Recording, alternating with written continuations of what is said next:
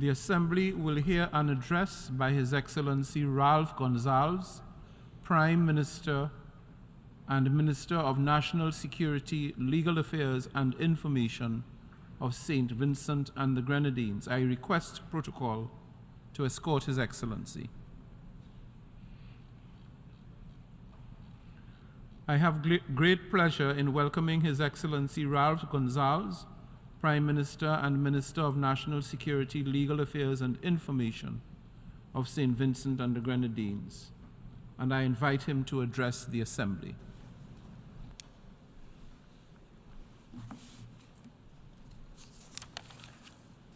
Mr. President, Your Excellencies, St. Vincent and the Grenadines congratulates His Excellency Mr. Dennis Francis of Trinidad and Tobago for his country's assumption of the presidency of the 78th session of the United Nations General Assembly. We affirm, too, our solidarity with the governments and peoples of the Kingdom of Morocco and Libya at this their current hour of peril, consequent upon the recent natural disasters. We express sincerest condolences for the immense loss of lives. Your Excellencies, across the world today, in large measure, men and women are pained, gripped with melancholy, and are adrift.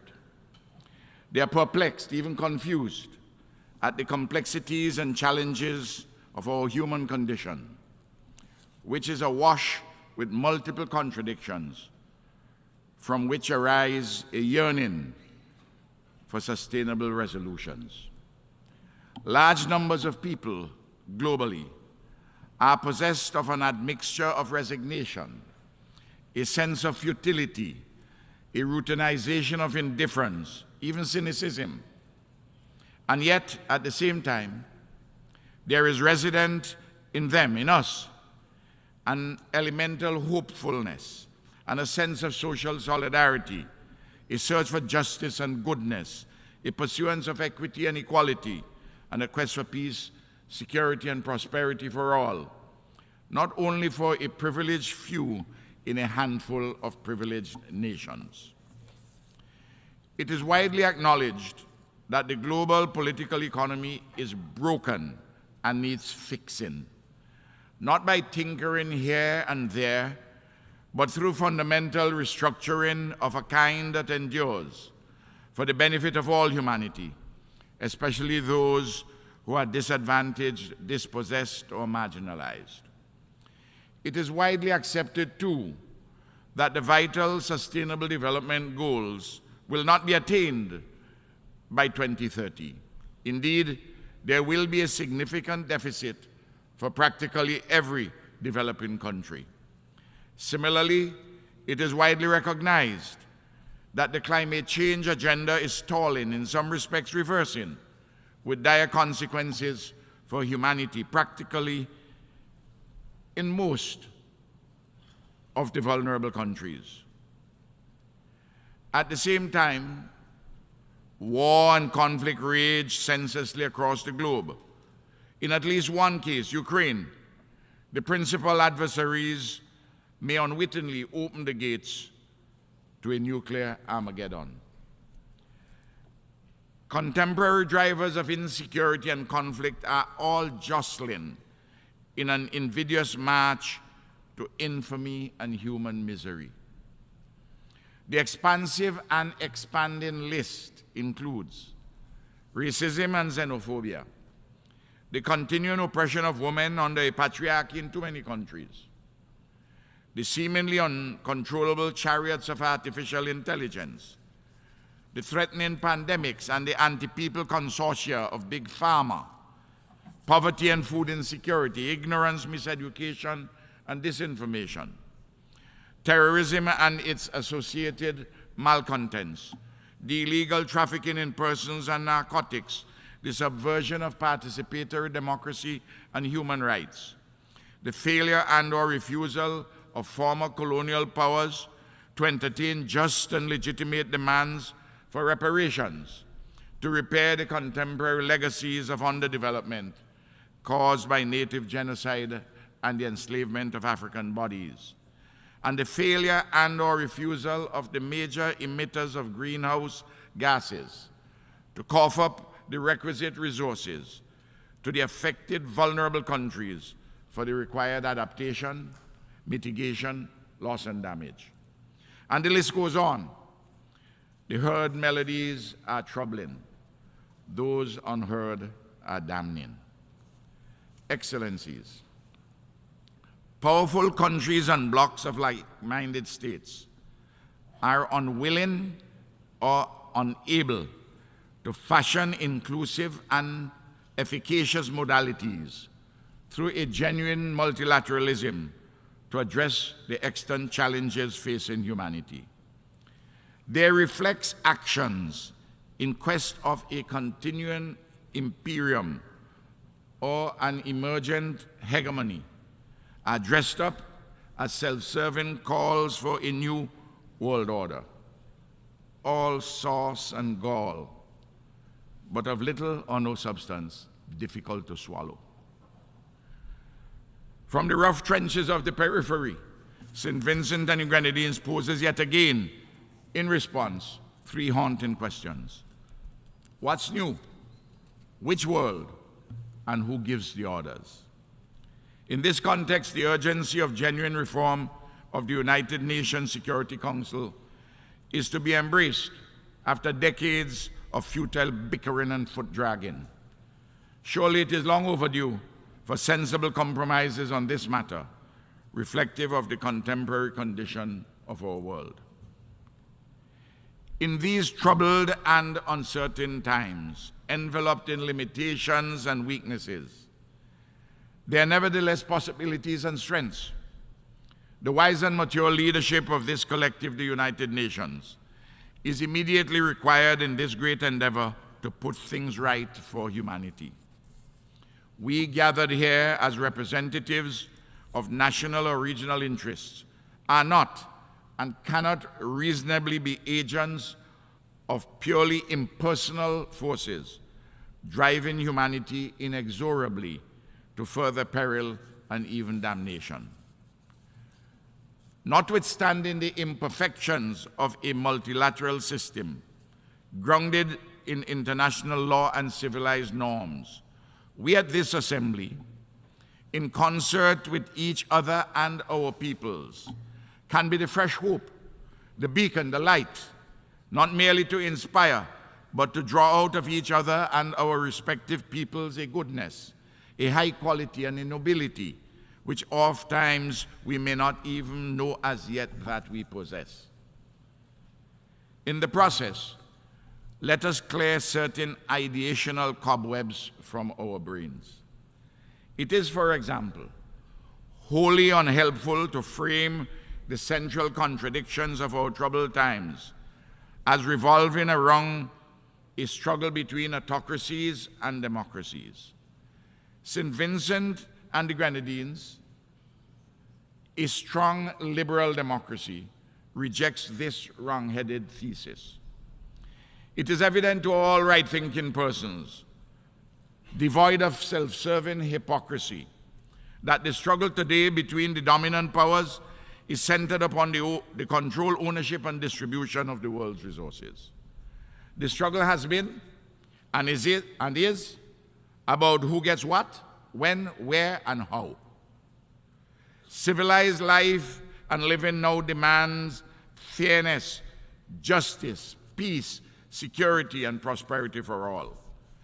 This civilized goal is unlikely ever to be satisfactorily attained if the strong and powerful continue with impunity to do what they can, and the weak and fragile suffer what they must, despite their oftentimes enfeebled resistance. Throughout history, powerful countries exhibit a certain schizophrenia. They possess and deploy all their instruments of domination, yet they are racked by bewildering insecurities, which frequently turn them into beasts of unreason to their own detriment. In this way, they overreach and sow seeds of their own downfall. In the process, sadly, they hobble humanity needlessly. Excellencies, let us accord mature consideration to a matter of immediacy in our America, to use José Marti's telling formulation. We urge the United States of America, our friend, the most powerful and economically dominant country since the dawn of human civilization, a nation which espouses humane values, to end its unilateral and oppressive sanctions and impositions that are contrary to international law, which have been rolled out against Cuba, Nicaragua, and Venezuela. It is also plain silly and factually incorrect to label Cuba a sponsor of state terrorism, a label prompted by partisan domestic politics in South Florida. But it hurts the Cuban people massively and unnecessarily. The sanctions and coercive measures against Venezuela, including the weaponizing of the US dollar, have caused the collapse of the Petro-Carib Agreement, which delivered substantial benefits to over a dozen Caribbean countries, including St. Vincent and the Grenadines. We in the Caribbean have thus become collateral damage. At the same time, Your Excellencies, it is long overdue for the Republic of China Taiwan to be brought in from the diplomatic cold. The magnificent Chinese civilization, through the fever of history, has delivered to the contemporary world in practical terms more than one recognizable national political expression institutionally. Surely, Taiwan's quest for participation in relevant specialized agencies of the United Nations is reasonable and ought to be accommodated. Repeatedly, Taiwan has shown itself to be a responsible member of the international community. Peace across the Taiwan Straits is an imperative for the prosperity and security of the world. Excellencies, on the bundle of issues touching on concerning climate change, global warming, biodiversity challenges, land degradation and desertification, there is a veritable Babel, a tower of Babel. There is an overabundance of sweet-sounding lyrics by the major emitters, but they turn out to be bitterly deceptive. A lack or insufficiency of meaningful corrective action by the irresponsible climate polluters, countries and companies, constitute unpardonable, egregious wrongs. Indeed, it is a species of barbarism. The upcoming Conference of Parties under the United Nations Framework Convention on Climate Change in the United Arab Emirates is a critical test of humanity's commitment to save our planet from the ravages of man-made climate change. We know the oft-repeated benchmarks and the corrective agenda. I don't have to repeat them here. In this composite package of policies and measures, a special consideration has to be accorded the most vulnerable countries, such as small island developing states in the Caribbean and the Pacific, and the poorer communities in climate-distressed areas of Africa, Asia, and Latin America. Excellencies, crisscrossing the issue of financing for development in the era of climate change and the downside ramifications of structural distortions in the global economy for poor and vulnerable middle-income countries is the Bridgestone Initiative 2.2. And this has already been endorsed by the Caribbean community, the Community of States of Latin America and the Caribbean, the Association of Small Island States, and dozens of countries in the African Union and elsewhere. This progressive initiative contains creative financing proposals that would result in more resources on highly concessionary terms for the poor and vulnerable regions. The multi-dimensional vulnerability index championed by vulnerable middle-income countries include those in the Caribbean. This finds a place in the reform mix of financing for development. St. Vincent and the Grenadines urges a strong support of the Bridgestone Initiative 2.0 and the MVI by this United Nations General Assembly. St. Vincent and the Grenadines also endorses the initiative of the Bahamas to remove from the OECD, the rich club, any global authority it assumes for suzerainty on international taxation and related matters. Properly, they ought to be resident in the United Nations. Excellencies, developing countries must refrain from being mere prideful villagers, obsessed with immediate trifles and blind ourselves to the far more compelling issues beyond our individual control and which demand a unifying solidarity with others to confront successfully our travails. Poor, vulnerable, climate distressed and resource-challenged developing countries are absolutely fed up and insulted by the unfulfilled perennial promises of the developed world on climate financing. Excellencies, in September 2015, at our United Nations, all nations signed on to the 17 Sustainable Development Goals targeted for achievement by 2030.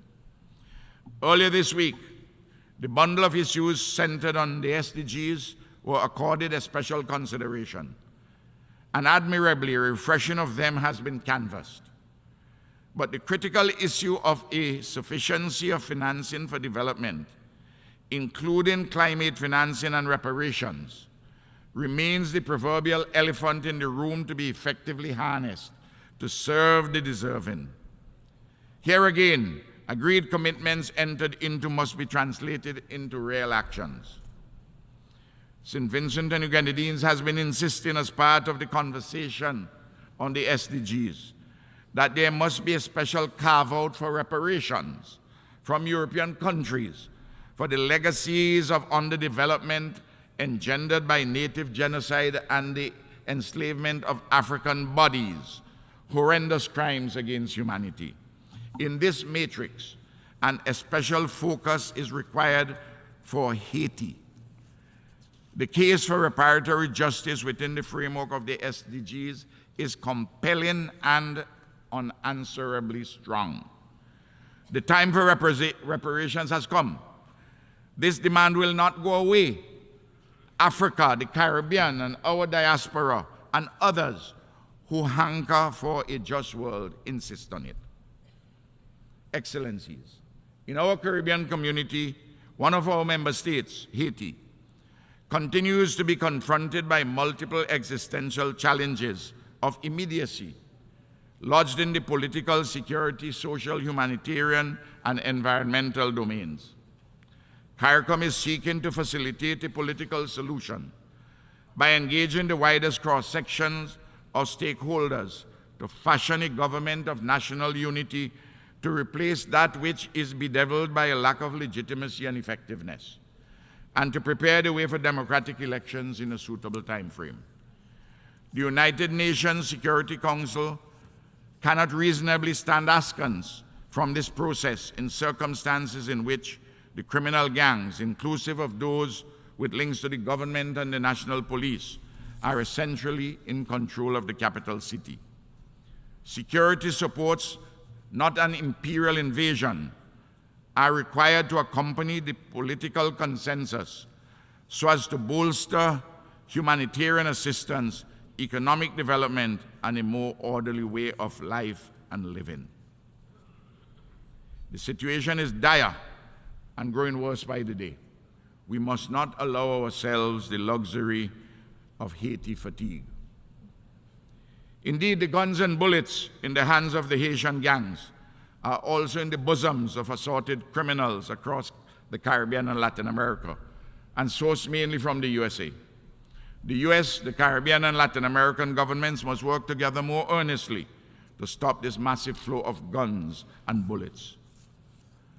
Across the globe, resolutions to wars and perennial conflicts are urgently required. The terrible situations, for example, in Ukraine, Palestine, several countries in Africa and elsewhere, cry out for peaceful settlement between the warring tribes. It is humane and wrong for the Palestinian people to be enduring colonial domination and externally induced suffering for decades. In our America, Your Excellencies, CELAC, led currently by the pro tempore presidency of St. Vincent and the Grenadines, is at the forefront of seeking to fortify our political cooperation and enhance integration efforts. CELAC is building vital bridges with several blocs across the world and countries. All this is designed to promote peace, security, prosperity, and sustainable development for all. It is vital that our shared experiences be translated into shared expressions, including institutional expressions, to get the practical work done to enhance life, living, and production for all humanity. And CELAC ought to be allowed to follow the African Union into membership of the G20. Let us be more inclusive in solving intractable problems in practical ways. I thus welcome the proposed initiative, the proposal of the European Union to initiate an institutional summit between the EU, the African Union, CELAC, ASEAN, and with the Secretary General of the United Nations. I await the details. Excellencies, the days of masters and vassals are over. The days of imperialism are drawing nigh, and the would-be hegemons waiting in the wings with their illusions of grandeur, past or imagined, are bound for disillusionment. In any new world order, the metaphoric lambs and the lions must lie down and rise up together in mutual self-interest and respect, and for a better world.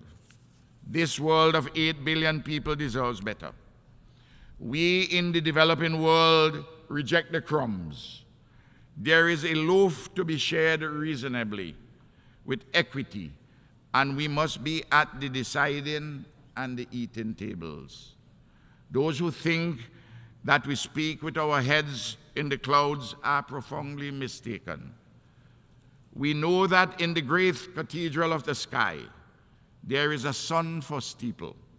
It illuminates our pathways. We see things clearly.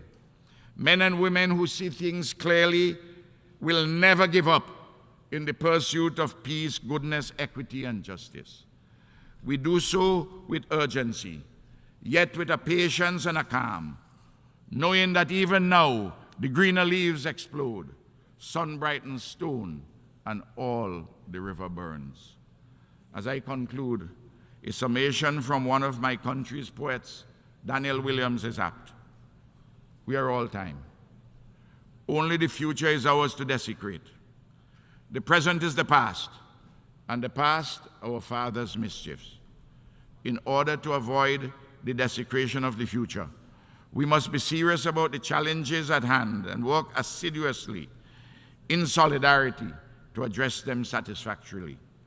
To be sure, there is no perfection this side of eternity, but we can do better than we have been doing. Time is not on our side. Let us sleep not to dream, but dream to change the world for the better. Thank you.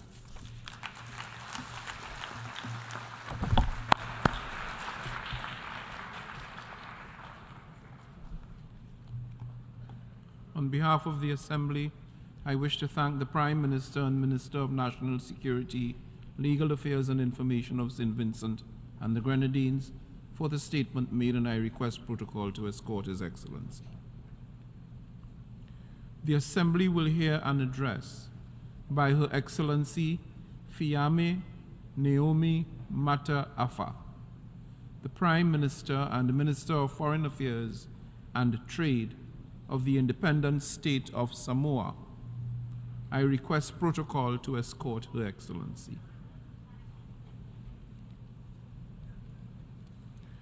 I have great pleasure in welcoming Her Excellency Fiamē Naomi Mata Afa, Prime Minister and Minister of Foreign Affairs and Trade of the independent state of Samoa.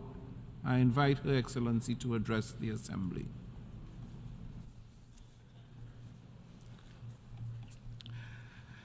Mr. President, Your Excellencies, and distinguished delegates. Samoa extends congratulations and best wishes to Your Excellency, Mr. Dennis Francis, on the assumption of the presidency of the 78th session of the General Assembly. We are so delighted to see Trinidad and Tobago, a sister small island developing state, at the helm of our organization for the next 12 months. You have Samoa's full support in the successful execution of your mandate. It is an honor to address this assembly on behalf of the government and people of Samoa. We remain steadfast in our support of this multilateral institution and recognize that international cooperation is essential to fight for a just, more sustainable, and peaceful future for our people and planet. Whilst many global challenges remain, it is our hope that in the spirit of global solidarity and unity, we can address with urgency the threats of the climate crisis, the accelerated loss of biodiversity, the erosion of human rights and human health, worsening conflicts, the abuse of information and new technologies, and garnering the political will to strengthen our collectivism towards sustainable development. The theme for this year's General Assembly speaks to our priorities and helps to frame our continued engagement with our United Nations family. Excellencies, the effects of climate change are etching a deepening and more devastating impact on our lives. The first half of 2023 was characterized by record temperatures in many regions of the world, intense water temperatures in various ocean basins, droughts in parts of Africa, Europe, and Asia, severe flooding, as well as cyclones and devastating wildfires in Greece, northeastern Canada, and Hawaii, decimating lives and livelihoods to ash and barren landscapes.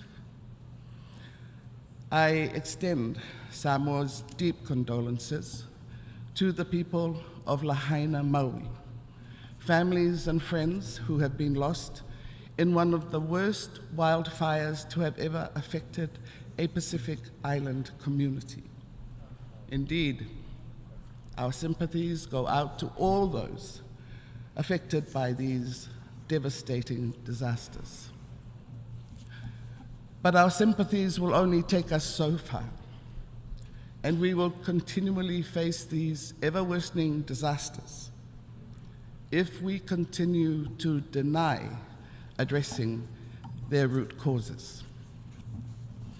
Scientists have warned of imminent and more frequent and many more extreme weather events, resulting in more lives lost and costlier, less resilient infrastructure.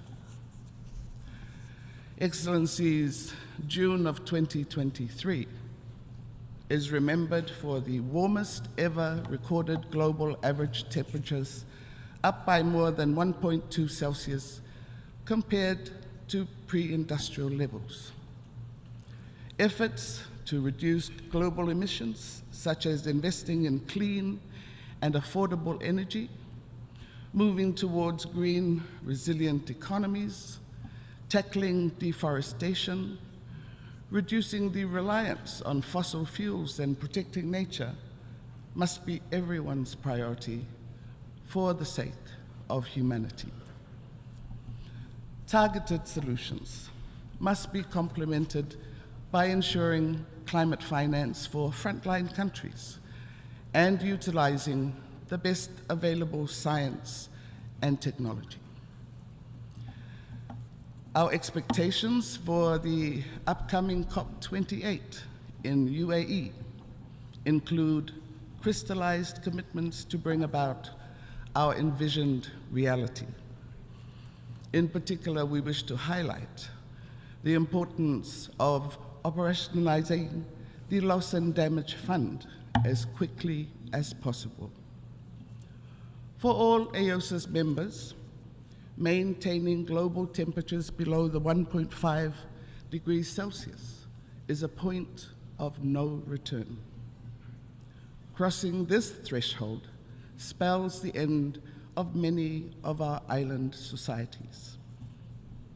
We view the climate crisis as an intersecting one, causing damage to the wider environments such as the biodiversity that forms the web of life we depend on for our livelihoods and economic growth.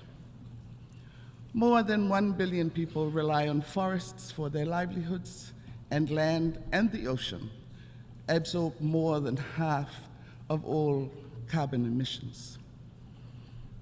The climate problem is worsening as the world's natural carbon sinks, such as our oceans and rainforests, cease to spawn life. Samoa, as a core member of the SIDS Coalition for Nature, joins the crescendo of voices for the better protection of our biodiversity.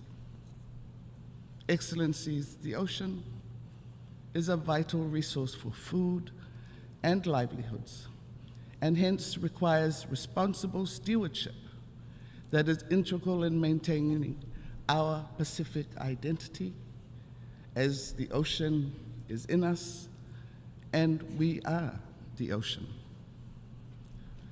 The healthy ocean will help in our fight against climate change.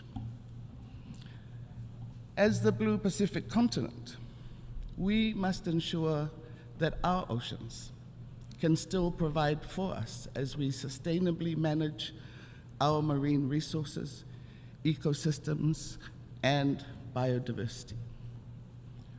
We urge our member states to assist in combating illegal, unreported, and unregulated fishing in our region, which deprives our small island developing states of much needed revenue in a time of increased fiscal stress.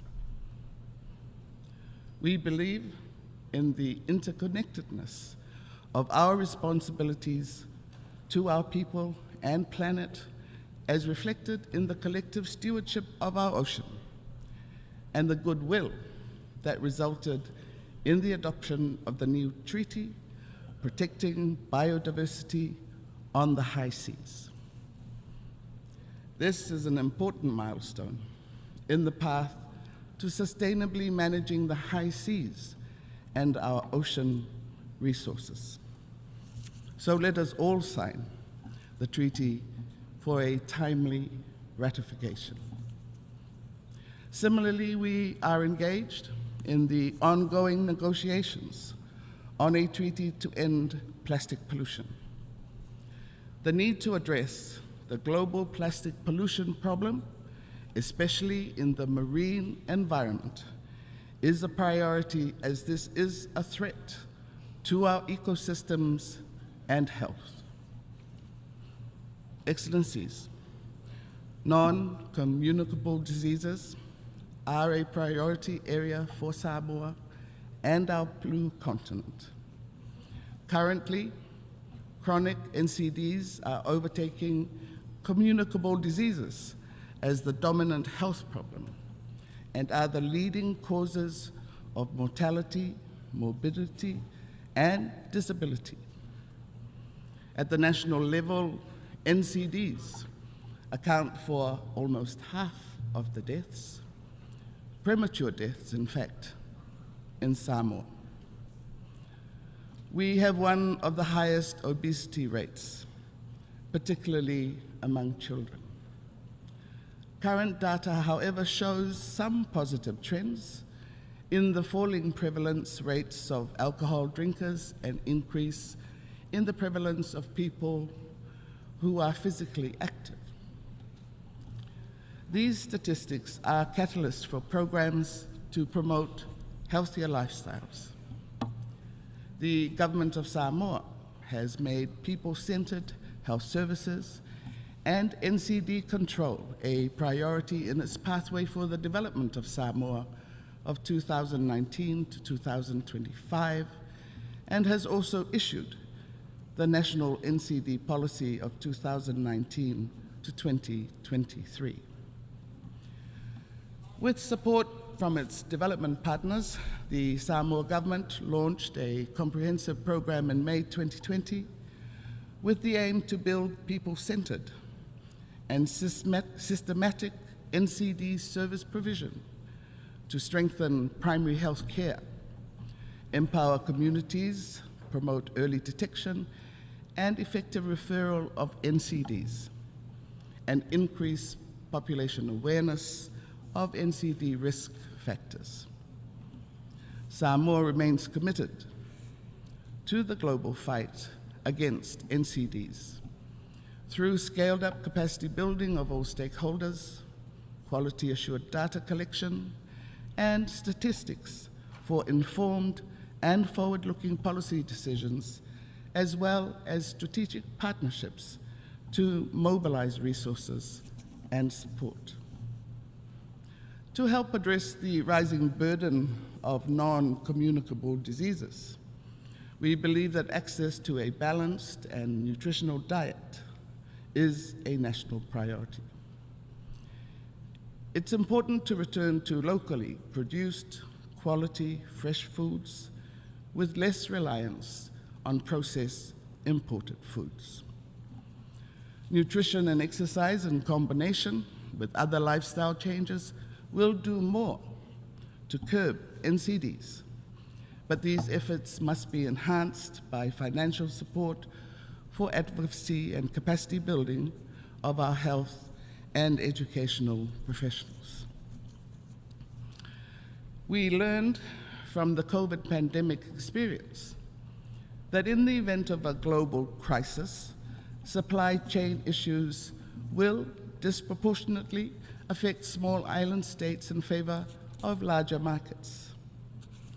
We targeted measures to enable self-reliance in terms of food production and responsible consumption, and the promotion of local food systems. In this area, we relied on our support from our partner agencies, such as the FAO, particularly in the promotion of transformative food systems. Excellencies, small island developing states, or SIDS, face a unique set of vulnerabilities which impede their ability to achieve sustainable development. Most SIDS, including Samoa, face high indebtedness, which is compounded every time there is rebuilding after a natural disaster. We know that natural disasters will increase in frequency and severity as long as climate change remains unaddressed. A multidimensional vulnerability index, therefore, will allow for the inclusion of more than just income-based criteria to assess eligibility for concessional finance. We are appreciative of the fact that the MVI is a tool that aims to create a richer lens on vulnerability, and as SIDS, we look forward to early endorsement and implementation of the MVI. Excellencies, we believe that there are a great many opportunities which arise from an increasingly digitized world, especially in connecting our people in remote areas. We need to take better care of our citizens from the very real threats from cyber fraud and cyber attacks. We need assistance in ensuring that our infrastructure and financial institutions are safeguarded against cyber threats and that we can build our capacity to address and combat these threats. In this regard, we are mindful of the ongoing work of the open-ended working group on security of and in the use of information and communications technologies, 2021 to 2025, which will report to the Assembly in 2025. Excellencies, we remain concerned that the war in Ukraine is still ongoing with no resolution in sight. We hope for a future of a world peace, free from conflict, high-tech cyber and electronic crimes, social media abuse and online child sexual exploitation, and threats of terrorism in any form. For a small island developing nation like Samoa, we rely on the collective responsibility of the global community to achieve this through international cooperation, compliance with international law, diplomacy, and with the UN Charter as our guide. Excellencies, we live in a highly contested region that is attracting intensified geostrategic interest. For small island countries in the Pacific like Samoa, security is more than geostrategic power. An expanded definition of security for the region reflects our desire to nuance our priorities and the demand for climate resilient and environmentally conscious infrastructure, rather than simply viewing them through a lens of strategic competition. In this way, we can ensure living in peace. As a small nation with no military force, we continue to highlight the importance of multilateral platforms and the UN in conflict resolution and governance. We believe in the rule of law, and we hope that respect for this principle guides us through the types of conflicts we see today. International cooperation is needed now more than ever. Building resilience at the national level can only take us so far. Samoa is confident that despite all the challenges, even existential threats for some of us, there is still hope if there is unity amongst our UN family.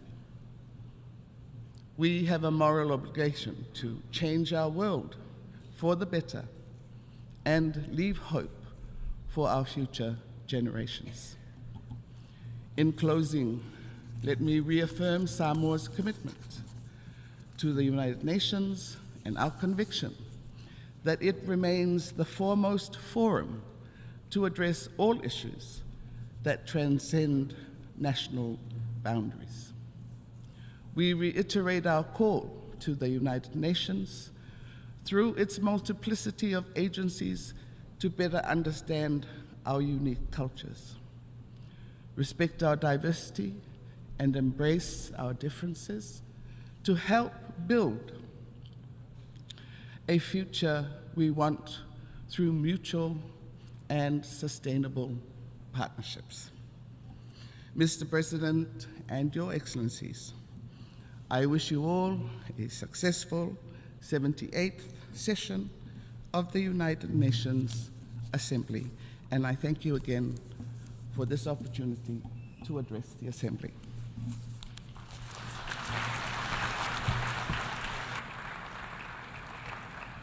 On behalf of the Assembly, I wish to thank the Prime Minister and Minister of Foreign Affairs and Foreign Trade of the independent state of Samoa for the statement just made, and I request protocol to escort Her Excellency.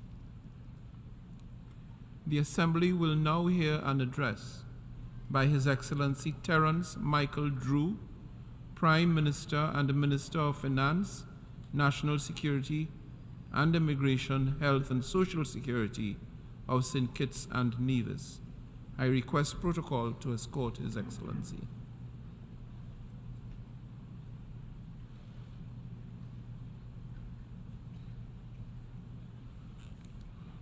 I have great pleasure in welcoming His Excellency Terrance Michael Drew, Prime Minister and Minister of Finance, National Security and Immigration, Health and Social Security of St. Kitts and Nevis. I invite him to address the Assembly. Mr. President, Mr. Secretary General, Excellencies, distinguished delegates, it is my honor in this my second year as the Prime Minister of St. Kitts and Nevis to join with members of the global family of nations and speak on behalf of the people of St. Kitts and Nevis at home and in their diaspora.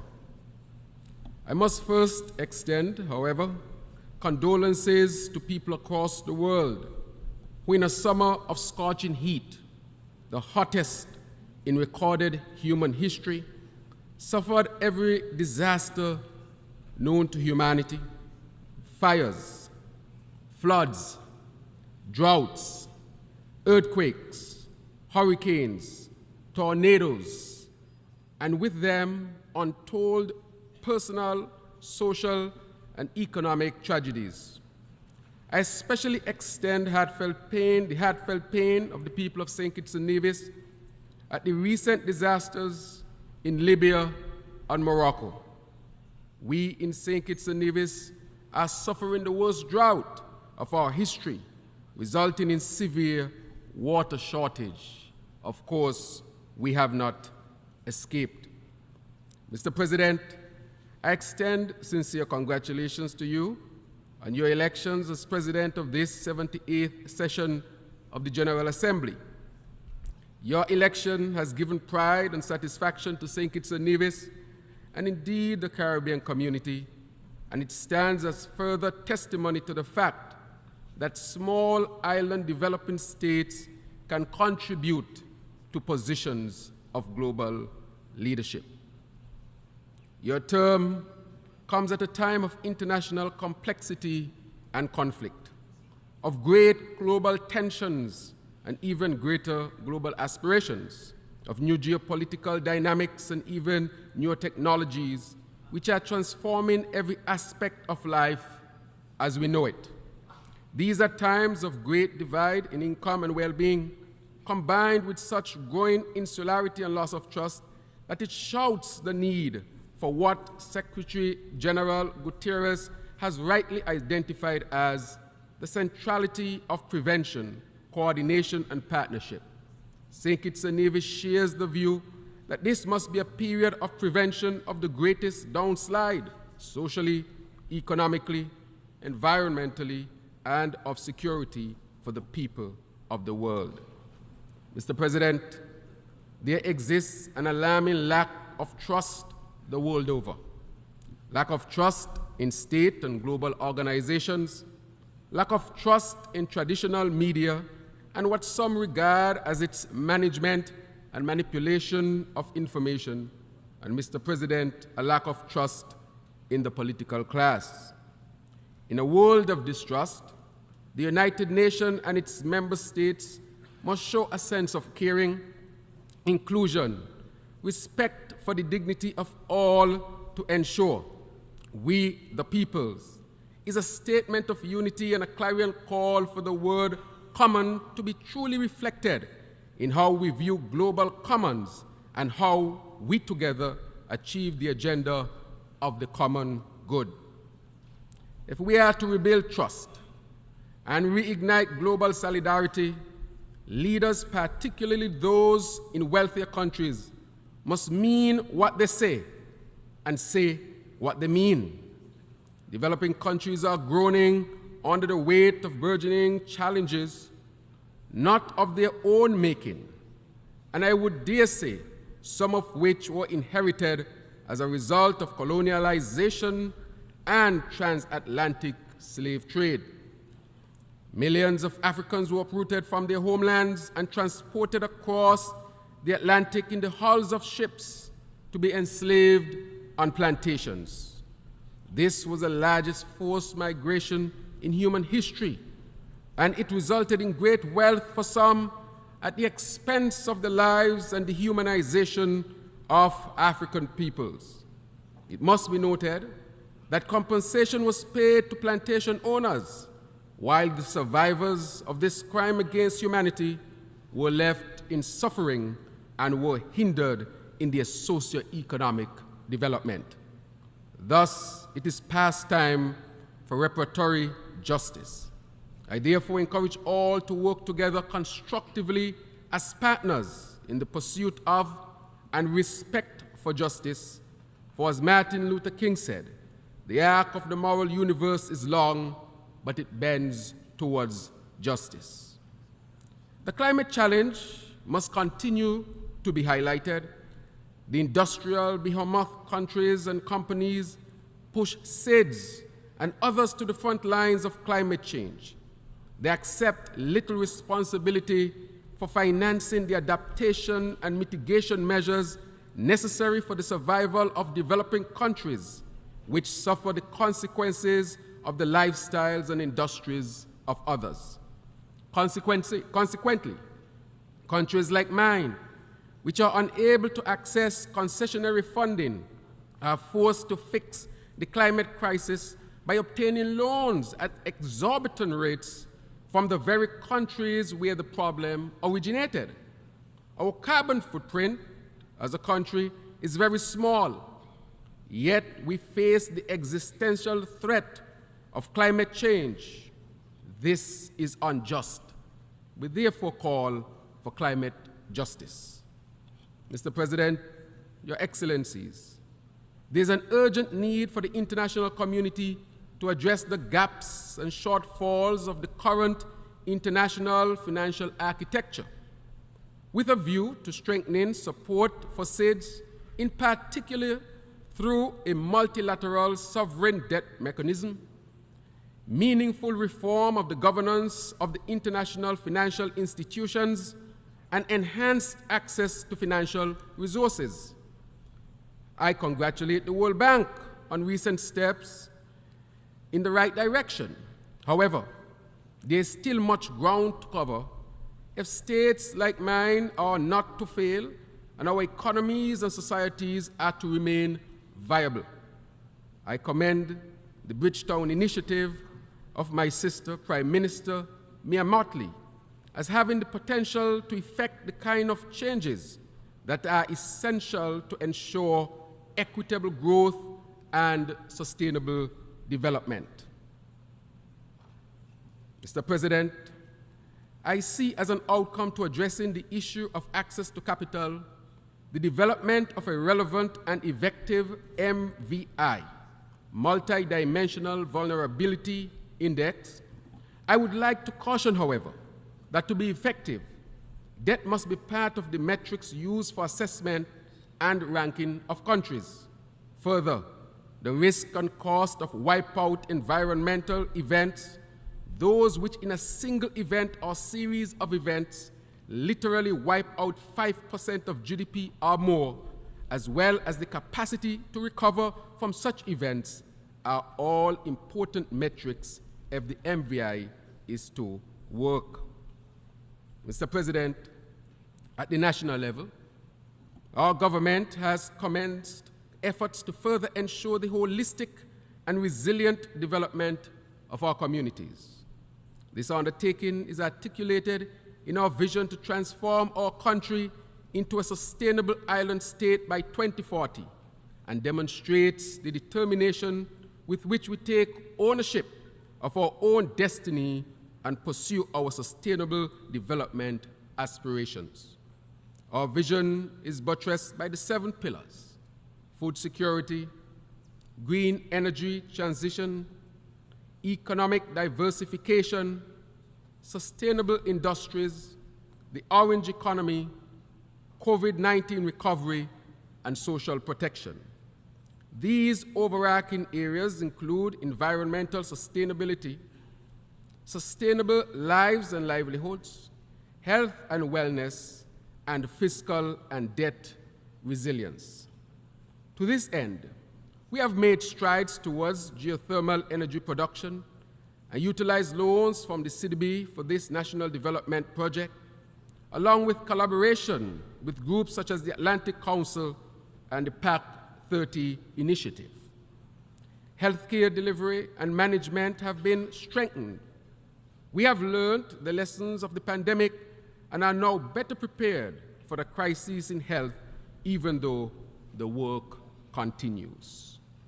We are also building more transparent and participatory governance structures, as demonstrated by the passing into law the Integrity in Public Life and Good Governance legislations.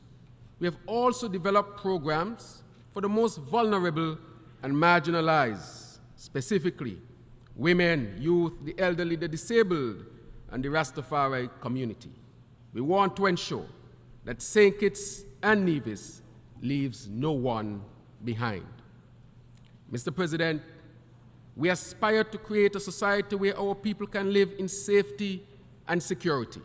However, we are plagued by the scourge that is the proliferation of illicit and untraceable weapons flowing into our region. States that manufacture these weapons must take greater responsibility to combat the illegal flows that can threaten our national and regional security and can have devastating socio-economic consequences. We cannot win this fight against the guns on our own. International cooperation is necessary if we are to ensure the protection of our societies and our people.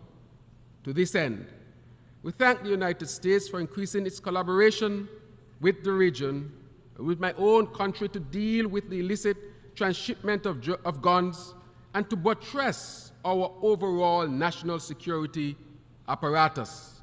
We must continue to work together to ensure continued success in this regard.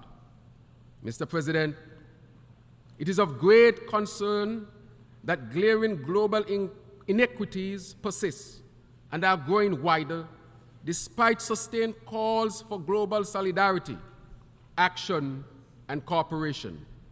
For example, Venezuela has been placed in a precarious situation as a result of the application of sanctions, and its people continue to bear the brunt of these unilateral measures. We therefore strongly urge constructive dialogue between the governments of the Republic of Venezuela and the United States to relieve the hardships these impositions have caused the Venezuelan people. Further, it ought to be noted that while others benefit from access to Venezuela's natural resources, its Caribbean neighbors are denied as a result of these sanctions. Mr. President, continuing with inequities and the need for respect for sovereign states, Cuba, which has been a generous global partner, is caught in the clutches of an unjust and continuing economic, commercial, and financial embargo, which has caused suffering on a people who do not deserve it. The people of St. Kitts and Nevis stand in solidarity with the government and people of Cuba and call for the immediate ending of the embargo and the removal of Cuba from the unilateral list of state sponsors of terrorism. Mr. President, speaking to the issue of governments and peoples who are excluded from the full participation within the United Nations and the global multilateral systems, I recall the situation of Taiwan. Taiwan has proven itself to be a reliable development partner, which greatly contributes to collective efforts to address the pressing global issues of today.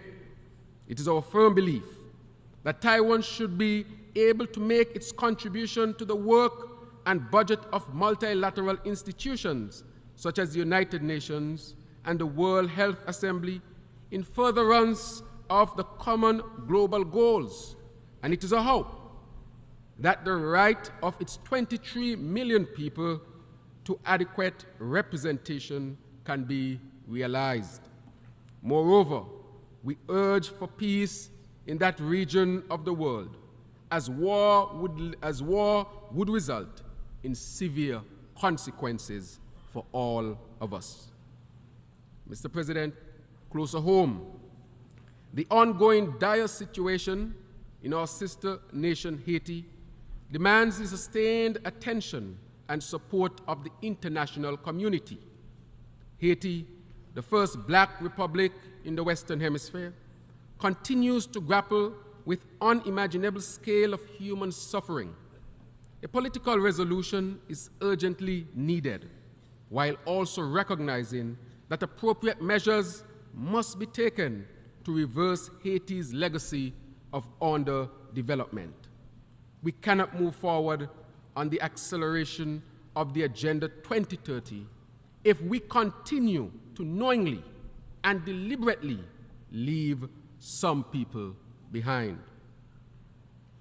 Mr. President, we are living in a world in flux, where new emerging poles and spheres of influence are challenging the existing so-called rules-based order. New currencies are being internationalized, new trade routes are taking shape, and new security, political and economic blocs are emerging to drive geopolitical advantage. The voice of the Global South is growing bolder, with increasingly louder rumblings among powerful blocs calling for change. The need for an enhanced role and presence of developing countries from the Global South within the UN Security Council could not be more compelling.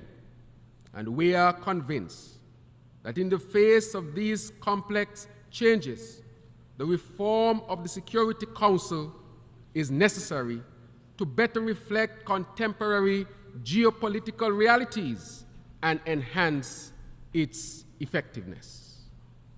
In conclusion, this reform is critical. Let us consider a reset. On the heels of the 40th anniversary of independence of my country, the 40th anniversary, we declare that there should be a reset. We can consider it here, for it gives us the opportunity to establish an improved path to what we seek to achieve as an assembly. For today, at a time that is as challenging as it is exciting, we stand at the juncture of what is and what could be. We know what is. We understand what could be. Ours is a challenge to ensure peace, prosperity, progress, and sustainability for all. St. Kitts and Nevis accepts the challenge and remains a ready and willing partner in our collective quest for a better world that we all deserve, Mr. President. Thank you very much.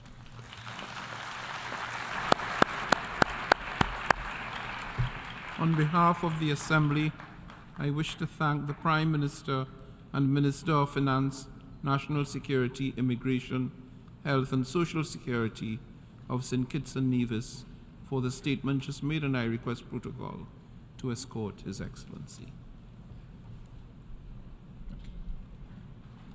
Okay.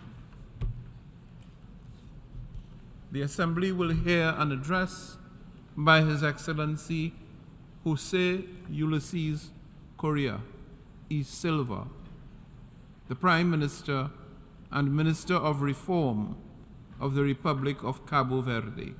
I request protocol to escort His Excellency. I have great pleasure in welcoming His Excellency José Ulisses Correia y Silva, Prime Minister and Minister of Reform of the Republic of Cabo Verde, and I invite him to address the Assembly.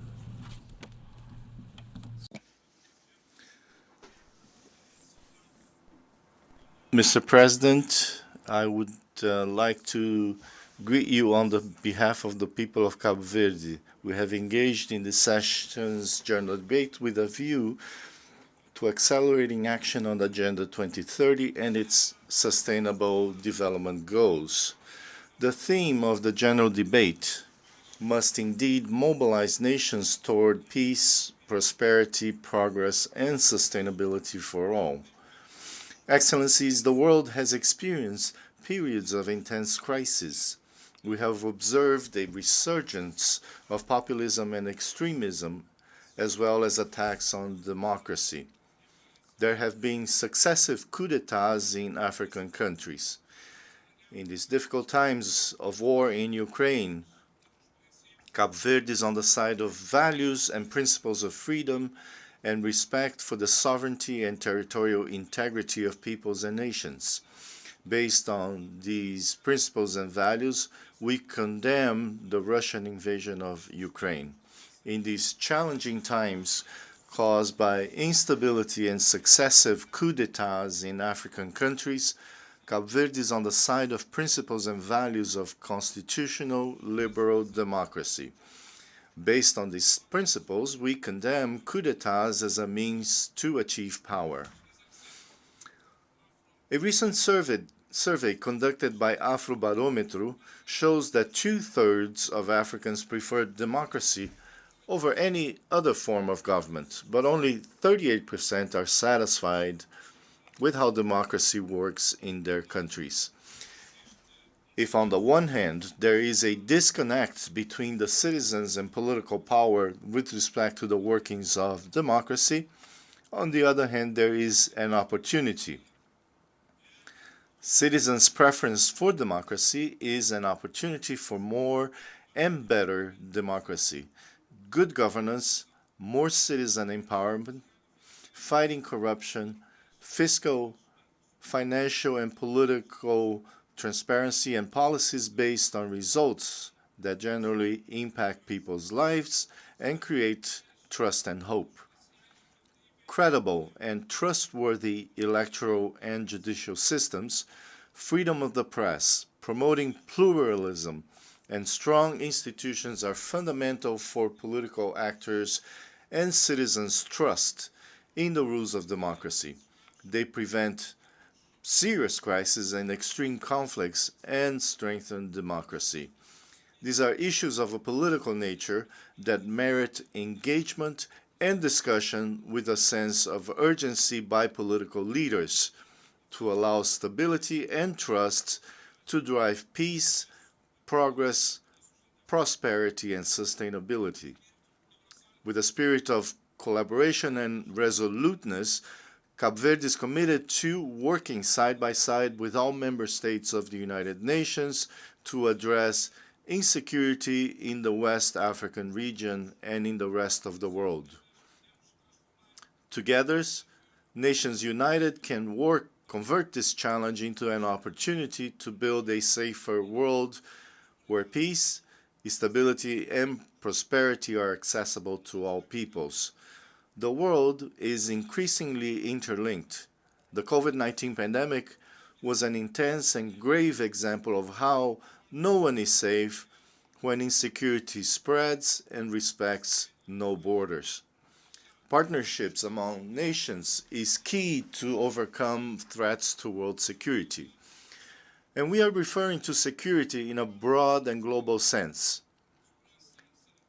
Health security, climate and environmental security in the context of pandemics and climate change, food security and security in the context of deep inequalities in access to basic items such as water, electricity, and sanitation in the home, security against drug trafficking, terrorism, piracy, human trafficking, and cybercrime. The pandemic potential of any of these security factors is enormous and known. Only through close collaboration, partnership, and solidarity will we be able to create an environment of global and lasting security. We must commit to conflict prevention, conflict resolution, and post-conflict reconstruction as integral parts of the journey toward the SDGs. Excellencies, the challenges of achieving the SDGs have increased. The difficult global context must not cause us to discontinue nor weaken our commitments to the Agenda 2030. On the contrary, we must accelerate reforms, investments, financing, partnerships, and international solidarity. We must implement reforms in the international financial architecture. We must operationalize climate and environmental financing instruments. We must substantially increase special drawing rights and simplify the rules for their issuance and attribution. We must provide debt relief to the least developed countries. We must have fair and relevant representation of African countries in the community of nations, including the United Nations Security Council and international financial institutions such as the World Bank and the IMF. We must decisively move the multidimensional vulnerability index forward and its application by the international community as a criterion for access to low-cost and long-term financing for SIDS, and as a criterion for a greater volume of financing. Development is a long and demanding journey. On this journey, the external context of countries is key and determinant. Development partnerships, and particularly the conditions of financing, are important. But there is a determinant condition. Development is achievable only with a strong endogenous commitment in each country. Governments, citizens, companies, and civil society organizations. There must be a strong commitment to establishing political, institutional, economic, and social environments that stimulate citizens, companies, and civil society organizations to channel their energy, skills, and resources toward personal, organizational, and collective development. We must also have a strong commitment to good political, economic, social, and environmental governance. Persons, institutions, and trust are the keys to success. In Cabo Verde, this is our belief.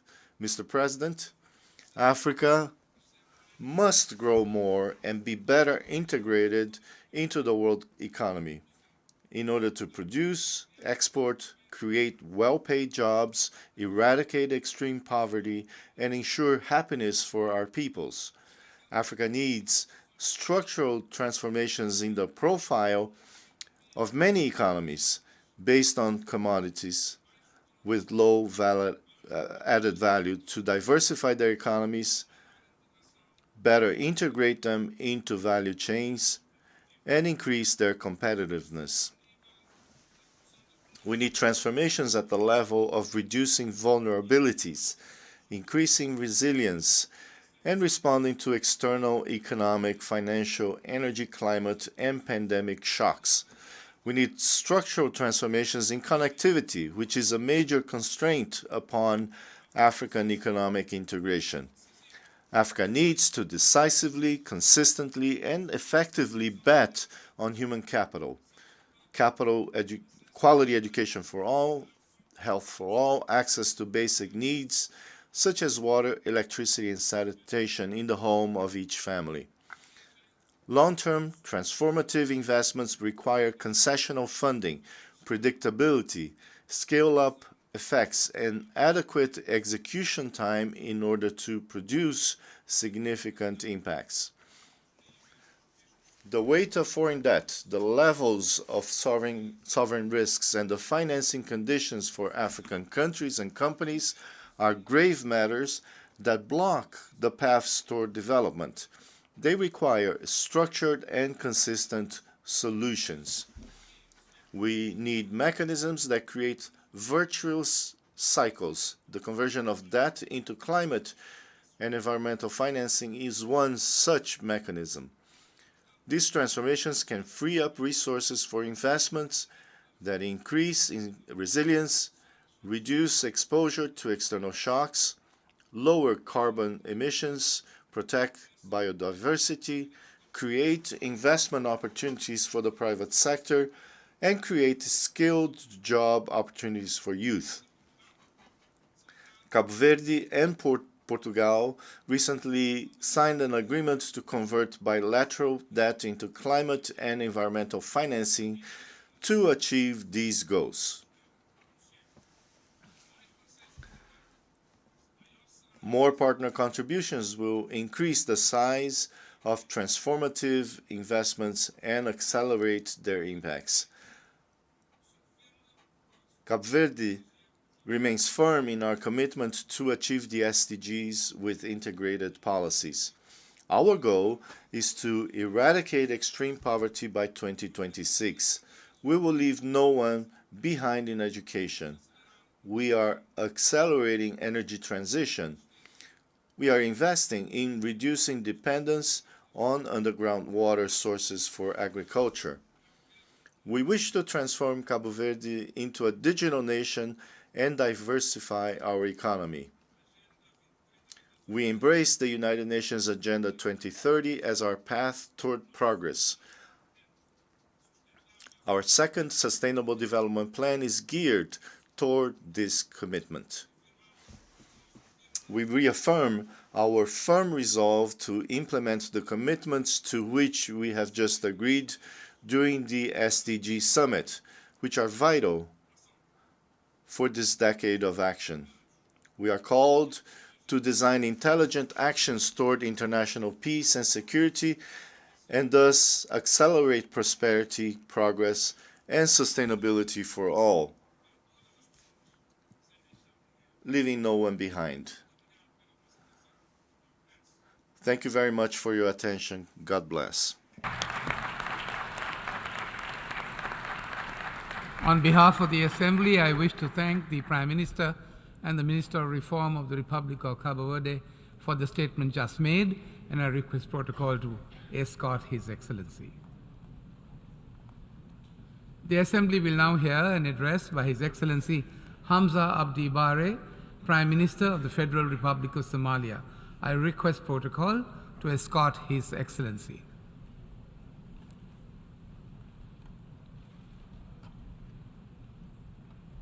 I have great pleasure in welcoming His Excellency Hamza Abdi Barre, Prime Minister of the Federal Republic of Somalia, and invite him to address the Assembly. Bismillahirrahmanirrahim. In the name of God, the most gracious, the most merciful, ladies and gentlemen, Your Excellencies, heads of states and governments, Your Excellency, the President of the 78th session of the General Assembly, Your Excellency, the Secretary General of the United Nations, ladies and gentlemen, peace and God's blessings be upon you all. It gives me great pleasure to stand before you here at this historic podium to participate in the 78th session of the General Assembly. Mr. President, we express our heartfelt congratulations to you and to the state of Trinidad and Tobago on your election as President of the 78th session of the United Nations General Assembly. I assure you of Somalia's full readiness to work with you as you undertake your new responsibilities. And I would also like to take this opportunity to express my appreciation to your predecessor, Mr. Chabak Rosso, for his successful leadership of the past session. Mr. President, the theme of this session, which is rebuilding trust and reigniting global solidarity, accelerating action on the 2030 Agenda and its sustainable development goals. And here I would like to recall a Somali proverb, Akoni Araga Kama Harisio, which is translated as to be without knowledge is to be without light. Somalia is a country that has been blessed by God with a steadfast people with great and uncountable abilities. And we see clearly the great contradictions between the promise in the land on the one hand and the harsh realities on the other hand that we face. Therefore, I stand before you today here to bear witness to the dire consequences of inaction, because I realize what this inaction means to ordinary, innocent people when the sustainable goals of development remain unachieved.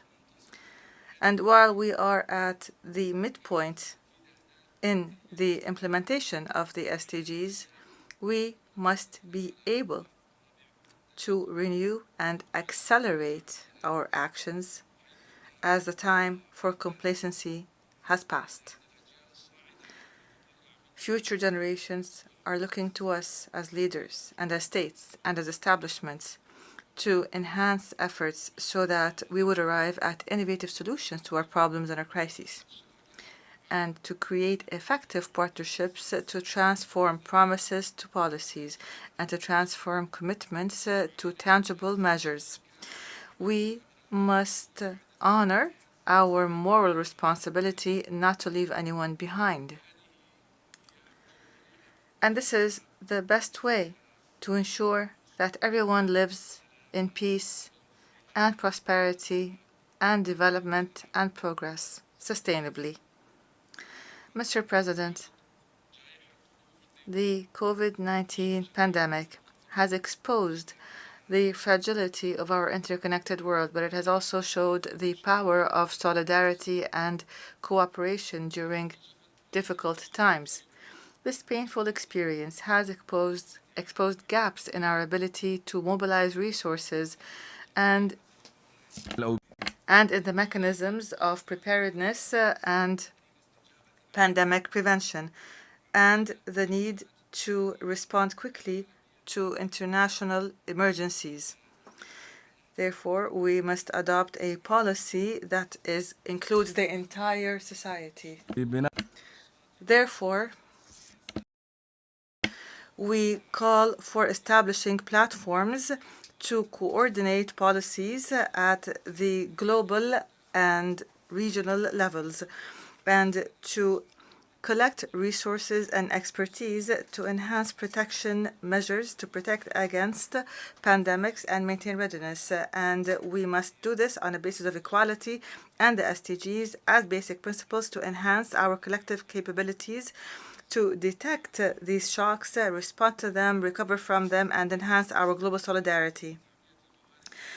The differences and inequalities in the ability to access resources during the COVID showed the urgent need to restructure the global financial order, and it has become more urgent than ever before. We live in one world, an interconnected world, whose peoples have the same aspirations and challenges. Therefore, we are in urgent need to adopt a financial system that is able to change these tangible and painful realities. The time has come to leave behind obsolete structures and to remedy historic ills and to build a financial order that is in line with the values of joint prosperity and collective progress. Ladies and gentlemen, we cannot plant the seeds of stability and progress unless there is a land that is nourished with the principles of consultation and inclusiveness. Today, our world faces unprecedented challenges as we witness the unprecedented increase in violence. We see that new technologies such as artificial intelligence pose new and terrifying threats. The noticeable increase in armed conflicts and military coups, especially in the African continent, is a source of deep concern because these conflicts have a destructive impact on the lives of civilians and lead to displacement and poverty at an expanded level. All of these issues are issues that Somalia is still struggling to recover from. And in light of the most recent international incidents and which bring back to mind our painful past, we call for an immediate and comprehensive cessation of violence and destruction. We call for abiding by democratic principles and protecting constitutional systems that guarantee civil liberties. Mr. President, in an era that is witnessing an increase in hatred and violence, Somalia remains guided by the principles of noble Islam, and it remains as an advocate and a firm advocate for the principles of tolerance between the different faiths and enhancing mutual understanding. We clearly and unequivocally condemn the racial discrimination and oppression that is targeting Muslim communities in many areas of the world. We believe deeply that we cannot achieve harmony in the world except through diversity and through eliminating bigotry. The cause of Palestine that remains intractable continues to be a source of shame to us all, and we assert to you and we confirm that Somalia will continue to defend the inalienable rights of the Palestinian people to self-determination, and we reiterate our call for the two-state solution that is just and that respects the 1967 borders. Our solidarity with Palestine is true testament to our belief in justice and democracy and the defense of human rights. Somalia welcomes the new agenda for peace proposed by the Secretary General of the United Nations, Antonio Guterres, because it reminds us that conflicts are as a result of not dealing with the problems of inequality. And we completely agree with the need to make every effort to remedy the root causes of conflict through a comprehensive development, through dialogue, and through the protection of human rights. Mr. President, we live in a world that is fragmented on one end and unequal on the other. Therefore, I call for my colleagues and my fellow leaders to work together to reform multilateral institutions such as the United Nations, development banks, the Security Council of the United Nations, because these establishments and their current structures are no longer fit for purpose. Therefore, we must all work together and collectively to implement a collective agenda that would make these establishments and institutions more inclusive, more transparent and accountable, and more fit for purpose. The Summit of the Future, launched by the United Nations Secretary General, is a unique opportunity to tackle these common goals. We call on you to stand on the side of peace, justice, and law so that we can establish a world where conflicts are resolved through diplomacy and peaceful means. Mr. President, climate change is an existential threat to humanity, and it is a challenge that knows no borders and responds to no isolated efforts and initiatives. It can only be addressed through a unified will. The extreme climate and weather events and the increased temperatures and the forest fires that decimate entire societies in an unprecedented, unexpected, and often unpredictable way are all realistic reminders of the consequences of the absence of collective action instead of simply being a distant concern. In the past years, Somalia has been the victim of a vicious cycle of prolonged droughts and destructive floods that have killed thousands and displaced millions. And it is a great injustice for Somalia, which is the country that had the least to do with carbon emissions globally. It's unfair that it bears the brunt of the negative impacts of climate change. Therefore, we call upon the international community to support us in addressing this urgent issue and in bolstering our resilience in the face of climate change. Mr. President, there is no poorer country compared to where it was in the 1960s than Somalia. Despite this, Somalia, in the past decade, has made tangible progress towards peace and stability, and we have started to witness qualitative and tangible socioeconomic growth. Our country adopts the principle of Somalia that lives at peace with itself and at peace with the rest of the world. This is the cornerstone of our foreign policy, and we seek to establish peaceful coexistence and meaningful cooperation with our neighbors and partners to achieve joint prosperity. Locally, we have adopted a conciliatory approach to arrive at political settlements and to enhance the internal and permanent cohesion in our society. And we have dealt with an iron fist with extremism so that it would be stamped out. We have also launched a successful campaign against terrorists, and this campaign was military, financial, and ideological, and we managed to clear more than 45% of the areas that were previously occupied by the terrorist Al-Shabaab grouping in less than a year. Mr. President, our efforts over the past year have shown that if we are determined and if we cooperate effectively with our partners and local communities, we would not leave a single stone for the terrorists to crawl under. Therefore, we call for the need to establish a similar approach in dealing with terrorism worldwide. We must guarantee the effective integration of local communities in a manner that protects their rights by offering justice and upholding the rule of law. And here I would like to commend the bravery and the sacrifices made by the African Union's transition mission in Somalia. And I thank the countries that have contributed troops towards this, and we thank our partners and allies for their fraternal support. Somalia is committed to the full implementation of the security transition plan and in taking over full security responsibilities once ATMIS forces depart by the end of December 2024. Here, I would like to reiterate Somalia's call for the complete and unconditional removal of the arms embargo that has been imposed by the Security Council since 1992.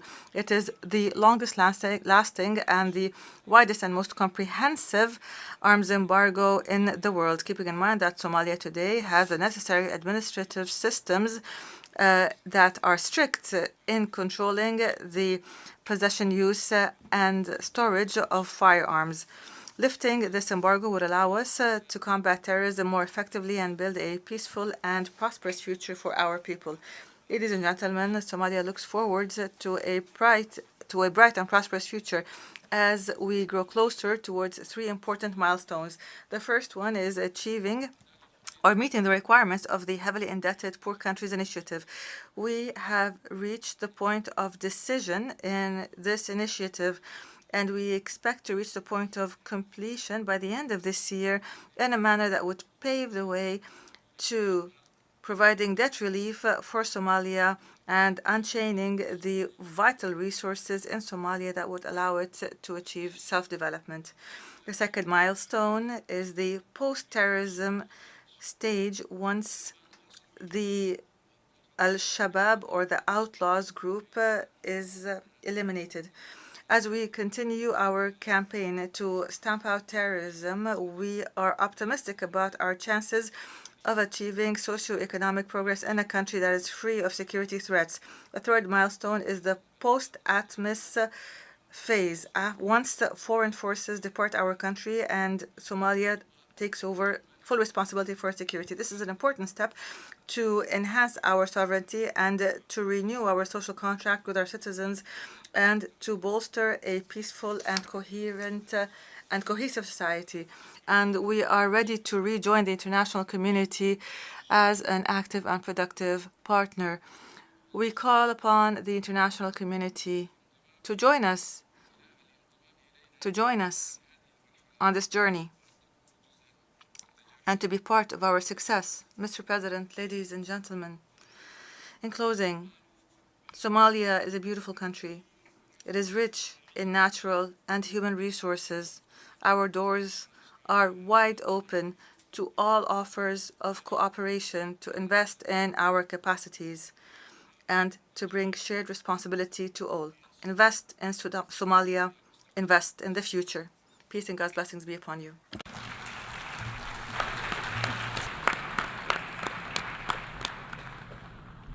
On behalf of the Assembly, I wish to thank the Prime Minister of the Federal Republic of Somalia for the statement just made, and I request protocol to escort His Excellency.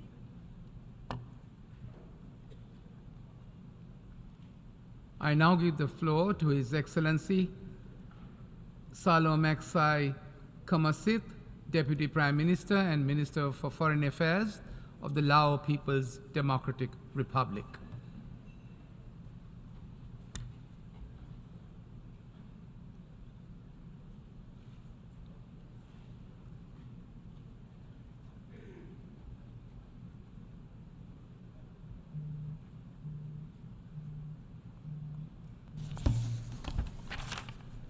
I have great pleasure in welcoming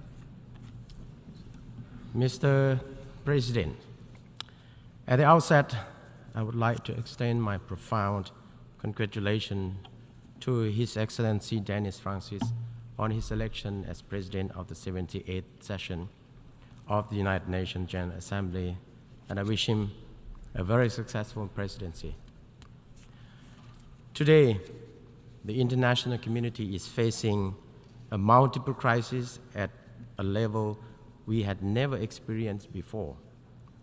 Following the negative impacts of COVID-19 pandemic, the major challenges facing developing countries varies from an increasing extreme poverty, external debt, and unjust international financial architecture to extreme natural calamities, external debt, unjust international financial architecture to extreme natural calamities as seen in many parts of the world, especially the recent natural disasters that occurred in Morocco and Libya. I join other speakers in expressing our sympathy and condolences to the people of Morocco and Libya. This has already been compounded by regional tensions and unilateral measures as a result of geopolitical rivalry. All this has not only hampered the hard-earned development progress during the last decades, but also threatened the survival of humankind. At this critical juncture, the most appropriate solutions are needed in order to address such challenges. It requires unified and collective actions that are guided by the principles enshrined in the United Nations Charter, and we must firmly uphold multilateralism in tackling them. To save our world from another catastrophe, our shared wisdom and united political determination are more critical than ever. This must be done by putting aside any unilateral interests and resolutely avoiding greater confrontations and division among the UN member states. To this end, the United Nations must be reformed in a way that it can effectively fulfill its mandate. We need the UN that is more relevant and effective in the rapidly changing geopolitical landscape and be able to address the challenges threatening international peace, security, and sustainable development. We believe that we are now better equipped to tackle global challenges, which include, among others, scientific, technological advancement, innovation. Yet, without common design, shared responsibilities, and collective action, the most vulnerable people in the world will continue to be left behind. Mr. President, resolving global conflict and disputes by peaceful means is the only viable way to ensure long-lasting peace and coexistence. In this regard, we urge an immediate end to the conflict in Ukraine through peaceful dialogues, without which we all would continue to be impacted. We also demand a peaceful solution to the Middle East problem. The Lao PDR calls for all parties concerned to resume dialogue and restore mutual trust for solving the long overdue Palestinian issue through the establishment of two sovereign states coexisting peaceful in line with the relevant UN resolution. Like many others, the Lao PDR believes that unilateralism particularly unilateral cohesive measures, not only contravenes the principle of the UN Charter and international law, but also severely cause negative consequences to innocent people, hinder international development of many developing countries. In this regard, my delegation continues to join global call for lifting the economic embargo against Cuba and removing it from the list of state sponsors of terrorism, as well as ending all unilateral cohesive measures. Mr. President, approaching the midpoint of implementation of 2030 Agenda for Sustainable Development, many countries are still lagging behind. Therefore, we must further strengthen and scale up our collective efforts, which include harnessing scientific and technological achievements to accelerate sustainable development and unleash new impetus for innovation-driven growth. At the G77 in China summit held in Havana last week, heads of state and governments of developing countries echo that science, technology, and innovation, including information and communication technologies, have become fundamental to addressing global challenges and are one of the driving mechanisms of transformation to accelerate progress towards achieving 2030 Agenda. In this context, global governance system based on science, technology, and innovation is essential to identify problems and find effective solutions for sustainable economic development, environment conservation, poverty reduction, and addressing inequality. Likewise, to scale up the implementation of SDG, the UN development system, development partners, and international financial institutions must act together in a more coordinated manner. The UN development system at all levels must also play an essential role in resource mobilization and coordination, including supporting countries in special situations, namely LDCs, LLDCs, and SEEDs, to address their specific challenges. It is evident that one of the key obstacles to SDG implementation has always been insufficient financing. Let me quote the call by the UN Secretary General Guterres: "The global financial system is biased, morally bankrupt, and skewed to benefit wealthy countries." End of quote. This is a clear signal that the reform of the international financial architecture is an urgent and long overdue task.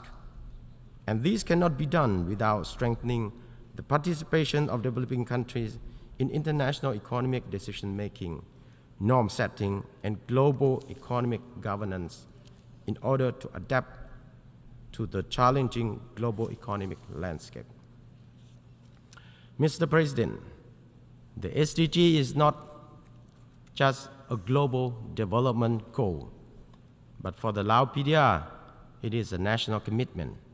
In addition to 17 global SDG, the Lao PDR has SDG 18, which is achieve lives saved from unexploded ordnance, or UXO. Although most of its indicators have advanced to different degrees, the UXO remains a threat to our national development and poses an obstacle to other SDG. We therefore take this opportunity to call for continued support and assistance from the international community to address these prolonged and challenging tasks. For the remainders of SDG, their integration into our national strategies signifies our unwavering dedication. Despite our great effort, the progress base remains less than desirable, as many have stagnated or regressed. The Lao government is now carrying out the third voluntary national review process, conducting track analysis for selected SDGs to identify what need more attention and support. We will present our VNR at the 2024 High-Level Political Forum. In addition, the Lao government has taken various measures, including development of financing strategy as part of the integrated national financing framework, with a view to building a more resilient national financing architecture, as well as opening a window of opportunity to meet the financing needs. As for the LDC graduation effort, we are embarking on the adoption of the National Smooth Transition Strategy, which will help the government, development partners, and relevant stakeholders to stay focused more on development priorities, addressing the most pressing needs and challenges that may disrupt the country's graduation process. Mr. President, the Lao PDR has considerable natural capital, rich biodiversity, and abundant water resources, with opportunity to renewable energy development and investment in carbon capture and storage, which can provide the country with significant development potentials. In this context, we see the important role of science, technology, and innovation in advancing the country's national development agenda to promote green and inclusive growth, as well as digital economy over resource-driven economies with a view to enhancing sustainable use of natural resources. In this connection, the Lao PDR has adopted its National Digital Economy Development Vision and Strategy. Although the Lao PDR is among the countries who contribute the least to global emission, like others, we are the victim of climate change. Nevertheless, we are strongly committed ourselves to the international climate obligations. The Lao government has already adopted national strategy for climate change, but to ensure its full and effective implementation, it requires sufficient financial resources as well as technical assistance, that means, and access to climate finance and other funding resources, which would greatly support developing countries. In this regard, my country urges to realize the international commitment, particularly $100 billion in climate finance for countries in need the most. To this end, our delegation trusts that the outcome of the Climate Ambition Summit 2023 will lay a foundation for concrete actions in the lead up to COP28. Mr. President, this year marks the 56th anniversary of the establishment of Association of Southeast Asian Nations, or ASEAN. As an intergovernmental organization for regional cooperation, ASEAN has not only upheld the regionalism and multilateralism, but also played a central role in maintaining and promoting peace, security, and development in the region.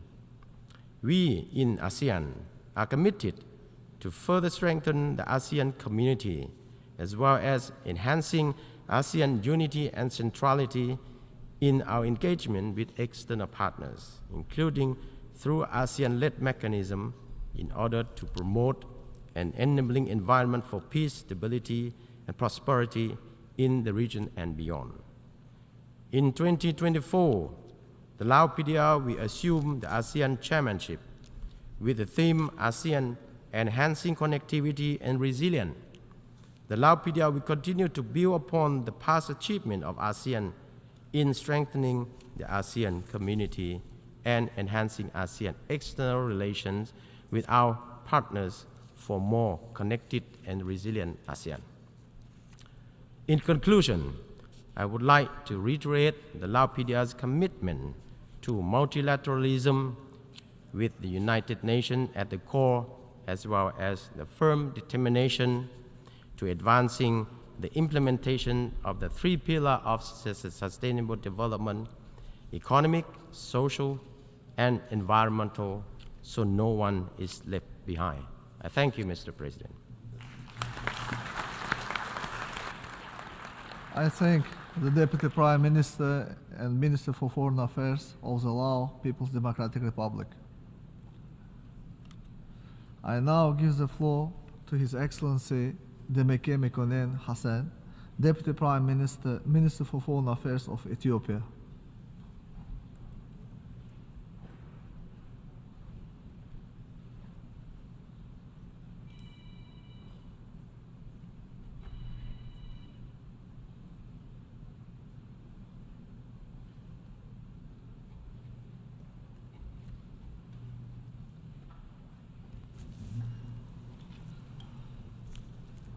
ክቡር ፕሬዝዳንት፣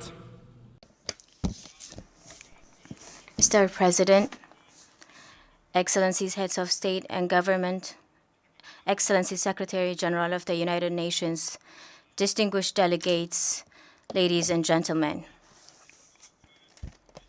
It is my honor to address this August Assembly representing Ethiopia. I would like to extend my heartfelt congratulations to Your Excellency on your election as the President of the 78th session of the General Assembly. I assure you of my country's full support in the execution of your responsibilities. When the world is faced with a multitude of challenges, in such times, we must ask ourselves, do we have the necessary political will to choose the global partnership over geopolitical competition? Are we prepared to work together towards a promising age of shared prosperity?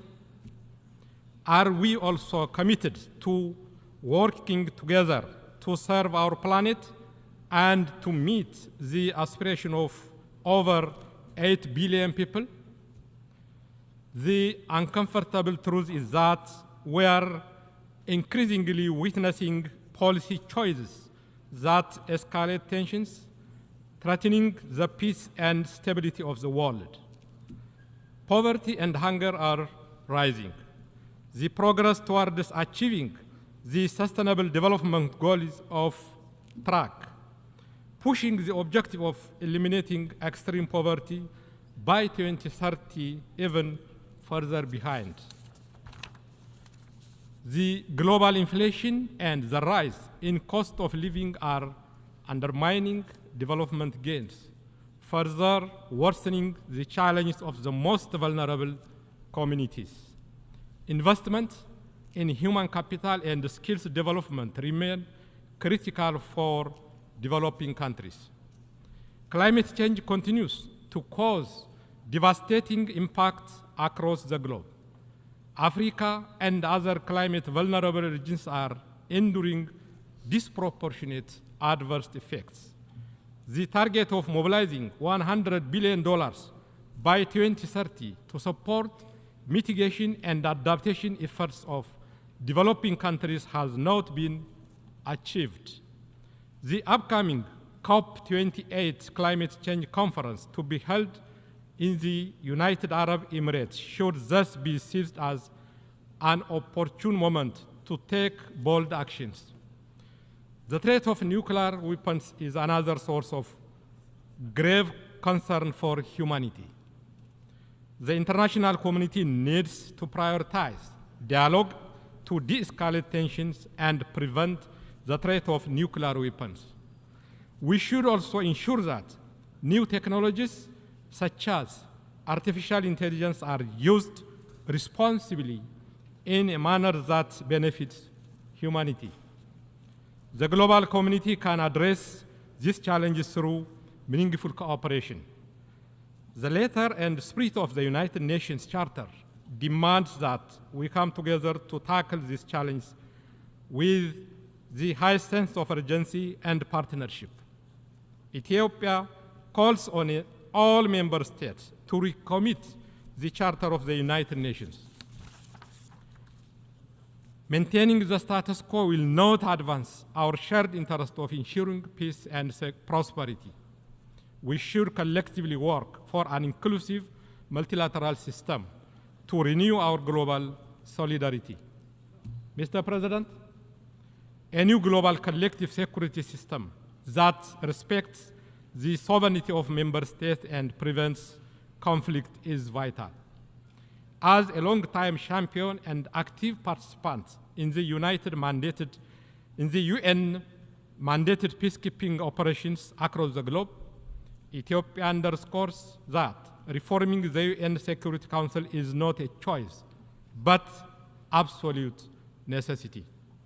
We need a reformed and representative Security Council that is fit for purpose. Allocating permanent seats for Africa, as contained in our continental common position, is politically and morally justified.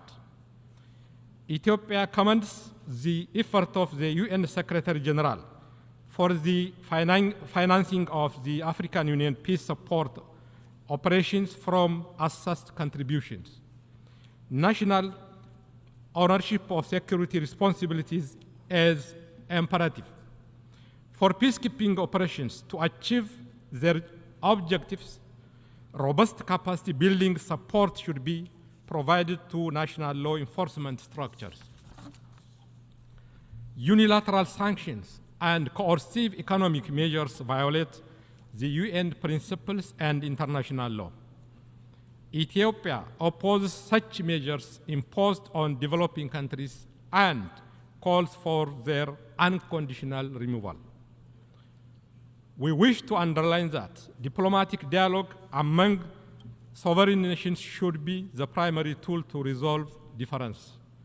Ethiopia and other developing countries have also been advocating for the reform of the United Nations system as a whole. We call for a more inclusive and effective multilateral mechanism that works fairly for developing countries. The BRICS have championed this call. That is why Ethiopia is grateful to have been invited to join the group. Mr. President, while the world has the financial resources to fund all development targets of the 2030 Agenda, its implementation has fallen behind. Therefore, what we need is firm political commitment and renewed global partnership. The Addis Ababa Action Agenda should also be fully implemented to meet the SDGs. Ethiopia has aligned its 10-year development plan with the SDGs. We are resolute in accelerating our inclusive political and economic reforms for a more peaceful and prosperous society. We are also committed to finding comprehensive solutions to the climate crisis. The Ethiopians-owned flagship program, the National Green Legacy Initiative, is a demonstration of this commitment. The objective of the program is to cultivate a green culture and ensure the country's development through rural and urban green initiatives. The program has been successful, and we are making every effort to share our experience. Mr. President, the Pretoria Peace Agreement ended a two-year-long conflict in northern Ethiopia. This agreement is a practical embodiment of African solutions to African problems. The implementation of the agreement continues to make significant progress, despite some delays in the execution of the disarmament, demobilization, and reintegration process. There is a need to expedite this process and ensure its successful completion. The continued implementation of the agreement is a clear manifestation of the government's commitment to resolving political differences through dialogue and constitutional means. We are also actively undertaking rehabilitation and reconstruction programs in areas affected by conflict. I would like to reaffirm that government is committed to consolidate peace and stability throughout the country. We continue to pursue dialogue for sustainable and peaceful solutions. To ensure accountability, reconciliation, truth-telling, and healing, Ethiopia is finalizing its transitional justice policy. Nationwide consultations on policy options for transitional justice have been effectively conducted in all regions across the country.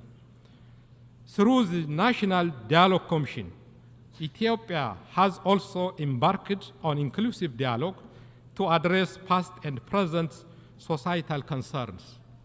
We are confident that this would contribute to realizing a prosperous future for all citizens. Mr. President, conflict-induced crises in the Horn of Africa require a regional approach with the support of the international community. We express our solidarity with the brotherly nations of the Republic of Sudan, which is facing difficult times. We are confident that Sudan will find a way to resolve the conflict peacefully and re-establish order. Ethiopia has been supporting the effort for peace with full respect for the sovereignty and territorial integrity of Sudan. It is important to make sure that all peace initiatives are coordinated. Ethiopia continues to honor its responsibility by promoting regional integration to advance peace, stability, economic cooperation, and people-to-people ties. We are working to materialize the development potential of our region. Ethiopia is determined to cooperate with its neighbors to expand trade, investment, and regional integration through infrastructure development, efficient logistics, and connectivity. Any bottleneck that would constrain shared prosperity of the region needs to be addressed in a concerted approach. Fostering closer partnership is critical to create access to seamless connectivity. Cultivating mutual trust and friendship is the right choice for regional cooperation and interdependence. Regional cooperation positively impacts the lives of people, especially when complemented by well-developed infrastructure projects. The Grand Ethiopian Renaissance Dam is one such project that meets the legitimate development aspirations of Ethiopians and the region at large. Ethiopia welcomes the resumption of the trilateral talks with Egypt and Sudan. We remain committed to a negotiated win-win outcome facilitated by the African Union. Mr. President, Africa is a continent of hope with immense potential for prosperity. The continent has already been implementing its transformative and ambitious Agenda 2063. However, unleashing Africa's potential requires mobilizing domestic and external financial resources.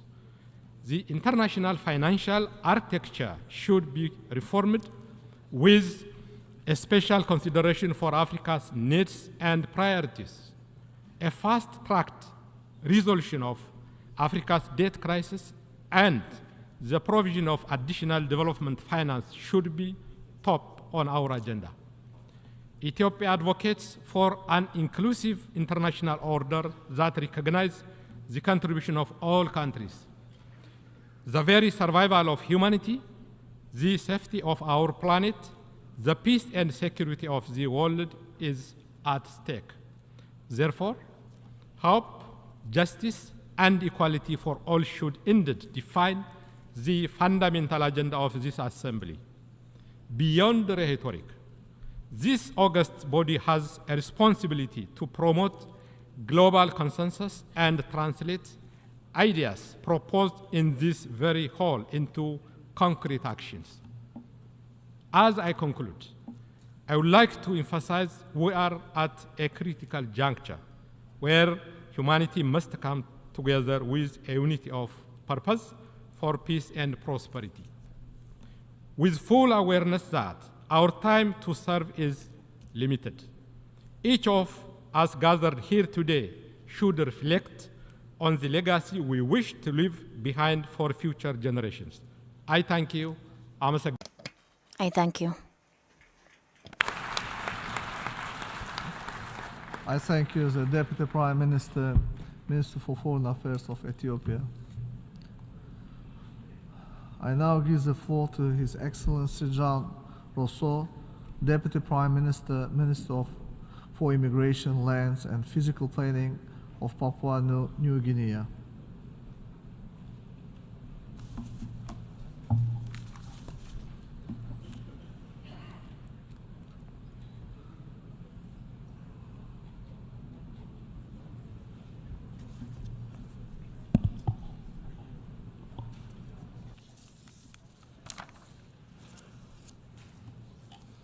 His Excellency, Mr. Dennis Francis, President of the General Assembly, His Excellency, Mr. Antonio Guterres, Secretary General of the United Nations, distinguished heads of state and government, Excellencies, ladies and gentlemen.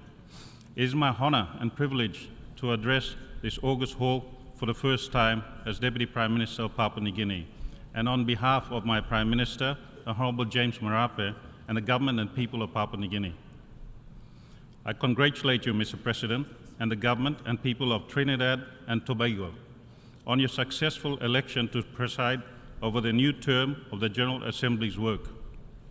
With your extensive diplomatic experience and unique perspective from a fellow small island developing state, your chosen theme on peace, prosperity, progress, and sustainability with multilateralism at its core resonates well with us. I wish you well in your mandate, and I assure you of our full support. May I also thank your predecessor, His Excellency Mr. Saba Korosi, for ably leading our collective work this past year in a challenging environment. We wish him well in his future endeavors. Let me also extend our appreciation to Mr. Secretary General for his strategic foresight, dynamic, and action-oriented leadership to shape a better, peaceful, prosperous, and shared future for humanity and the planet through the primacy of multilateral cooperation in this United Nations. Mr. President, today we meet with a global backdrop of development indices at national and international level, all pointing in the wrong direction, and the road ahead is not easy for all of us. These therefore requires our individual and collective partnerships for our people, for prosperity, and the planet. For Papua New Guinea, we continue to face a daunting situation to building back better from the COVID-19 pandemic aftermath. This is compounded by the worsening climate crisis, the socio-economic and supply chain adverse impacts of the unacceptable war waged against Ukraine, the financial and economic burdens arising from the existing unfair and archaic international financial system, and our own domestic challenges, including economic growth, debt sustainability, and providing our people's basic needs and social protection. We are, however, encouraged by the world coming together here to discuss and explore opportunities and solutions to surmount our shared development challenges. Fellow leaders, mere rhetoric, talkfest, and hollow-sounding promises are what we must avoid. But rather, let us use this opportunity to ensure that we put in place concrete, result-oriented, and workable ways and means that will help support effective, timely, and sustained delivery of the basic needs of our citizens and the development aspirations of our countries while protecting our environment. Mr. President, my government has decided to take a bold, decisive, and pragmatic leadership and ownership to address head-on our own development challenges in critical areas such as economic growth, health services, education, law and justice sector, and infrastructure, including information and communication technology for e-government, as well as how we deal with the external shocks to our country and our people. These issues are now addressed through the Papua New Guinea new 5-year 2023-2027 Medium-Term Development Plan 4, launched in July this year, with a theme of national prosperity through growing the economy and 12 strategic priority areas of focus for our national development. It also clearly identifies the measures, including funding needed to attain our development priorities and aspirations. Mr. President, we are embarking on growing our economy from the current $31 billion per year to $57 billion by 2030, and aim to create an additional 1 million jobs countrywide. This will be catalyzed by the diversification of our economy from the non-renewable sector driven by mining, oil and gas, to complementary support from the renewable sectors, including notably in agriculture, fisheries, the service sector, and concrete support for our small to medium-sized enterprises in the informal and formal sector, and providing the infrastructure necessary together with the investment in education and health, and special economic zones with incentives for productive investment to propel our country forward. This National Development Plan, together with our overall long-term vision 2050 Strategic Development Roadmap, provides the cornerstone for the future we want. These will deliver for us on improving the quality of life for our people, the country's prosperity, peace and security, and better environmental protection and climate change, mitigation and adaptation, as well as enabling Papua New Guinea to become an upper middle income country by 2030 and to improve by 2050 our Human Development Index global rating.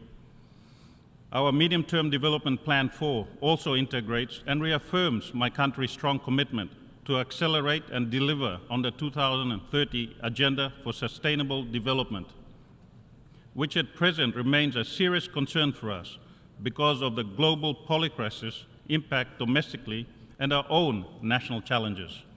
We are determined to ensure that our new development roadmap is a springboard for progressive implementation of the 2030 Agenda in a more comprehensive, focused, resourceful, and accountable way.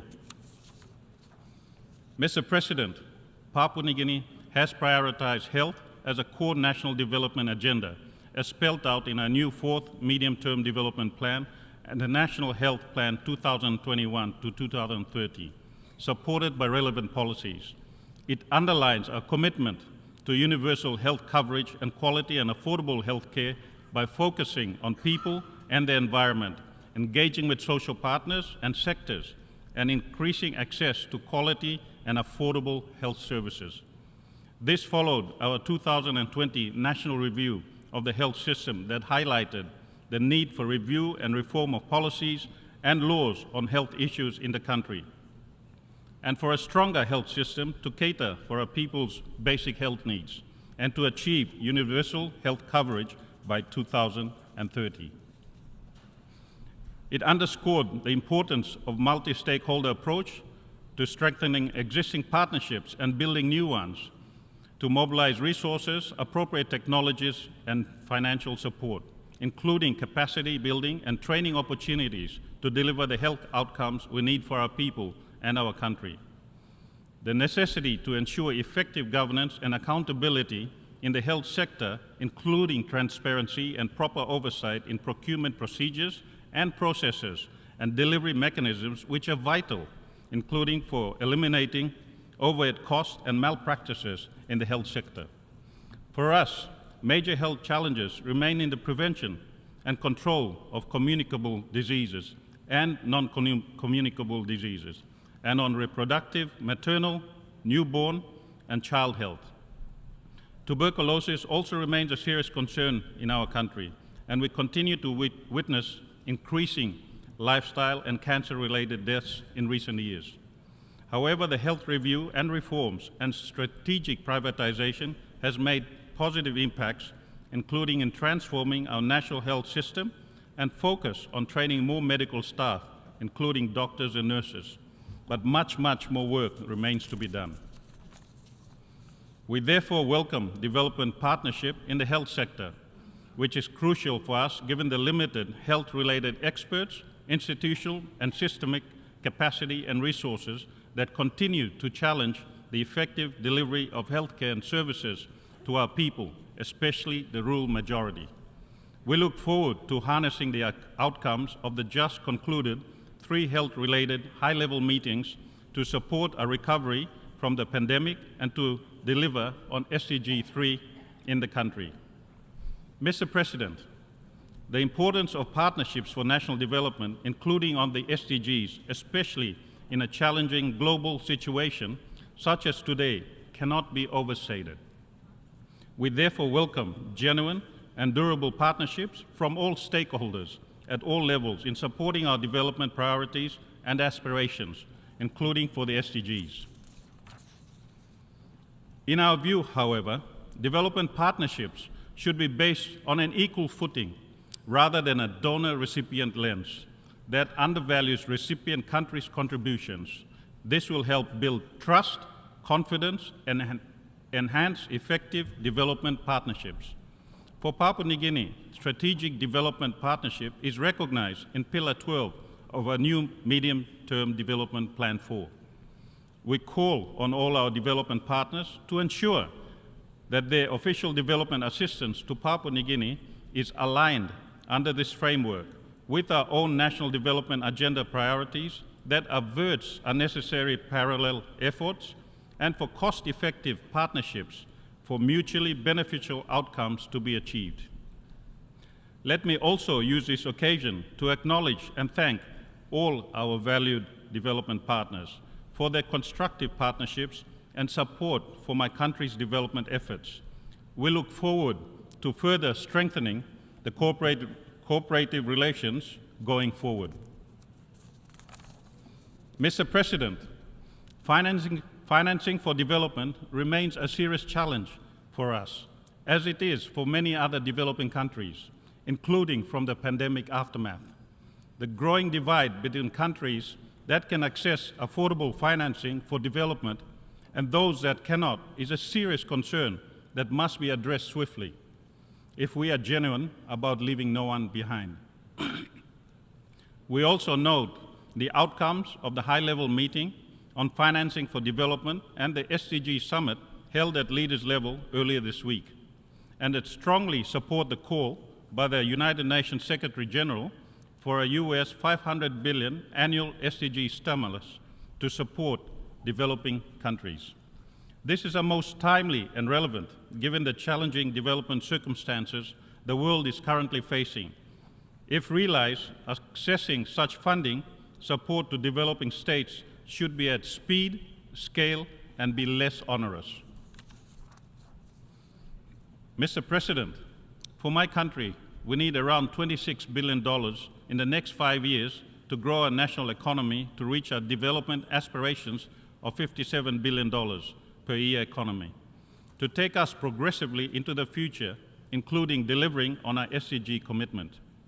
According to the international financial system and other pundits, Papua New Guinea is rated to be at a high debt risk given our debt to GDP ratio. We recognize this concern.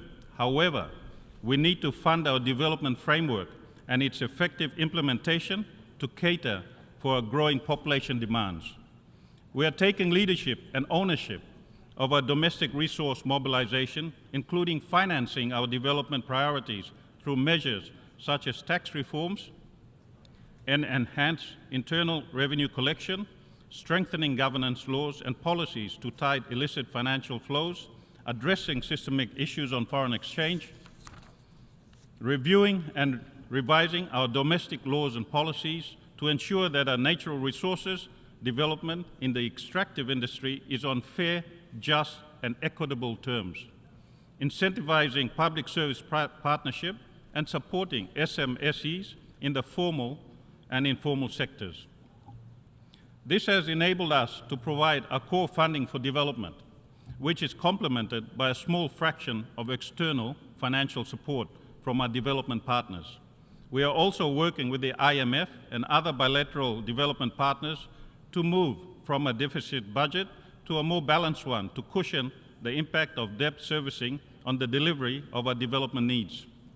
Mr. President, we must ensure that the financial resources needed to progress our national development agenda, including for the SDGs, are accessible, affordable, and delivered on a sustained basis that is predictable for countries to access. We also welcome development financing partnerships through debt for nature swaps as an important tool to address our debt issues while conserving our natural ecosystems.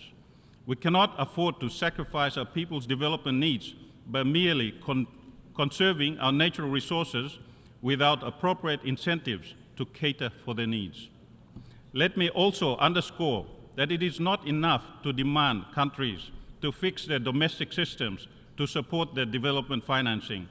It is also crucial that we must effectively and urgently address the existing shortcomings of the international financial system that continue to be a bane to the financing for development needs of developing countries like my own.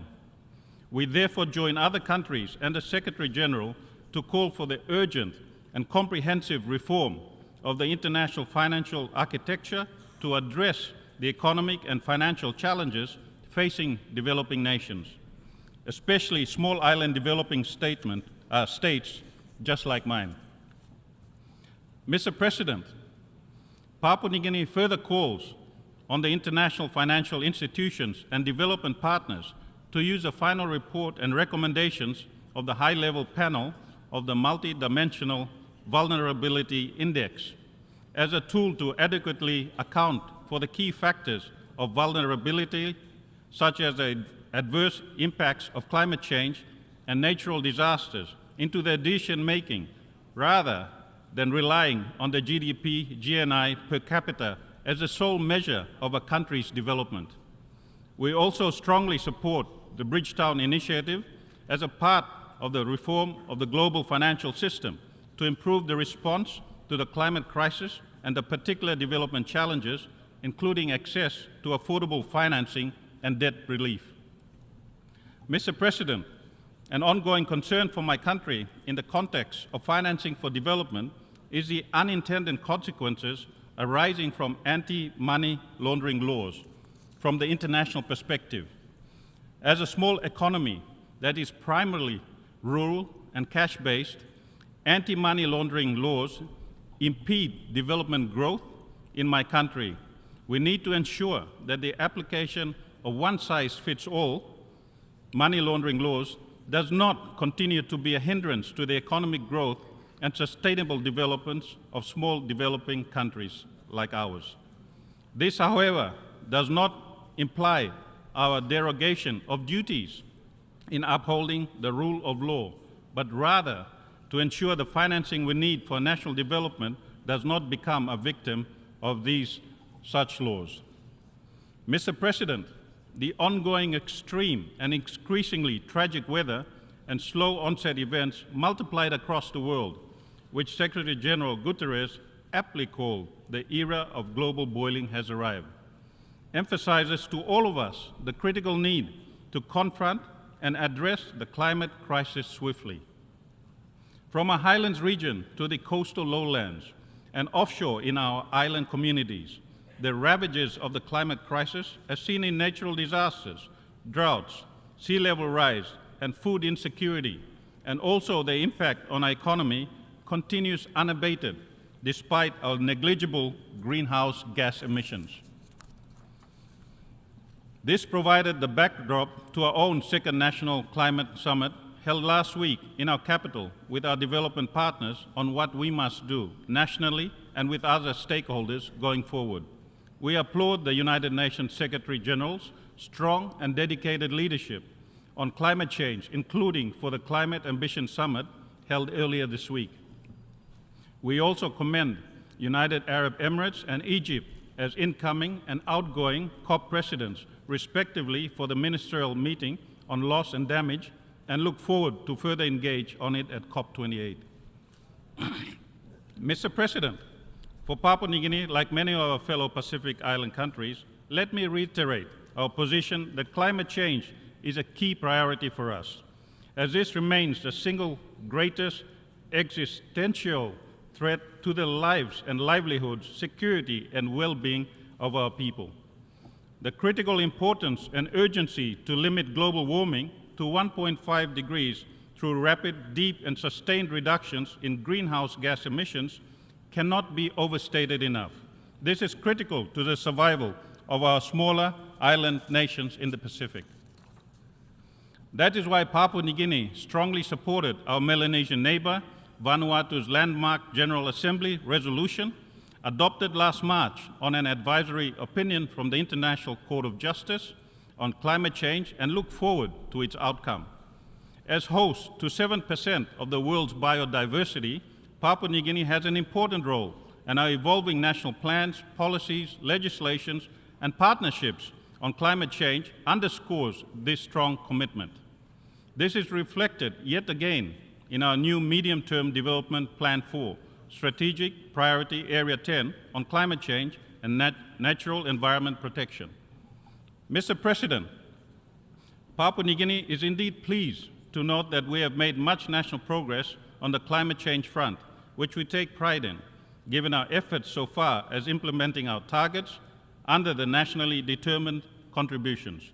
At the Climate Ambition Summit, Papua New Guinea announced our national commitments towards the 1.5 degrees global temperature goal and for climate justice.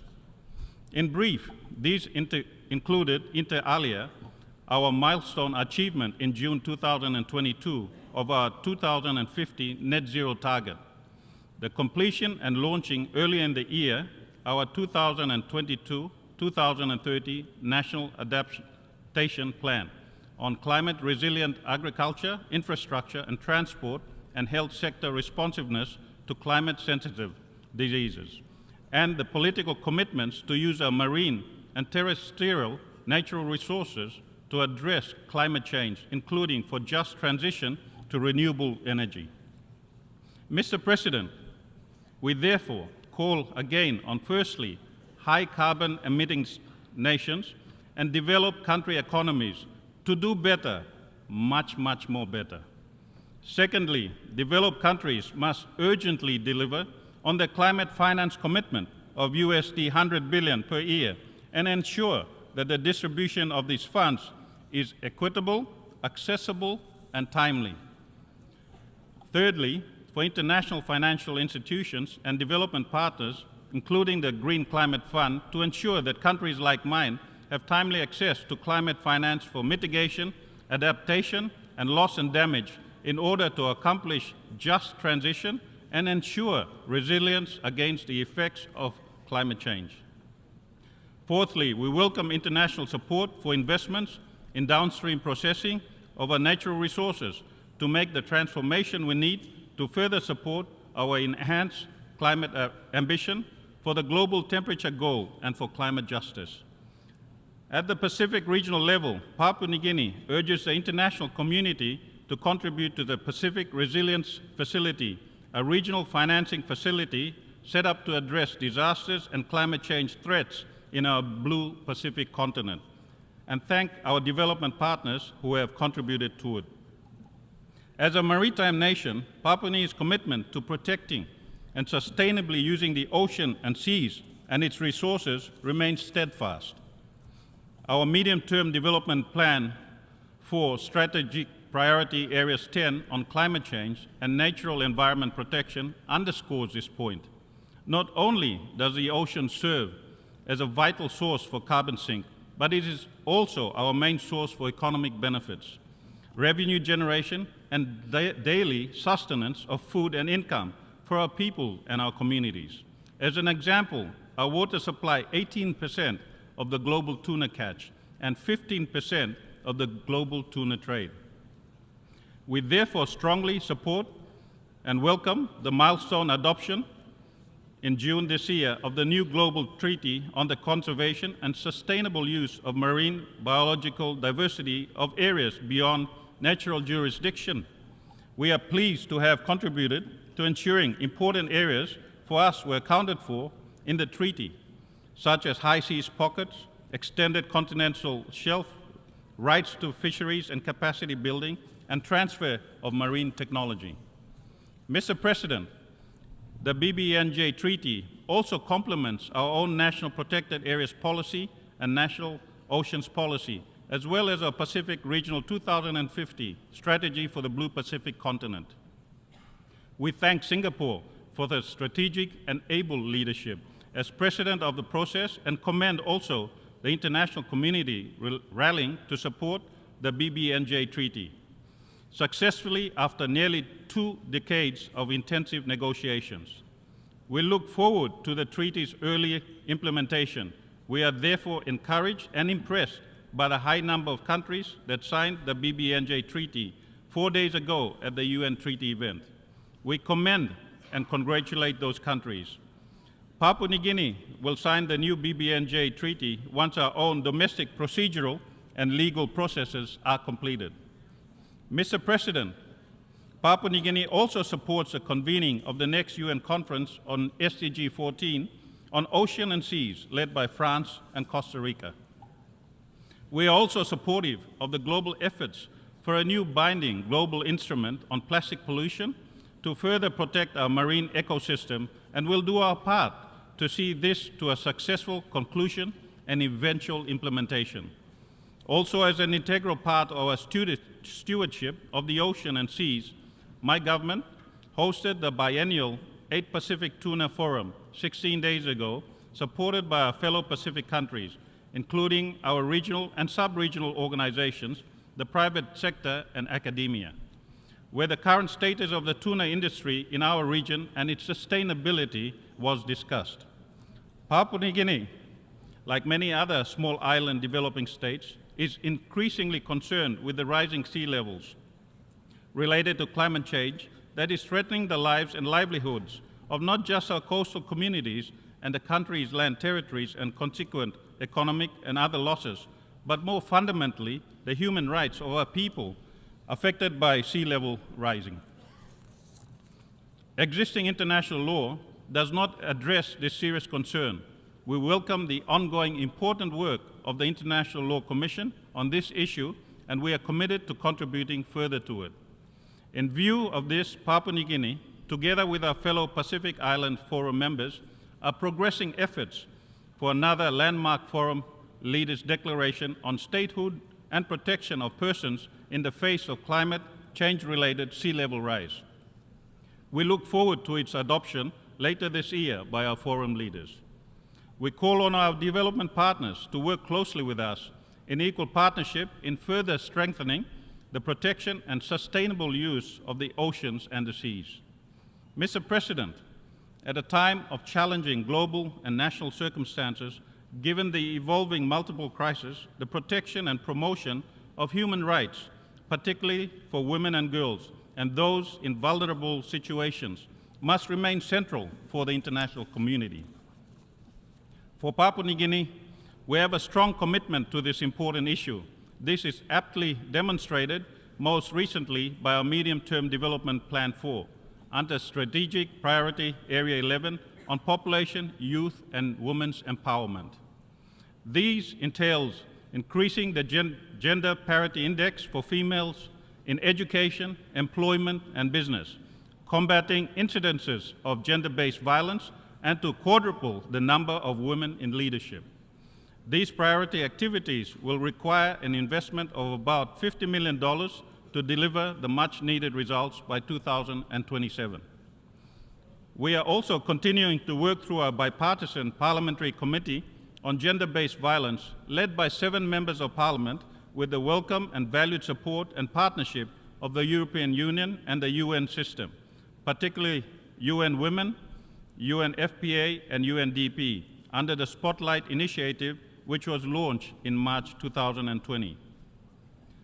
This addresses evidence-based approach to unequal power relations between men and women, with focus on gender equality and women's empowerment.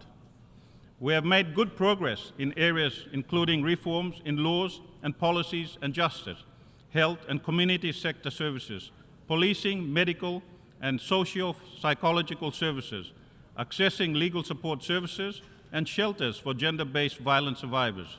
However, much more work remains to be done, and we are committed to doing our bit and part going forward.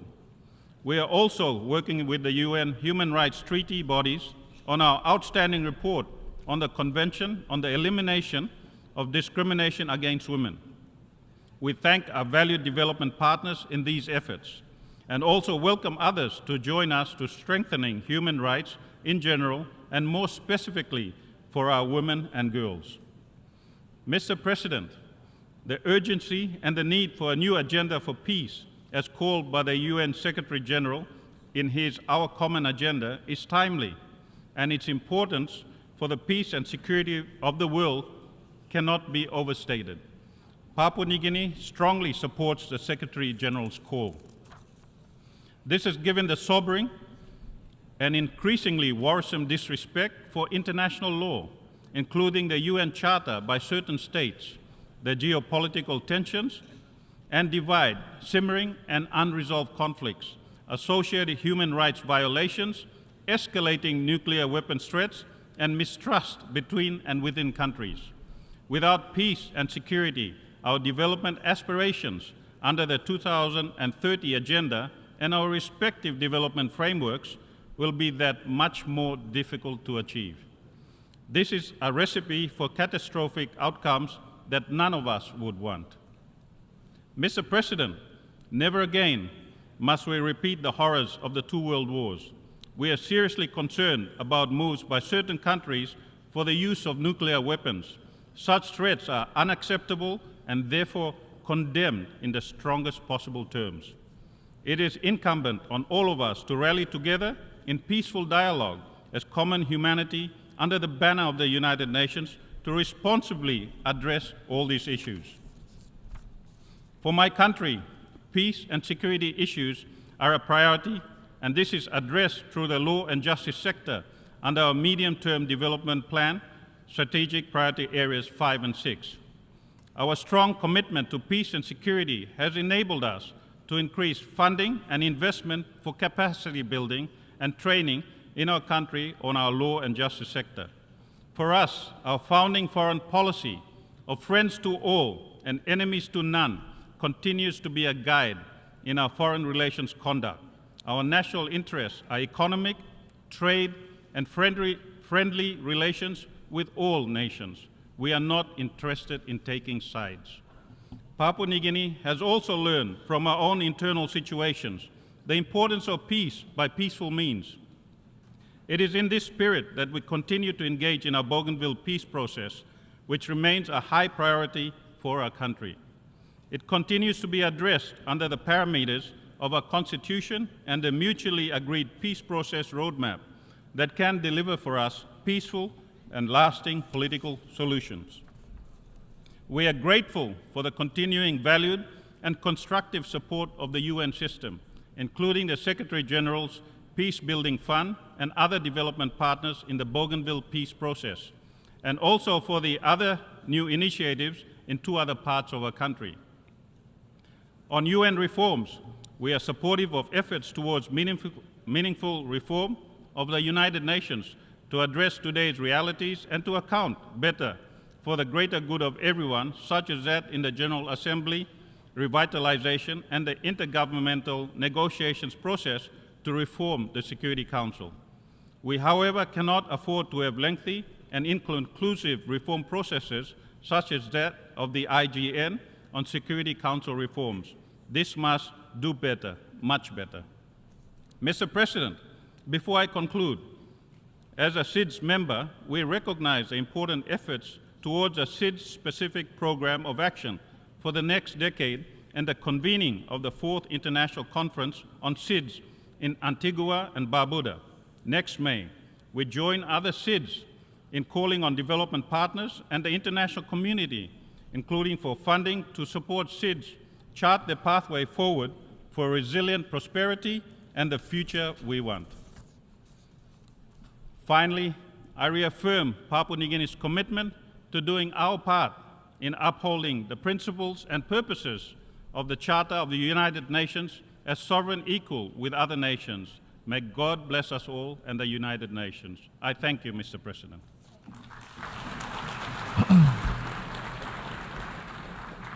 I thank you, the Deputy Prime Minister, Minister for Immigration, Lands and Physical Planning of Papua New Guinea. I now give the floor to His Excellency Jahun Bayramov, Minister for Foreign Affairs of Azerbaijan.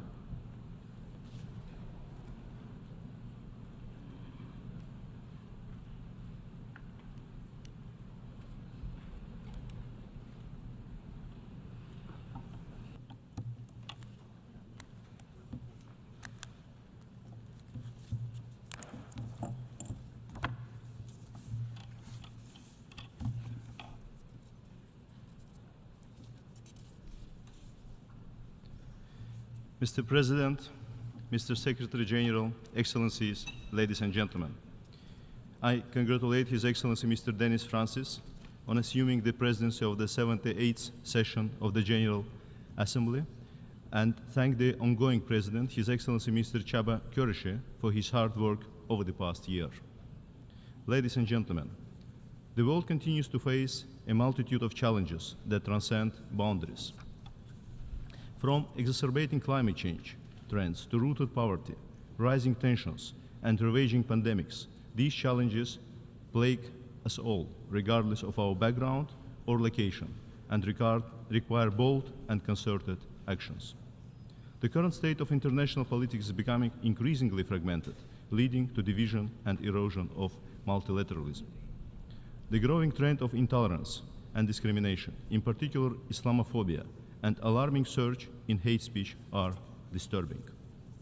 To curb this challenge, with centuries-long tradition of diversity and multiculturalism, Azerbaijan firmly believes in fostering dialogue, mutual understanding, and respect among different cultures and religions. The government of Azerbaijan has consistently promoted intercultural and interfaith dialogue through significant global initiatives such as the Baku Process and Peace for Culture. Amidst the growing challenges, it is paramount that the United Nations continue to galvanize international solidarity and cooperation.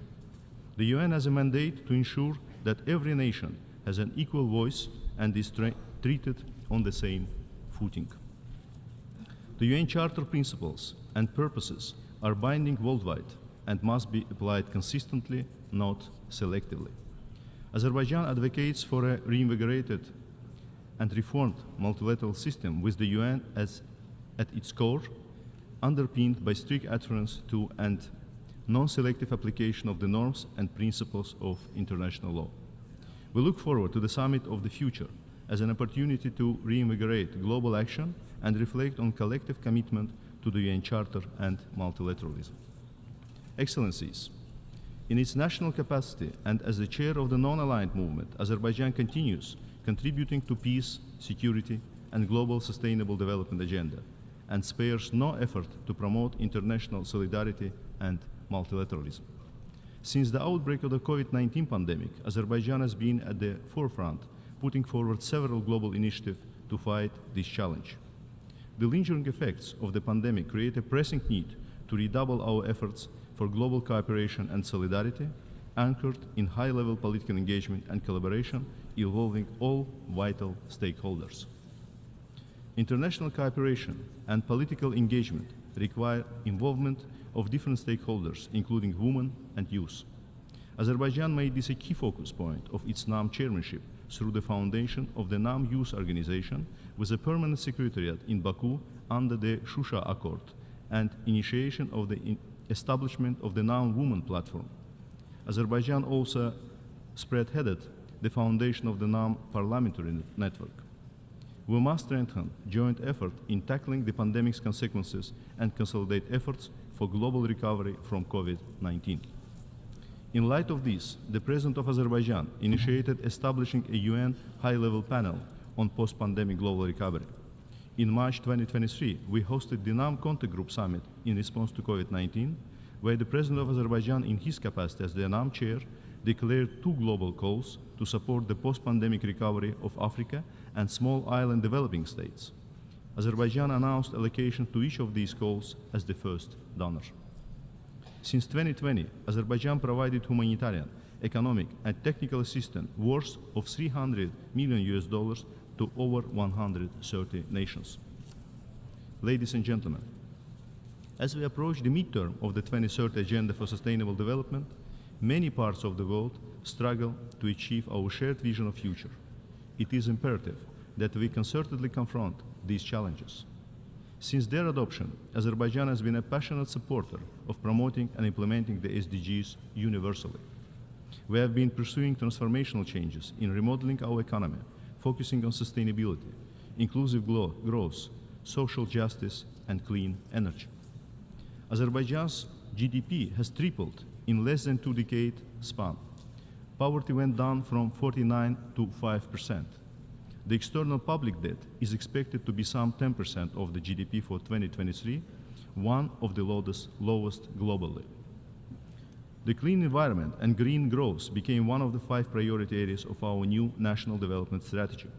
Azerbaijan voluntarily pledged to reduce greenhouse gas emissions by up to 40% by 2050 and established a green energy zone in its Karabakh and Eastern Zangezur regions.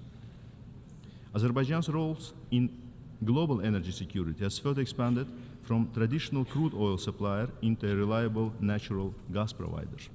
With the completion of the Southern Gas Corridor, the biggest infrastructure project in Europe, Azerbaijan is now the natural gas supplier of 5 more European countries in a time when European energy security faces unprecedented challenges. Currently 7 countries receive natural gas from Azerbaijan, and in the near future this will increase to 10 European countries. The projected increase in renewable electricity production will allow Azerbaijan to become an exporter of green electricity to European countries through the landmark trans-regional Black Sea submarine cable project that Azerbaijan embarks on with partner countries. Azerbaijan is also a key player in the development of trans-regional connectivity projects. In 2022, we have increased the transit flow by 70% through boosting investments in transportation infrastructure and widening cooperation with our regional partners. Mr. President, despite unprecedented suffering, deprivation, and devastation that the people of Azerbaijan were subjected to due to the 30-year-long military occupation, Azerbaijan initiated normalization agenda and offered peace to Armenia based on equal and reciprocal respect for legitimate interests of both sides through mutual recognition of and respect for each other's sovereignty, territorial integrity, and inviolability of borders. Over the past few months, thanks to concerted efforts of international partners, negotiations have intensified and yielded limited but promising results. Yet, what we observe is replication by Armenia of the past pattern to imitate talks, backtrack from previously undertaken commitments at the last minute, and commit political, military, and other provocations at every negotiation stage to evade taking concrete decisions. As such, the efforts for durable peace between Azerbaijan and Armenia have again become hostage to Armenia's policy of revanchism. For almost 3 years, since November 2020, more than 10,000 strong armed formations equipped with heavy offensive weaponry were sustained by Armenia in the sovereign soil of Azerbaijan, including by abusing the Lachen Road in an attempt to fuel separatism. In this period, while being engaged in negotiations, we have been consistently drawing the attention of all international actors involved into the normalization process and the wider international community to the serious threat stemming from the non-fulfillment of Armenia's commitment and urging for peaceful solution. While our legitimate and fact-based concerns were acknowledged behind the closed doors, it failed to be translated into real steps and targeted public messages to persuade Armenia to honor its commitments. Consequently, Armenia felt emboldened and once again fell into the illusion that it would be better off by opting for status quo based on illegal military presence and line of contact logic in the sovereign territory of Azerbaijan. Armenia further embarked on igniting tension through a global campaign of manipulation and disinformation, targeting the sovereignty and territorial integrity of Azerbaijan and blatantly interfering with internal affairs. For months now, Armenia mobilized all available resources for a manipulation campaign based on fabricated allegations of blockade, humanitarian crisis, or ethnic cleansing. For this purpose, Armenia recklessly politicized and essentially abstracted the delivery of goods to the Karabakh region of Azerbaijan for its agenda of separatism and blocked consistent efforts of several international actors to find legitimate and practical solutions through dialogue. On September 18, simultaneous delivery of humanitarian goods through Agdam and Lachin, which was offered by Azerbaijan months ago and positively received by all involved international actors, was finally conducted by the ICRC, as Armenia had to withdraw its weeks-long obstructions. Azerbaijan, like wider international community, welcomed this development, hoping that it would finally lead to the escalation on the ground and pave the way for restoring the focusing on pressing issues pertinent to interstate normalization. Yet Armenia failed to meet these expectations for yet another time, and resorted to military provocation in an attempt to continue its blame game against Azerbaijan. Thus, one day later, mine planting by Armenian sabotage group led to tragic deaths of 6 Azerbaijani citizens, 2 civilians and 4 police officers in 2 separate mine explosions. Other 6 police officers were seriously injured. In response, Azerbaijan launched local counter-terror measures to neutralize illegal armed formations to preserve its sovereignty and territorial integrity and to protect the safety and security of its residents. These measures were limited and proportionate, exclusively aimed at neutralizing legitimate military targets by using high-precision ammunition in full compliance with norms of humanitarian law. All measures were taken to avoid collateral damage. In less than 24 hours, the horrific scale of illegal militarization of territories of Azerbaijan became clear, with neutralization of more than 90 military outposts, 20 combat vehicles, 40 artillery pieces, 30 mortars, 6 electromagnetic warfare systems, and 2 anti-aircraft missile systems. More evidence is being collected now as disarmament continues on the ground. No sovereign state would tolerate illegal military presence on its soil, nor did Azerbaijan. The counter-terror measures taken by Azerbaijan achieved the set goals. Armenia and its subordinate illegal regime were forced to agree to disarm, disband all illegal structures, and withdraw from Azerbaijan. The reason why it did not happen peacefully lies in brazen disregard by Armenia and lack of adequate action by involved third-party facilitators. Excellencies, as counter-terror measures halted, Azerbaijan has now embarked on practical implementation of disarmament, demobilization, and reintegration efforts on the ground. The long overdue meeting of the Special Representative of the Government of Azerbaijan with representative of Armenian residents finally took place on September 21 in the city of Yevlakh. The dialogue will continue as a format to directly discuss the plans of the government for reintegration, as well as to address the issues related to restoration and operation of infrastructures and the delivery of humanitarian goods for public services. The central government institutions have expeditiously started to implement necessary humanitarian support measures. All efforts have now been mobilized to address the immediate needs of the local civilians. On this point, I wish to reiterate that Azerbaijan is determined to reintegrate ethnic Armenian residents of the Karabakh region of Azerbaijan as equal citizens. The constitutions, the national legislation of Azerbaijan, and the international commitments we have undertaken provide the solid ground to this end. Excellencies, despite all serious challenges stemming from Armenia's destructive position, Azerbaijan once again reaffirms its readiness for a genuine dialogue and negotiations with Armenia on the basis of equal and reciprocal respect for each other's legitimate interests. We continue to firmly believe that there is a historic opportunity for both Azerbaijan and Armenia to establish good neighborly relations and coexist side by side in peace as 2 sovereign states within their internationally recognized borders. It is high time to seize this opportunity.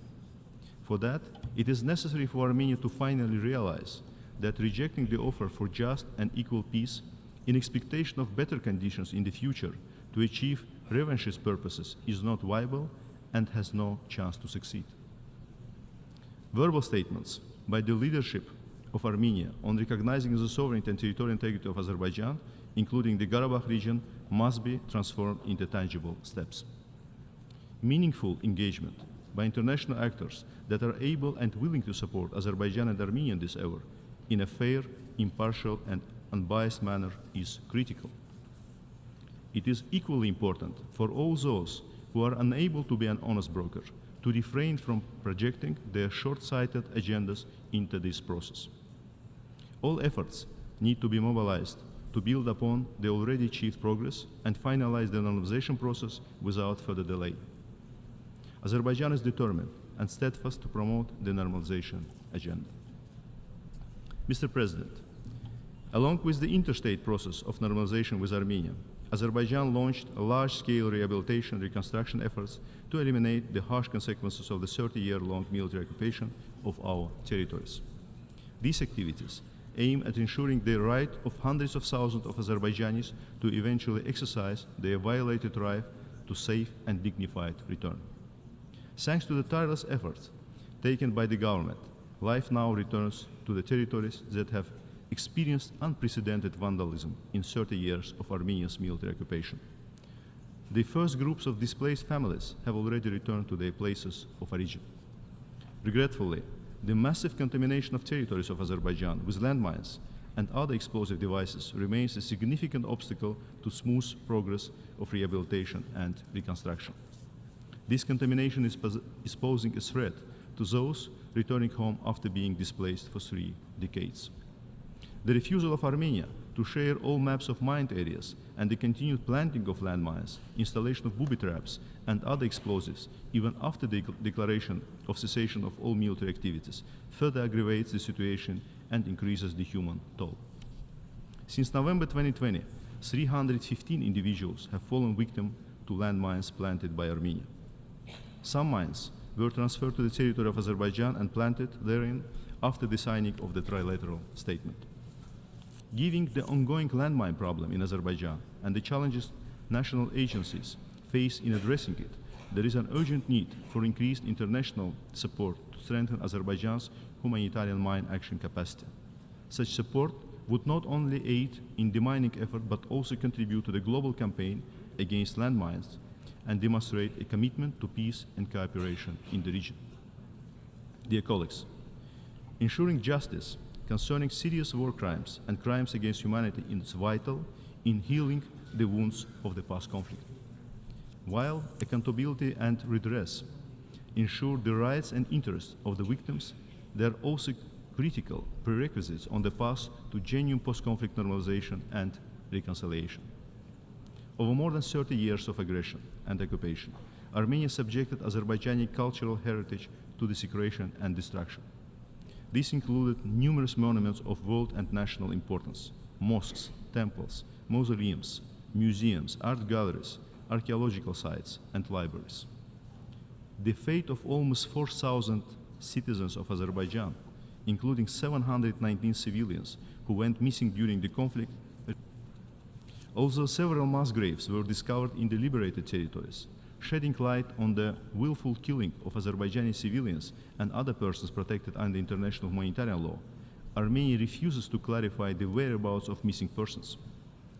Resolving this issue is essential not only in terms of accountability and the rights of the victims and their families, but also for post-conflict reconciliation and normalization. From 1987 to 1991, Armenia forcefully expelled some 300,000 Azerbaijanis from their ancestral homeland in blatant violation of international law. All Azerbaijani settlements and toponyms in Armenia were renamed, and our historical and cultural heritage deliberately was vandalized and destroyed. Despite repeated calls by the Western Azerbaijani community to launch a dialogue and ensure a safe and dignified return to the homeland, the government of Armenia denies them exercising the fundamental right of return enshrined in the Universal Declaration of Human Rights, the International Covenant on Civil and Political Rights, the Convention relating to the status of refugees, and other important international acts. While remaining committed to its international obligations and open to constructive dialogue, Azerbaijan will not tolerate violations of international law and will continue taking appropriate steps at international level. In particular, Azerbaijan's initiation of judicial proceedings to hold Armenia accountable for grave violations of international human rights law and to bring to justice those responsible for crimes is a significant step toward achieving accountability. Azerbaijan is fully committed to the objective of a peaceful, secure, stable, and prosperous South Caucasus.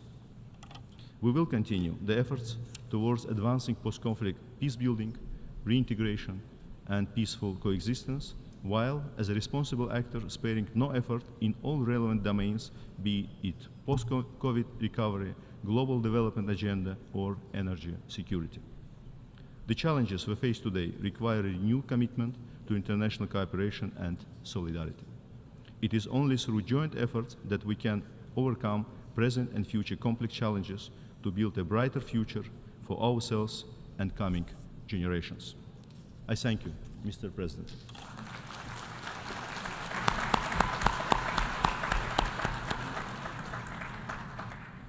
I I thank the Minister of Foreign Affairs of Azerbaijan. I now give the floor to His Excellency Sergei Lavrov, Minister of Foreign Affairs of the Russian Federation.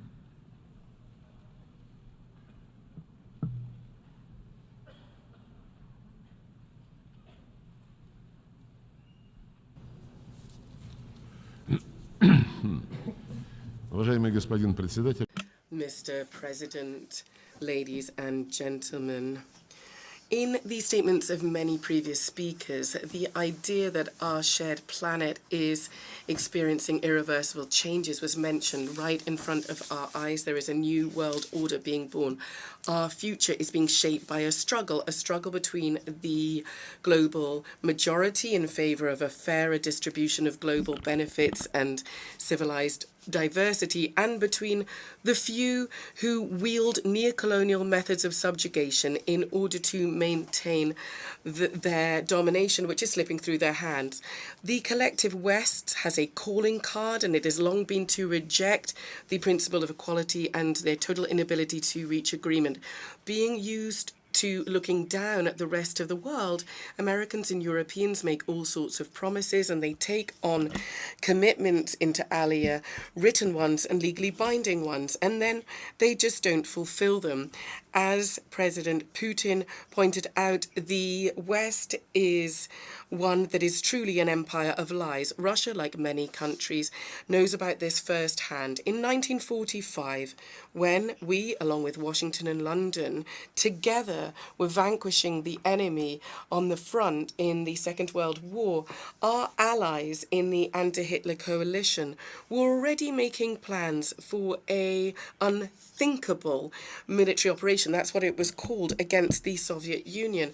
4 years later, in 1949, the Americans drafted a drop shot operation to make mass-scale nuclear strikes on the USSR.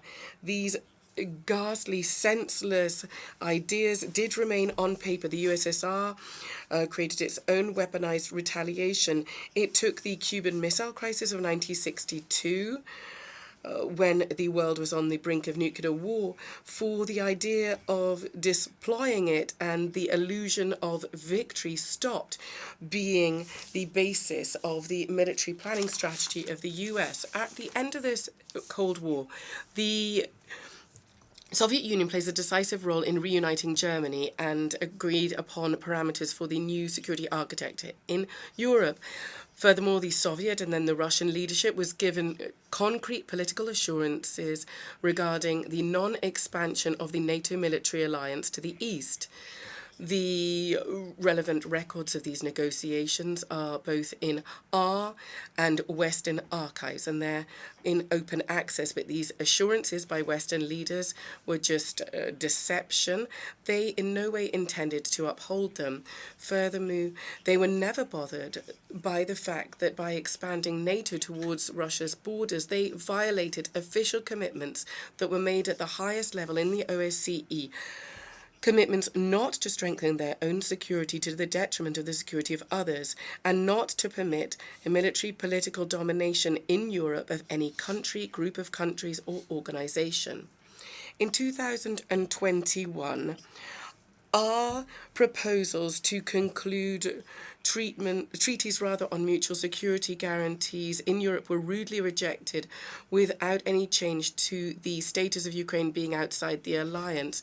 The West continued its ongoing militarization of Russophobic Kiev regime that was brought to power as a result of a bloody coup, and started to use this to wage a hybrid war against our country. Something that has been unprecedented since the end of the Cold War was a recent number of joint exercises between the US and their European NATO allies, inter alia, to develop scenarios for the use of nuclear weapons in the Russian Federation. The stated aim of inflicting a strategic defeat on Russia, and once and for all, this became crystal clear, the fact that They are clearly hell-bent on their own impunity, and they're bereft of their basic desire for self-preservation. Headed up by Washington, NATO countries not only are expanding and modernizing their offensive capabilities, but also are shifting the armed into space and the information sphere. A new dangerous manifestation of the expansionism was extending the alliance's area of responsibility to the entire eastern side of the world, using the pernicious slogan of the indivisibility of security, the Eurasian and Indo-Asian Pacific region. To this aim, Washington is creating its subordinate military, political mini alliances like AUKUS, the Troika of the US, Japan, and the Republic of Korea, the Quartet, Tokyo, Seoul, Canberra, and Wellington, by pushing the participants of these structures to practical cooperation with NATO. This is bringing its infrastructure into the Pacific area.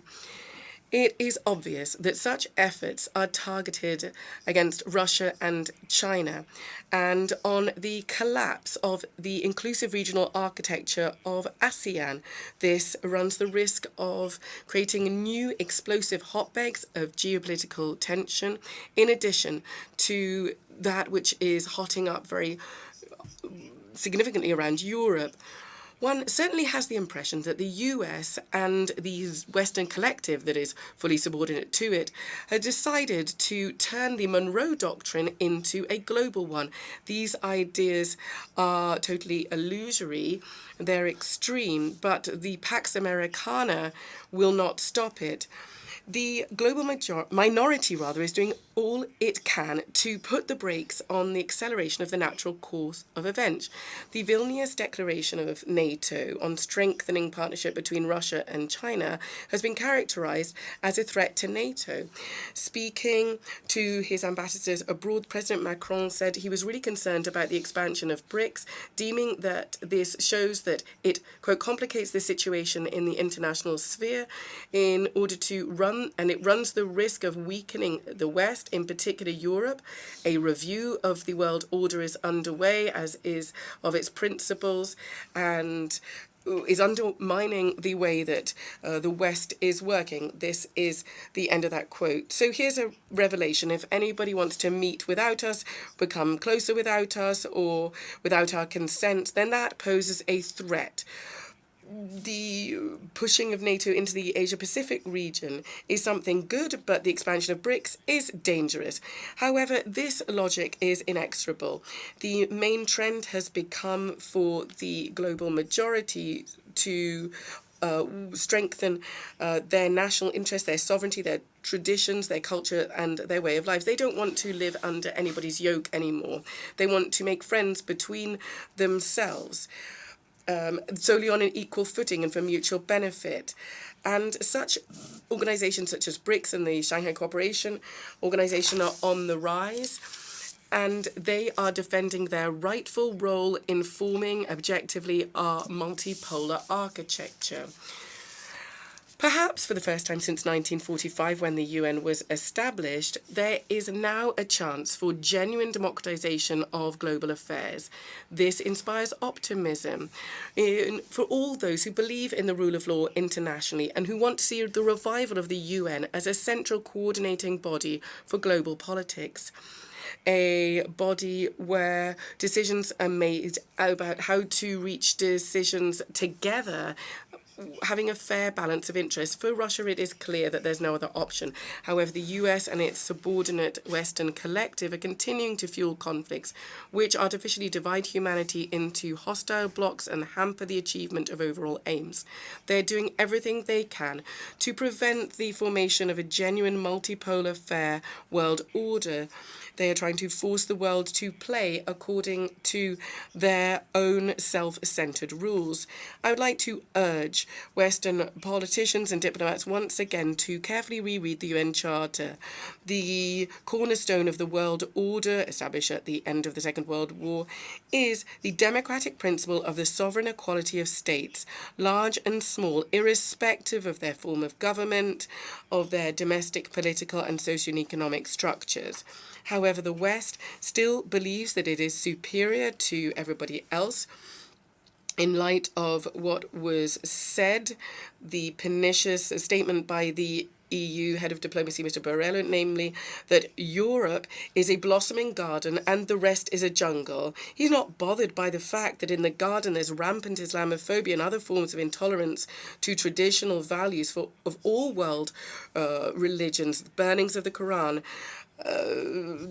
discrimination of the Torah, persecutions of Orthodox clergy, and disdain for the feelings of believers are very commonplace in Europe. A gross violation of the principle of sovereign equality is the use by the West of unilateral coercive measures. Countries which are victims of these illegal sanctions, and there are an increasing number of them, are well aware that restrictions harm first and foremost the most vulnerable strata of society.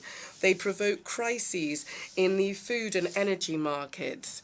We continue to insist on a swift and full cessation of the US's unprecedented, inhumane trade and economic financial blockade of Cuba, and for a lifting of the absurd decision to declare Cuba a state sponsor of terrorism. Washington must, without any preconditions, abandon its policy of economic suffocation of Venezuela. We call for the lifting of unilateral sanctions by the US and the EU against Syria that openly undermine its right to development. Any measures that circumvent the UN and that are coercive measures must be ended, as must the West's weaponized practice of manipulating the Security Council sanctioned policies to exert pressure on those they don't like. Something which clearly demonstrates the West's self-centeredness in their attempts to Ukrainize the international agenda by pushing onto the back burner a number of unsettled, unresolved regional conflicts, or crises rather, that many have been in place for decades now. The need in the Middle East really depend on solving the protracted Palestinian-Israeli conflict based on the UN resolutions and the Arab Peace Initiative. The Palestinians, for more than 70 years now, have been awaiting their solemnly made promise to them of having their own state. However, the fact that the Americans are monopolizing the mediation process means that they're doing everything they can not to allow this. We call for a pooling of efforts of all responsible countries to create conditions to resume direct Palestinian-Israeli negotiations. We are pleased that the League of Arab States has got its second wind. It's stepping up its role in the region. We welcome the return of Syria to the Arab family, and we welcome the start of the normalization process between Damascus and Ankara, which we are shoring up with our Iranian colleagues. All these positive signs are backed up by the Astana format, which foster the Syrian settlement. We do hope that with the assistance of the UN, the Libyans can prepare for general elections in their long-suffering country that for more than 10 years has not got back on its feet after the NATO aggression that destroyed their state and opened the floodgates for the spread of terrorism to the Sahel region and waves of millions of illegal migrants to Europe and other areas of the world. The analysts have said, as soon as Muammar Gaddafi abandoned his military nuclear program, he was destroyed. Thus, the West has created astonishing risk for the entire nuclear non-proliferation regime. We're concerned by Washington and its Asian allies whipping up hysteria on the Korean Peninsula, where the strategic capabilities of the US are building up. The Russia-Chinese initiative to deem humanitarian and political challenges as a priority have been rejected. There's been a tragic development of the situation in Sudan. It's nothing other than the impact of the failed Western experiment to export its liberal and democratic dogma to the country. We support the constructive initiatives to speed up regulation or rather settlement of the domestic Sudanese conflict by providing assistance to have direct dialogue between the warring parties. When we see the nervous relation of the West to recent events in Africa, in particular Niger and Gabon, one cannot fail to recall how Washington and Brussels responded to the bloody coup in Ukraine in February in 2014. a day after agreement was reached on settling under EU guarantees the issues. But unfortunately, the opposition just trampled on this. The US and its allies supported the coup, hailing it as a demonstration of democracy. We cannot fail to be concerned by the ongoing deteriorating situation in the Serbian province of Kosovo. NATO supplying arms to the Kosovo and helping them to establish an army grossly violates the key resolution of the Security Council 1244. The whole world can see how in the Balkans, the sad story of the Minsk agreements in Ukraine is being repeated. There, I recall, there was stipulation for a special status for the republics in Donbass. However, Kiev openly sabotaged this with the support of the West. Just now as well, the EU does not want to force its Kosovo protégés to implement the agreements that were made between Belgrade and Pristina in 2013 to set up a community of Serbian municipalities of Kosovo. This would have special rules regarding their language and their traditions. In both cases, the EU acted as a guarantor for these agreements. Apparently, they share the same fate. You just need to look at the sponsor and you see the result. Now Brussels is imposing its mediation services, so-called mediation services on Azerbaijan and Armenia, along with Washington, and this is... And in fact, Yerevan and Baku actually did settle the situation.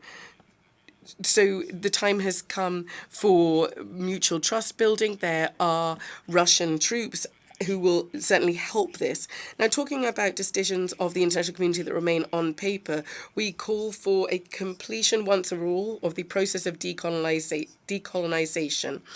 This is in line with GA resolutions, and we want an end to all colonial and neo-colonial practices. A vivid illustration of the rules according to which the West wants us all to live is the fate of the commitments that were made in 2009 to provide developing countries with $100 billion annually to finance climate mitigation programs. If you compare that fate with the unkept promises and its unkept promises with the sums that the US, NATO and the EU has spent on supporting the racist regime in Kiev, according to reports $170 billion since February 2022, you'll understand what the enlightened West really thinks. It is high time for a reform of the existing global governance architecture. It should be no more artificially holding back of the redistribution of voting quotas in the IMF and the World Bank. The West must recognize the real economic and financial clout of the countries of the global South.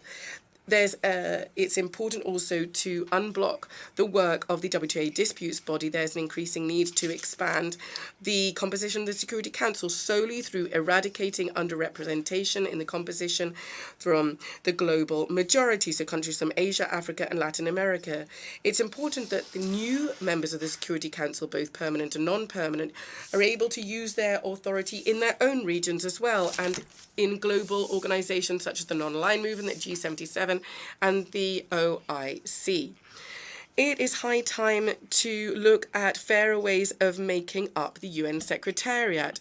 One criteria that's been in place for many years, or rather all the criteria that have been in place for many years, do not reflect the actual clout of states in global affairs and artificially ensure excessive dominance of citizens of NATO and EU countries. This disproportionate situation is made even worse by the system of permanent contracts, which links people to positions in host countries of headquarters of international organizations, the overwhelming majority of which are in the capitals that promote Western policies.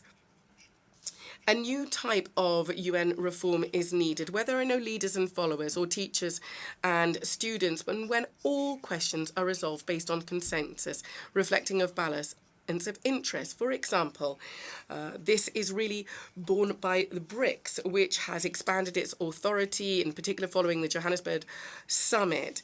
And for also at the regional level, there's been a clear renaissance of the African Union, CELAC, the League of Arab States, the GCC, and other structures in Eurasia.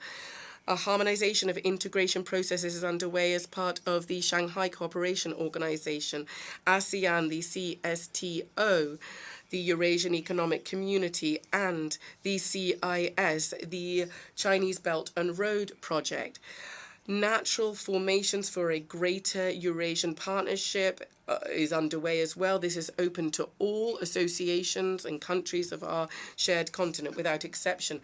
These positive trends, unfortunately, are being undermined by increasingly aggressive policies by the West and their attempts to maintain their dominance. It is in the common interest to avoid a fragmentation of the world into isolated trade blocs and macro regions.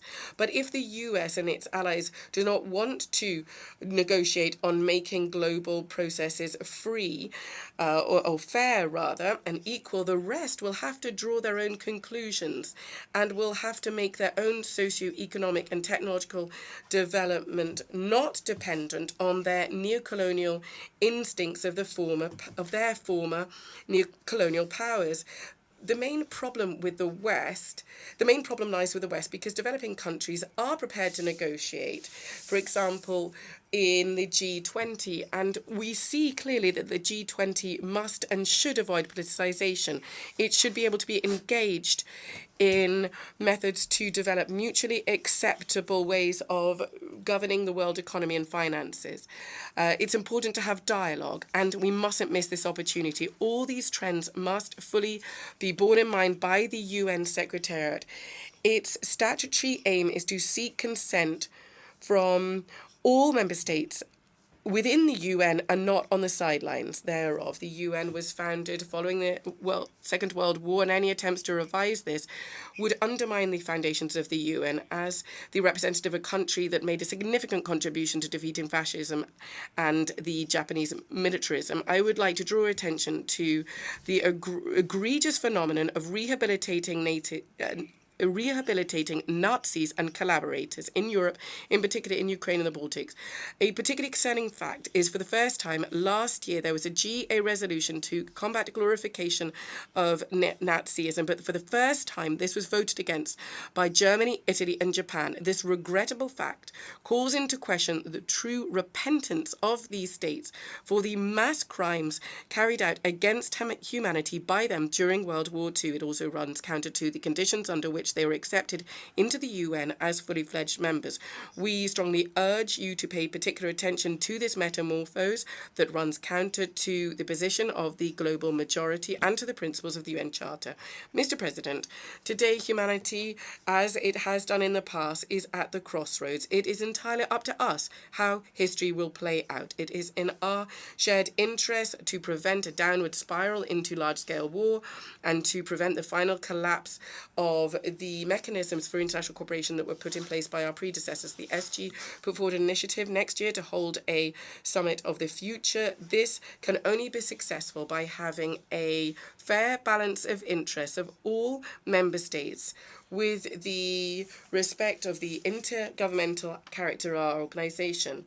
At our meeting on the 21st of September, the members of the Group of Friends in Defence of the Charter actively discussed the opportunities for achieving this.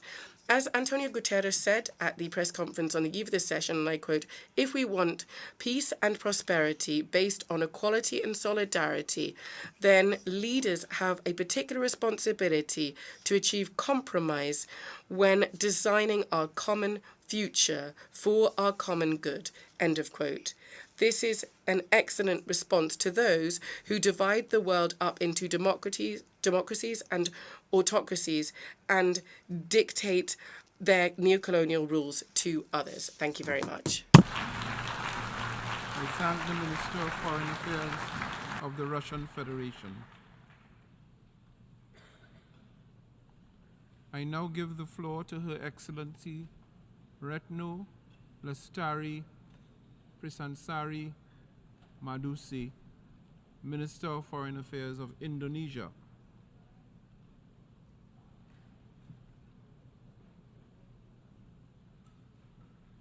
You'll have amended the text.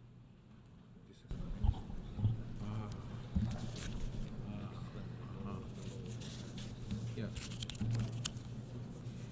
Bismillahirrahmanirrahim.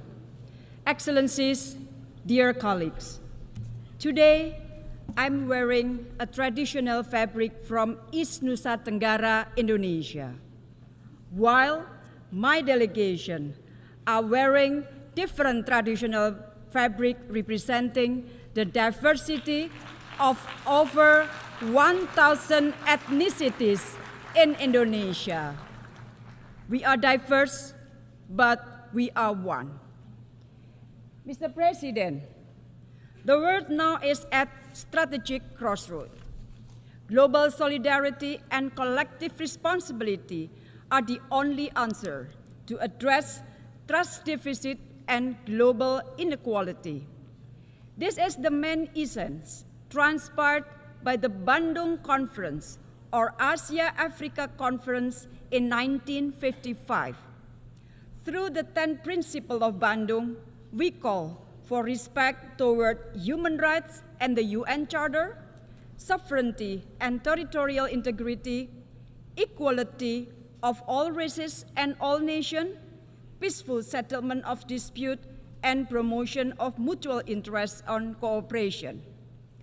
The Bandung Conference reminded every country of their equal rights and responsibility in maintaining peace and stability, mainstreaming win-win cooperation, and championing solidarity.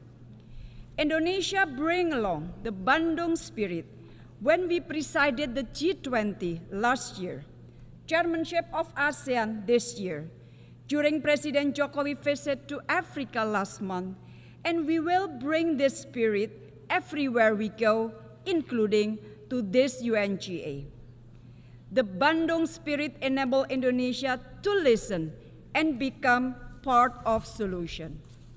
For Indonesia, global leadership should not only be about power or about the influence to dictate others. Instead, global leadership should be about listening to others, building bridges, respecting international law consistently, and put all nations equally. Mr. President, Excellencies, rebuilding trust and reigniting global solidarity is the theme for this year's UNGA. This theme is timely and on point. We are again at the strategic crossroad as in 1955. Trust deficit reappears, lack of solidarity resurfaces. This situation has hampered the attainment of SDGs, especially for countries in the global south.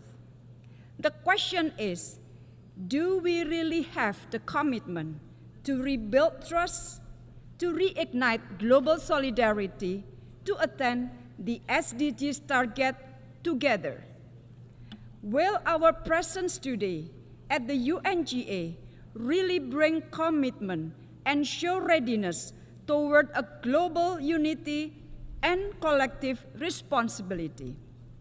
Standing before this esteemed assembly of the UN, we said a lot of good words and promises.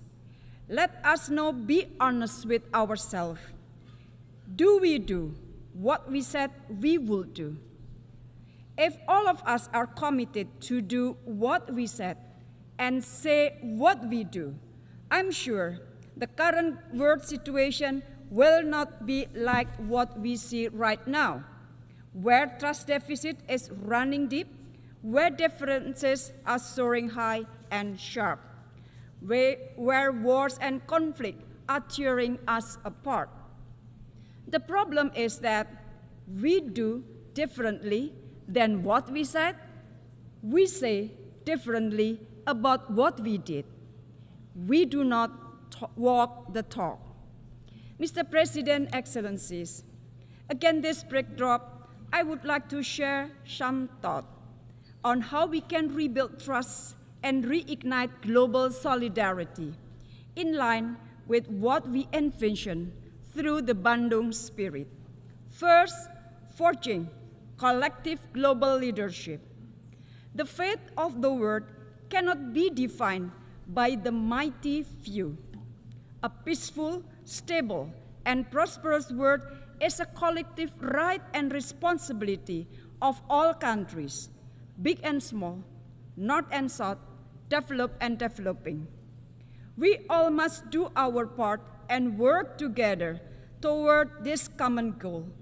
And this can only be achieved if all of us adhere to the same rules of the game. We must uphold respect for international law, particularly fundamental principle of sovereignty and territorial integrity. This will ensure that disputes will be settled on the negotiating table rather than at the battlefield. A collective responsibility is also needed to the people of Palestine and Afghanistan. For far too long, we have allowed our Palestinian brothers and sisters to suffer. Indonesia will not back an inch in our support for Palestinian statehood. In Afghanistan, Indonesia will do its utmost to help the Afghan people and ensure the rights of women and girls are respected, including their right to education. Second, advocating development for all. Colleagues, every country has the same right to develop and grow. But the global architecture of today only benefits the selected few. Trade discrimination against developing countries continues to happen. Global supply chain is being monopolized by certain countries. Many developing countries may not meet the SDGs by 2030. They also struggle with foreign debt and development financing. All of this would contribute to eroding trust and solidarity. Therefore, it is time for us to make a real change. Industrial downstreaming must not be an exclusive call of developing countries. Developed countries should also support this call to build a stronger future together. The same ideals are applicable in our fight against climate change and sea level rise, as well as safeguarding biodiversity. Indonesia has led by example by fulfilling its international obligation, including being among early signatories of the BBNG agreement. But developing countries cannot do this by themselves. We need developed countries also to fulfill their responsibility, including on climate financing, green investment, and transfer of technology. Technology and innovation should not be exclusive for the selected few. Access to safe and secure digital technology for developing countries, including AI, is crucial for future sustainable growth. This is time to practice what we have preached. Third, reinforcing regional cooperation. Colleagues, regional institutions should be net contributors and building blocks for global peace and prosperity. As the ASEAN chair this year, Indonesia had to navigate ASEAN through such geopolitical dynamics in the region. ASEAN has already managed to do this for the last 5 decades. We send a clear message that we will not let our region to be a pawn of rivalries. Instead, Southeast Asia must be an epicentrum of growth where all countries can benefit meaningfully. Inclusivity will forever be the pillar of our region's architecture building. It is sufficient to say we managed to pull through. ASEAN have maintained its unity and established a long-term vision for ASEAN 2045. ASEAN have reinforced its centrality in strengthening regional resilience and preparing for economy of the future. ASEAN have initiated closer partnership with the Pacific Island Forum and the Indian Ocean Rim Association for a stable and peaceful Indo-Pacific. We translated the ASEAN outlook on the Indo-Pacific into concrete and inclusive cooperation. On Myanmar, implementation of the 5 points of consensus remains the main reference. ASEAN continues to urge the military junta to implement it. ASEAN will spare no effort to ensure the people of Myanmar are not left alone. Mr. President, before I conclude, I wish to underline a point on the reform of our multilateral system.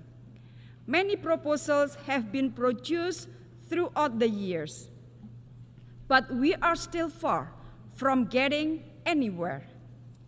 The best time for action may have already passed, but the second best time is now.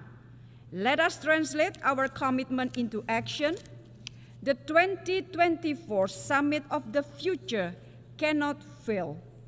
Trust and solidarity must be part of this effort. Our people and the world await, and we must deliver. I thank you very much.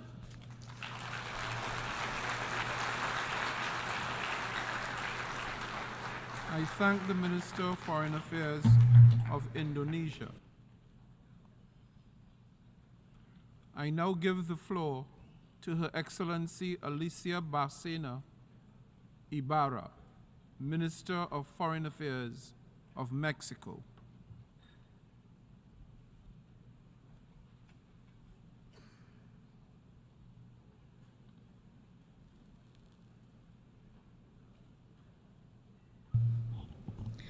Señor Presidente, Denis Francis, amigo.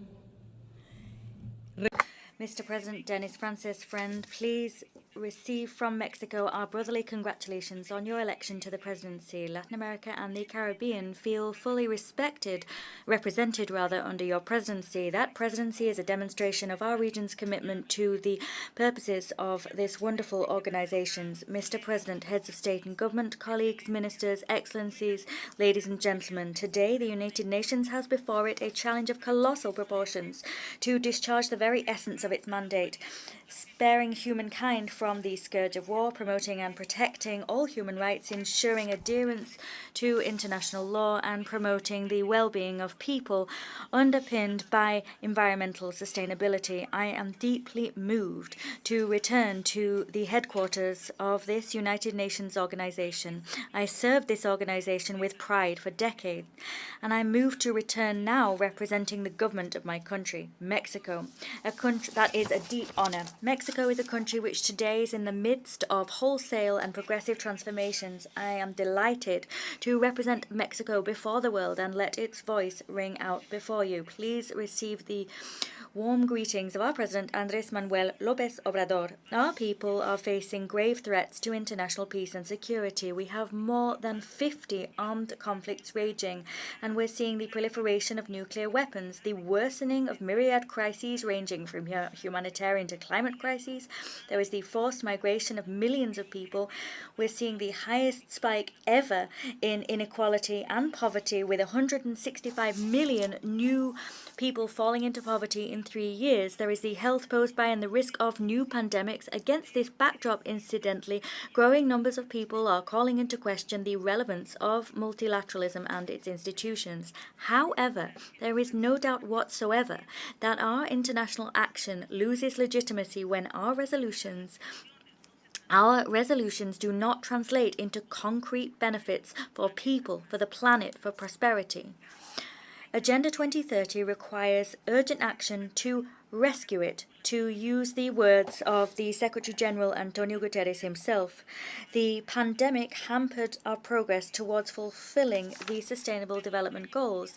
However, our trajectory before the pandemic was not an encouraging one, and the current context of macroeconomic and political uncertainty requires ambitious and immediate measures. Stagnating progress towards the fulfillment of the SDGs is not a mere figure of speech. We're talking about hundreds of millions of of people living in poverty, food insecurity for boys and girls, as well as an environment in crisis.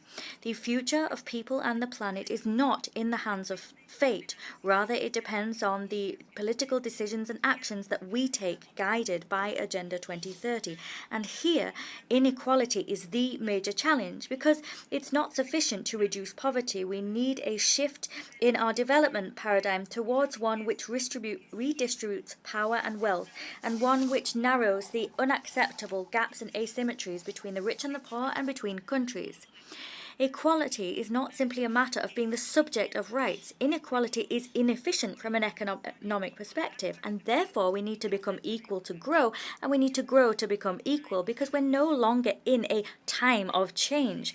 We're witnessing our time changing itself. Our epoch is changing, and that means we need to rethink development and place equality at the heart of our work. Both at a national and international level, achieving the SDGs depends on having a vision underpinned by social justice and solidarity, and that includes the commensurate mobilization of necessary financial resources and the relevant necessary reform of IFIs. In the face of this complex backdrop, Mexico will continue to draw strength and inspiration for its international action from the purposes and principles of the UN Charter, because the institutional architecture which we built almost 80 years ago now to channel international cooperation is there, and Mexico has led and will continue to propose any and all initiatives which seek to improve the lives of current and present generations. We will champion lasting, genuine peace and security. We will champion egalitarian sustainable development, resilient and inclusive development, and the unconditional full respect for all human rights. The desire for transformation and the action of our government has now turned precisely towards transforming our development model to create more and better public goods, to guarantee rights accompanied by fiscal responsibilities, and all of this on the basis of one core premise: for the good of all, first and foremost for the poor. Our government has demonstrated the urgent need to restore the role of the state, to regulate relations between the market, the state and society, and to implement transformative structural policies. We need to return hope to our people, the hope of a country which is more just and egalitarian, to leave no one behind nor anyone on the margins. And in the last few years, we've managed to lift some 5 million people out of poverty. We have witnessed the greatest rise in the minimum wage in our history, and we have a dense network of social programs that extend to all sectors of society. But we're inspiring to usher in a vision of equality between all nations, where we see gaps and asymmetries between countries narrow. We're prioritizing the elimination of the culture of privilege which denies rights. Mexico reiterates the importance of environmental solidarity. That should be a strategic part of development and not as an isolated phenomenon. It is important to move towards industrial and productive policies which are green and blue, which create jobs and which decrease poverty, which decrease our environmental footprint, but also which take into account contributions to the environment and the complexity of ecosystems and the well-being economy. We signed the Escazú Agreement and others which protect life and the environment. Then we are proud to have signed the BBNJ Agreement, and we hope to see its timely entry into force. Dear friends, climate change is the greatest market failure of all time. That was said by Nicholas Stern. Today, it is one of the greatest global risks. Estimates of the costs of the effects of climate change demonstrate that it will not only affect economic growth, but it will also affect the most vulnerable sectors of our societies. We reiterate our commitment to make progress with the Paris Agreement, but we emphasize the importance of having financing in place to tackle climate change and of giving priority to adaptation, in particular and especially to support the most vulnerable nations in our region, the Caribbean first and foremost. On the margins of this General Assembly, Mexico participated in the SDG Summit, the Financing for Development Dialogue, the Climate Action Summit, and the preparatory meeting for the Summit of the Future. We are championing whole championing wholesale reform of the international financial architecture. This reform must address the deeply rooted asymmetries between countries. It must prioritize heavily indebted countries with new instruments, with the redistribution of special drawing rights to widen the fiscal space of developing nations.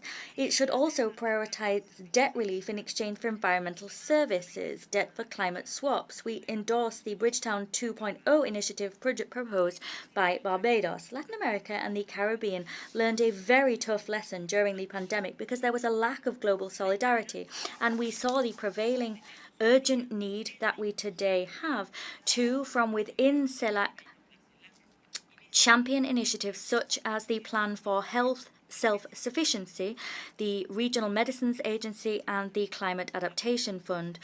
In this regard, we support our dear Ralph Gonsalves as president of CELAC. Mexico seeks agreements on all issues on the multilateral agenda because we're interested in reconciling positions without leaving anyone on the margins. But we're living in unprecedented times, which require greater will to come to the fore, to give voices to all in the global south. Mexico belongs to the global south indeed, through history and conviction. Consequently, Mexico is considering participating in the debates and work of G77 plus China on those issues and in those fora in which we could contribute to strengthening the negotiating position of the global south. Soon, we will submit a proposal to G77 plus China for its consideration. Mexico, and here before you, I want to reaffirm Mexico's historical commitment to promoting dialogue and understanding in favor of peace and in favor of the peaceful resolution of disputes. That is a vocation which has inspired and fueled our deepest convictions to decisively defend the very causes of humankind. We've participated as a guarantor country for the peace dialogue tables between the government of the Republic of Colombia and the National Liberation Army. Moreover, we participated in the search for solutions to foster political dialogue in Venezuela. We did this always in strict adherence to our constitutional principles of the respect for the self-determination of peoples and the peaceful resolution of disputes and non-intervention. Mexico is the host of negotiations between the Venezuelan government and the Unitary Platform of Venezuela that is facilitated by Norway. We supported the implementation of agreements signed in November 2022 in Mexico City, and we are keeping the doors open for the resumption of this process and for the achievement of a solution for the benefit of all Venezuelan people.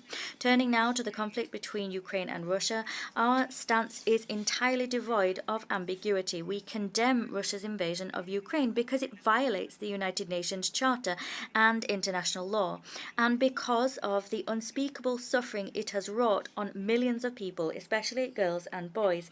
We recognize that all sovereign states have the right to have the adequate means to reclaim territorial integrity, but it's also equally true that the arms race takes us ever further from a peaceful solution. We have to cease talking of war and instead start talking about peace. Mexico will continue its fight for disarmament and the non-proliferation of nuclear weapons. Testament to that commitment is the Tlatelolco Treaty and the Treaty on the Prohibition of Nuclear Weapons. These are essential for the prevention and eradication of catastrophic humanitarian consequences. We have declared, and the General Assembly has done so too, we've declared that these consequences are counter to international law themselves. We reject the illicit trafficking of firearms, and I would simply give you a figure here. We receive 200,000 firearms. These are trafficked every year to Mexico from our neighbor in the north. These firearms, of course, fall into the hands of criminals in organized networks and claim countless lives. That is the other side of the drug coin. Mexico, in good faith, shoulders its commitments when it comes to combating drug trafficking, but all efforts will be limited in their impact if countries which manufacture and act as the source for trafficked weapons do not shoulder their responsibilities for the scourge. We need decisive measures to reduce the vast availability of firearms. Those manufacturing and distributing firearms must also shoulder their responsibilities and adopt stringent measures to avoid these weapons being diverted towards the illicit market. In our region, in Latin America and the Caribbean, we are devastated by the situation in Haiti. This country is in a chokehold of gang violence which grows largely due to the illicit trafficking of weapons, despite the sanctions regime established by the Security Council in a resolution facilitated by Mexico. We hope that that resolution will be soon adopted by the Security Council so that the international community can take decisive action and support that country in restoring stability. Consequently, we'll avail ourselves of this rostrum to also reiterate Mexico's commitment to the two-state solutions. There should be an Israel and a Palestine living side by side in peace and within secure borders.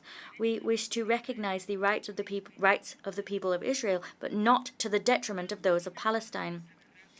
We need to put an end to abhorrent situations such as the continued economic embargo suffered by Cuba. It's entirely unjustified, runs counter to international law, and is alien to values and the peaceful coexistence which prevail among the peoples of Latin America and the Caribbean. We call for Cuba to be removed from consideration as a country which promotes and fuels or sponsors terrorism. 64 years ago, this General Assembly was presided over by one of the best Mexican diplomats, Luis Padilla Nervo. He said, and I quote, "Victory will not be decided on the battlefields, rather in the consciences of men and women."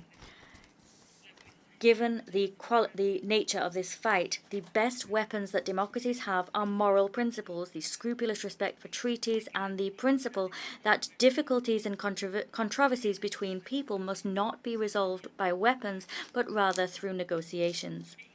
Mexico wishes to be an actor that promotes peace through law. We'll do everything in our power to support genuine efforts for dialogue between parties to conflicts, and we'll do everything to bring about peaceful solutions to conflicts, because Mexico's foreign policy is based on renouncing war as an instrument of international policy. As was quite rightly stated by our renowned diplomat, Genaro Estrada, foreign policy involves renouncing war. Consequently, in the entryway to this General Assembly, the one you walk through, you find a block of obsidian. That is a sacred stone that the Aztecs called Itzli. They were convinced that that rock was created by the sun rays which struck volcanic rock. It was created by a synthesis between what was on land and in space, celestial and earthly realms. That stone includes an engraved plaque which establishes the very foundations of our diplomacy.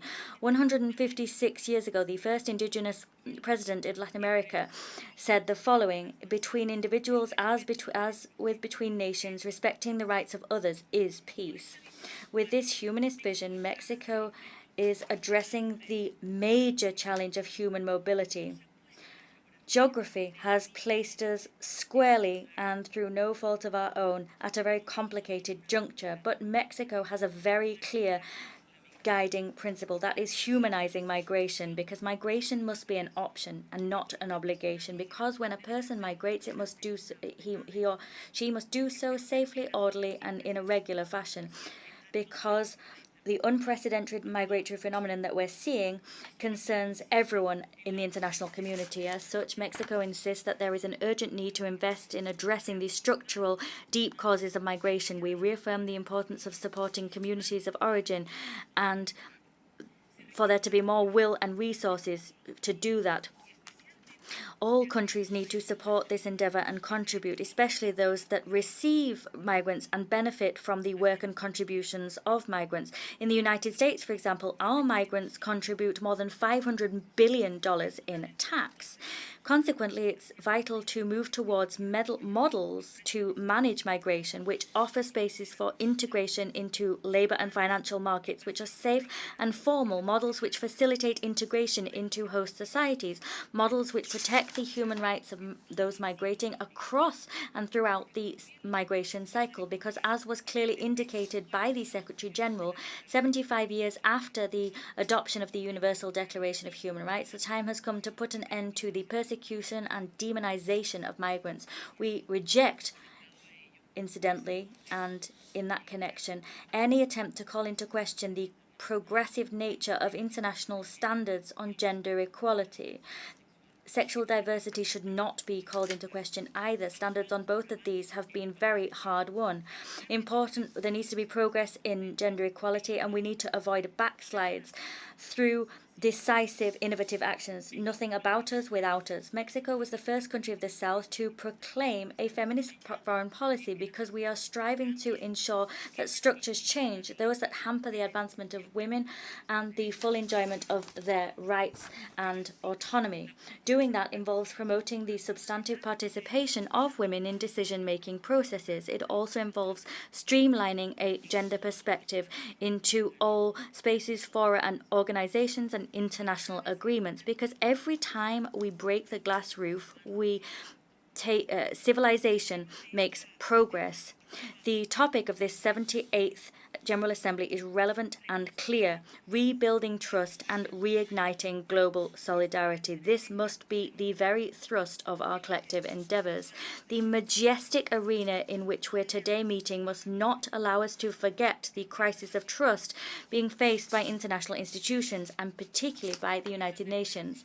Our discussions must translate into tangible results, and that is crucially important because we must involve citizens that we represent as active subjects, and we must be very careful indeed, because multilateralism cannot be lost, and it cannot lose course in polarization and geopolitical rivalry. If the United Nations does not discharge its mandate for peace and development, we will be fueling dissatisfaction and disarray, and international institutions that we have built will suffer. We are championing a multilateralism which is close to people, which is timely and effective, committed to providing global public goods. We are championing collective good, the good of well-being of all. Multilateralism is a tool for development, and the work of the United Nations must create a just peace. It must broaden freedoms. It must build equality. It must deepen democracy. It must ultimately create hope. Political commitment is key to move towards a new form of multilateralism, which will allow us to restructure the relations of social and economic power on an international level. Development issues are gaining ground in the face of exclusive and excessive market liberalization. We hope that this same vision of equality will prevail among nations so we can achieve a fairer world where we reduce the asymmetries to which I referred. We propose a multilateralism which is closer to the needs of our people, in sync with the purposes and principles of the United Nations Charter, unequivocal, timely, decisive, and effective. Because, friends, the challenges we're facing are vast. On the table there is no less than uncertainty about our very survival. There is no time for gradual token changes which is sometimes truncated to maintain the status quo. The current model of global development is an unsustainable one. The promise of illimited progress has come up against nature's immovable wall. 2030 is round the corner, and the essential minima that we agreed upon in 2015 our achievement of them is being thwarted. Therefore, we must allow a spirit of rebellion and a sense of urgency to infect us. It is up to this generation and our leaders to shoulder the responsibility to thwart the disaster that science has written. We can't do this with small steps. We cannot do this timidly in a discreet fashion or without plunging power into difficulty, because power and the status quo has brought us to this point. We need to be brave, audacious, courageous. We need to be egalitarian, and just rights cannot be tradable commodities. We need to challenge our patterns of production and consumption. The obscene concentration of wealth and the corrosive influence of the distribution of power are not compatible with our human project, because When 78 years ago we created this institution, we were on the brink of an abyss when we contemplated the possibility of falling into that abyss. Today, the abyss is growing ever nearer. It's intimidating and real and is terrifying. Our efforts must meet that challenge and avoid that fall. Friends, in the midst of the 20th century, this organization took its first teetering steps. At that time, the devastating wounds of the last World War were still fresh. A young Mexican diplomat was penning the paragraphs of his fundamental essays on the roots of identity of my homeland. These pages would ultimately come to be called the Labyrinth of Solitude, and its author would later come to win the Nobel Prize in recognition for his universal work. That man was Octavio Paz, and I wish to conclude my address by citing the lines he wrote at that time. He said, "Everything has come to pass as it shouldn't have come to pass. We said that to console ourselves, but we were the ones who got things wrong, not history. We have to learn to look at reality head on. We have to invent, if necessary, new words and new ideas for these new and strange realities that have emerged before us. We are, like the rest of the planet, at a decisive and deadly juncture. We are orphans of the past, and we have a future before us yet to be invented. Universal history is a task of us all. It is our labyrinth, a labyrinth of all men and women.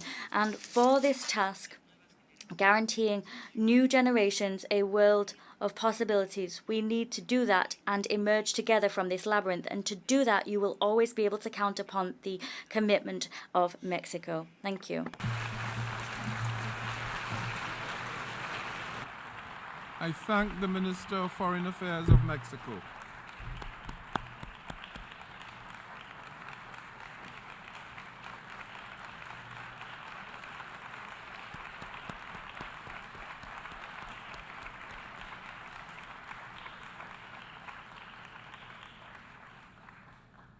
I now give the floor to His Excellency Enrique Austria Manalo, Secretary of Foreign Affairs of the Philippines.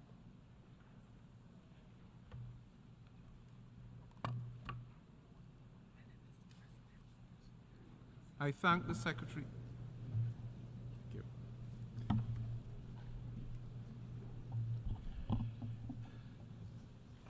Mr. President, Mr. Secretary General, Excellencies, and colleagues, it is an honor to address you today on behalf of President Ferdinand R. Marcos Jr.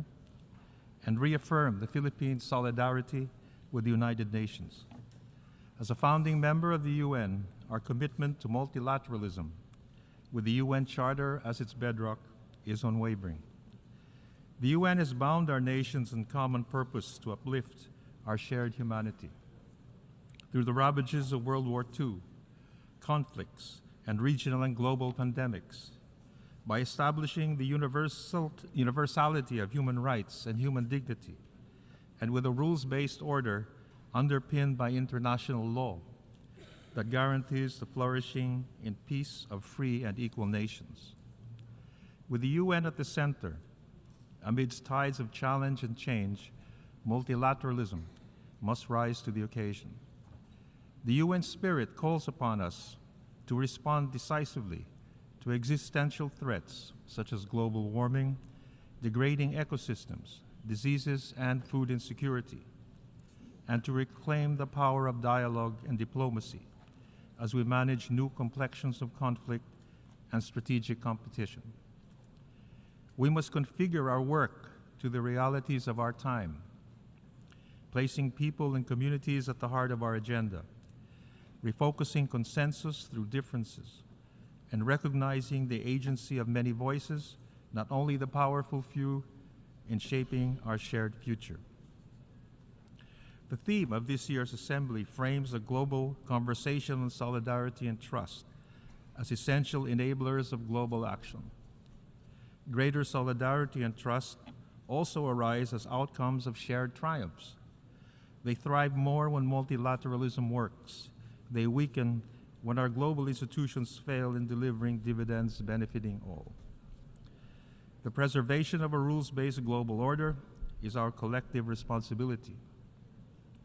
The UN is underwritten by a rules-based order, governed by international law and informed by the principles of equity and justice. Its present and future rest on the predictability and stability of international law, which safeguards the rights of all states. If multilateralism is to endure, all states must adhere to the rule of law. Guided by an independent foreign policy, the Philippines actively works with nations to promote a rules-based international order. We advocate the peaceful settlement of disputes in accordance with international law. This has always been our position with respect to the disputes in the West Philippine Sea, inasmuch as we are prepared to defend our sovereignty, sovereign rights, and territorial integrity. As President Marcos Jr. has declared, we are a friend to all and enemy to none. Our Constitution renounces war as an instrument of national policy, adopts the generally accepted principles of international law as part of the law of the land, and adheres to a policy of peace, equality, justice, freedom, cooperation, and amity with all nations. We recognize the role of international legal bodies in fostering greater solidarity around values that underpin the UN. This year, the General Assembly adopted by consensus a resolution to celebrate the 125th anniversary of the Permanent Court of Arbitration. As an archipelagic state whose destiny is intimately linked with the oceans, the Philippines is a champion of the 1982 UN Convention on the Law of the Sea. And we are proud to be among the first states to have signed this week the Treaty on Marine Biodiversity of Areas Beyond National Jurisdiction, which opens new windows to cooperate in the responsible stewardship of the high seas. The primacy of the UNCLOS was affirmed by the 2016 Arbitral Award on the South China Sea. The award definitively settled the status of historic rights and maritime entitlements in the South China Sea, declaring without legal effect claims that exceed entitlements beyond the geographic and substantive limits of UNCLOS. For the past 7 years, we have celebrated the award, which is now part of international law. Adherence to international law contributes to keeping the Indo-Pacific, with the ASEAN at the center, free and open, stable and peaceful. In line with this, we are guided by the ASEAN outlook on the Indo-Pacific. Excellencies, Mr. President, during the Cold War, the Philippines shepherded the 1982 Manila Declaration on the peaceful settlement of international disputes, convinced that our world should not descend again into large-scale conflict when the possibility of nuclear catastrophe loomed. Humanity remains in a state of danger from too many destructive and disruptive weapons now in existence. With thousands of nuclear warheads still present and the Fissile Material Cutoff Treaty unrealized, heightened arms races and new ways of warfare, including in the cyber and space domains, have transformed the strategic landscape of the 21st century. All the more, the rule of law must reign. President Marcos Jr. at this assembly last year called for rules and norms for the responsible use of emerging technologies. The Philippines is working with partners for rules to govern lethal autonomous weapon systems. And in this regard, we are hosting an Indo-Pacific meeting in December.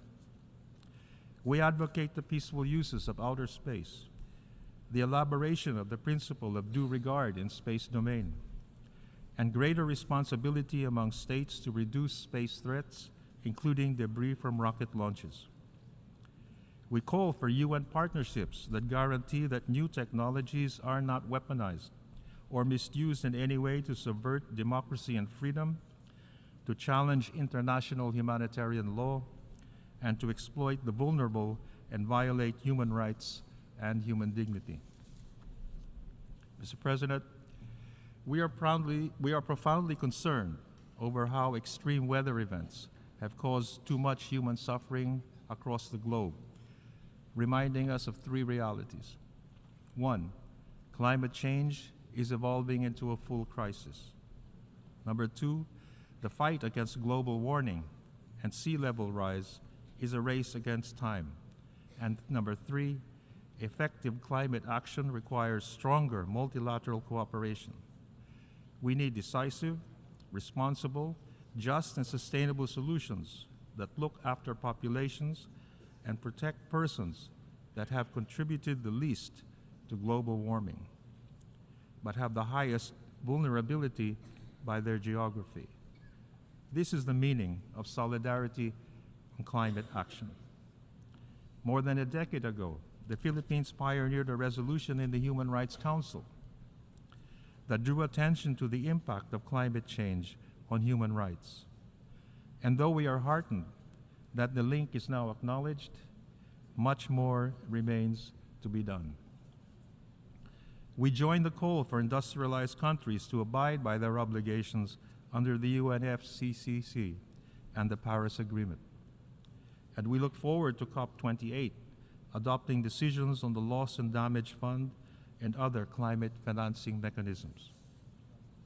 We thank Vanuatu and the core group of states for rallying the UN to bring the question of state obligations relating to climate change to the ICJ. The Philippines will actively participate in the proceedings. And we are in solidarity with island states taking part in the ITLOS proceedings on obligations relating to climate change and the marine environment under UNCLOS. Cognizant that the future will see more climate-induced migration and displacement, as acknowledged in the Global Compact for Migration, the Philippines and the IOM convened a ministerial Asia-Pacific roundtable on climate change and migration earlier this week in New York. With the Asia-Pacific Ministerial Conference on Disaster Risk Reduction to be held in Manila in 2024, the Philippines aims to bridge effectively disaster risk resilience with the climate agenda. Excellencies, we are now in the home stretch for securing SDG outcomes globally. The 2030 Agenda for Sustainable Development is well integrated in the Philippine mid- and long-term development plans. And we can unlock opportunities for the Philippines and developing countries, including middle-income countries, to advance South-South cooperation and meet development goals across the world. As a middle-income country, we support initiatives to make international financial and development mechanisms more attuned to the needs of middle-income countries. Our partnerships should bridge development divides. Our collaboration for the future should make our societies more resilient, more cohesive, and more humane. And as I stated at the SDG Summit earlier this week, if we work together, sustainable is attainable.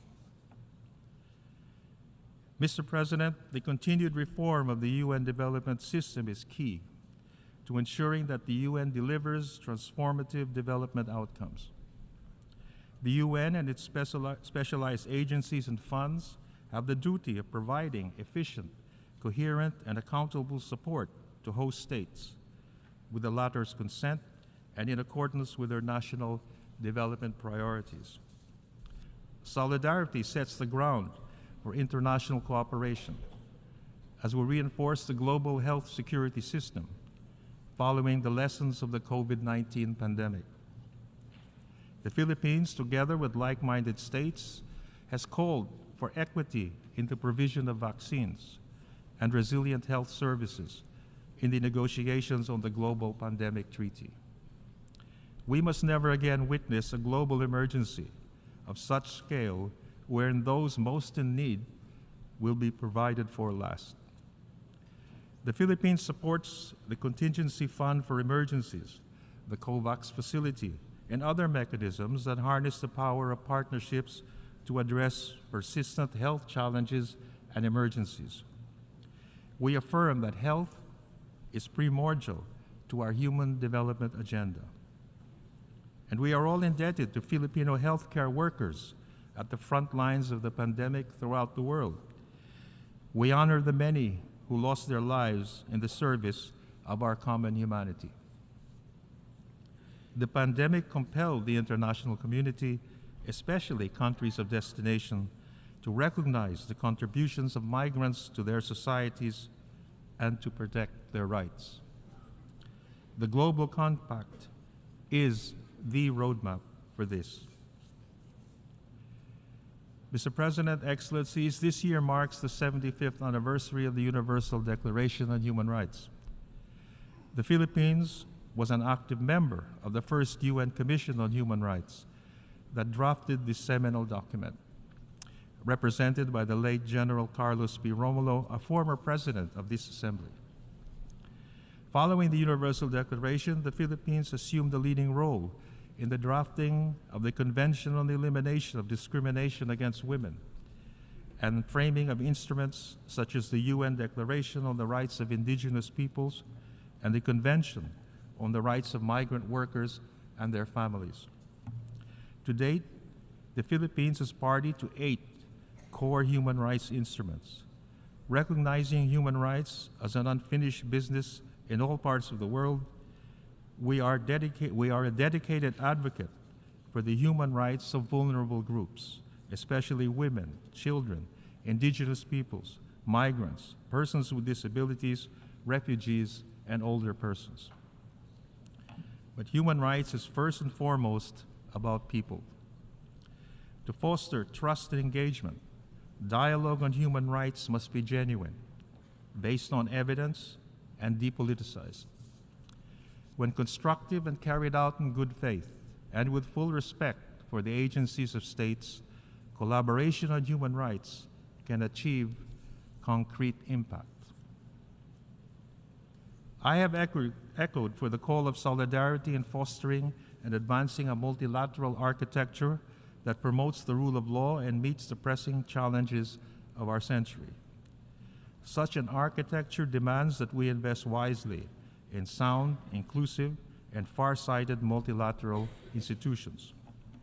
The Philippines supports multilateral institutions that adhere to the highest standards of good governance, equity, inclusivity, transparency, and accountability. We will work in concert with other nations for a 21st century multilateralism that includes and works for the benefit of all. The Philippines has served as a pathfinder for consensus on issues such as climate change and human rights, and on security cooperation. We will carry on as a bridge builder. In keeping with our tradition as a peacemaker, we will sustain our contributions to UN peacekeeping operations and continue implementing UN Security Council resolutions on counterterrorism and peace building, among others.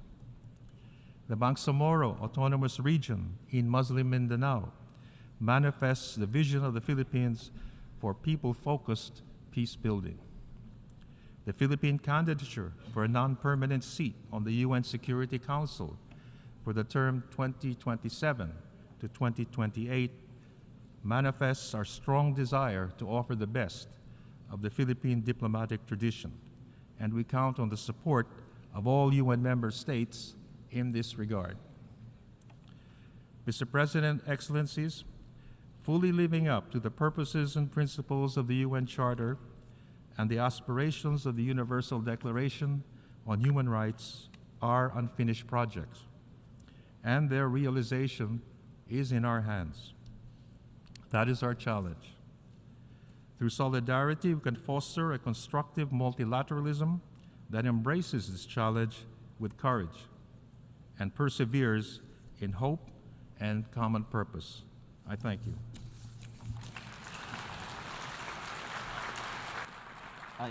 I thank the Secretary of Foreign Affairs of the Philippines.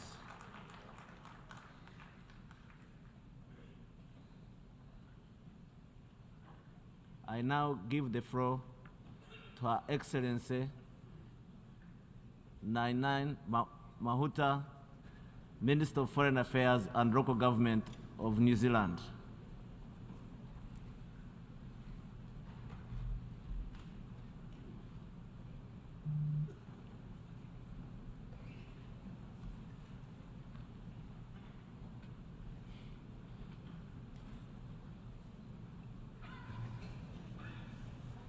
Ko tahi anō te koha o te ngira e kuhu ai, te miro mā, te miro whero, te miro pango.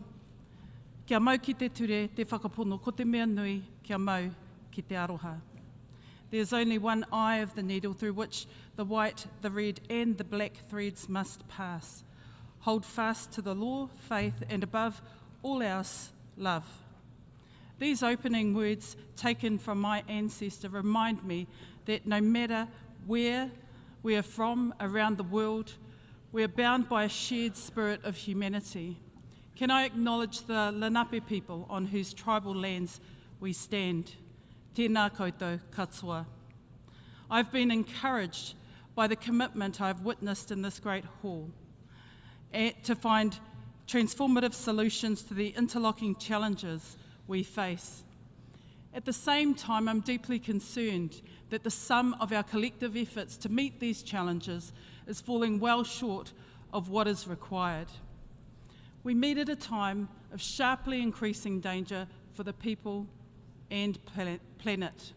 As we emerge from the worst health emergency in the past 100 years, our efforts to build back better have faltered in the face of accelerating ecological and planetary crises, deepening conflict and instability. We are failing to achieve the Sustainable Development Goals. We must rise to meet these challenges. We owe it to our citizens and to the generations that follow us. Mounting distrust and division are eroding the foundation of international cooperation and steering the multilateral system towards deadlock and dysfunction. We have no hope of meeting our shared challenges by going it alone. We live in an interconnected and interdependent world in which we will thrive or perish together. For the first time in several generations, we face the very real possibility of conflict between major powers. President, Excellencies, we cannot let this happen. The stakes for all of us are simply too high.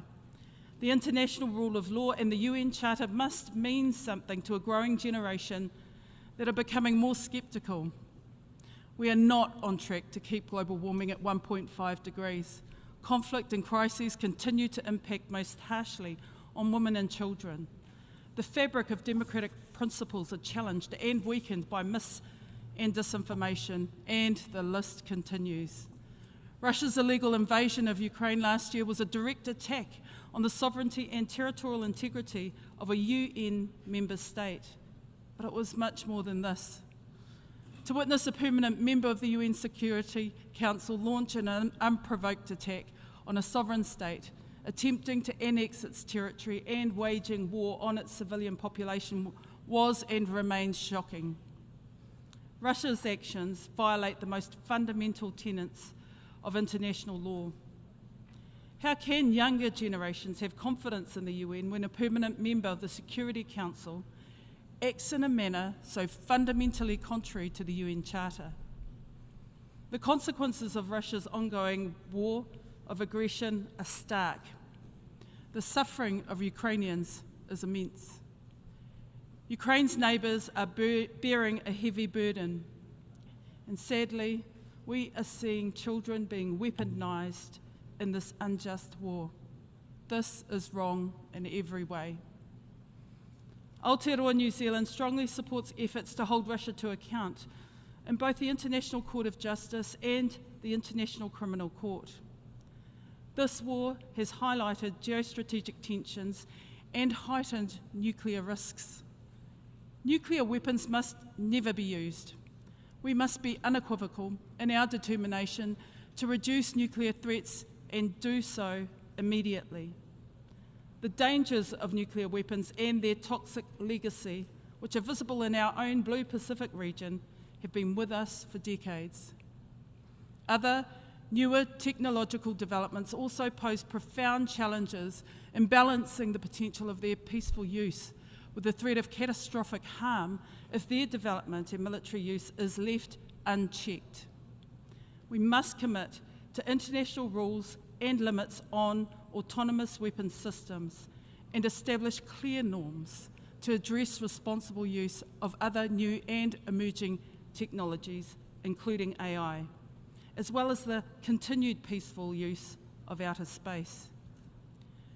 We must also confront digital challenges, including cyber threats and online extremism, through smart coalitions in which governments work effectively with civil society and industry. This is our approach with the Christchurch call to action, to eliminate terrorist and violent extremist content online.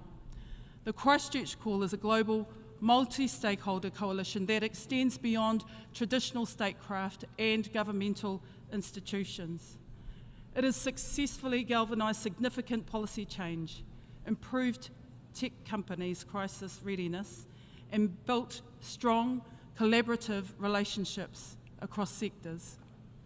Conflict and crisis is placing incredible pressure on the humanitarian system. Food insecurity is threatening the lives of hundreds of millions of people across the globe. Let me be clear, food is not a weapon and hunger is not a tool. Pervasive drought in the Horn of Africa and instability and violence in the Sahel, Afghanistan, Syria and Myanmar has left many millions in need of urgent humanitarian assistance. Playing politics with innocent lives is cruel and immoral. As we mark the halfway point in the 2030 Sustainable Development Agenda, it is time to move beyond divisive narratives and polemics. Now is the time to act, to achieve meaningful progress against the Sustainable Development Goals. The call to action is urgent. Last December, we celebrated the 75th anniversary of the Universal Declaration of Human Rights. We reaffirmed our unwavering commitment to speak out against violations of human rights wherever they occur. There is no hierarchy when it comes to human rights abuses. We need to resist attempts to undermine or hollow out existing commitments. Aotearoa New Zealand will continue to fiercely protect the rights of women and girls. President, New Zealand has long and deep connections to the Pacific through language, our peoples, our oceans, history, culture, politics, and shared interests. We also have a strong connection to the wider Indo-Pacific region. We are concerned that the order that has underpinned prosperity and security in our region for most of the past 7 decades is increasingly fraying. We do not believe that recent events witnessed in other parts of the world need to become the inevitable trajectory of our Blue Pacific region. Diplomacy is our strongest tool. Peace and stability is our goal. Our regional architecture must be inclusive and provide space for all those who wish to contribute positively to our region. And those who engage in our region must understand Pacific values and norms.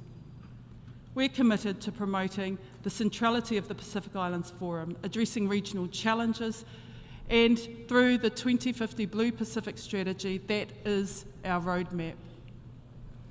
International partners are encouraged to listen, engage, and contribute to the sustainable development of our Pacific region in a manner that puts priorities of the Pacific first and recognises the independence of those for whom the region is home. The message to partners of the Pacific is commitment with consistency. Recent global shocks have reminded us that building resilient communities and societies requires a broad and holistic approach to development. Strengthening resilience requires us to value progress across all dimensions of well-being. Social, economic, and environmental development are interlinked and interdependent. We must urgently achieve reform that contributes to intergenerational well-being of developing states. And we acknowledge the UN Secretary-General's call to find systemic solutions to the shortcomings of international financial architecture. International financial institutions need to evolve to better serve the demands of the current era. We are encouraged to see growing recognition of broader measures of development that go beyond gross national income.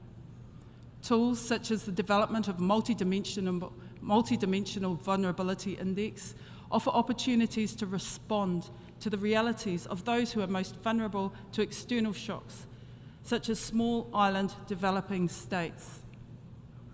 Sustainable development will only be achieved if the international community delivers on its commitments to those who are experiencing the violent realities of climate change.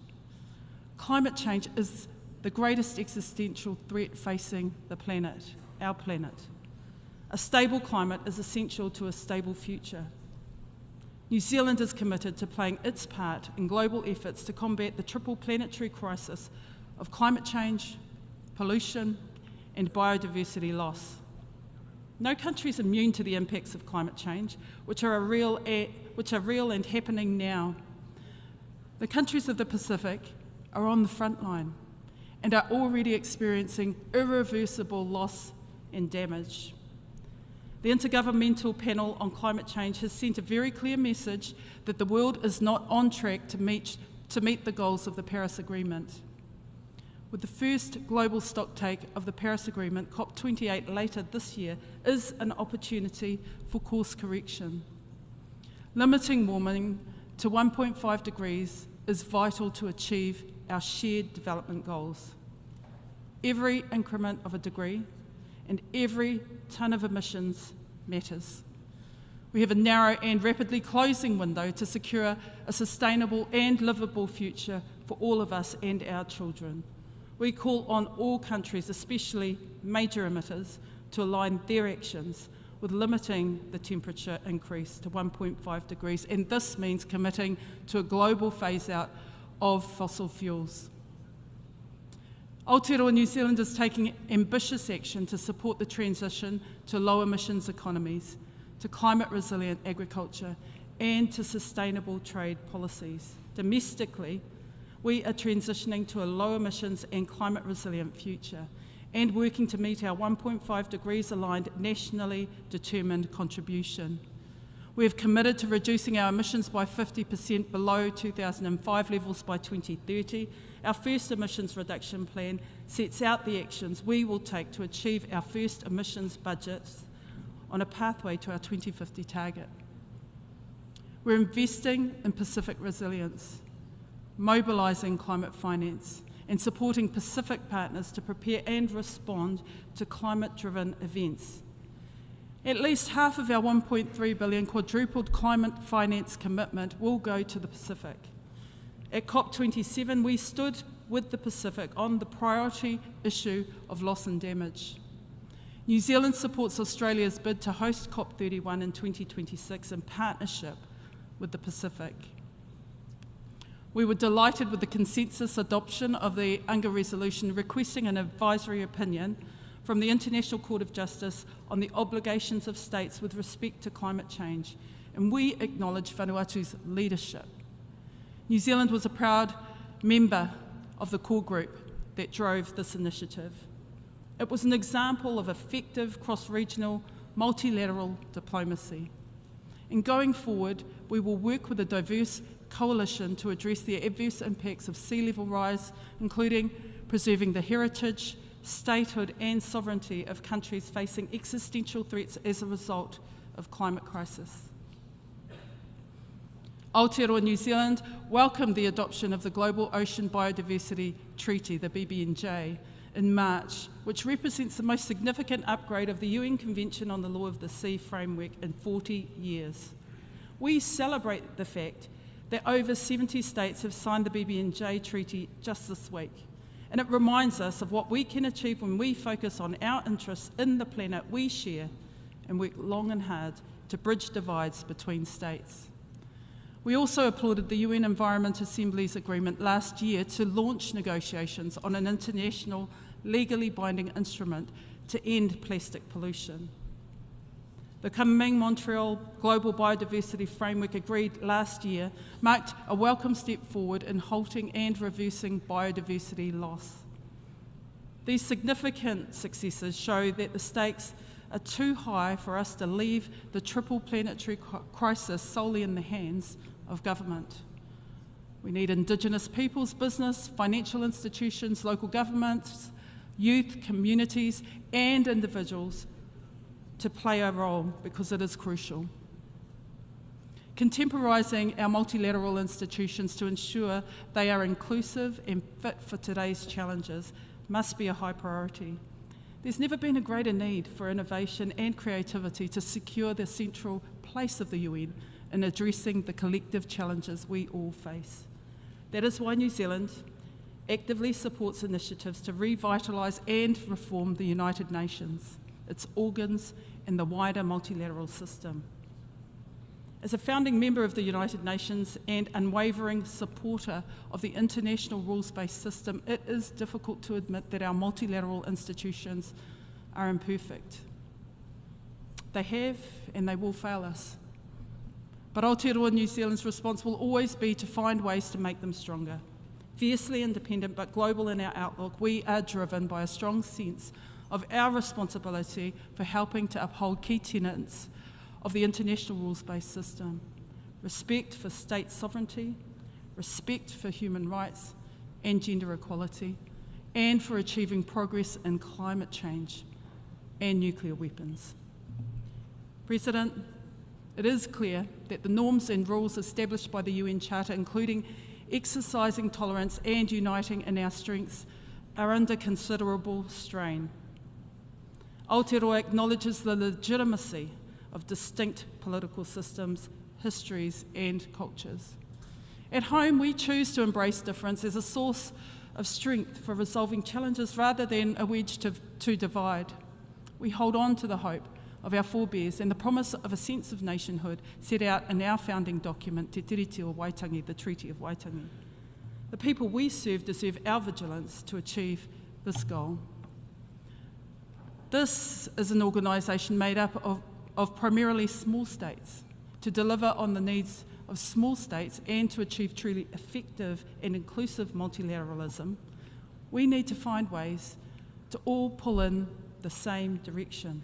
Yes, on our own terms, but in the same direction. Next year's Summit of the Future, which has its origins in the UN Secretary-General's Our Common Agenda, provides an opportunity to rebuild trust amongst nations and contemporise the way in which we work. We can and we should take full advantage of this opportunity. New Zealand stands ready to work with partners to ensure a robust outcome that best serves present and future generations. Never in recent history has there been a greater need for transformative solutions to interlocking global challenges. I, for one, don't believe in inevitabilities. We must be purposeful. And in fact, the disruptions we are enduring provide an opportunity for a reset. We need to rise above polarisation and draw strength from our differences rather than allowing them to create division. Let me end by saying, me whiria te tangata. We must weave all our aspirations and our common and shared humanity together. Nō reira, tēnā koutou katoa. Te aroha, te whakapono, me te rangi mari e tātou e, te aroha,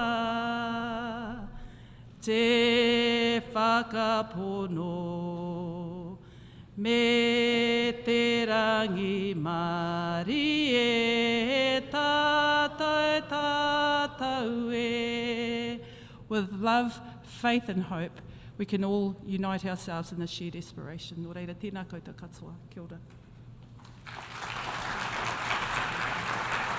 I thank the Minister for Foreign Affairs and Local Government of New Zealand.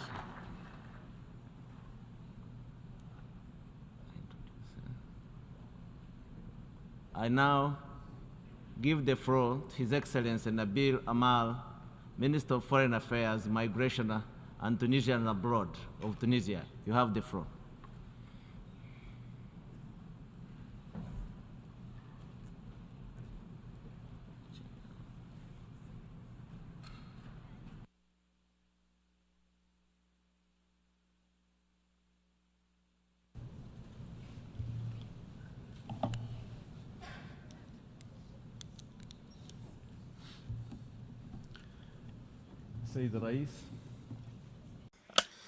Mr. President, ladies and gentlemen,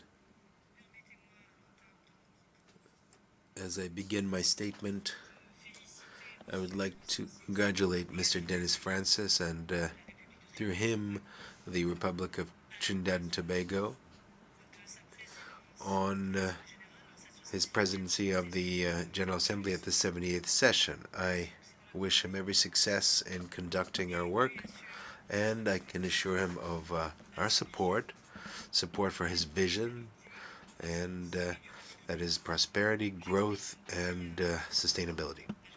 I would also like to express to Mr. Sabakorosi, President of the 77th session, my deep gratitude and congratulations for an excellent, for a job well done.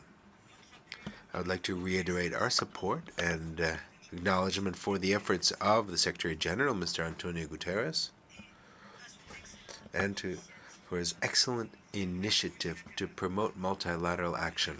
Mr. President, our world today is experiencing a very delicate page in its history where crises and challenges are growing at a time when wars and conflicts are getting worse, and when geopolitical divisions are evident, and where we see a slowing of the implementation of SDGs, and the crisis of indebtedness of developing countries is worsening, where poverty and hunger is increasing, and where the gap between the North and the South is increasing, without even mentioning the unprecedented increase in refugees and migrants and the continuing impact of the COVID-19 pandemic, as well as the climate crisis. Is this really the world to which we aspire after almost 8 decades since the creation of the United Nations? This is an image that is very distant from the goals and values that this organization is based on.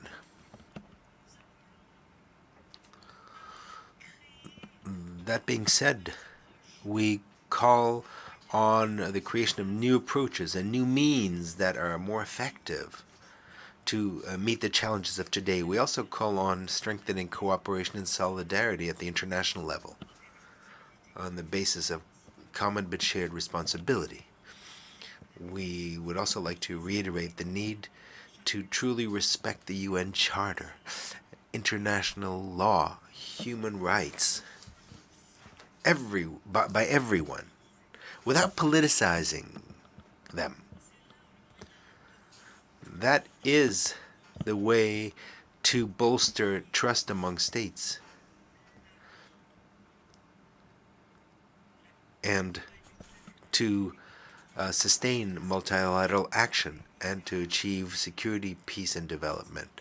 With this in mind, we hope that this session will be a historical turning point, a new start for the multilateral system and for international cooperation as a whole. Ladies and gentlemen, hundreds of millions of people had great hopes in the 2030 Agenda for Sustainable Development. And yet, what has been achieved to date is significantly below what was hoped for. Bearing that in mind, Tunisia supports the relaunch efforts of the Secretary General to achieve the Sustainable Development Goals, in particular practical steps that seek to alleviate the lack of funding. We also welcome the fact that the Secretary General has set up a response group to the global crises, the financing crisis, food crisis, energy crisis, in order to deal with the impact of the war in Ukraine on food and energy. In this context, we would like to recall the appeal of President Kais Saied of Tunisia during the Summit of Food Systems in Rome to create a strategic stockpile of grain, cereals for the world, which we could use when necessary. And I think it's important to acknowledge that it is clear that the international monetary system has failed. This system, which was created following World War II to provide a safety net for the world, to guarantee lasting financing for development and for the least developed countries. This system, quite to the contrary, has disappointed and has abandoned these countries. Quite even worse, this system has contributed to increasing the gap between advanced countries and developing countries. These developing countries face very difficult choices today, which consist of sharing a large part of their resources to reimburse their debt and servicing the debt, rather than responding to the vital needs of their populations. This is why today we call for substantive reforms of the international financial system and to change global economic governance.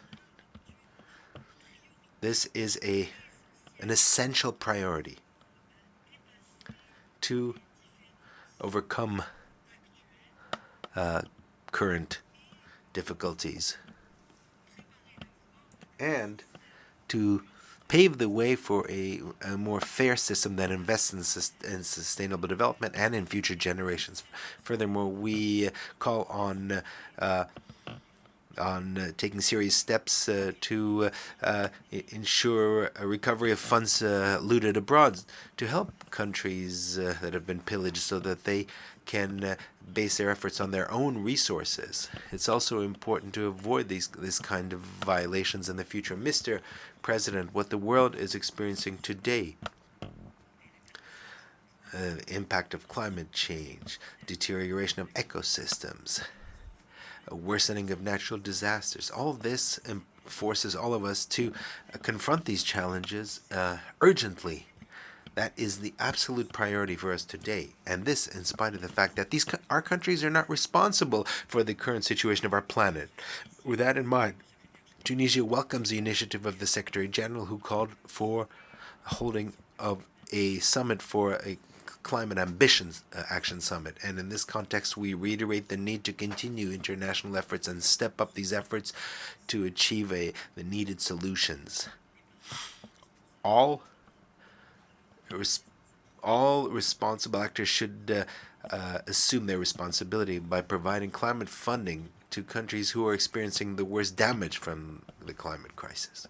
Mr. President, illegal migration has worsened in our geographical area due to the inadequate development of many African states, due to conflicts that are continuing, due to the effects of climate change, without mentioning the fact that criminal networks are exploiting the precarious conditions of thousands of people who are seeking better opportunities in life and are trafficking these people, whether this is from the south of the Mediterranean to the north of the Mediterranean or from sub-Saharan Africa, while reiterating the need to adopt a global approach to tackle this issue of illegal migration, which is by focusing on its root causes rather than simply its consequences. While saying that, we once again would like to reiterate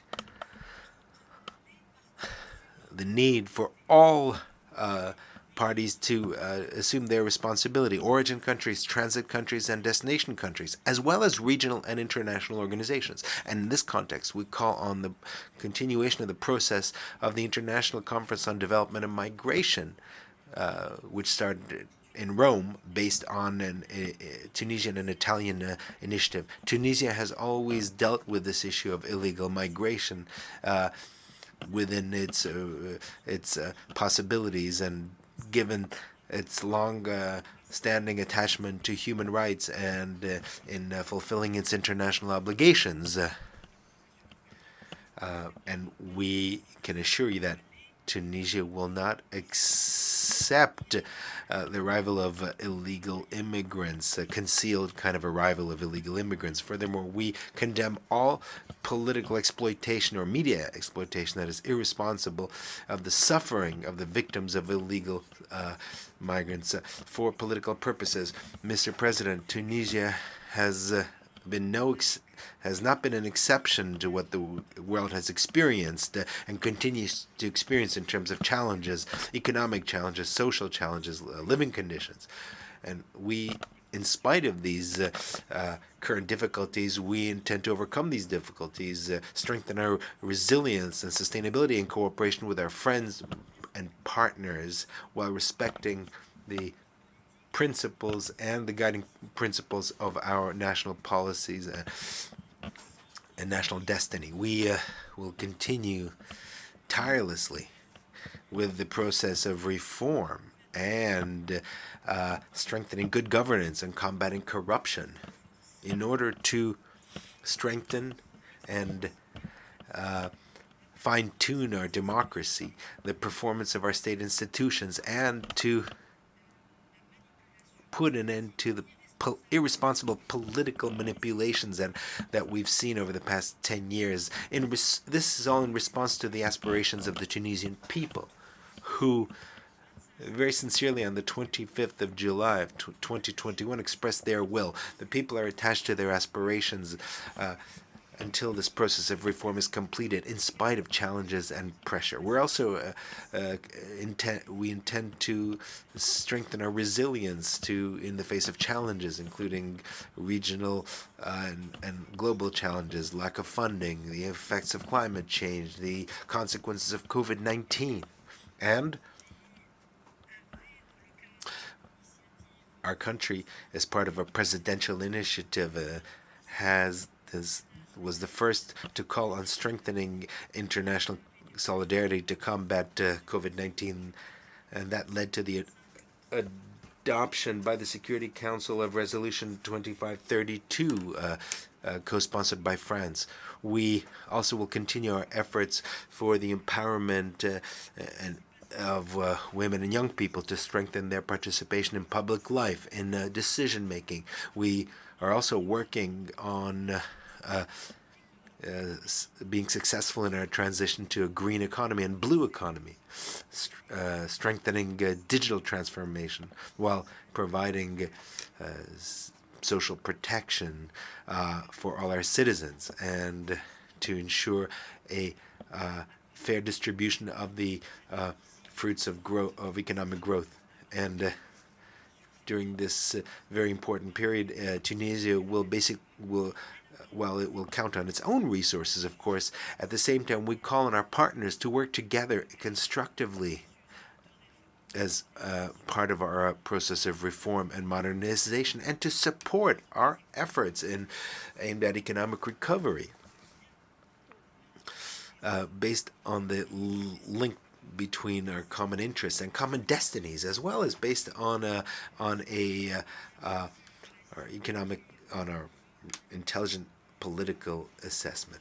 Mr. President, Tunisia intends to also support the process of revitalization underway in our organization.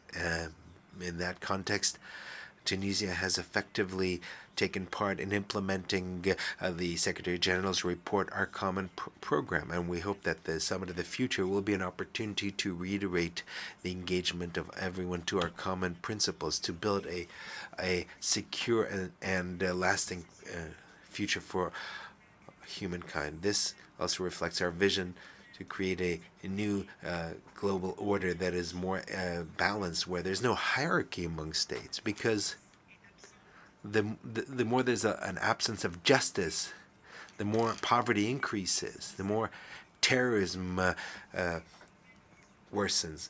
We need a new vision, a global vision on issues of security and peace, which takes into account the root causes of instability and the trends towards violence and war. Mr. President,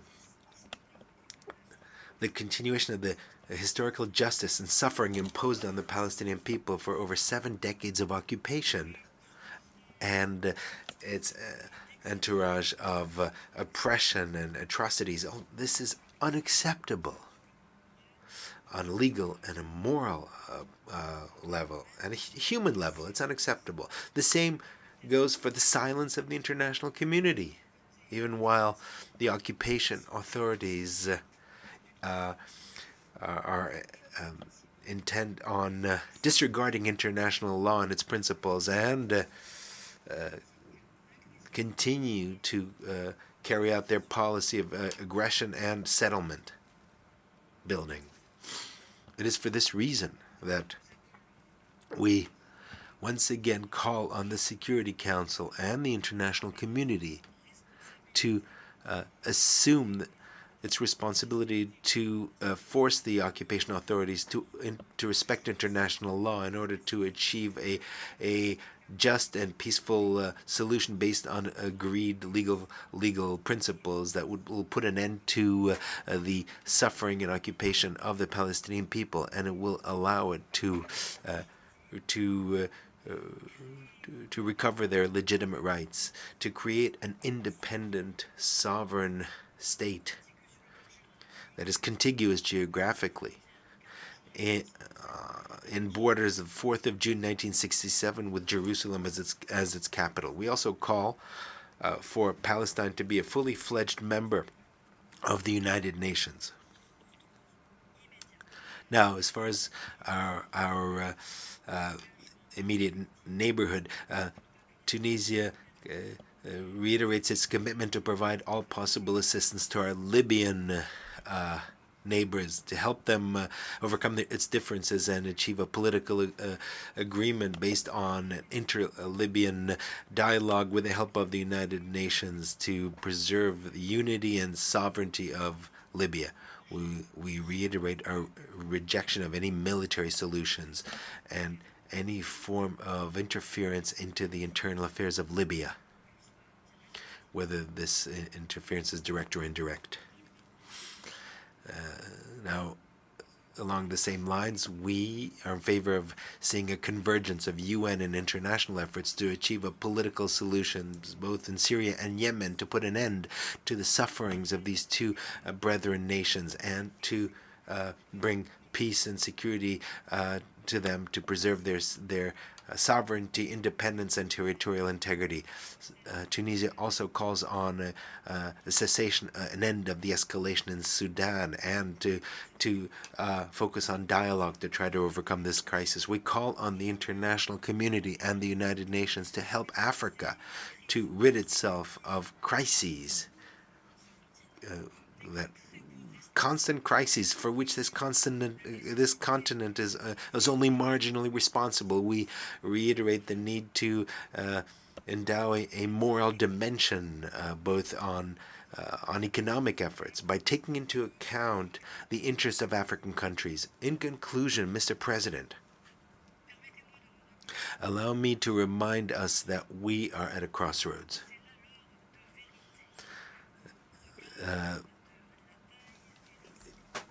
Given the scale of the risks and challenges that are unprecedented, that affect everyone and that threaten our world and threaten our future generations, the choices we make, which should be based on long-term vision and our engagement to our humanity, based on our belief in our common destiny and our attachment to the UN Charter, to the principle of solidarity and cooperation, and a responsibility. These decisions will play a decisive role to endow the multilateral system with credibility. Thank you. I thank the Minister for Foreign Affairs, Migration and Tunisians Abroad of Tunisia.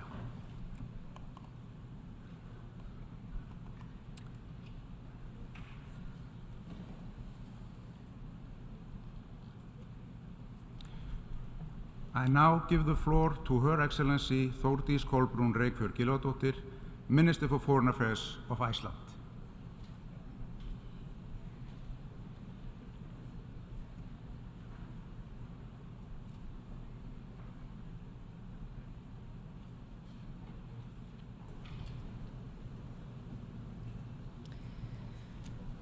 Mr. President, Jörundur Valtýsson, Excellencies. First, I would like to thank all those whose daily work is dedicated to the United Nations and its ideals.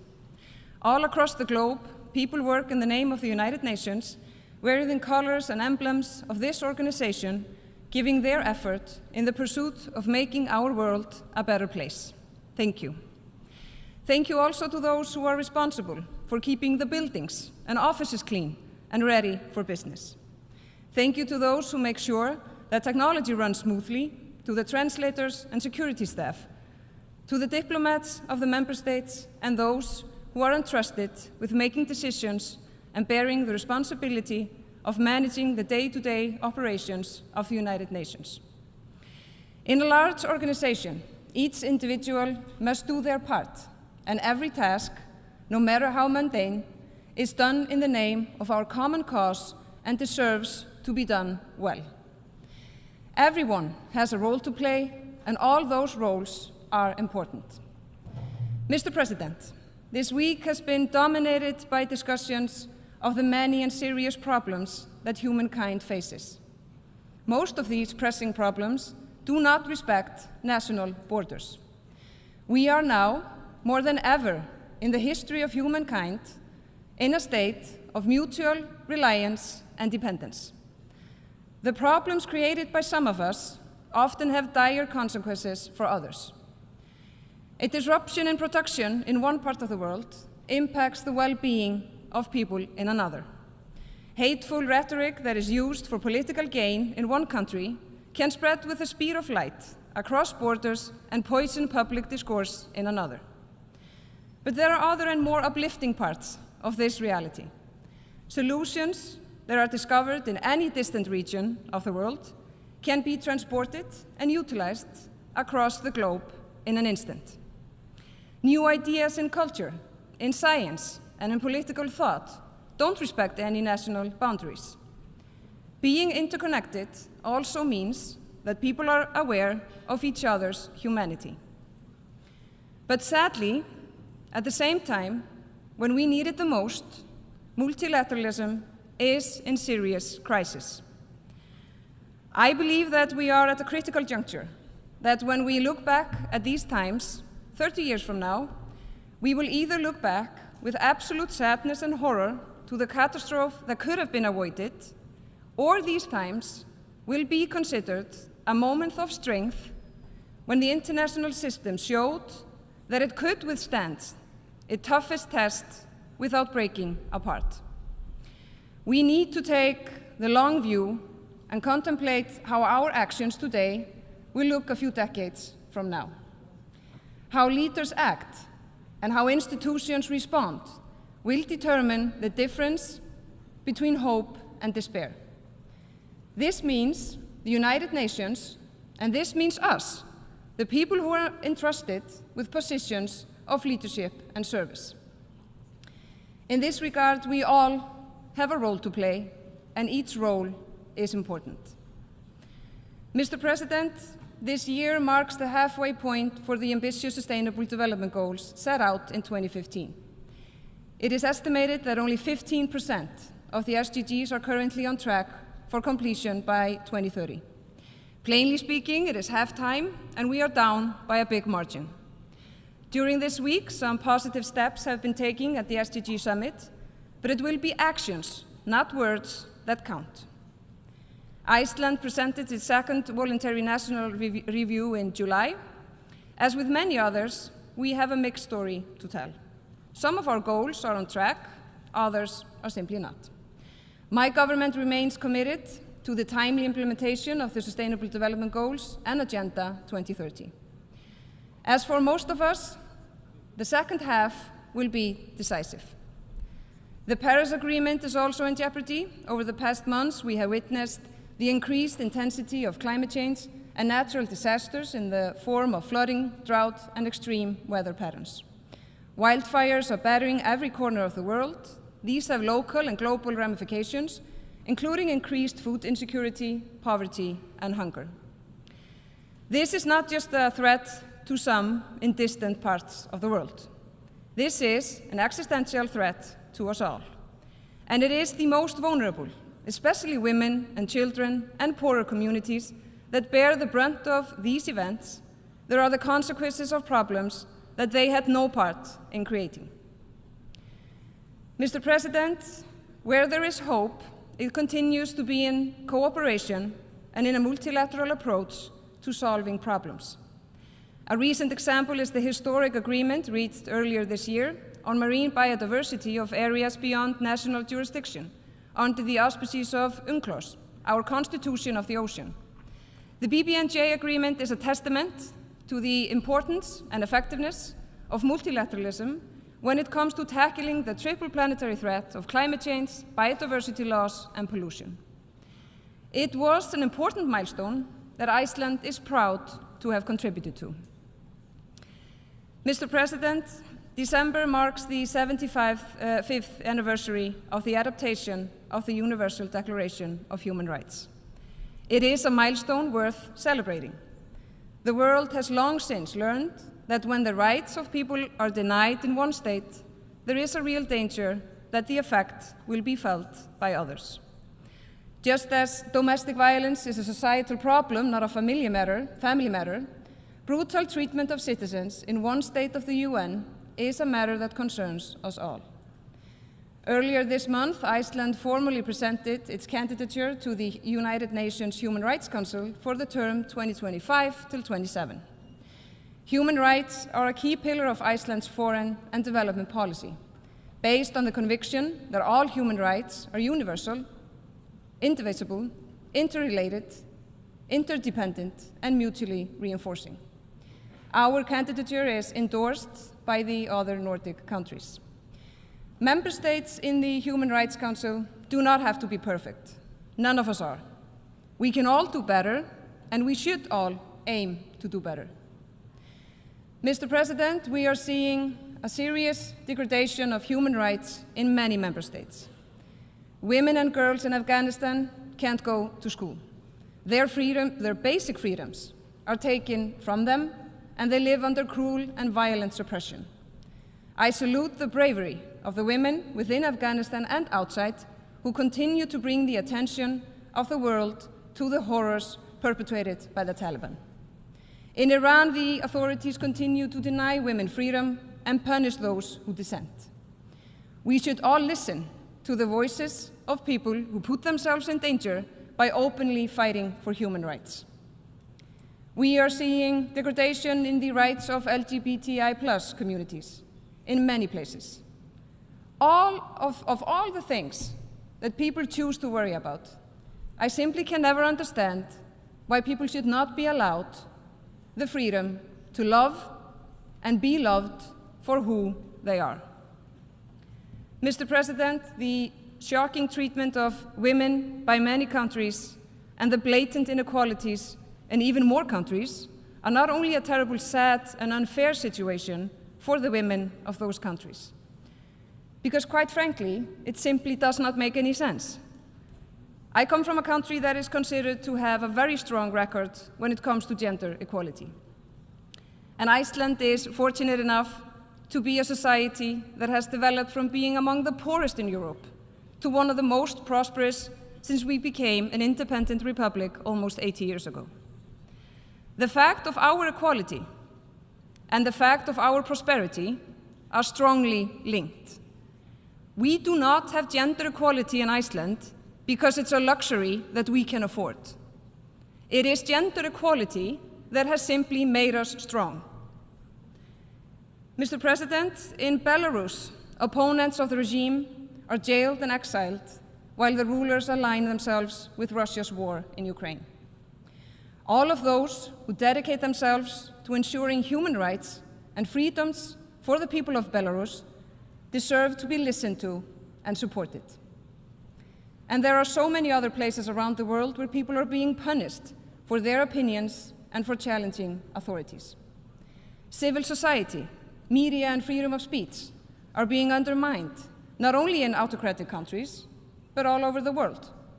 Cases of people being arbitrarily detained by governments are on the rise and are deeply troubling.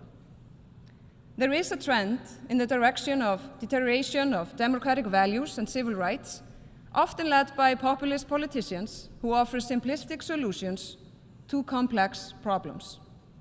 They spread suspicion, peddle misinformation, and foster polarization in their societies.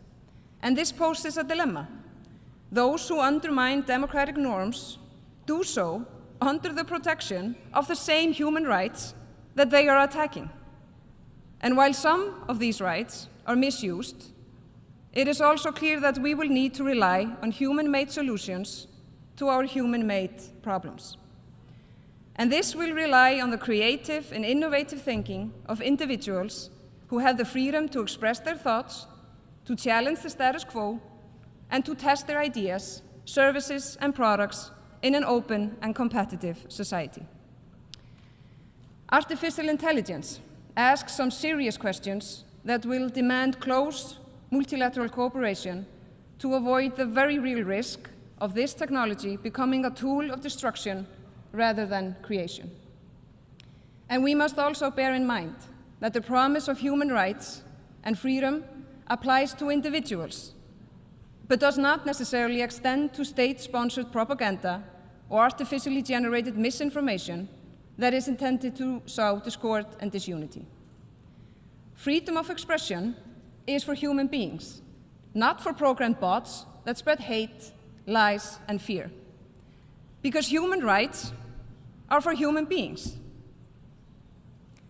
Mr. President, military coups are proliferating in Africa, the situation in Sudan is deteriorating, the Taliban regime tightens the grip in Afghanistan, the military junta in Myanmar continues to commit atrocities, and the conflict between Israel and Palestine frequently flares up with a two-state solution nowhere in sight.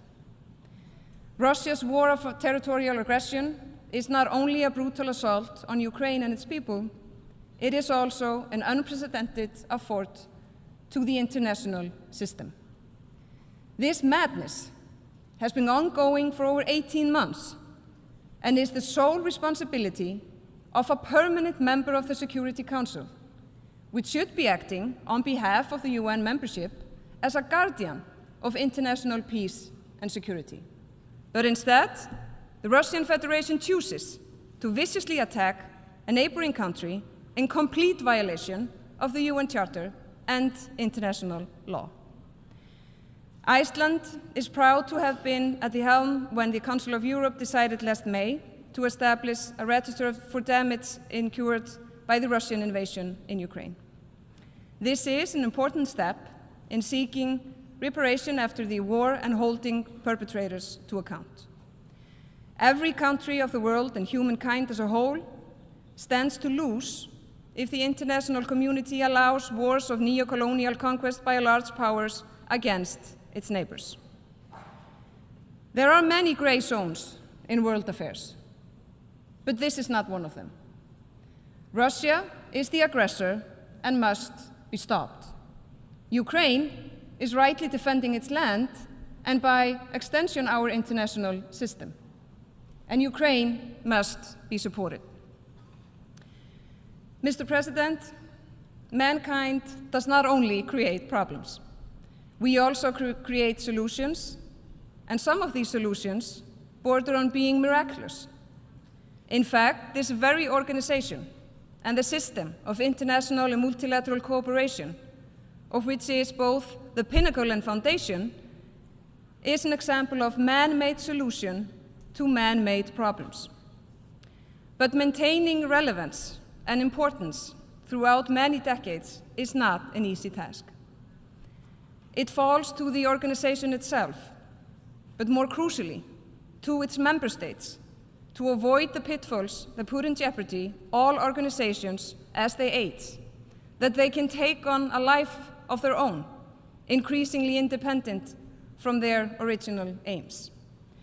We will need to be creative, innovative, and willing to look critically at how things are done, with the aim of finding ever better ways of serving the states and the people of the world. We need reforms to the United Nations Security Council that reflect a much changed and evolved world since the institution was set up. And we need more high-level dialogue that is open and unscripted, where the people responsible for the making important decisions can engage with each other, exchange views. Sometimes it is difficult to talk to people that you don't agree with, but I have never found it to be harmful. The people of this organization, and us, people who hold positions of leadership in member states, are all human beings that benefit from being in the company of other human beings. The United Nations must be modern and change with times. This system a miracle of the human spirit when it was first set up, must earn its legitimacy over and over again, as new generations replace those who hold memories of why our current world order, with all its flaws, is still vastly and completely superior to any other alternative. And we have no alternative but to adapt. We all have a role to play, and each role is important. And failure is not an option. Thank you.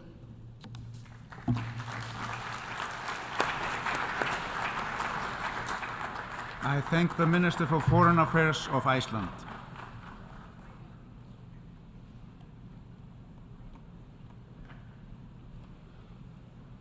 I now give the floor to His Excellency Fiamē Hussein Shukri Salem, Minister for Foreign Affairs of Egypt.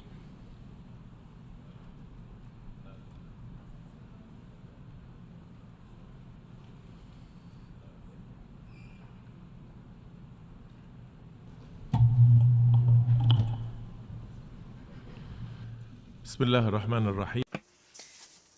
In the name of God, most compassionate, most merciful, Mr. President, ladies and gentlemen, Your Excellencies, it gives me pleasure to address you in the name of the Arab Republic of Egypt as a representative of her voice and her vision, and as representative of a noble country that has its own civilizational contributions throughout history and which carries out an important role in promoting international and regional peace and stability. Egypt was at the forefront of countries that joined the United Nations and has contributed to designing the goals and principles underpinning the raison d'être of the United Nations. Egypt has for decades been committed fully to the Charter towards the promotion of international peace and prosperity and sustainable development. However, our world today faces a persistent question related to the efficiency of multilateral action and multilateral system, and how efficient is this system, or capable this system is to grapple with the current challenges. In fact, a lot of discussions have been held regarding the reform and development of this international organization, especially after developing countries, including Egypt, have found themselves grappling with cascading and interlocking crises in which they have no stake, and without adequate support from international organizations that have been established and created to support our legitimate development aspirations. Having said that, I would like to share with you the Egyptian vision, which wishes to shed light on a number of priorities to restore trust and efficiency of multilateral action as follows. First, in a world mainly characterized by interdependence and globalization, no party is secure unless everyone is secure, and no region is stable unless all regions are stable. Our collective security lies in our joint action and in the application of the principles of the UN Charter rather than selectivity and double standards. The challenges that we are grappling with, given their complexity, interrelatedness, and diversity, such as conflicts, food insecurity, and pervasive terrorism, to name a few, this makes it incumbent of us to find solutions. However, we find that the international organization is still incapable to find those solutions, and this illustrates that we are totally far from achieving the principles and purposes of the Charter. The serious repercussions of the conflict in Ukraine has proved that we cannot guarantee the stability and security of any party without exclusively of the other. Thus, Egypt has taken active steps with her Arab and African neighbors through creating the Arab Contact Group and participating in the African Leaders Initiative to put an end to the bloodshed and to find a peaceful settlement for the Russian-Ukrainian crisis. Secondly, the multilateral international action in the post-World War II era has unveiled a structural deficiency in the way whereby we address political, economic, social, and security crises. which was mainly characterized by the monopoly by major powers of the right to take a decision in total indifference to the aspirations of peoples and communities. And in this regard, we insist on the Isilwini consensus and the CERT declaration to undo the historic injustice that was sustained by our continent by way of expanding the African representation in the Security Council by securing 2 permanent seats for Africa with full privileges and prerogatives. Also, Egypt has supported the mechanisms towards promoting joint action with developing countries, and it was in the forefront of countries that founded the groupings of those countries, and we look forward to playing an active role in the BRICS to advocate the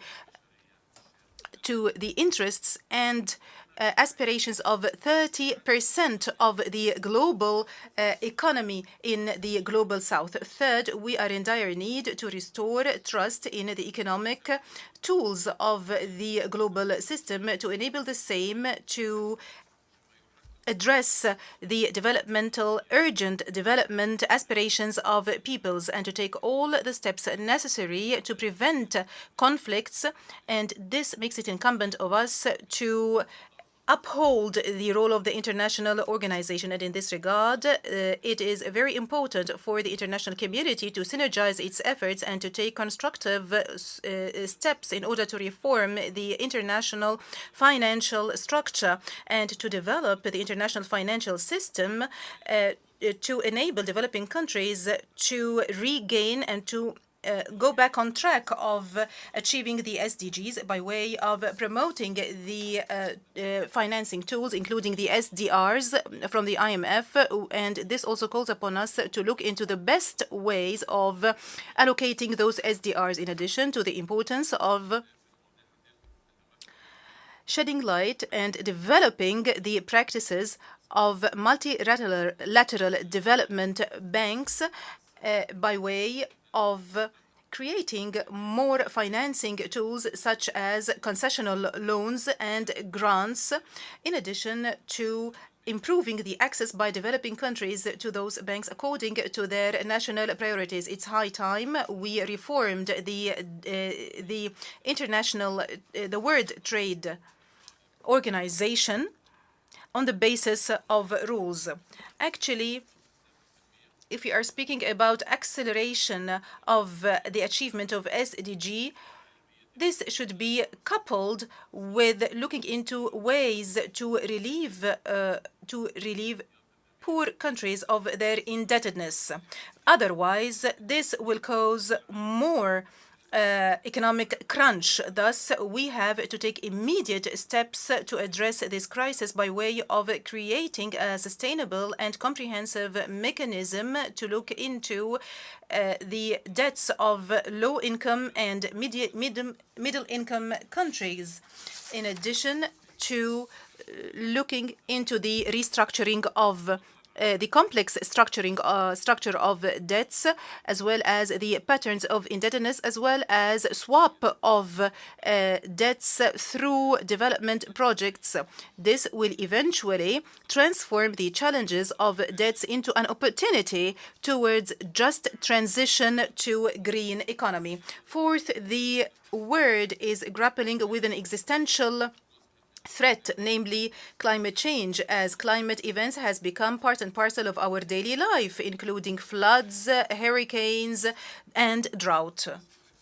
International reports stress that the world is not on track to address the climate challenge, especially in relation to the adequate financing for developing countries to support the implementation of their national pledges. And in this regard, and given the fact that Egypt is totally convinced of the importance of transformation, in Sharm el-Sheikh in COP27, we managed to mobilize international consensus to achieve climate justice, and we reached balanced decisions based on the agreed responsibilities and principles as per the UNFCCC and the Paris Agreement, and through an as an international community, we managed to achieve historic progress as regards climate change, as well as the establishment of a track towards just transformation in development. Also, we focused on expansion of using renewable energy. As president of the COP, and given that the efforts made at present are not up to the challenge, and given the fact that certain countries have reneged on their pledges and some other countries have even posed protective customs, and in order to achieve success in the COP28 in the UAE, I would like to stress the importance of the pledges and the agreements that we have reached, especially the Loss and Damage Fund, and the importance of providing the finances necessary to achieve this goal. Fifth, our vision for developing this international organization should take into consideration the new challenges, especially the scarcity of natural resources, including water, drinking water, which was enough for about 1 billion persons in the last millennium. Today, it needs to be adequate for almost 8 billion. That's why we do welcome the outcomes of the historic conference of the United Nations for water in 2023. And in this regard, I would like to highlight my country, as Egypt is going through a severe water crisis as well, and it is one of the least rainy countries, whereas the population of Egypt exceeds 105 million persons. This led to a decrease in the per capita quota of water, in addition to the water deficiency, which deficit of 50%, and this compels us to reuse the limited amount of water available for more than one time. Also, we do import virtual water in the form of food for $15 billion annually. Egypt depends on the River Nile by 98%. Thus, Egypt is more vulnerable to any unsustainable use of the water of the river. And here I would like to stress our unwavering position, which is based on the international law, as we do refuse any unilateral procedures regarding the management of transboundary water. For example, the Ethiopian Renaissance Dam, which was created without consultation and without previous adequate studies or even other studies for the impacts of the riparian states. But even Ethiopia has gone further by filling and operating unilaterally this dam, thus violating the principles of the international law and the Declaration of the Principles of 2015 and the Presidential Statement of 2021. Notwithstanding these unilateral practices on the part of Ethiopia, Egypt is keen on seriously engaging in the current negotiations, which has extended for more than 1 decade, in order to achieve or to reach a binding agreement on the rules of filling and operation, which maintains the joint interests. And we continue honestly to work with Ethiopia to reach an agreement which takes into consideration the interests of Egypt, the Sudan, and Ethiopia. And it should not be erroneously thought that a de facto would be imposed on us. Sixth, one of the most important pillars of the international organization is that it can promote human rights, whether be they political, economic, social, or cultural, away from politicization or double standards. And I'm here wondering, what is the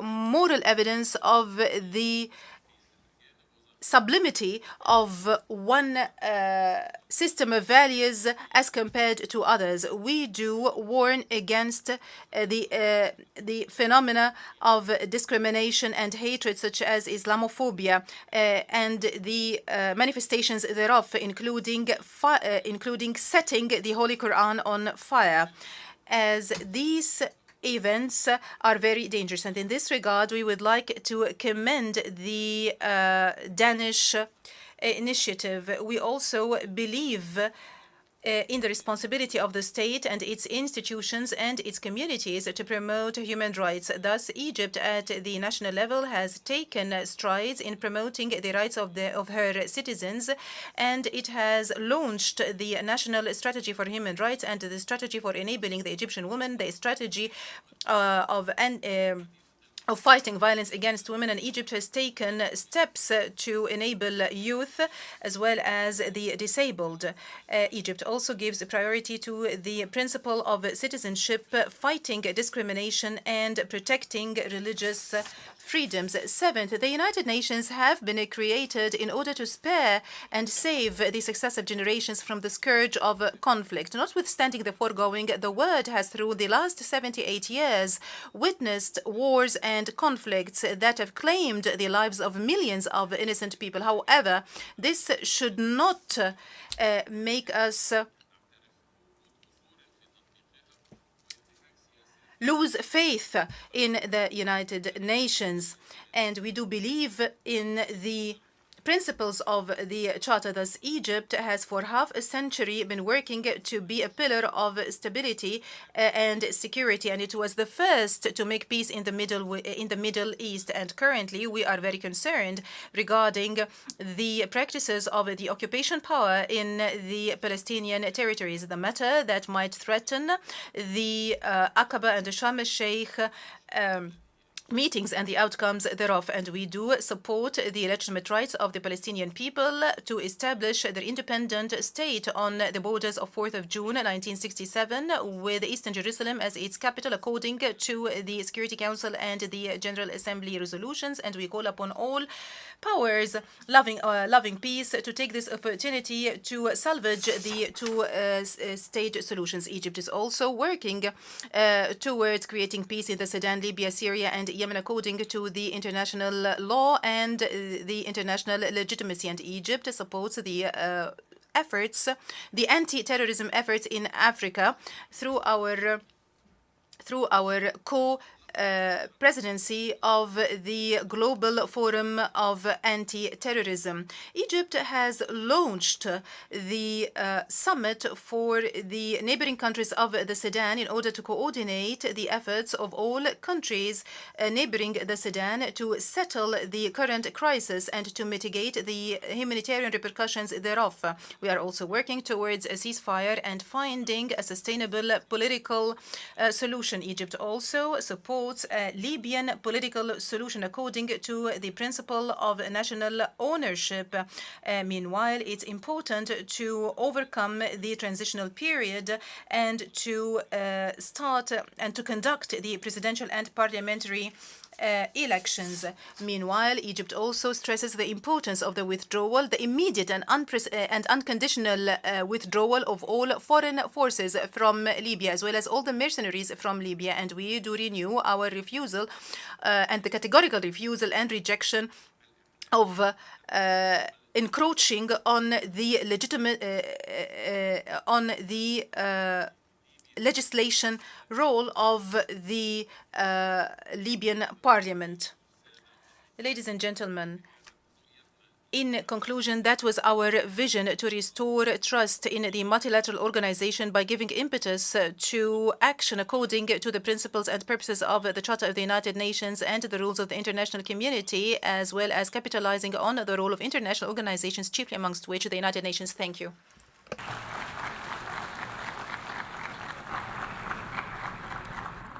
I thank the Minister for Foreign Affairs of Egypt. Excellencies, we have heard the last speaker in the general debate for this meeting. The 13th plenary meeting to continue with the general debate will begin at 3 p.m. The meeting is adjourned.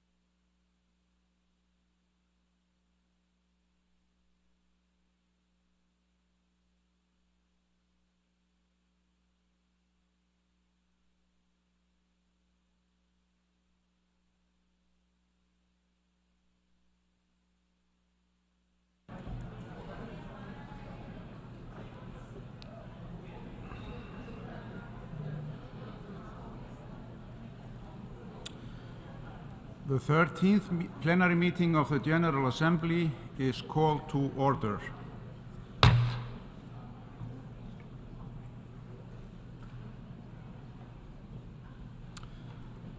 The Assembly will now continue its consideration of Agenda Item 8, entitled General Debate.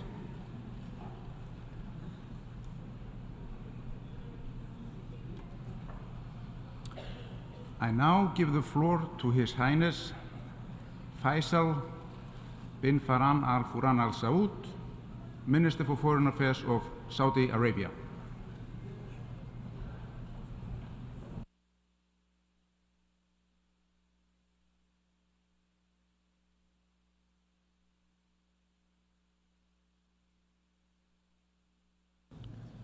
بسم الله الرحمن الرحيم. معالي رئيس الجمعية. In the name of God, the compassionate, the merciful, Excellencies, President of the General Assembly, Secretary General of the UN, ladies and gentlemen, I greet you and bring the blessings of God be upon you. I congratulate Dennis Francis on his election as President of the 78th session of the General Assembly and wish him every success in his functions. We also thank His Excellency, Mr. Chaba Karoshi, for his remarkable efforts as President of the previous session. We pay tribute to the Secretary General for his tireless efforts to strengthen the effectiveness of the bodies of the UN in order to attain the Charter's goals and principles.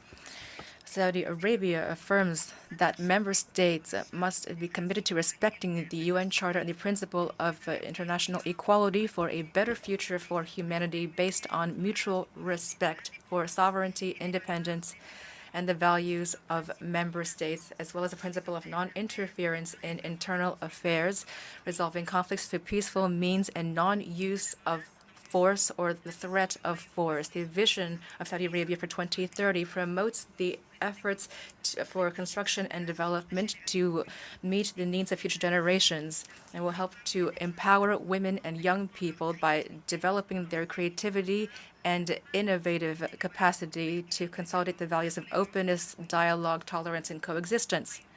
For Saudi Arabia, human rights are of crucial importance. Our laws and regulations include clear text regarding the promotion and protection of those rights. The approach taken by the Kingdom of Saudi Arabia aims to ensure a comprehensive and lasting recovery based on the individual, to develop the present, to forge a future through knowledge. Our country has enacted a number of laws and has also amended existing laws in order to promote the dignity of the citizen and protect livelihoods and decent living while ensuring protection for all. We affirm that security in the Middle East region requires the acceleration of the quest for a just, comprehensive solution to the Palestinian issue. The solution must be based on resolutions on the international arena and must bring about a peace that allows the Palestinian people to have an independent state within the 1967 borders with East Jerusalem as its capital.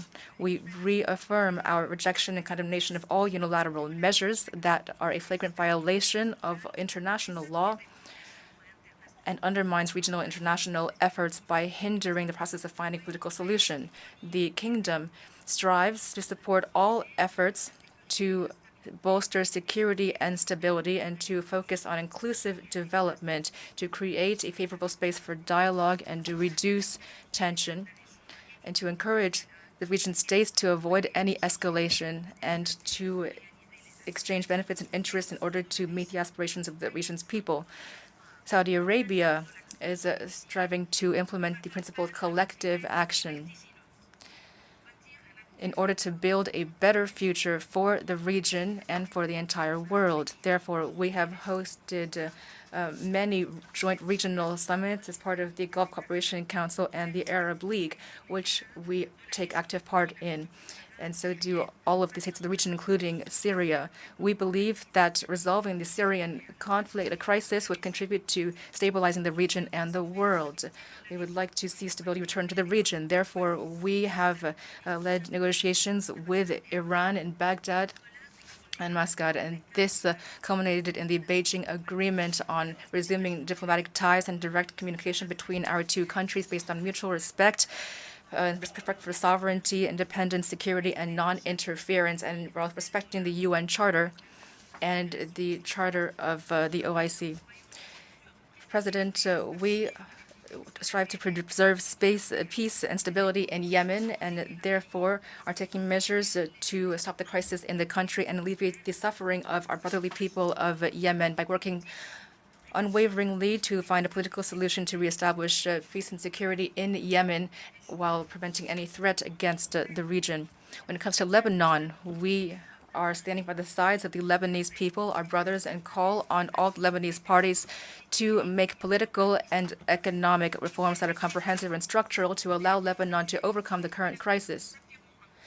We affirm the need for the Lebanese state to extend its authority to all of its territory while respecting the relevant Security Council resolutions and the Taif Agreement. This would contribute to improving security, to stopping drug trafficking and terrorist activities, which are undermining the security of the country, region, and world. As for Iraq, for Saudi Arabia, security and stability in Iraq are essential for the entire region. We reaffirm our constant support for security, development, and territorial integrity, as well as to the Arab identity and social fabric of Iraq. As for the Sudanese issue, we are deeply concerned about the escalations and military conflicts between the Sudanese army and the rapid support forces. We call for de-escalation in Sudan, and to alleviate the crisis, we hosted in Jeddah the parties to the conflict. Together with the U.S., Saudi Arabia is working actively to protect civilians and to guarantee delivery of aid to the population. We have, since the beginning of the crisis, constantly taken humanitarian action by conducting evacuation operations by sea of thousands of Sudanese and citizens of neighboring and brotherly countries, and supported the UN mission there, which was caught in the crossfire. His Majesty, the custodian of the holy sites, has launched a popular initiative to raise funds for the Sudanese people. His Majesty also decreed the allocation of $100 million as humanitarian assistance to an emergency fund through the King Salman Center for Humanitarian Assistance. In parallel with these efforts, working in the field, in June, we presided over the high-level donor conference together with other international partners. During this conference, donors committed to mobilizing humanitarian assistance to respond to the crisis in Sudan and to provide more than $1.5 billion for this. We deeply hope that these efforts will be successful. Saudi Arabia also reaffirms the importance of strengthening security and stability in Libya, guaranteeing its sovereignty, independence, and territorial integrity by putting an end to foreign interference in its internal affairs. My country supports the total ceasefire and the appeal by Libya for the immediate and total withdrawal of all foreign forces, combatants, and mercenaries in accordance with Resolution 2570 of the Security Council of 2021. We also reaffirm the importance of security and stability in Afghanistan, and that it should not serve as a refuge for terrorist organizations. We call for respect for the fundamental rights of the Afghan people, including the right of women to education and employment.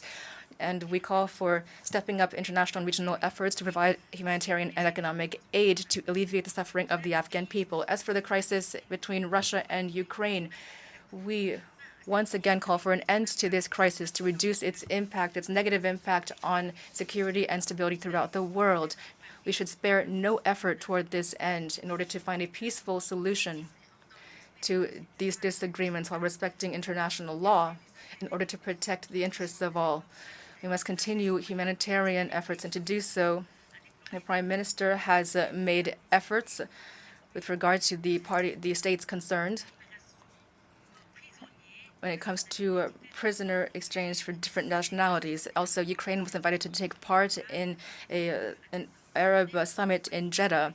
In August, we hosted a meeting of the National Security Council, bringing together representatives of more than 40 states and organizations. Mr. President, we affirm the importance of efforts to eliminate nuclear weapons. To this end, the international community must honor its commitments under the existing international treaties and laws in order to build a world free of nuclear weapons, especially in the Middle East. We also reaffirm the importance of maintaining international peace and security, and is willing to employ good offices to resolve international and regional conflicts in accordance with the principles of international law. For my country, security and stability are not possible in any region of the world without cooperation and coordination between states to promote development and progress and to prevent an arms race to acquire these destructive weapons that threaten humanity. Our international community has made great strides when it comes to combating terrorism and extremism. We must continue to work tirelessly to counter and eliminate this scourge, which runs counter to all religions, beliefs, and races. The world must show firmness and determination when it comes to supporting or sponsoring terrorism or extremism. We must reject all forms of attacks against sacred values and the propagation of hate and Islamophobia under any pretext, and prevent incidents such as the burning of the Holy Quran. We warn against the gravity of these acts, which jeopardize mutual respect and understanding between peoples, and which hinder international efforts toward tolerance, moderation, and rejection of extremism. We promote an approach that would bolster the culture of peace globally. We welcome the resolution adopted by the Human Rights Council, by the extraordinary session of the Ministers of Foreign Affairs,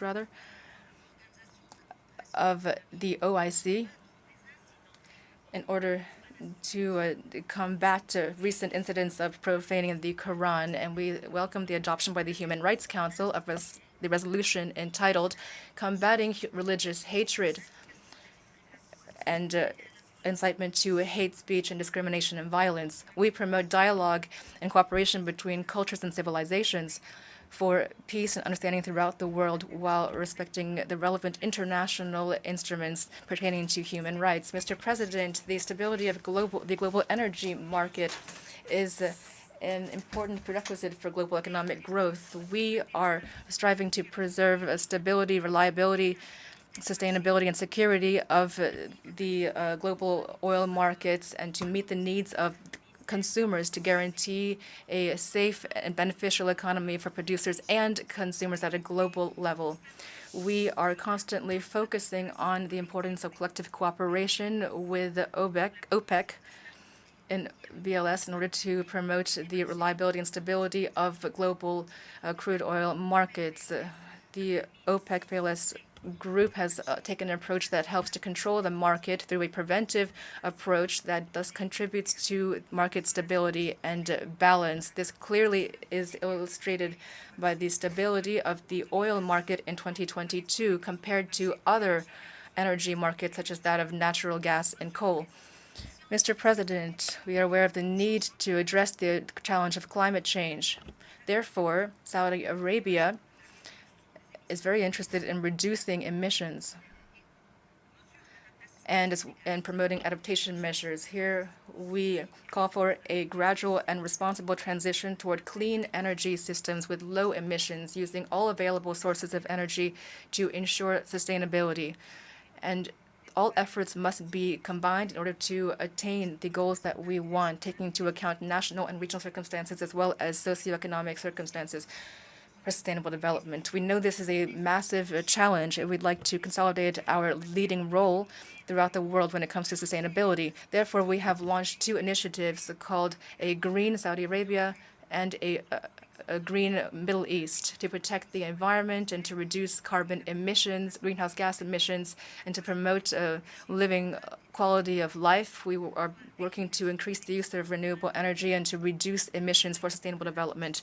The Kingdom has announced an increased contribution, a doubled contribution for reducing emissions compared to 2015. So this is 278 million tons in the years to come, and we aim to achieve carbon neutrality as advocated by the circular economy approach. We also have an ambitious policy towards the future. We therefore have applied, rather, we are working to promote better governance of water resources. Based on our ambitious vision for the future, we have asked to host the Expo 2030 with the topic, the era of change, together for a foresighted tomorrow. And we will focus on prospects for the future during this expo, a future that's focused on technology and achieving the SDGs. It will be an excellent opportunity to promote projects with universal impact that can foster cooperation in order to find solutions through innovation, inclusiveness, and sustainability. These are all factors that are at the very heart of the World Expo 2030 in Riyadh. In closing, we would like to thank all the member states that supported my country's candidacy and ask other states to do the same. In conclusion, Mr. President, we would like to convey to the world our message, values, and principles in a spirit of partnership and respect to lay the groundwork for a better future for humanity. Thank you for your attention.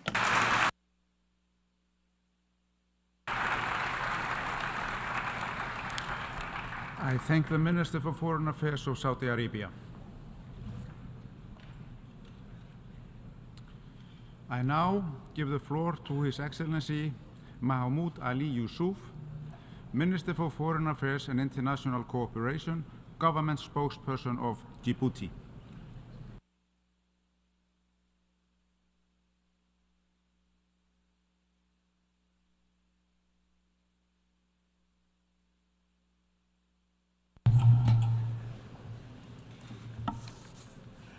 Bismillah ar-Rahman ar-Rahim. Excellences, Monsieur le Président.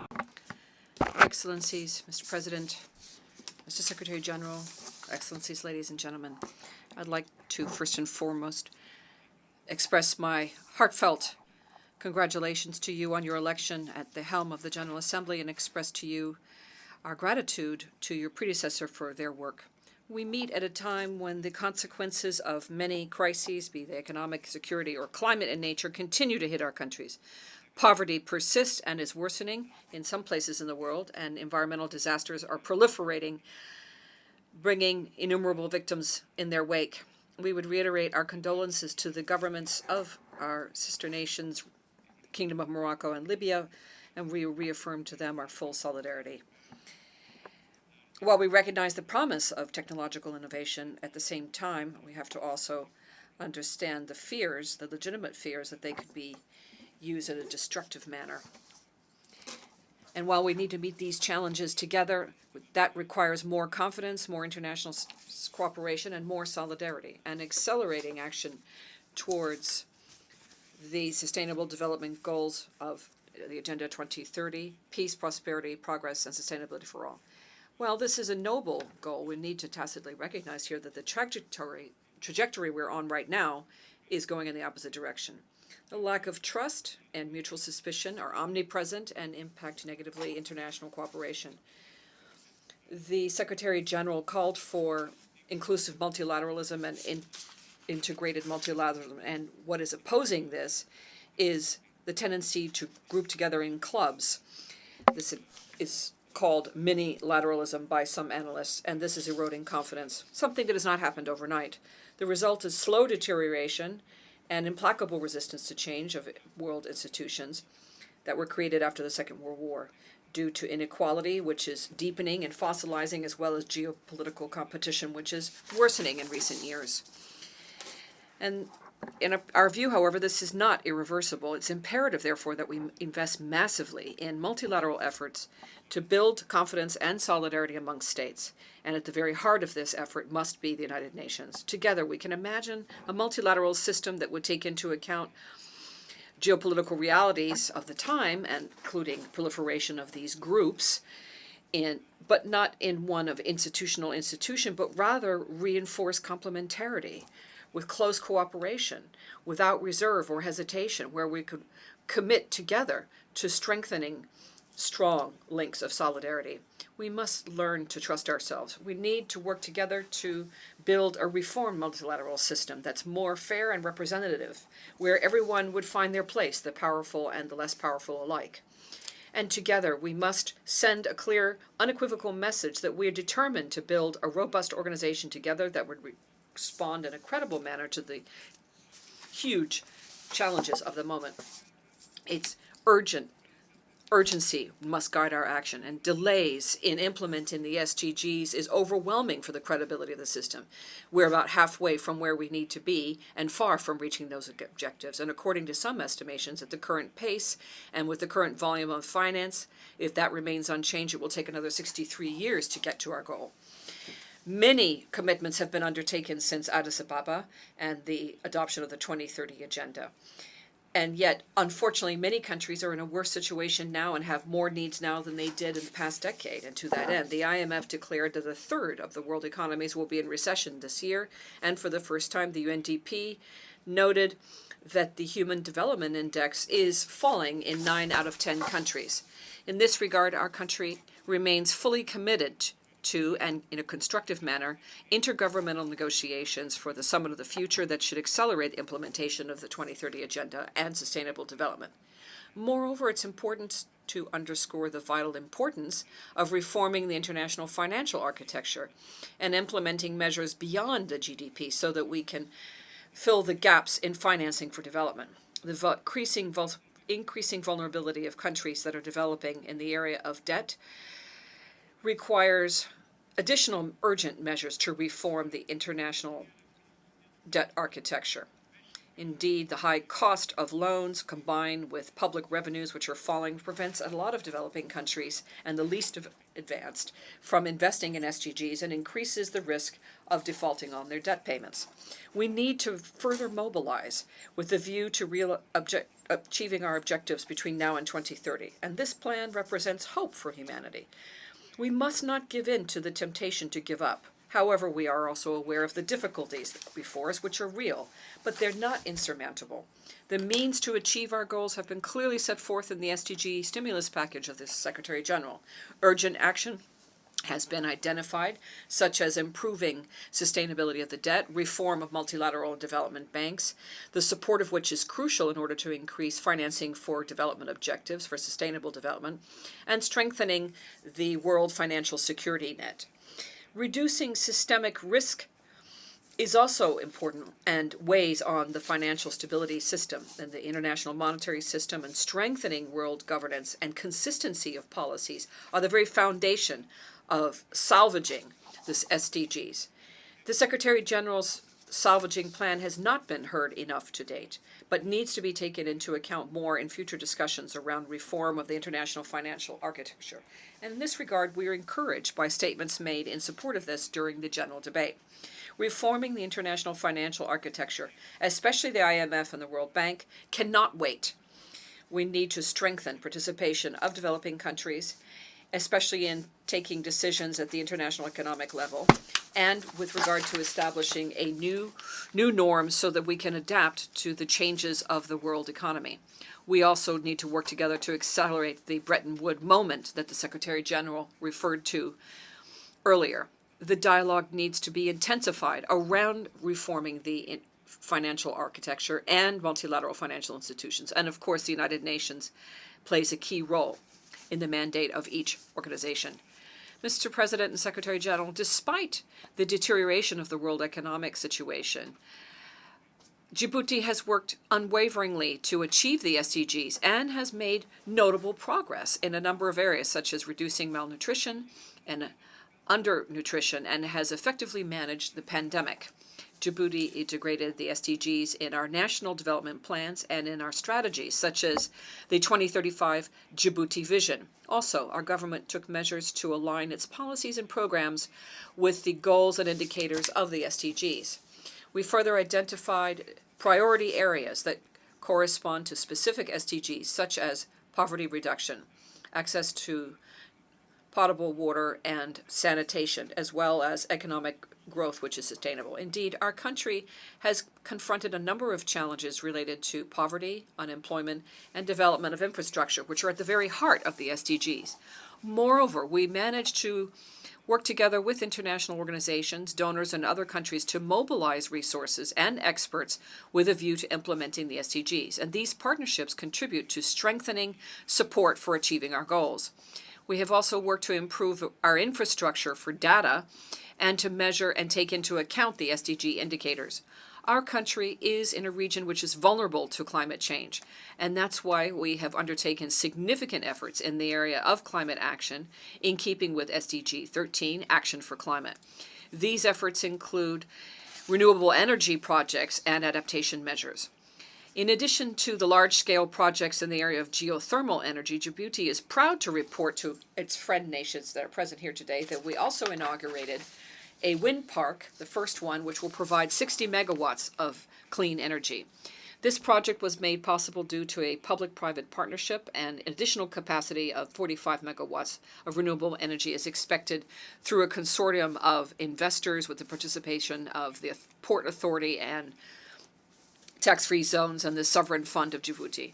The project will be the first international investment project of note in the energy sector in Djibouti. It's the first independent producer of electricity and power in the country, and will serve as a model for future private investment, with this one involving some $122 million. The healthcare system and education are also priorities for our country, and we are making efforts to improve services for healthcare and education opportunities, especially in the more remote areas.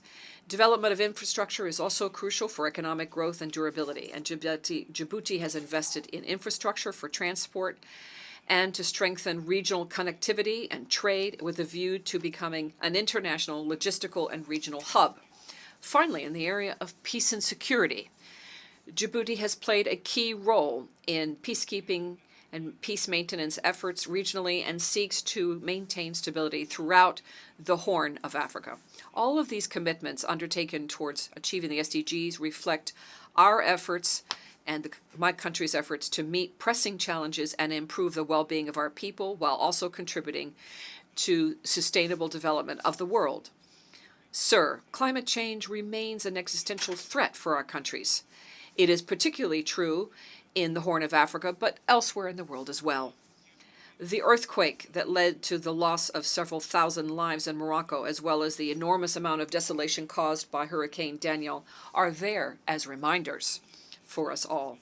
Hence, the urgency of honoring the commitments undertaken at the Paris Agreements. If nothing is done, the negative impact of climate change will continue to lead to significant disturbance, including the multiplication, many more extreme weather events, rarefication of resources, a rising sea level, and an increase in the number of people who are displaced, exacerbation of hunger and poverty. We are deeply disappointed that the promise of mobilize $100 billion per year was never kept, and we call on countries, developed countries, to keep their pledges. We're very pleased with the crucial decision that was taken during COP27 in Sharm el-Sheikh to create a fund for loss and damage. And we call for authorization of this swiftly and have the wish that the recommendations of the Committee on Transition for how this fund would work their recommendations will be adopted during COP28 that will be held soon in the UAE. Sir, we're very encouraged by the determination of the Somalian government to implement key national priorities based on dialogue, including federal fiscal measures and amendments to the national security architecture. We urge them to continue the dialogue, especially with regard to revising the Constitution and all other pending matters. The battle waged to liberate the Somalian territory from the al-Shabaab forces is a vital one. Mobilization of all Somalian forces under the stewardship of President Hassan Sheikh deserves to be supported without reserve until the goal is achieved. However, we would express our fear that the progress achieved on one front might be called into question by a fall-off in the number of soldiers of the ATMIS, and we here applaud the courage and self-sacrifice of those soldiers. We understand the constraints that are linked to Available financial resources and the consequences of our decisions need to be carefully considered. Somalia is at a critical stage and needs a maximum amount of support commensurate with what weighs on it. We remain very concerned by the deterioration of the security situation in Sudan and call for a quick ceasefire and immediate resumption of negotiations to stop hostilities and for political negotiations to find a way out of the crisis. Djibouti, as current president of IGAD and under the leadership of President Ismail Omar Guelleh, is determined to work for sustainable peace in this sister nation with whom we share political, historical, and cultural close ties. In South Sudan, we are very pleased with the signature of the 2018 revitalized peace agreement and call for accelerated implementation of the provisions of the agreement, which have been suspended after the transition period. In neighboring Yemen, we call on the Security Council members for a sustainable way out of this crisis and conclusion of an inclusive peace agreement. We're very pleased also with the transfer of oil for the super oil tanker, which has been decomposing along the Red Sea in Yemen, and to bring that towards a new ship. The Republic of Djibouti is committed to working with the international community to find a coordinated solution to this issue. If our region and the world had not acted quickly, the coast of the Horn of Africa and the Arab Peninsula would have been completely polluted, exposing communities that live there to deadly toxins and contaminating all the drinkable water throughout the region. Navigation through the Suez Canal would have been perturbed. It would have been interrupting, therefore, the transport of food, fuel, and vital supplies, which would have exacerbated humanitarian conditions, which are already disastrous in Yemen. In addition to the principle of the base serving as coordination for delicate activities, the Republic of Djibouti also serves the United Nations in the context of rescue operations for the FSO SAFER and the platform for securing and storing oil and more than 1 million barrels of it, which were then transferred from the boat to a cistern called the Nautica.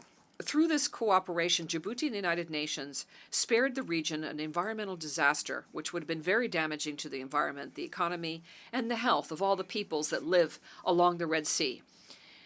Also, the cost of cleaning was estimated $20 billion if that crisis had not been avoided. At this point in time, the world is confronted with many urgent crises, and this is a positive point and an example of a model of international cooperation. Now we are at the point of finishing the removal of the SAFER from the Red Sea. We're very seriously concerned at this point by the escalation of violence and resumption of hostilities in the Israeli-Palestinian conflict, and we're concerned by Israel's continued illegal construction and illegal expansion of settlements. Resuming hostility and continuing the settlement activities is endangering the viability of a two-state solution, and given increasing despair and increasing uncertainty, the absence of a political horizon, all of this means that we must take action immediately. The initiative for revitalizing the peace plan, led jointly by Saudi Arabia, Egypt, and Jordan, the League of Arab States, and the European Union, deserves our full support. Mr. President, Mr. Secretary General, we have said it on a number of occasions from this rostrum, and we reiterate it again today.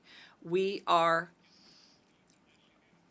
full of peace and remain entirely available to put an end to the process of normalization with Eritrea and find a sustainable, peaceful settlement to the border dispute.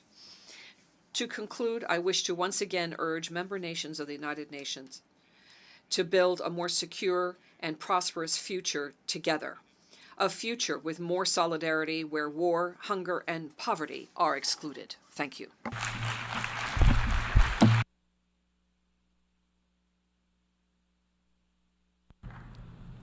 I thank the Minister for Foreign Affairs and International Cooperation, Government Spokesperson of Djibouti. I now give the floor to His Excellency Sergei Aleynik, Minister for Foreign Affairs of Belarus.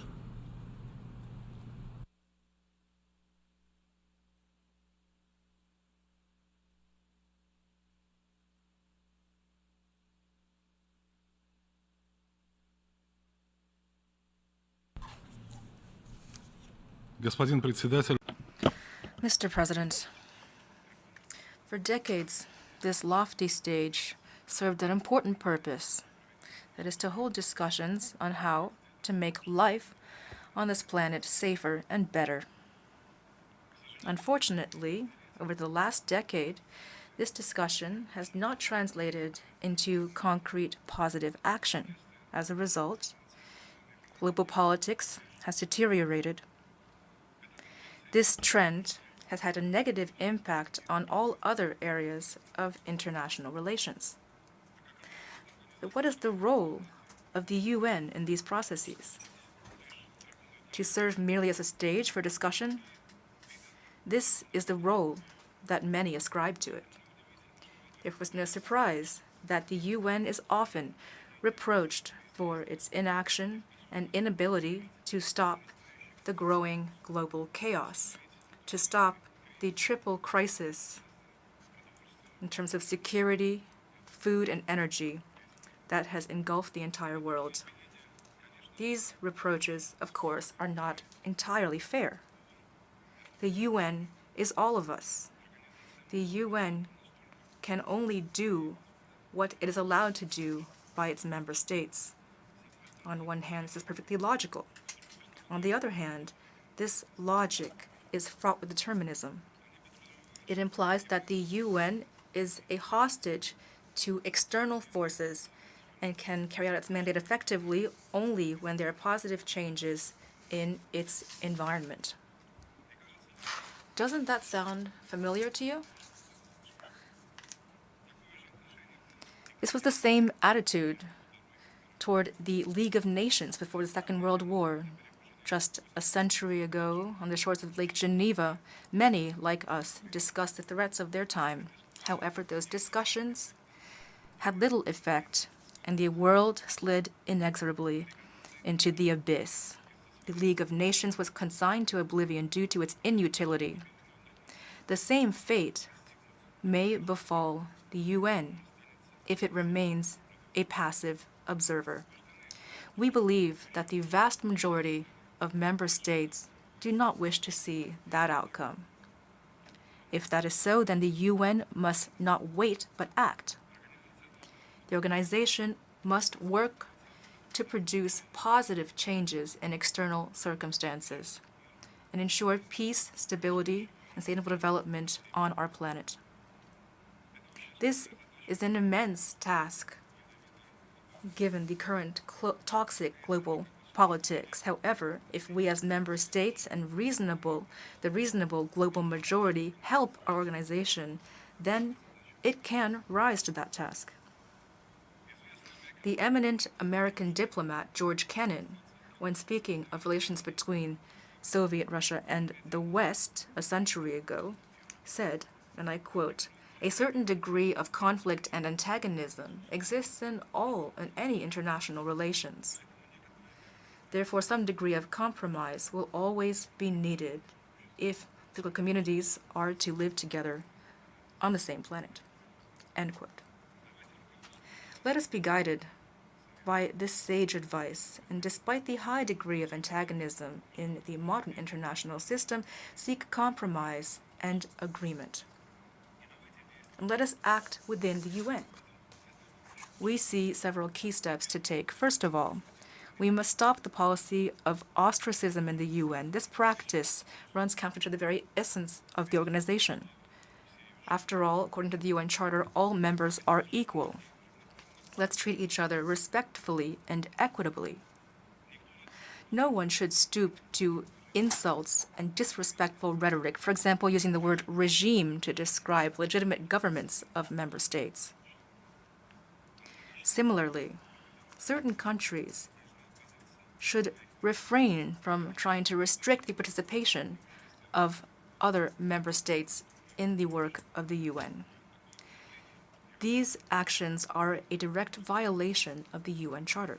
In addition, the entire history of multilateral diplomacy tells us that a positive outcome is possible only through inclusiveness and cooperation. Secondly, certain member states must cease their attempts to turn the UN and its entities into a tool serving their foreign policy.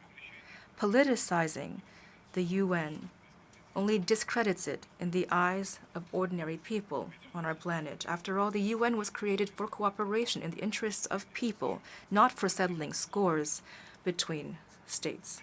We believe that bilateral issues should not be dragged into international organizations as an apple of discord. Thirdly, we can and should work successfully in the UN on common challenges. Therefore, we should approach these issues in order of difficulty. The most difficult issues, of course, are those relating to security. We could call them first-tier problems. These are the problems that are the most dangerous, even explosive, an explosive apple of discord in global policy. The other issues could be called second tier, for example, combating climate change, transnational crime, pandemics, and diseases, and they are easier to resolve. All of the world's countries suffer equally from their impact, and all are equally interested in finding effective solutions. So let us work actively in these areas. Ordinary people expect results throughout the planet. I'll give you a very revealing example of how we can work together successfully despite our acute disagreements on the political level. At the 32nd session of the UN Commission on Crime Prevention in Vienna in May, Belarus initiated a draft resolution on combating trafficking of persons in supply chains. At first, the countries of the West, for political reasons, opposed our initiative. However, once they engaged in the negotiation process, they understood the importance of the initiative and began to work toward a positive outcome. The resolution was adopted by consensus, and all parties involved began to implement it. Let us use that same approach toward all other second-tier problems. In particular, we hope to see that constructive approach at this session on Belarus's biannual resolution on strengthening coordination of efforts to combat trafficking of persons. However, we are especially in need of common sense when it comes to resolving the global food crisis. Let us assume that there is enough food in the world for all of us. At the same time, millions of people are going hungry. This contradiction is the outcome of unilateral, illegal sanctions, which Western states have imposed in violation of the UN Charter against countries that are not desirable to them or in order to obtain a competitive economic advantage. Sanctions limit the export of food and fertilizer to developing countries, which need them most of all. Therefore, the global food crisis is man-made, not systemic. As such, it is easy to resolve. All we have to do is lift these illegal barriers. The countries that have set up these obstacles ought to remove them. This is true not only of global food security, it's also true of all other areas in international life. Unilateral coercive measures imposed by the West, directly or indirectly against virtually all other states in the world, must be immediately removed. And this is something demanded by common sense as well as the common interests of all people on the planet. We believe that progress in resolving second-tier problems within the UN will help us to build a base of mutual trust for joint and productive work on security issues. In this area, we're seeing a power shift from the West to the rest of the world. These shifts in history have often been accompanied by wars. However, it is within our power to keep this process on a peaceful track. The best way to do so is to expand permanent membership in the UN Security Council. The Council does not reflect today's geopolitical realities. 3 of its 5 permanent members represent the West. They are not interested in changing the world's status quo. As a consequence, the Council does not fulfill its functions to support international peace and security. Only a more representative and democratic body can cope with that task. Therefore, the expansion of permanent membership in the Security Council to include major developing countries of Asia, Africa, and Latin America, that is an imperative of our time. We are pleased that China and Russia support this reform of the Council, as they have stated repeatedly. We call on the other 3 permanent members of the Security Council to acknowledge this new reality and to agree to incorporate it into a reformed body.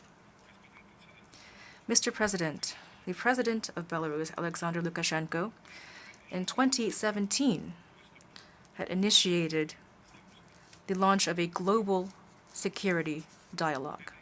This initiative was an attempt to prevent a negative spiral in global politics. Unfortunately, certain key actors refused to heed this reasonable appeal. As a result, security architecture in Europe broke down. But it's never too late to do the right thing. If we all want to make life on this planet safer and better, as we constantly say at this podium, then we have no other choice other than dialogue and talking to each other. The head of the Belarusian state has repeatedly emphasized the importance of holding this kind of dialogue in the spirit of San Francisco. Indeed, the San Francisco Conference has breathed life into our organization and has given hope for a better future to the entire world. We need that same hope today. We believe that the UN is the right platform that can allow this initiative to become a reality. One contribution to the global dialogue process, we believe, is the International Conference on Eurasian Security, Reality and Prospects, which Belarus will be hosting in Minsk on October 26th, 27th of this year.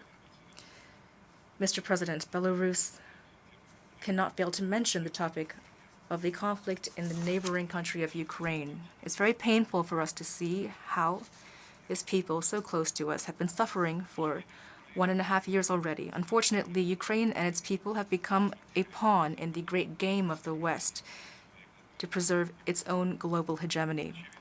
It's clear that by increasing weapons deliveries to this country, the West is determined to continue the war down to the last Ukrainian. But does Ukraine want this? Do Ukrainians need this war of attrition? We believe the answer is no. Belarus, for its part, has always supported peace in this neighboring country and has taken all possible measures in this regard. As stated by the President of Belarus, we continue to be prepared to do everything in our power to this end. Thank you.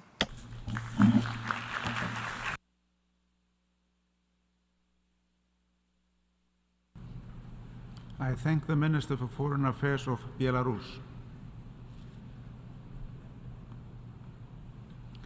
I now give the floor to His Excellency Saeed Badr bin Hamad bin Hamud Al Busaidi, Foreign Minister of Oman.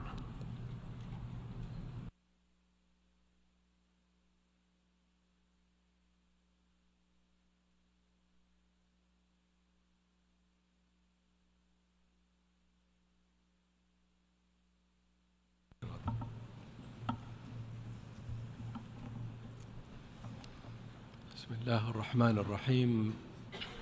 معالي الرئيس دينيس Mr. President, first,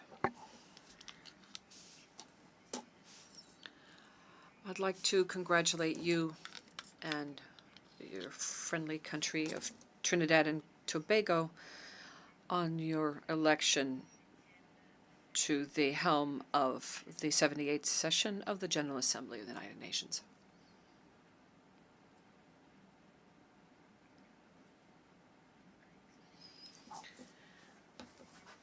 We wish to express our deep-seated appreciation to your predecessor for the excellent stewardship of the work of the Assembly. And I could but extend my greetings to the Secretary General, who deserves our full respect Mr. Antonio Guterres, and I'd like to commend his laudable efforts in order to achieve the principles and goals of the United Nations Charter and enshrined therein, and to promote peace and justice throughout the world. We would also like to applaud his support for his efforts to achieve the Sustainable Development Goal and to promote effective international cooperation in order to meet our common challenges. We hereby reaffirm ongoing cooperation of my country with the international community in this regard. Distinguished delegates,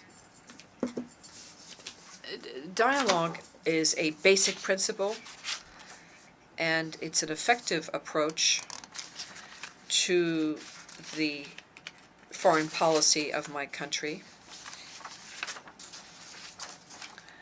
It's based on peace and reconciliation amongst the various parties to conflicts around the world and between nations.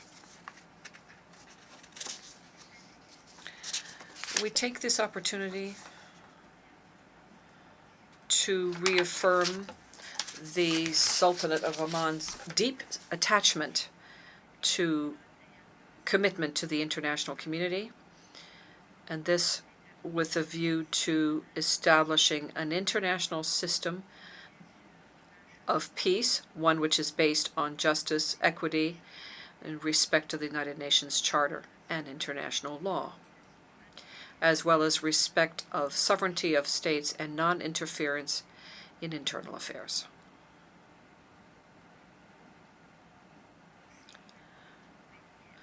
Moreover, my country appeals to the international community to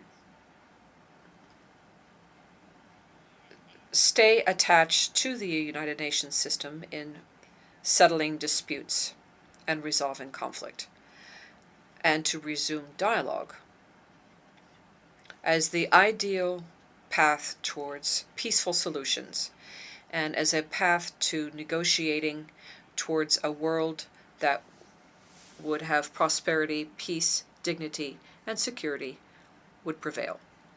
Mr. President,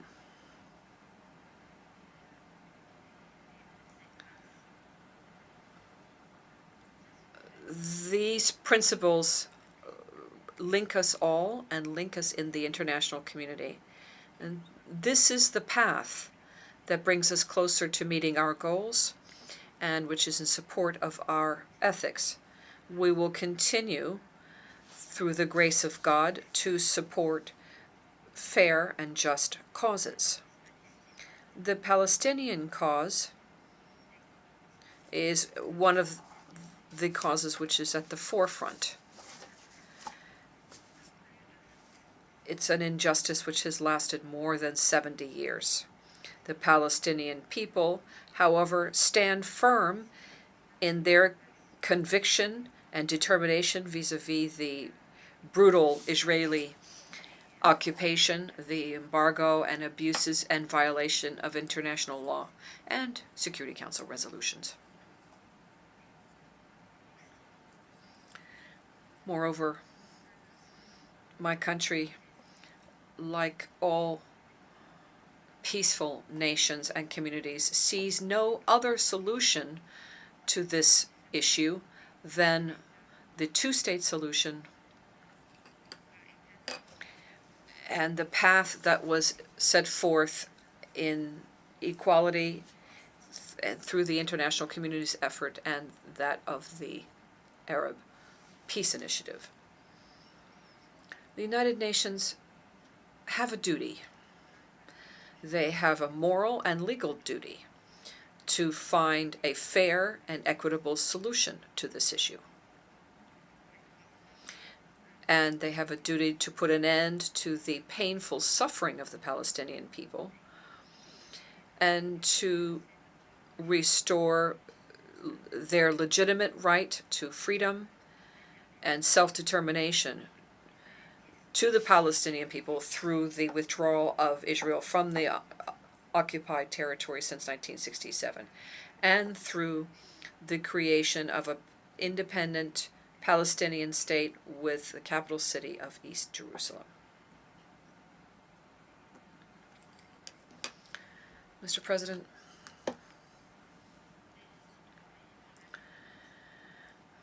the fallout of the Russian-Ukrainian crisis and the military and security escalation of the crisis are, in addition to the painful humanitarian consequences, all are a significant challenge to international peace and a challenge to the proper functioning of supply systems worldwide. This crisis and its consequences are a significant challenge to international cooperation and the world system, which is based on the respect of law and the United Nations Charter. And thus, we invite the parties to dialogue and peace negotiations on the basis of the principle of harming no one. This should also be based on respect of state sovereignty and a policy of good neighborliness and understanding the root causes of the crisis. Mr. President, the Sultanate of Oman has put in place a number of programs and plans in order to adapt to climate change, and it is doing so to also mitigate the effects of climate change. Oman encourages investment in renewable energy source projects, and it does so based on the strategy of a zero carbon between now and 2050. My country will actively participate at the upcoming session of the United Nations Conference for States Parties to the Framework Convention on Climate Change, COP28. This meeting will be held in November in Dubai, in the United Arab Emirates. The Oman 2040 vision is a national approach to promoting sustainable development, to meet the challenges to development, and to adapt to change regionally and internationally. Mr. President, ongoing modernization of our education system at all stages of education and the results as a whole is key in order to promote the development of a human being and to make it possible for a human being to contribute to ensuring economic development.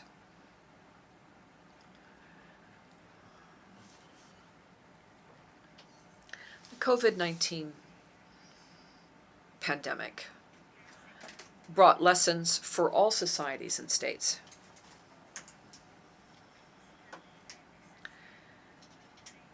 It then became necessary to review preparation and response to healthcare emergencies with a view to building capacity in this area. One of the most important lessons drawn was that relates to upstream or early preparation, taking into account the various factors that could jeopardize public health, and also take into account technical progress and scientific progress. My country held a world ministerial level meeting recently in order to define solutions to resistance to antibiotics and the acceleration of cooperation at a national, regional, and international level in this regard. The goal is to reduce this increasing danger to public health and to states' economic capacities. We would also invite all states to encourage partnership in the areas of research and innovation in industry in order to develop alternative, preventative, and palliative means to reduce the effects of epidemics and to stop the spread of them. Mr. President, my country has serious aspirations to bolstering human rights, to promoting the instruments of human rights, as well as international agreements in this area, and to respect them, with a view to bringing about an international community that is fair, that is based on the absolute respect of the dignity of all human beings, and based on religious and cultural values of states. As a result, my country condemns all acts of inciting violence or hatred, all acts that would lead to discrimination based on religion or creed or race. We call on the international community to adopt clear and categorical legislation in this regard, to criminalize these acts, acts that are a threat to social peace and security, acts that are even threats to national security of states and societies.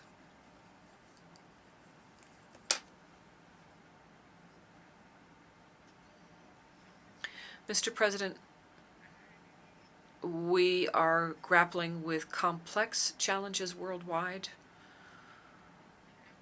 These global challenges include climate change, the spread of epidemics,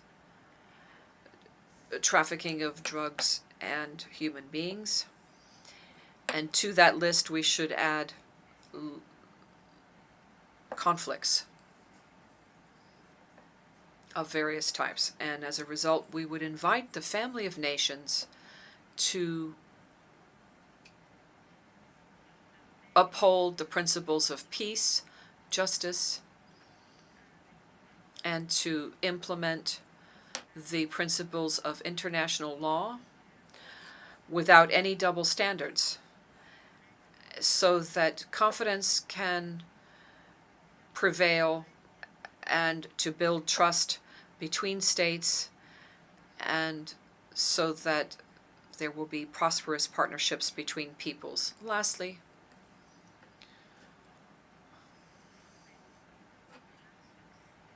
we would like to wish this General Assembly session every success.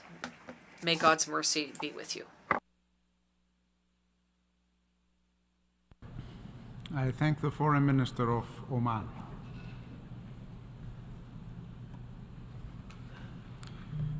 I now give the floor to His Excellency Eamon Courtney, Minister for Foreign Affairs, Foreign Trade and Immigration of Belize.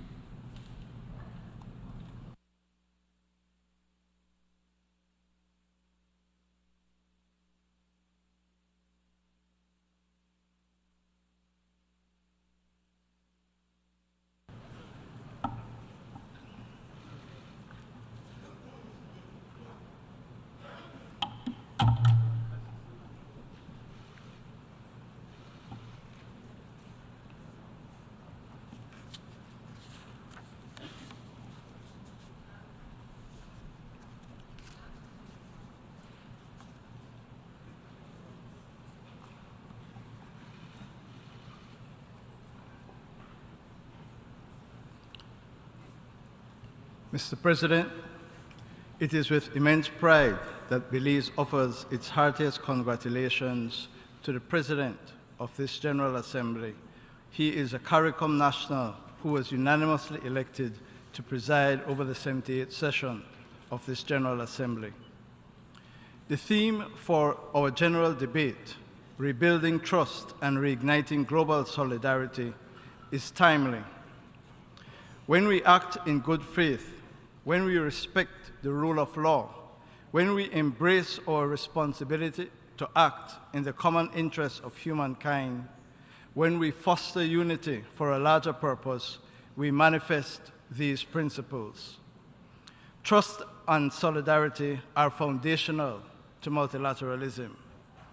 Regrettably, sir, trust and solidarity are in diminishing supply at a time when the capacity of planet Earth to sustain human life is in grave peril. Mr. President, the 0.7% ODA GNI target, first agreed in 1970, has never been met. By one estimate, this failure has resulted in $6.5 trillion in undelivered aid to developing countries. At COP15, developed countries committed to mobilize $100 billion per year by 2020 for climate action. That commitment has yet to be met. Consequently, US $381.6 billion in public finance, climate finance has been foregone. The commitment made in 2015 in the Addis Ababa Action Agenda to phase out fossil fuel subsidies has been completely ignored. According to the IMF, fossil fuel subsidies surged to a record $7 trillion last year. Despite their strident calls for respecting human rights, the global north remains outside the Convention on the Rights of Migrant Workers. Deaths and inhumane treatment of migrants at the southern borders of the Western world continue with impunity. The hoarding of COVID-19 vaccines by developed countries and their continuing refusal to waive intellectual property rights for COVID-19 vaccines cause prolonged suffering in the developing world, with some countries still below global vaccine targets. Mr. President, mistrust is widespread. Solemn promises are routinely broken. Narrow nationalism and insularity have displaced global solidarity. Indeed, the situation is critical. Only 12% of the SDGs are on track for achievement.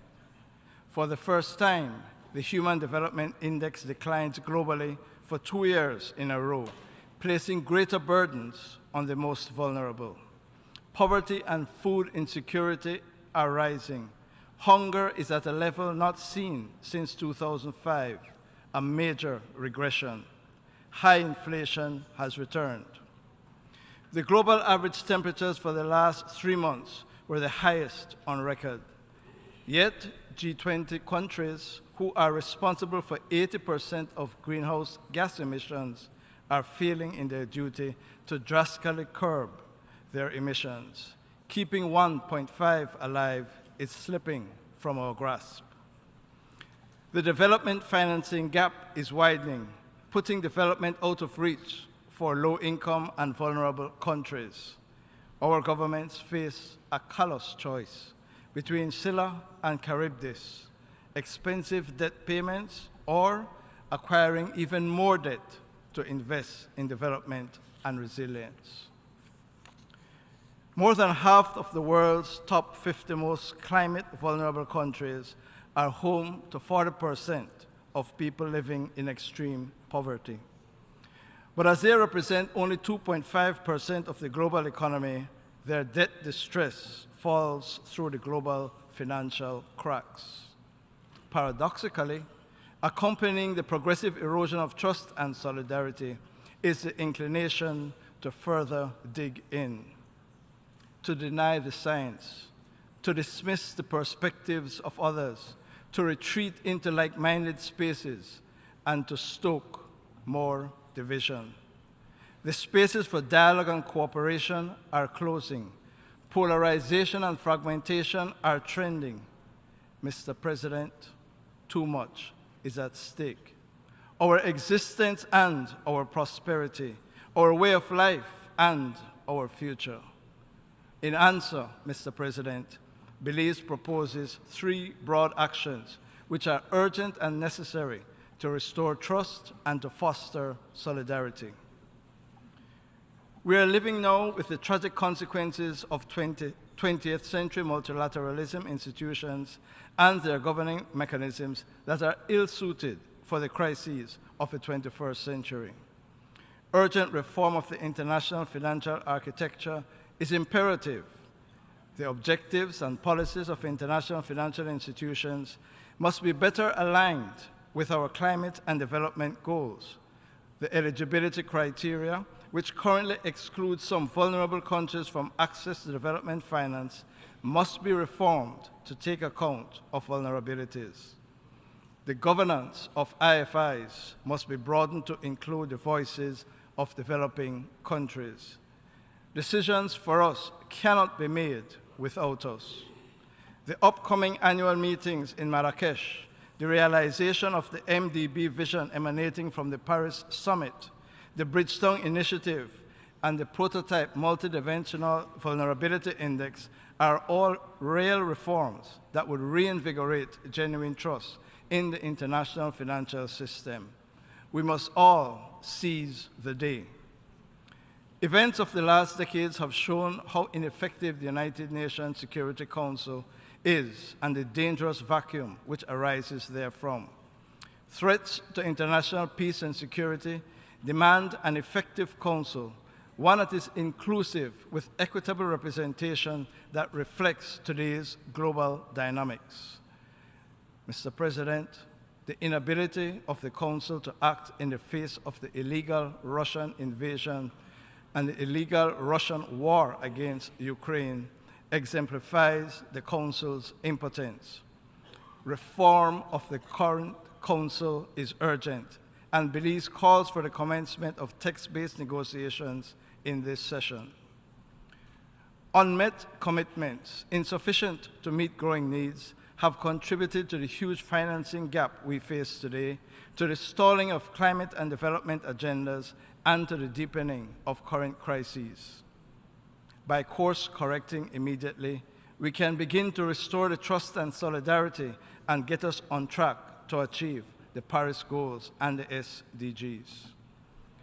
Mr. President, in truth, regrettably, we are all on the road to climate perdition. All of us, no one is exempt. The global stocktake to be concluded at COP28 is the unmissable opportunity to agree solutions to address the perilous gaps in implementation, accelerate climate action, and ramp up ambition. The just concluded SDG Summit revealed the dire reality we face. The refusal of developed countries to so far raise the ambition on the means of implementation is disappointing. This must change. The Fourth International Conference on Financing for Development is an important opportunity to forge a new financing pact for sustainable development. And while the implementation of SDGs occurs at the local level and governments bear primary responsibility for national development, we should be clear. Achieving SDGs is the shared responsibility of all countries. The SDGs are a bulwark against conflict and insecurity, the pull of migration and social instability. Mr. President, trust and solidarity can only thrive where there is justice. The terrible injustice and poison legacy of native genocide, slavery, and the transatlantic slave trade cannot continue to be ignored or to be the subject only of academic discussions. Descendants of slaves continue to struggle with persistent racial discrimination, marginalization, and generational trauma. The consequences of slavery for our countries manifest today through underdevelopment, poverty, and structural inequities. CARICOM has put forward a 10-point plan which addresses the core of reparatory justice as we see it. Reparatory justice is essential to any redemption from a historical wrong that is so indelible that it can never be fully remedied but must be reckoned with. To the governments of the European countries that enabled this evil, we say that the time for redemption, for respect, and for reparation is here, and we demand it. The decades-long call for climate justice must be answered. Small island developing states like Belize are the most vulnerable to climate change. Our countries are reaching the limits of adaptive capacity and already incurring loss and damage, and will continue to do so. Yet those whose economic prosperity and wealth have been based on climate-destroying activities are attempting to evade their historic responsibilities by lowering ambition on climate action, backsliding on implementation of their obligations, and refusing to deliver on climate finance. This blatant injustice, Mr. President, is compounded by the reality that to invest in resilience, to respond and recover from climate-induced disasters, we must borrow from the very same wealthy countries. Developed countries must urgently double adaptation financing and better align that financing to our growing needs. They must close the emissions and implementation gaps to keep 1.5 within reach. The Loss and Damage Fund must be operationalized and capitalized at COP28. We need adequate resources for just transitions to sustain our low-carbon economies and to further decouple our energy, transport, and electrical systems from high-polluting activities. Mr. President, too many of our member states continue to be oppressed by systematic but entirely repairable injustices. The ambivalence of the international community and the United Nations itself in response to the desperate call from Haiti for assistance is unconscionable. The Haitian people are suffering from unimaginable violence, human rights violations, and a humanitarian disaster. The CARICOM Eminent Persons Group is working to facilitate political consensus building that will be essential for Haiti's recovery. A broad-based political compact is urgently needed to transition to constitutional governance. Belize commends the offer of Kenya to lead a multinational force to provide security assistance to Haiti. Mr. President, Belize will join the other CARICOM countries in contributing to the multinational force once the appropriate framework is in place.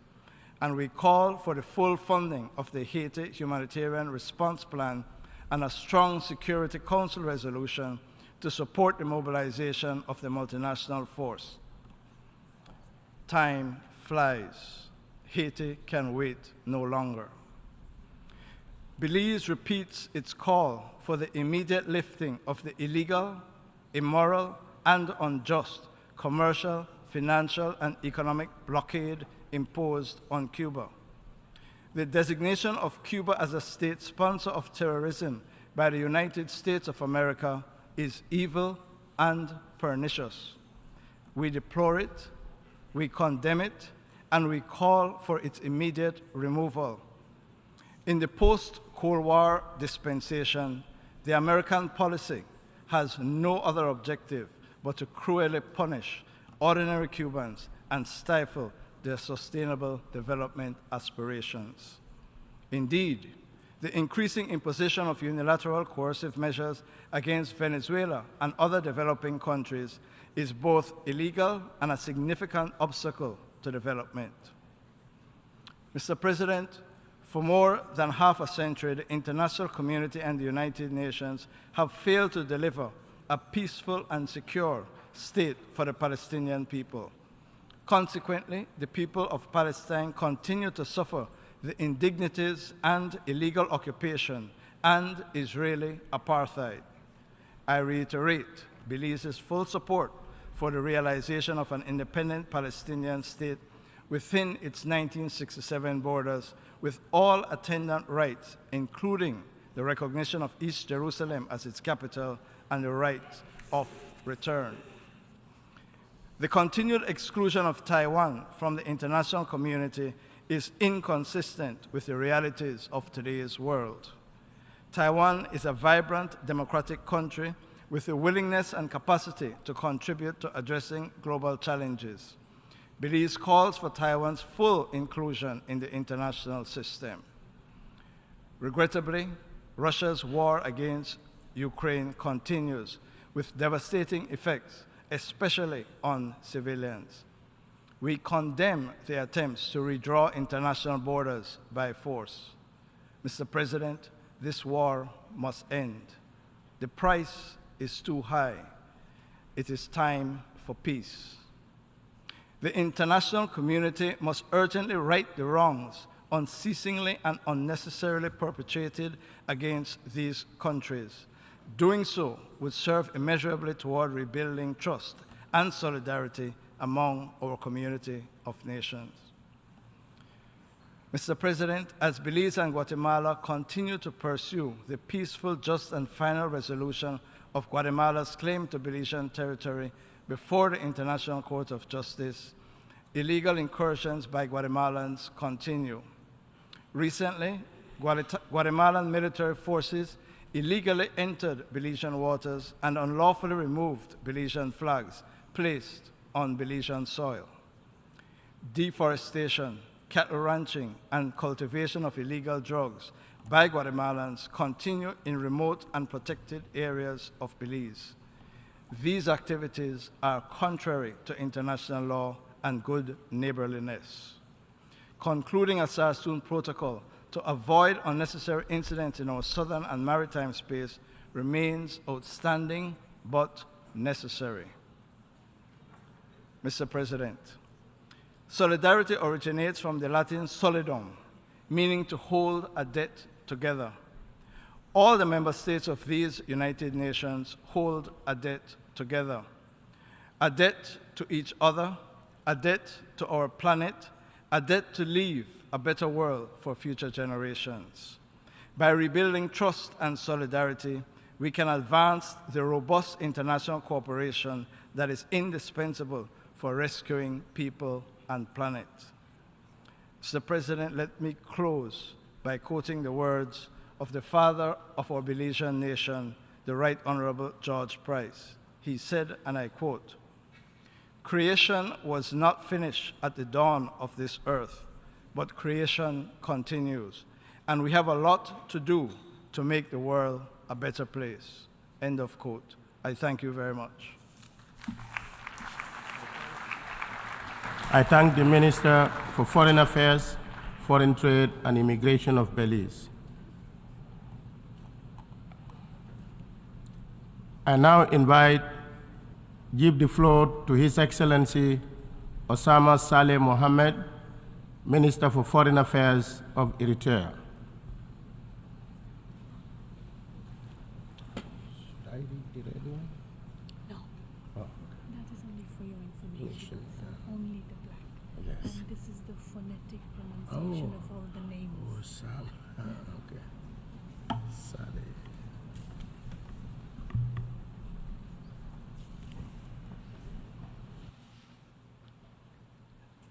Your Excellency, President of the United Nations General Assembly, Your Excellencies, Heads of State and Government, delegates, ladies and gentlemen. Allow me first to express my warmest congratulations to Your Excellency for your election as President of the current session of the United Nations General Assembly. I am indeed honored to convey the following message of President Isaias Afwerki to this august assembly. Your Excellencies, 78 years have elapsed since the historic establishment of the United Nations on 24 October 1945. This historic event occurred on the ashes and aftermath of the Second World War, which had caused unprecedented loss of life and devastation to humanity. Unfortunately, the poignant lessons drawn from this ferocious war did not usher in an era of enduring peace rooted on legality, justice, and sustainable equilibrium in global terms. The Cold War that lasted for the subsequent 45 years incubated a spiral of incessant conflicts and instability in many parts of the world, which all its detrimental consequences to enduring and inclusive prosperity. More ominously, the futile attempts to impose a unipolar world order in the last 30 years or so, and in particular, the crisis spawned in these times aimed at reviving defunct alliances and military blocs, are increasingly pushing our global community into the precipice of a much more perilous catastrophe. Within this calamitous global reality, the African continent has been and remains marginalized, compelled as it is to shoulder the brunt of these destructive policies. In this perspective, it must be recognized that the resistance movements unfolding in Africa, manifested in different variants, are expressions and continuation of the struggle against colonialism.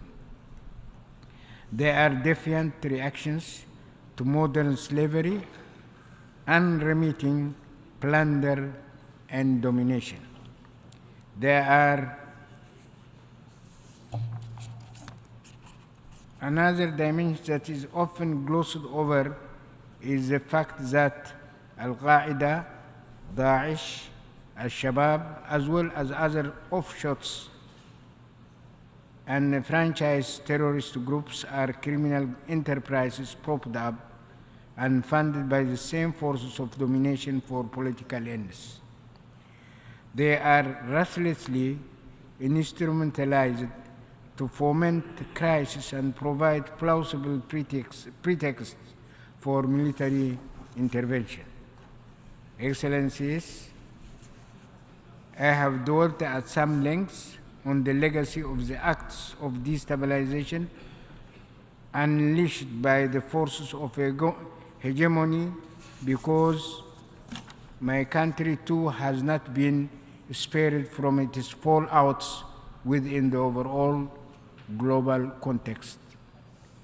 I am not referring to the distant past or the 1950s, in which Eritrea's inalienable right to decolonization was sacrificed on the altar of geostrategic interests of these powers.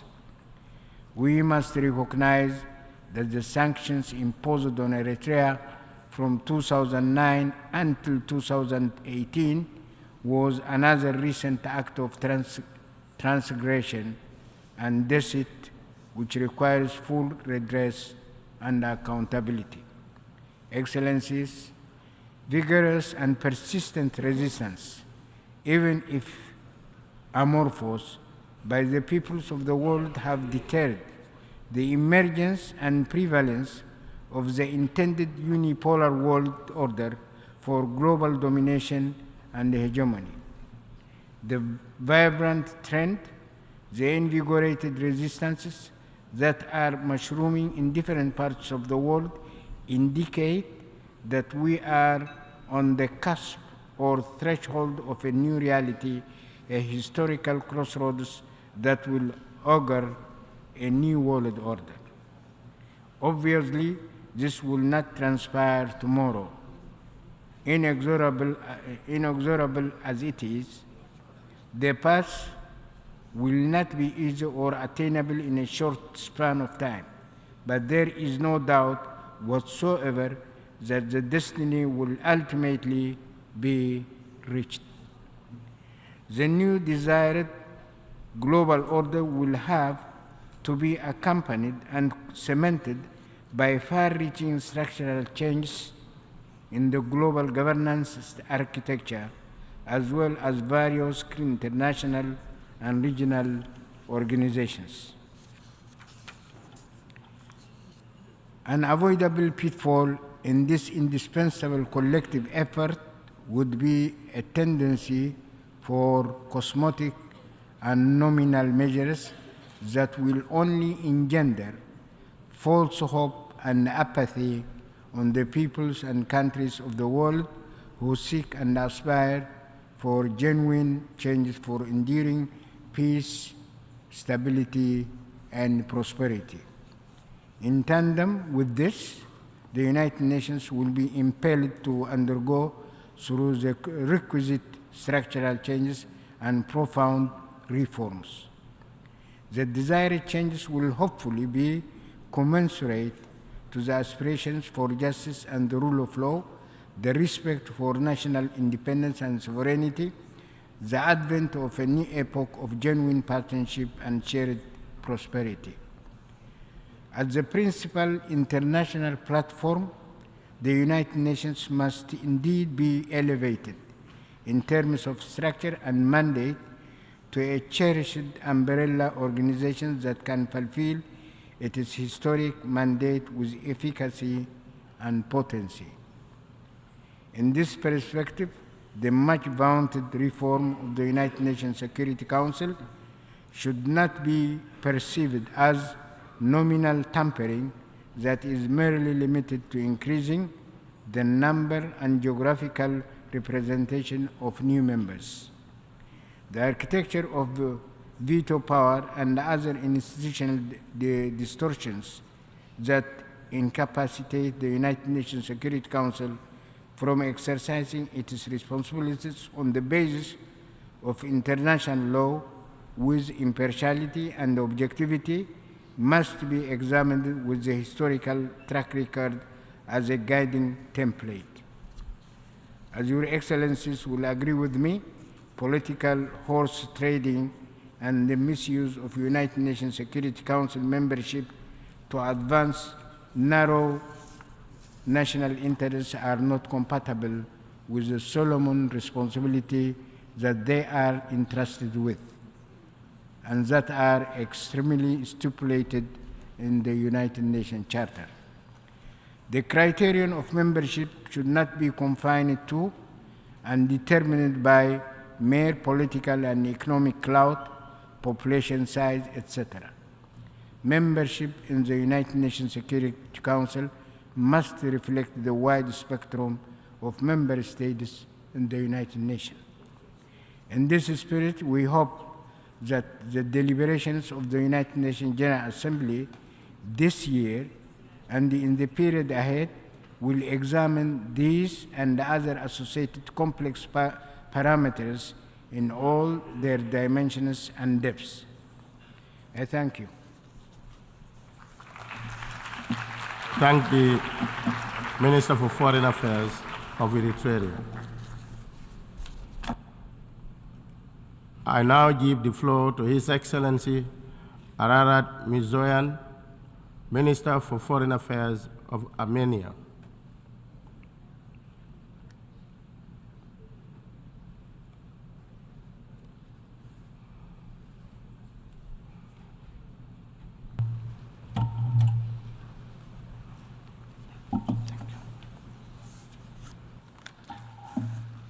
Honorable Mr. President, Excellencies, ladies and gentlemen, first of all, let me congratulate Mr. Denis Francis on assuming the presidency of the 78th session of the United Nations General Assembly. I will not be the first and definitely not the last speaker in this august body who will identify global threats for democracies, challenges for security, violations of the principles and purposes of the UN Charter, including non-use of force and peaceful resolution of conflicts as a main source of instability and tension in the world. The devastating developments of the past years, which disrupted the security architecture in the world and especially in Europe, have significantly damaged multilateralism. If a couple of years ago we were contemplating the decline of multilateralism, today we see erosion of that very tenet and its foundations, such as international law, human rights, and cooperative security. This is not just a theoretical interference, but the reality with which the Armenian people in the South Caucasus are coping for the last 3 years. The repetitive aggression of Azerbaijan against the sovereign territory of the Republic of Armenia and military attacks against the people of Nagorno-Karabakh significantly disrupts peace and stability in our region, massively violates human rights and humanitarian law, representing existential threat for Armenians. My government, having a sincere belief and aspiration to establish peace and stability in our region, has made significant and duly recorded efforts to this end. Alas, we do not have a partner for peace, but a country who openly declares that might has right and constantly uses force to disrupt the peace process.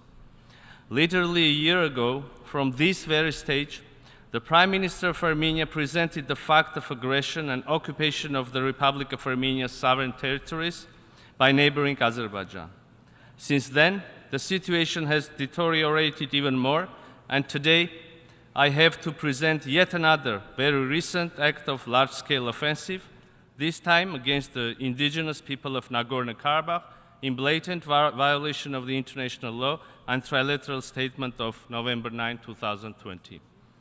It happened this week, and the timing was not accidental.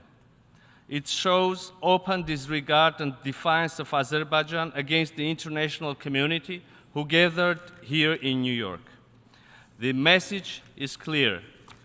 You all can talk about peace, and we can go to war, and you will not be able to change anything.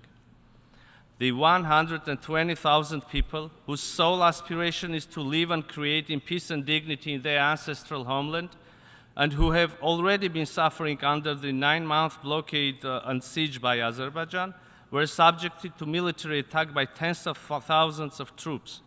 In the course of this inhumane attack, the whole territory of Nagorno-Karabakh, Stepanakert, and other towns and settlements came under intense and indiscriminate shelling with heavy weaponry, such as rockets, artillery, combat UAVs, aviation, including prohibited cluster munition. This atrocious large-scale offensive, which claimed hundreds of lives, including of women and children, was cynically defined as a local counter-terrorist operation. According to the recent information, there are confirmed cases of more than 200 killed and 400 wounded, including among civilian population, women and children, also accepted by the Azerbaijani Ministry of Foreign Affairs. The fate of hundreds of people is uncertain. As I speak today, 30% of the population of Nagorno-Karabakh is displaced. The entire population of Nagorno-Karabakh remains without any means of subsistence, as just limited humanitarian assistance has been able to enter into Nagorno-Karabakh. There is no food, no medicine, no shelter, no place to go, separated from their families, terrorized and scared for their lives. Ladies and gentlemen, the policy and actions of Azerbaijan for the last 9 months evidently demonstrate the pre-planned and well-orchestrated nature of this mass atrocity. On December 12, 2022, Azerbaijan blocked the Lachin corridor, the only road, the lifeline connecting Nagorno-Karabakh to Armenia and the outer world, in blatant violation of its obligations under the international humanitarian law and the trilateral statement of November 9, 2020. The blockade was further consolidated by the installation of an illegal checkpoint since April 23, as well as with the complete cessation of any movement, even for humanitarian aid, through the corridor since June 15. The 9-month-long blockade of Nagorno-Karabakh caused a severe shortage of food, medical supplies, fuel, and other essential goods, almost depleting the resources necessary for the survival of the population. The blockade was accompanied by deliberate disruption of electricity and natural gas supplies, further exacerbating the situation into a full-fledged humanitarian crisis. I would like to emphasize that on 22nd of February 2023, the International Court of Justice indicated a provisional measure according to which, and I quote, Azerbaijan shall take all measures to ensure unimpeded movement of persons, vehicles, and cargo along the Lachin corridor in both directions." End of quote. This order was later reconfirmed by the court's order of 6th of July. A number of partner states, international organizations, including UN Special Rapporteurs, the International Committee of the Red Cross, Human Rights Watch, Freedom House, Amnesty International, Transparency International, had been continuously voicing an alarm about the deteriorating situation on the ground. Moreover, on August 16, during the emergency meeting of the United Nations Security Council, convened by the request of Armenia, the majority of UN Security Council member states expressed clear position regarding the need to unblock the Lachin corridor and halt the suffering of the people of Nagorno-Karabakh and ensure their fundamental human rights. Whereas in response to these clear-cut calls, Azerbaijan has worsened its inhumane actions by launching this military attack against the people of Nagorno-Karabakh. On September 21, 2 days ago, September 21, 2023, the United Nations Security Council gathered once again to discuss the devastating situation in Nagorno-Karabakh. The majority of the Security Council members expressed their position regarding the imperative of cessation of hostilities by Azerbaijan, opening of the Lachin corridor, ensuring international humanitarian access, and addressing the rights and security of the people of Nagorno-Karabakh. Ladies and gentlemen, the chronology of truly devastating developments in our region come to prove that the issues cannot be addressed merely with statements and generic calls. Armenia has repeatedly warned the international community about the need for concrete and practical actions, including the dispatching of a UN interagency needs assessment and fact-finding mission to Nagorno-Karabakh. But the international community, the United Nations, failed to come to the rescue of people for the last 9 months, 285 days. The use of starvation as a method of warfare, depriving people of their means of subsistence, obstruction and denial of humanitarian access of UN agencies, hindering the ICRC humanitarian activities, constitute early warning signs of an atrocity crime. A number of international human rights organizations, lawyers, genocide scholars, reputable independent experts, including the former ICC prosecutor and the former special advisor of the UN Secretary General on the prevention of genocide, have already characterized the situation on the ground in Nagorno-Karabakh as a risk of genocide. Just yesterday, the special advisor of the UN Secretary General on the prevention of genocide, Alice Nderito, stressed, and I quote, "Military action can only contribute to escalate what is already a tense situation and to put the civilian population in the area at risk of violence, including risk of genocide and related atrocity crimes. All efforts need to be made to prevent violence and sustain peace." End of quote. Let me draw your attention to the fact that after failure of preventing genocide in Rwanda, the United Nations managed to create mechanisms for prevention, thus making the never again a meaningful pledge. But today, we are at the brink of another failure. The people of Nagorno-Karabakh, trapped in this inhumane blockade and hostilities inflicted by Azerbaijan, and under the threat of their very existence, still hope that prevention will not remain a feature of language, but will become a line of actions. The claims that the United Nations is not present on the ground, so has no capacity to verify the situation, cannot be an excuse for inaction. The United Nations is a universal body which should stand with the victims of mass atrocity crimes all over the world, regardless of the status of territory, instead of delivering dismissive statements. We are hopeful that the international community, namely the United Nations, will demonstrate a strong political will to condemn the resumption of hostilities and targeting of civilian settlements and infrastructure, and demand full compliance with obligations under the international humanitarian law, including those related to the protection of civilians, in particular women and children, and critical civilian infrastructure. The international community should undertake all the efforts for an immediate deployment of an interagency mission by the United Nations to Nagorno-Karabakh with the aim to monitor and access the human rights, humanitarian and security situation on the ground. The unimpeded access of the UN agencies and other international organizations to Nagorno-Karabakh in line with the humanitarian principles are an imperative.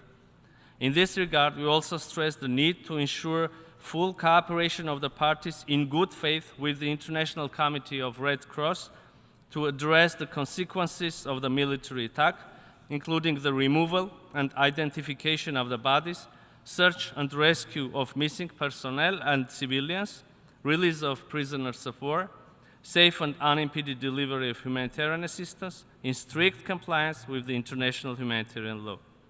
Azerbaijan must finally adhere to its legally binding obligations and ensure freedom of movement of persons, vehicles and cargo along the Lachin corridor in line with the ICJ orders.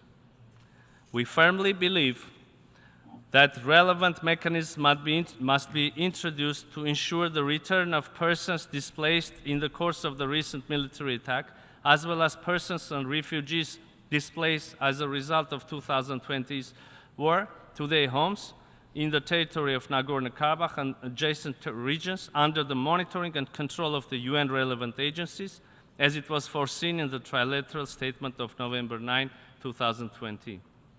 A sustainable and viable international mechanism for preventing the ethnic cleansing of the indigenous population of Nagorno-Karabakh and for ensuring dialogue between representatives of Nagorno-Karabakh and official Baku to address the issues related to rights and security of the Armenians of Nagorno-Karabakh is an imperative. Furthermore, excluding punitive actions against the Nagorno-Karabakh political and military representatives and personnel should be guaranteed. We also believe that the international community must demand the exit of any Azerbaijani military and law enforcement bodies from all civilian settlements in Nagorno-Karabakh to exclude panic, provocations and escalation, endangering civilian population, and create a possibility for a United Nations mandated peacekeeping force to keep stability and security in Nagorno-Karabakh. Ladies and gentlemen, the ethnic cleansing policy against Nagorno-Karabakh is just a part of a bigger picture. In this regard, we clearly see an intention to involve the Republic of Armenia in military actions, thus widening the geography of hostilities into our sovereign territories. The unwillingness of Azerbaijan to genuinely and constructively engage in the peace process with Armenia, including to recognize the territorial integrity of the Republic of Armenia, withdraw its armed forces from the occupied territories of Armenia, delimitate the Armenian-Azerbaijani interstate borders based on the latest available maps from 1975 corresponding with Almaty 1991 declaration, create a demilitarized zone along the interstate border, clearly illustrates the mentioned intentions. Likewise, Azerbaijan has a hidden agenda when it comes to unblocking regional transport and economic communications. As a landlocked country, Armenia is vitally interested in implementation of the agreement on the unblocking of all the regional communications on the basis of sovereignty, national jurisdiction, equality and reciprocity. Armenia is a long-standing advocate of the inclusive and equitable transport connectivity with the view to promote trade, cooperation and people-to-people contacts, whereas our neighbors continue to impose the 3 decades-long blockade of Armenia as part of its well-established policy of economic coercion of my country. The so-called corridor logic promoted by Baku and their hidden and open sponsors is aimed at undermining the sovereignty and territorial integrity of Armenia and justifying its territorial claims. The narrative generated by them, along with the use of force by Azerbaijan, both against the Republic of Armenia and the people of Nagorno-Karabakh, shows that forcefully imposing on Armenia an extraterritorial corridor, a corridor that will pass through the territory of Armenia but will not be out of our control, can be the next target. This is unacceptable for us and should be unacceptable for the international community. Mr. President, despite all the challenges, Armenia continues to engage in the negotiations to achieve normalization of relations and establishment of lasting peace in the region, and supports the efforts of the international partners to this end. Respect for territorial integrity and sovereignty within the internationally recognized borders, addressing the underlying causes of the conflict, namely the rights and security of the people of Nagorno-Karabakh, are the foundation of a lasting peace. In the end, let me state that the people of Armenia will firmly stand for our sovereignty, independence, and democracy, and will overcome the hybrid war unleashed against us. And I thank you. I thank the Minister for Foreign Affairs of Armenia. I now give the floor to His Excellency Basulma Bazi, Minister of State, Minister of Civil Service of Burkina Faso.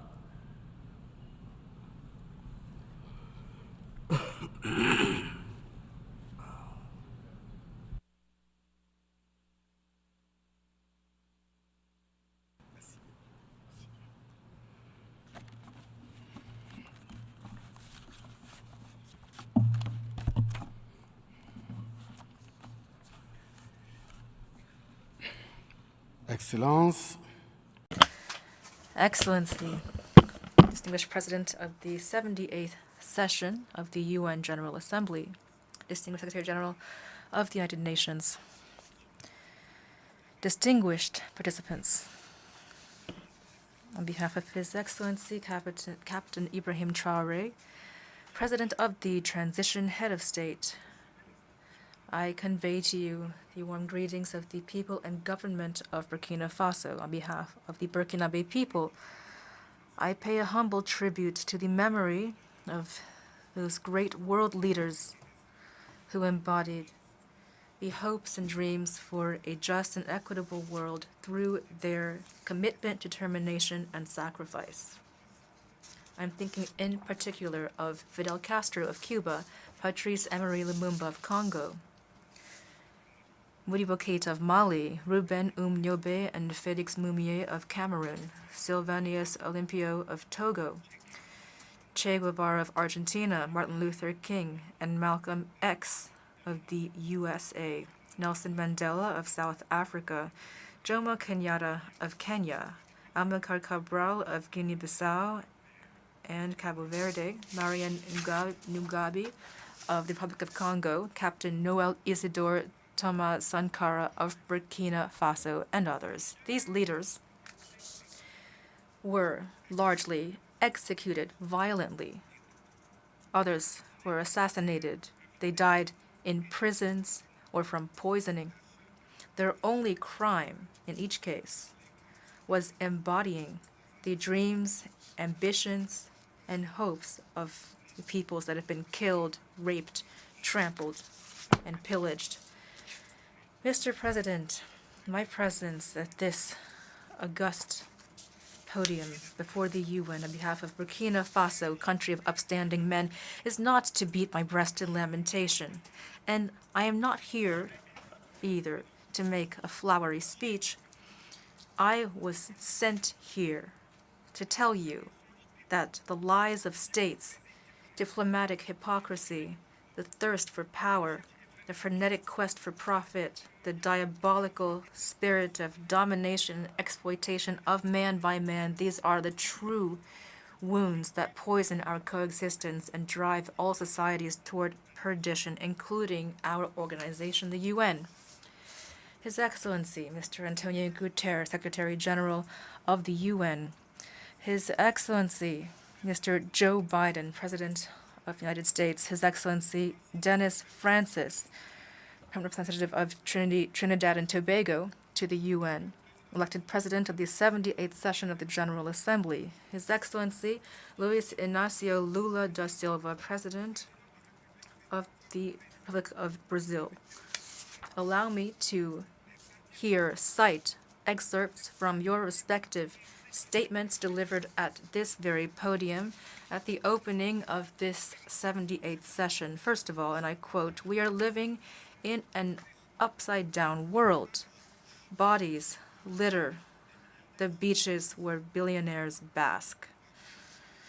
Secondly, and I quote, "We are at a crossroads. We have a common cause, that is leaving to our children a world with a better social environment," end quote. For the third person, despite difficulties, we can emerge from this.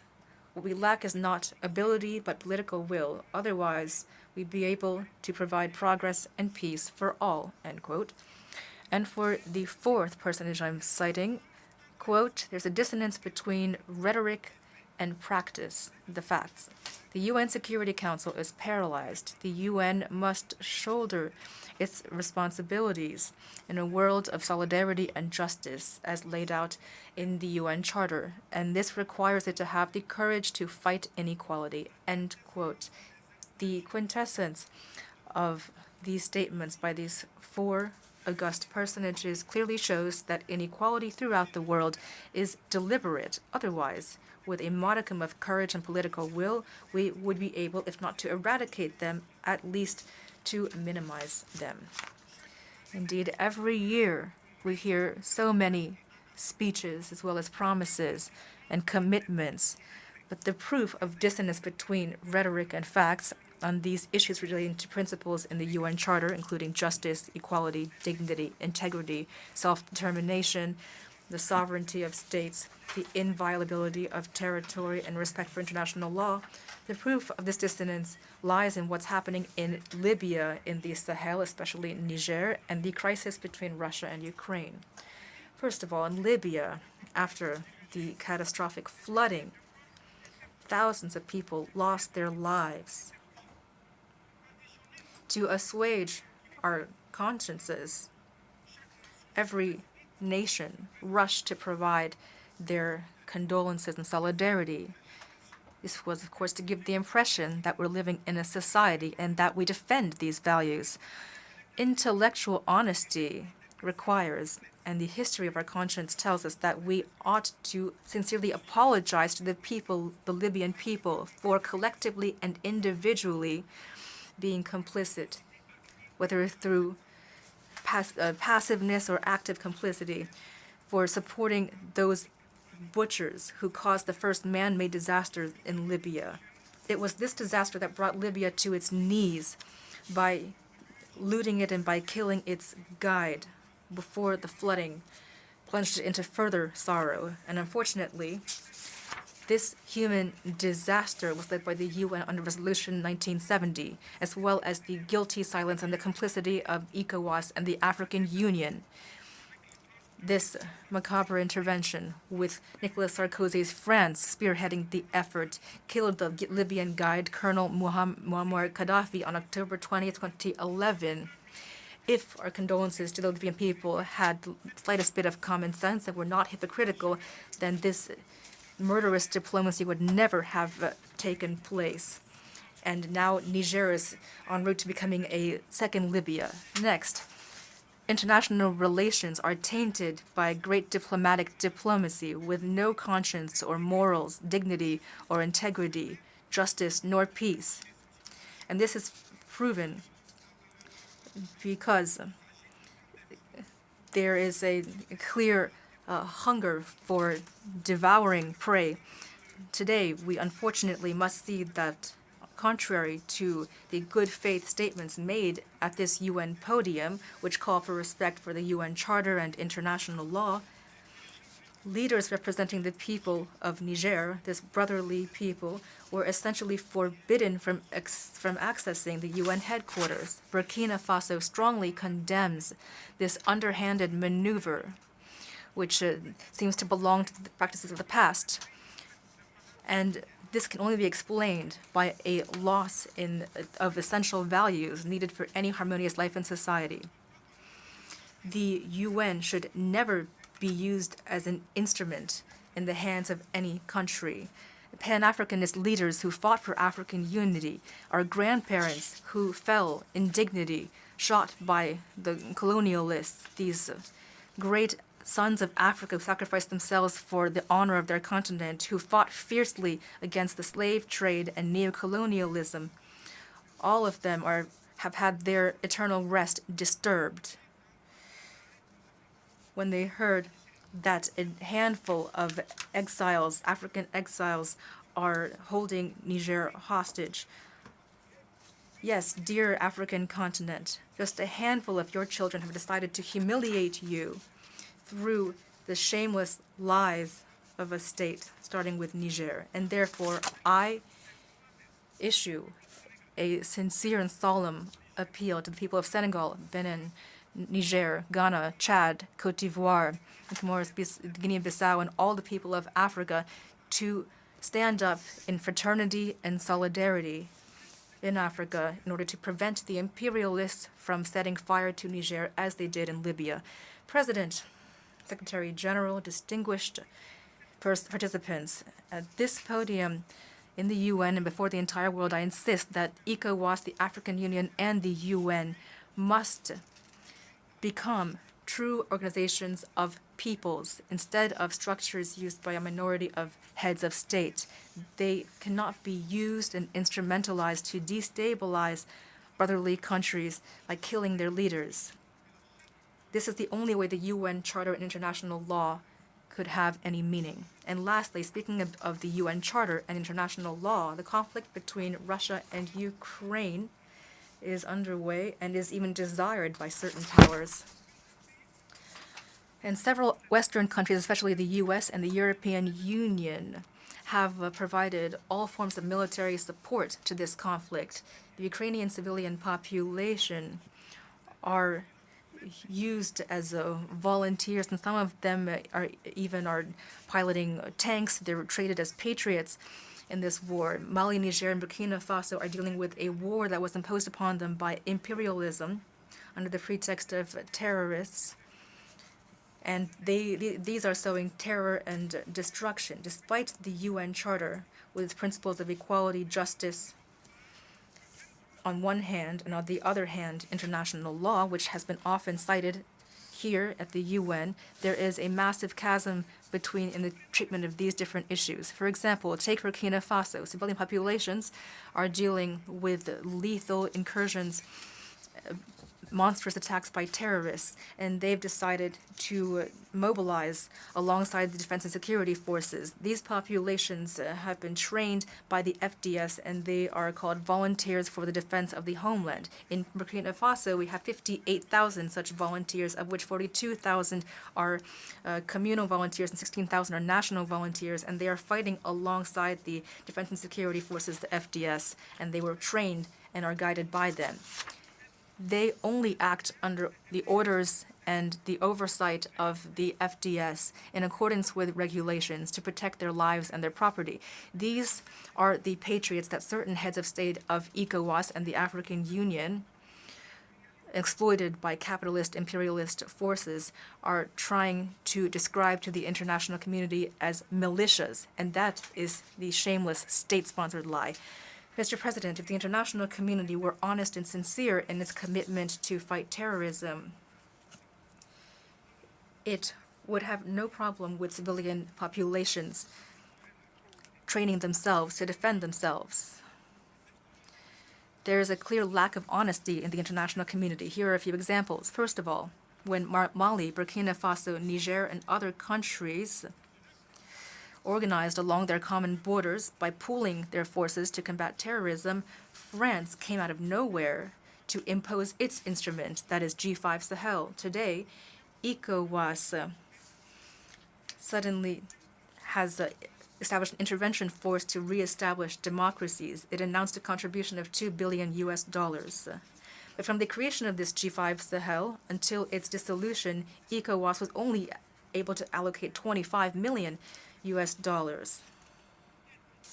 So, can they be really said to take seriously the defense of human lives as laid out in the Declaration of Human Rights and Peoples? Secondly, Burkina Faso is experiencing cynical sanctions after the coup d'etat of September 30th, 2022. This so-called international community led by France, which just uses its lackeys in Africa, tried to nominate a prime minister in Burkina Faso, but in vain. Then they tried to impose various ministers and strategic posts within the government of my country, again in vain. And lastly, they negotiated the continuing relations so that Captain Ibrahim Traoré would implement their will. This was their prerequisite for his being in power. But he refused this in the name of the higher interest of his people. And as a result, an avalanche of repressive measures, threats, and attempted coups d'etats was unleashed upon him. These are immoral maneuvers concocted in criminal laboratories. And unfortunately, all of these macabre maneuvers were led by puppet leaders of African countries. And that's the case for this famous Accra initiative. Even that was not able to last for long. Thirdly, in addition to cutting off aid and other problems with our FDS, we are seeing a blockade on material equipment for us, again led by France. For example, for the important air defense equipment needed to control and defend our territory, we had a contract with Brazil, and the weapons license was supposed to come from Belgium, and the navigation and firing system, as well as the video cameras, were supposed to come from the U.S., and motor was supposed to come, and engine was supposed to come from Canada. But this equipment was all cynically blocked. You talk about defending human rights at the UN, so therefore I ask you to deliver to us our weapons that we need to defend and protect our peoples who are being killed. In any case, I am solemnly informing you of this, and if nothing is done, history will hold you responsible for failing to assist people in danger. Distinguished Secretary General and President of the General Assembly, members of the international community. The international community has failed to assist states attacked by terrorism. There's been international hypocrisy, and certain powers dominate the UN. They are complicit in pillaging Africa. Shouldn't this international community be brought before the International Criminal Court for all of this? Our security must be assured by us ourselves, first and foremost, not by anyone else. When it comes to the Wagner presence in Burkina Faso, which has been covered by a puppet press controlled by France, I would respond that it's our brave FDS that is defending our homeland. Consequently, from this high tribune of the United Nations that magnifies the sacrifice of my country on behalf of national interest, I here applaud the memory of all those who fell due to weapons, magnifying the courage and integrity of those who are still alive, inexorably sacrificing for victory for our people and safeguarding our country. Rather than stopping the human bloodshed, it's fallacious accusations that have occurred and lies wrapped in hypocritical diplomacy and veiled threats to indicate to our partners that they need how we need to behave ourselves, and we say no. On behalf of the United Nations Charter itself and international law that you raise to defend yourselves, and here in this tribune, the African peoples and those of the Sahel, and specifically, are resolutely committed to fully assuming their full emancipation for true social progress. And thus, Burkina Faso will work with its partners that it wants to work with in a sovereign manner and buy from who it wants and defend how it wants. The fact that a country called Russia, Iran, Turkey, Azerbaijan, Cuba, Nicaragua, North Korea, or Burkina Faso can buy and sell their goods freely without any intermediary, without any authorization from anyone, no matter what happens. Mr. President and Secretary General, let's talk about hypocrisy. And let's talk about state lies in this issue of fighting terrorism, generally speaking, and in the Sahel specifically. Perhaps you don't ignore what I'm about to say, but let me lay out my arguments. First, in the Sahel, we have some 10,000 soldiers, armed soldiers, that are foreign soldiers. Most of them are French soldiers, but there are also American soldiers, Germans, Italian, etc. They have weapons. They have flying equipment, they have surveillance equipment, which is the most sophisticated in the world, and yet They don't see the hundreds of terrorists that are moving around in order to serve death and desolation, often with unimaginable weapons at their side. In Mali, in Niger, in Burkina Faso, there is no factory to manufacture weapons nor munitions. So who is recruiting these terrorists? Who is training them? Who is providing them with weapons? Who feeds them and with what means? Do you believe in this philanthropy on behalf of whom the Westerners have sent their armies to the Sahel to die for our beautiful blue eyes? Well, if you believe that, then what justifies the diplomatic irritation and other gesticulation of France when we told them to skedaddle with their armies? The real reason is really about the resources that are underground in the Sahel. Indeed, the National French Assembly voted and enacted Law 057 of 10 January of 1957, which then appeared in the official journal of the French Republic of January 1957, which led to the creation of the Common Organization of the Saharan Region, the OCRS, which brought together the parties of Mali, Burkina Faso, Niger, Mauritania, Algeria, etc. This zone is unparalleled in the world in terms of wealth underground. For example, the water table, the most significant water table in the world, goes from Mauritania to Somalia and goes through Mali, Algeria, Libya, Niger, etc. The newspaper Le Monde in July 1957 put forth a figure of 6 to 7 million tons of oil found below our soil, potentially in the Sahara, in addition to the natural resources that we also have, such as uranium, gold, cobalt, zinc, diamonds, lithium, copper, etc. You, the Westerners, you so much love the Sahel people, so much that you bring your military and your armies to die in the name of democracy, in the name of freedom and human rights and peace. Then why is it that an African continent with some 1.3 billion people and the second largest continent of the world in terms of people, with a number that the interpreter cannot figure out of the number of square kilometers, and 54 states, has no permanent seat within the Security Council? Such a huge continent with so many people and no right of veto. How do you justify that? Does that not go beyond a state crime? Is it not beyond a crime of the UN that that is happening? So let's stop with the diplomatic lying, the gross lies, which basically involves imperialist powers coming to the Sahel to defend quote-unquote democracy and human rights. And let's talk about human rights for a minute. Let's remind ourselves here of the first charter in the world on the issue of human rights was the Kurokan Fuga in Mali in 1236. That was the first document that addressed that. And let's go to the second issue, which is Africa does not like to compare deaths. That would be ill-mannered on our part to do so. So I will respectfully bow to the memory of all nationalities of people who lost their lives in Africa and in the Sahel specifically. But if we look at the hazards that are involved, and we look at the unfortunate and condescending attitude of the President of the French Republic, Emmanuel Macron, often who verges on the ridiculous while glorifying a hypothetical condescension vis-a-vis African people. And I have to impose on myself here the duty of giving him a little lesson on history, on his own history, because this is why your classrooms are full of children that are learning their lessons well and growing up. In other words, turn to this story at the risk of losing the real story forever. But let me clarify here that no African people is opposed to the French people.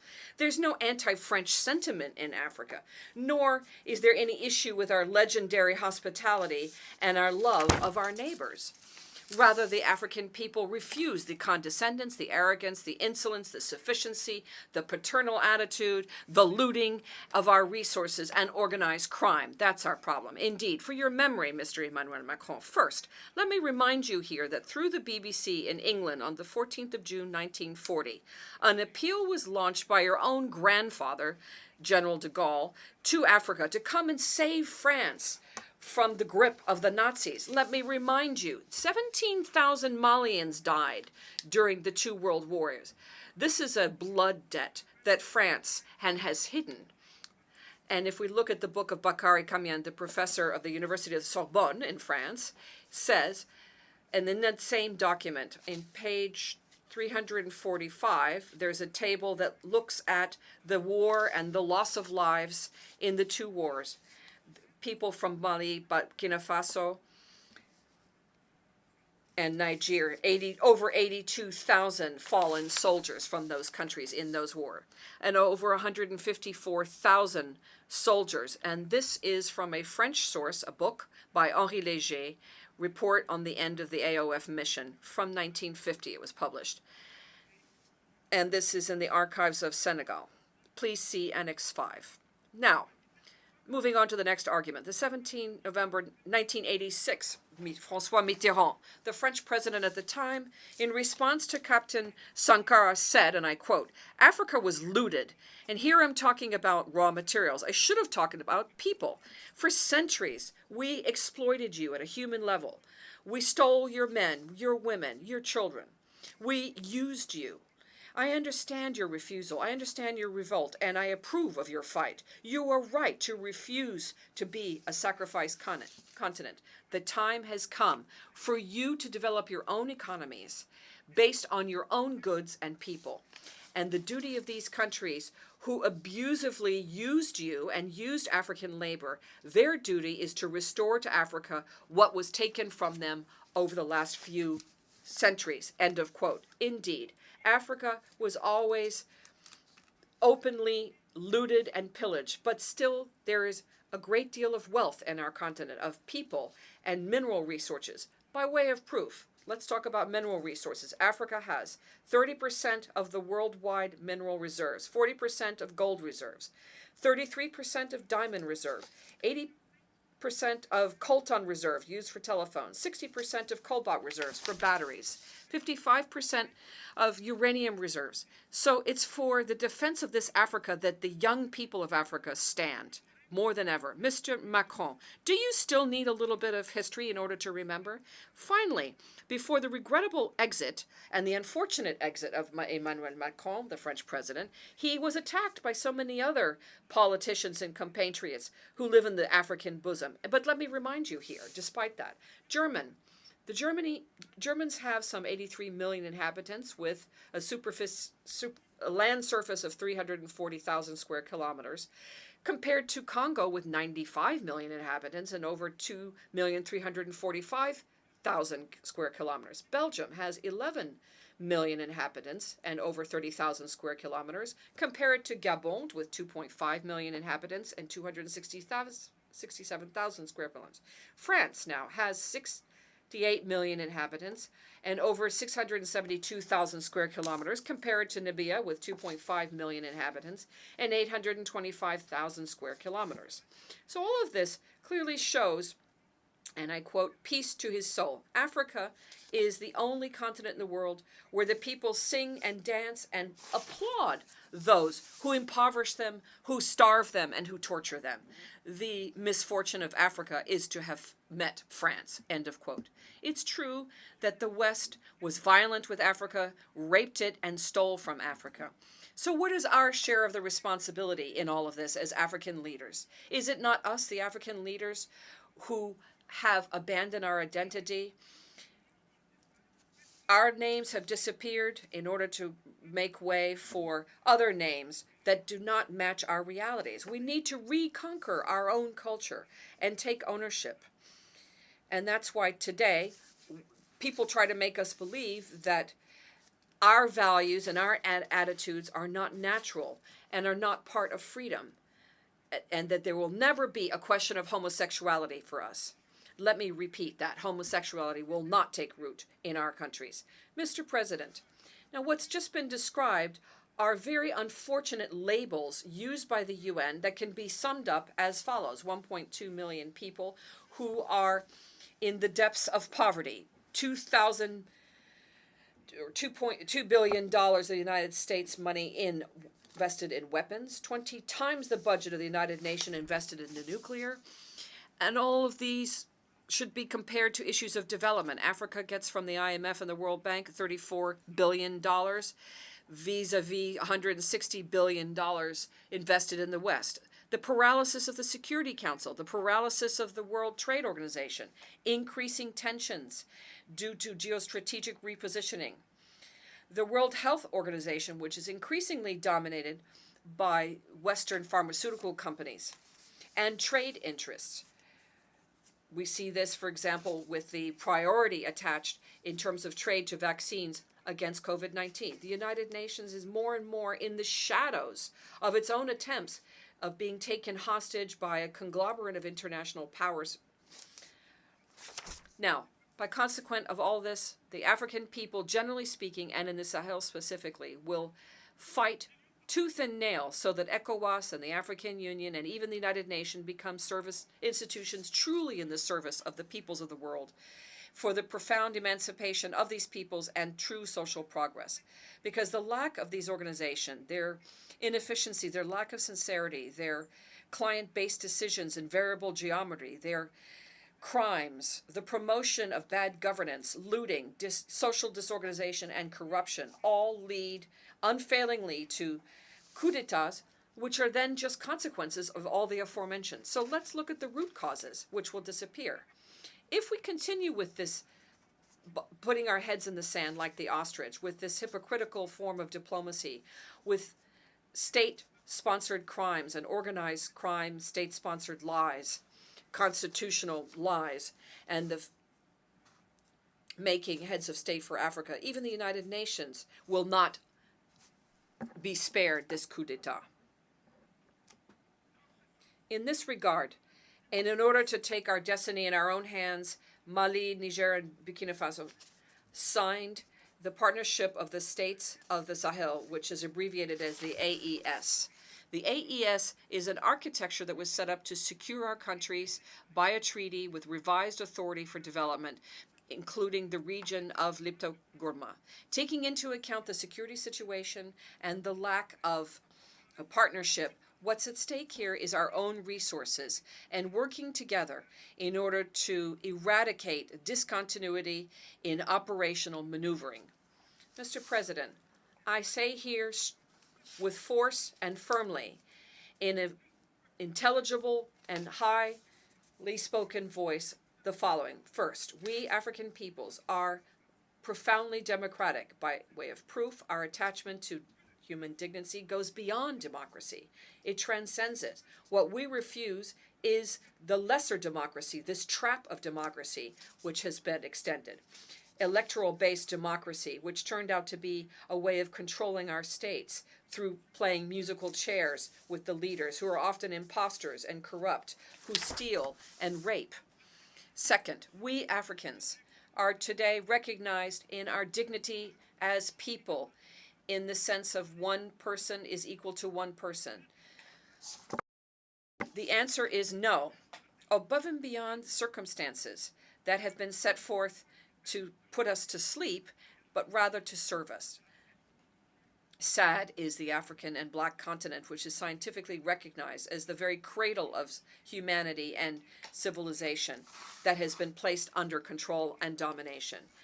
Independent factions who have engaged in fratricidal wars and election-based democracy with biased aides, wars for terrorism which are maliciously fabricated and maintained, injected against us, especially in Mali, Burkina Faso, and Niger.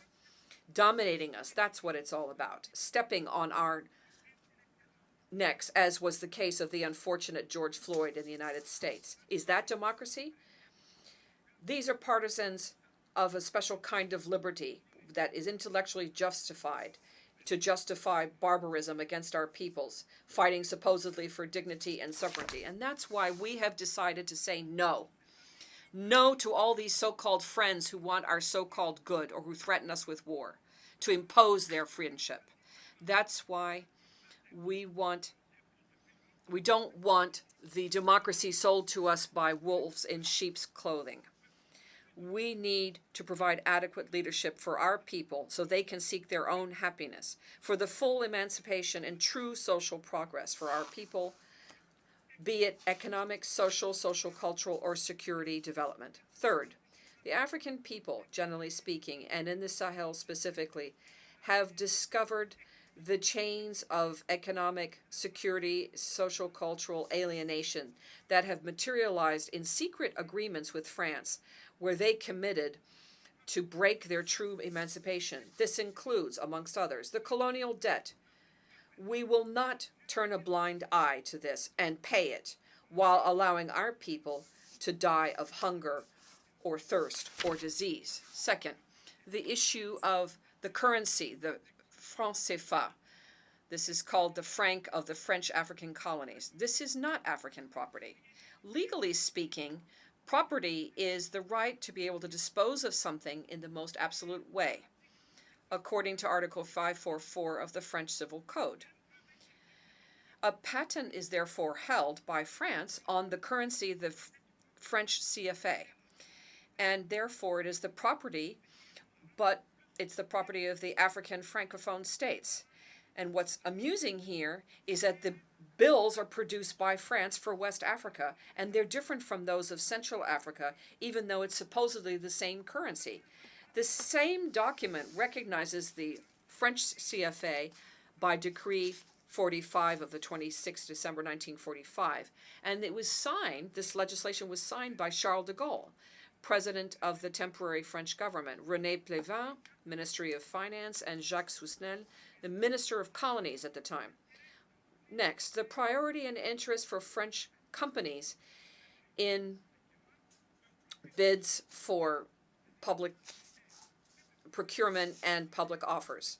And finally, the exclusive right to provide equipment, and military equipment, and other types of military officers in colonies. If we ignore that these coups d'etats are often the result of bad governance and constitutional maneuvers in order to provide additional mandates, that will always happen. We need to be lucid about this and root out the real causes and require respect of democratic rules and virtuous governance. 5, the African people don't have a problem with the French people. It's rather French policies and politics we have a problem with, the condescendence. That's what we reject. Refusing an ambassador to Niger is a violation of international law, especially Article 1 and 2 of the Vienna Convention, paragraph 9, on diplomatic relations of 1961. By deciding to refuse artists from Burkina Faso, Mali, and Niger in France, that is a serious undermining of cultural wealth and refusal of recognition. An artist is a psychic doctor, even at long distance. By declaring them, we do not want to have people unemployed, migrants and thieves and so forth in France. We do not want the looting, the cynical looting of our resources. What we want is a sincere recognition of our peoples throughout the world, which includes Burkina Faso, Mali, and Niger, that we should be accompanied in this difficult time on our path towards full emancipation with expression of dignity, honor, liberty, equality, prosperity, justice, and then, of course, peace. Given the situation currently in Burkina Faso, the Burkinabe government has implemented vigorous action to adopt a new development plan, the Action Plan for Stabilization and Development, with 4 main pillars of priorities. First, to fight terrorism and restore territorial integrity. Second, response to the humanitarian crisis. 3, restore the state and improve governance. And finally, national reconciliation and social cohesion. These efforts are geared to providing the Burkinabe population with better living conditions while commending our partners who have accompanied us. We heartily invite them, those who still have a doubt or who might be tempted by the false content of reports on what is happening, we invite them to accompany us with the following conditions.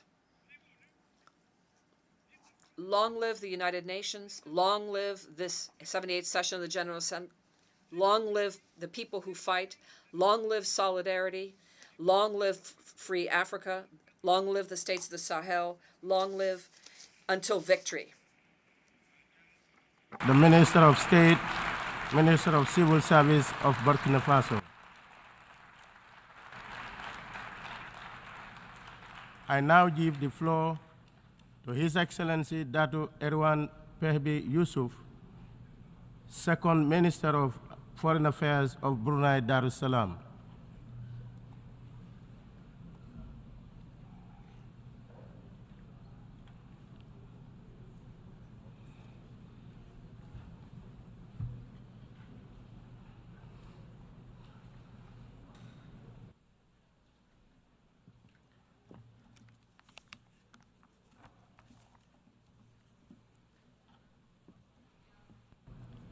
Bismillahirrahmanirrahim. In the name of Allah, the most gracious, the most merciful, Mr. President, Mr. Secretary General, Excellencies, ladies and gentlemen, Assalamu alaikum wa rahmatullahi wa barakatuh. At the outset, I am honored to convey the warm greetings of His Majesty Sultan Haji Hassan al-Bolkiah, Muizzaddin wa Daulah, Sultan and Yang di-Pertuan of Brunei Darussalam, to this year's esteemed assembly. My congratulations to His Excellency Dennis Francis and the friendly nation of Trinidad and Tobago on assuming the presidency of this session.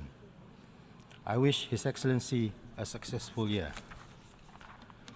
I thank His Excellency Sabah Korosi for his leadership as President of the 77th session of the UN General Assembly. I also sincerely appreciate His Excellency Secretary General Antonio Guterres for his continuous hard work and valuable contributions to serving the international community during these challenging times in pursuit for global peace, prosperity, and development. Mr. President, as we have approached the midway point of the 2030 Agenda for Sustainable Development, this is an opportune time for reflection on our shared vision for a sustainable world and to undertake recalibrations in areas where more work is needed. In July this year, Brunei Darussalam presented its second voluntary national review report, highlighting the progress towards achieving the Sustainable Development Goals. We have made significant strides and are on track across several goals in line with our national vision, Wawasan Brunei 2035, which aims to create a dynamic and sustainable economy with a high quality of life for all its citizens. However, like many other countries, we too face challenges, and for us, this was mainly in the area of reliable data collection.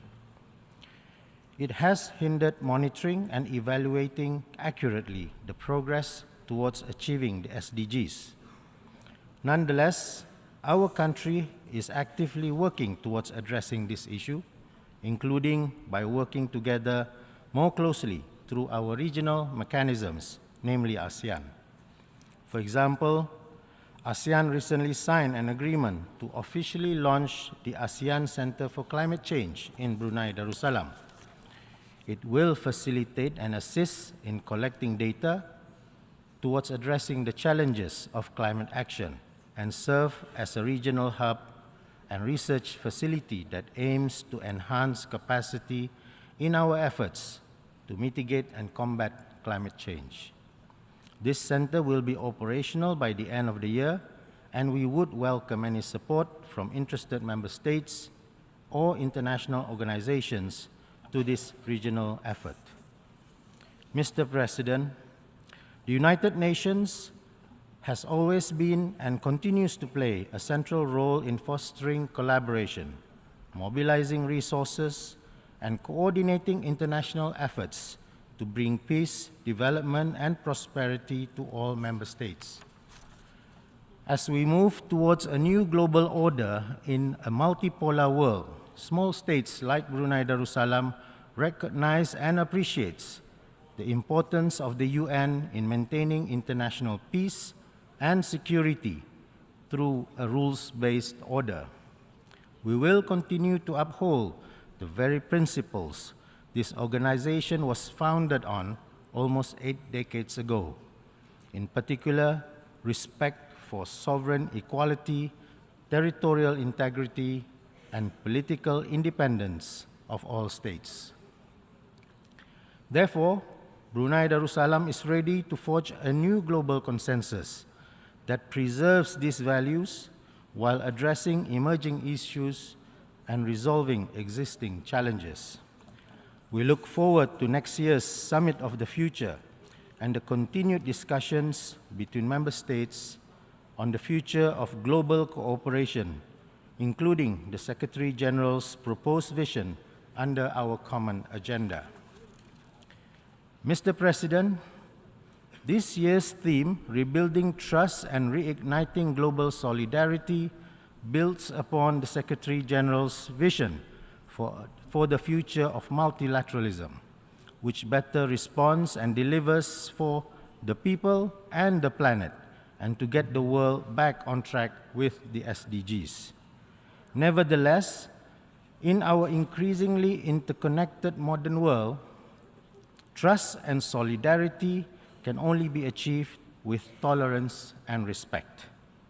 This is why it has been distressing to witness the increase in acts of intolerance and disrespect, particularly acts of religious hatred directed at the Islamic faith.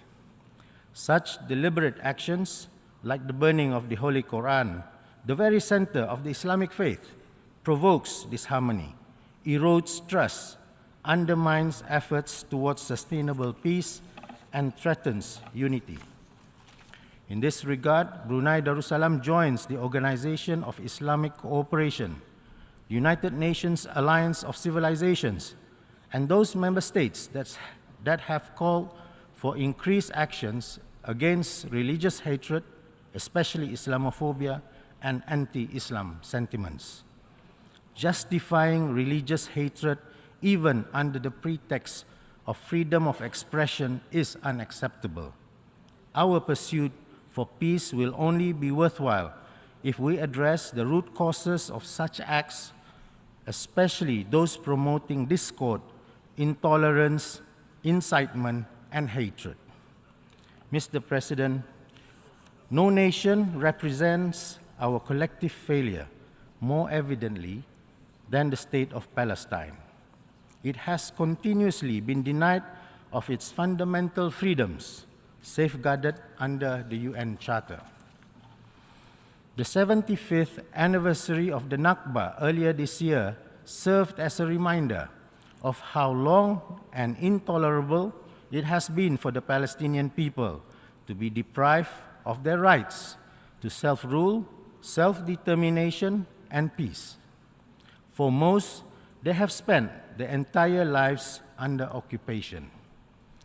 The aggressive policies and practices of the occupying power have victimized every Palestinian man, woman, and child, denying them of all their fundamental and basic human rights, and even their ability to achieve the Sustainable Development Goals.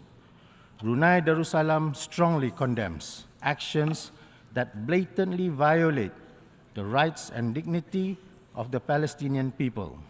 We stand firmly in solidarity with them to truly ensure that no one is left behind. The UN must strengthen global solidarity in upholding its commitment to the two-state solution as the viable path towards a comprehensive and lasting peace in the Middle East. We reiterate our call for an independent state of Palestine based on pre-1967 borders with East Jerusalem as its capital. Mr. President, after experiencing a global health crisis with far-reaching consequences, we are at a crossroad that will determine our future. One was hoping that we would have emerged more united in our shared resolve. Unfortunately, the reality we see is quite different. We find ourselves amidst humanitarian crisis and global mistrust of international institutions and between states that threaten our collective progress. Therefore, to ensure a better future for generations to come, it is crucial that we refuse to accept actions that divide us or conflicts that oppress us. Above all, Mr. President, we must not let mistrust overpower our unity. Thank you, Mr. President. I thank the Second Minister for Foreign Affairs of Brunei Darussalam. I now give the floor to His Excellency Van Gil Pinto, Minister of the People's Power for Foreign Affairs of the Bolivarian Republic of Venezuela.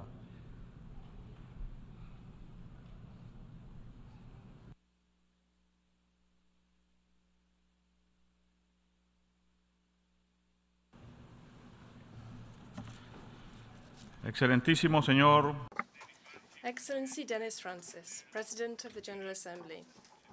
Your Excellency Antonio Guterres, Secretary General of the organization. Heads of delegations, ministers, ambassadors.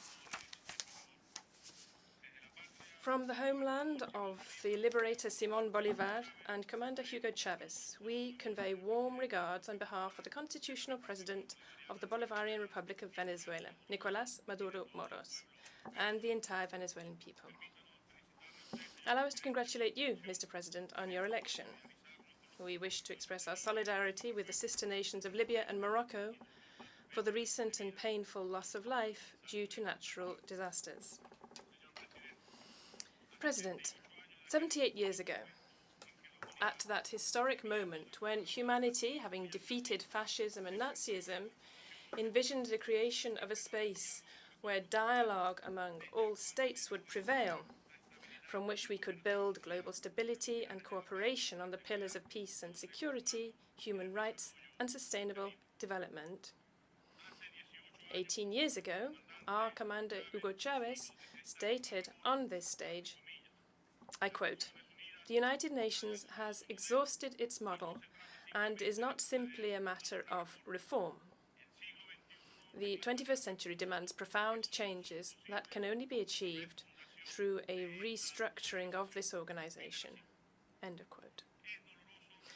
Painful as it is to acknowledge, this statement remains relevant. The United Nations has not fulfilled its foundational purpose, and we now face even more serious challenges. The United Nations has not managed to overcome the unilateralism of countries that, by reproducing colonial and imperial logics, seek to assert themselves above the principles enshrined in this organization's founding charter. The solution to the new and complex challenges facing humanity today cannot be achieved without consolidating inclusive multilateralism, the democratization of international relations, and a true multipolar system. Today, we see how many agencies, programs, and funds of the United Nations system fail to fulfill their mandates and end up being instrumentalized by the interests of the United States of America and its allies. We must reform the organization to make it a democratic institution where all members have a voice and participate in decision-making on equal terms. It is essential to return to the practice of consensus, including within this General Assembly, which presupposes ending the zero-sum mentality and instead promoting a win-win vision that allows us to effectively address collective interests through cooperation, tolerance, and understanding. It is equally necessary to advance with the reform of the Security Council to correct historical imbalances and provide greater representation to our Mother Africa in that important body. The United Nations cannot continue to operate as it is. How many more resolutions must this General Assembly adopt to put an end once and for all to the criminal blockade against our sister Cuba? How many more resolutions must this General Assembly, or the Security Council itself, whose decisions are legally binding, approve for the rights of Palestine to be truly respected as a free and independent state? We wonder how many more summits will be necessary to confirm the non-compliance with commitments made, particularly in the field of development. How much more time must pass for us to realize that under the current system, it is impossible to achieve the goals we have set for ourselves? Since the year 2000, when we agreed on the now extinct Millennium Development Goals, no less than 30 summits convened by the United Nations have taken place. It is crucial to move forward without further delay regarding the reform of the international financial architecture, including the governance and decision-making methods of the Bretton Woods institutions, which serve the interests of a minority of wealthy countries, and they also politicize them to exert pressure and domination over sovereign nations. The restructuring of the United Nations involves settling the historic debt of decolonization. Our peoples were victims of the crimes of colonization and slavery. A just future is only possible if reparations are made for the recognition, justice, and development of historically affected populations. We also reiterate our strong support for Argentina, Mauritius, and the Comoros in their sovereignty disputes over the Falkland Islands, the Chagos Archipelago, and the Mayotte Island, respectively, as well as for the heroic peoples of Palestine, Puerto Rico, and Western Sahara, with whom we firmly stand in their just claim for their inalienable right to self-determination and the realization of their legitimate national aspirations. President, in recent hours, very worrisome events have taken place. The government of the United States of America, believing itself to be the sovereign of our continent, under the pretext of the illegal Monroe Doctrine, has once again intervened in a territorial dispute that has lasted for over 200 years, concerning our territory of Guayana Esquiva. The origin of this controversy lies in the dispossession of our territory by the British Empire during the height of its violence in the 19th century. The imperialist aggression was fraudulently imposed by the powers of the time in 1899. Today, the government of the United States of America seeks to appropriate our oil resources by using the company ExxonMobil, which has incorporated the government of Guyana into its ranks. Guyana is granting oil concessions in an undeliminated maritime territory in total violation of international law. Unilateral disposal of a disputed territory is not permissible. But the government of the Cooperative Republic of Guyana persists in its illegal conduct. We denounce the fact that the government of the United States of America intends to militarize the situation. The Southern Command seeks to establish a military base in the contested territory, with the aim of creating a spearhead in its aggression against Venezuela and consolidating the plunder of our energy resources. 2 days ago, the National Assembly of Venezuela unanimously decided to call upon our people to participate in a consultative referendum to reaffirm the defense of our sovereign territory in the face of the aggression of the American empire, which seeks to lead us into a war over natural resources. The Bolivarian Republic of Venezuela reaffirms its commitment to peace, but also its firm determination to safeguard its sovereignty and territorial integrity. Mr. President, the protection of cyberspace, the fight against cybercrime, the regulation of new information technologies, social media, and artificial intelligence must become a strategic priority for the United Nations. If we truly advocate for the defense of human rights and democratic principles, we must promote fair and equitable regulation that prevents the concentration of these new tools in the hands of a few, driven by their interests and control. We cannot accept the use of these new technologies to destabilize legitimate governments and destroy social harmony and peace. Our country has serious and legitimate concerns in this regard.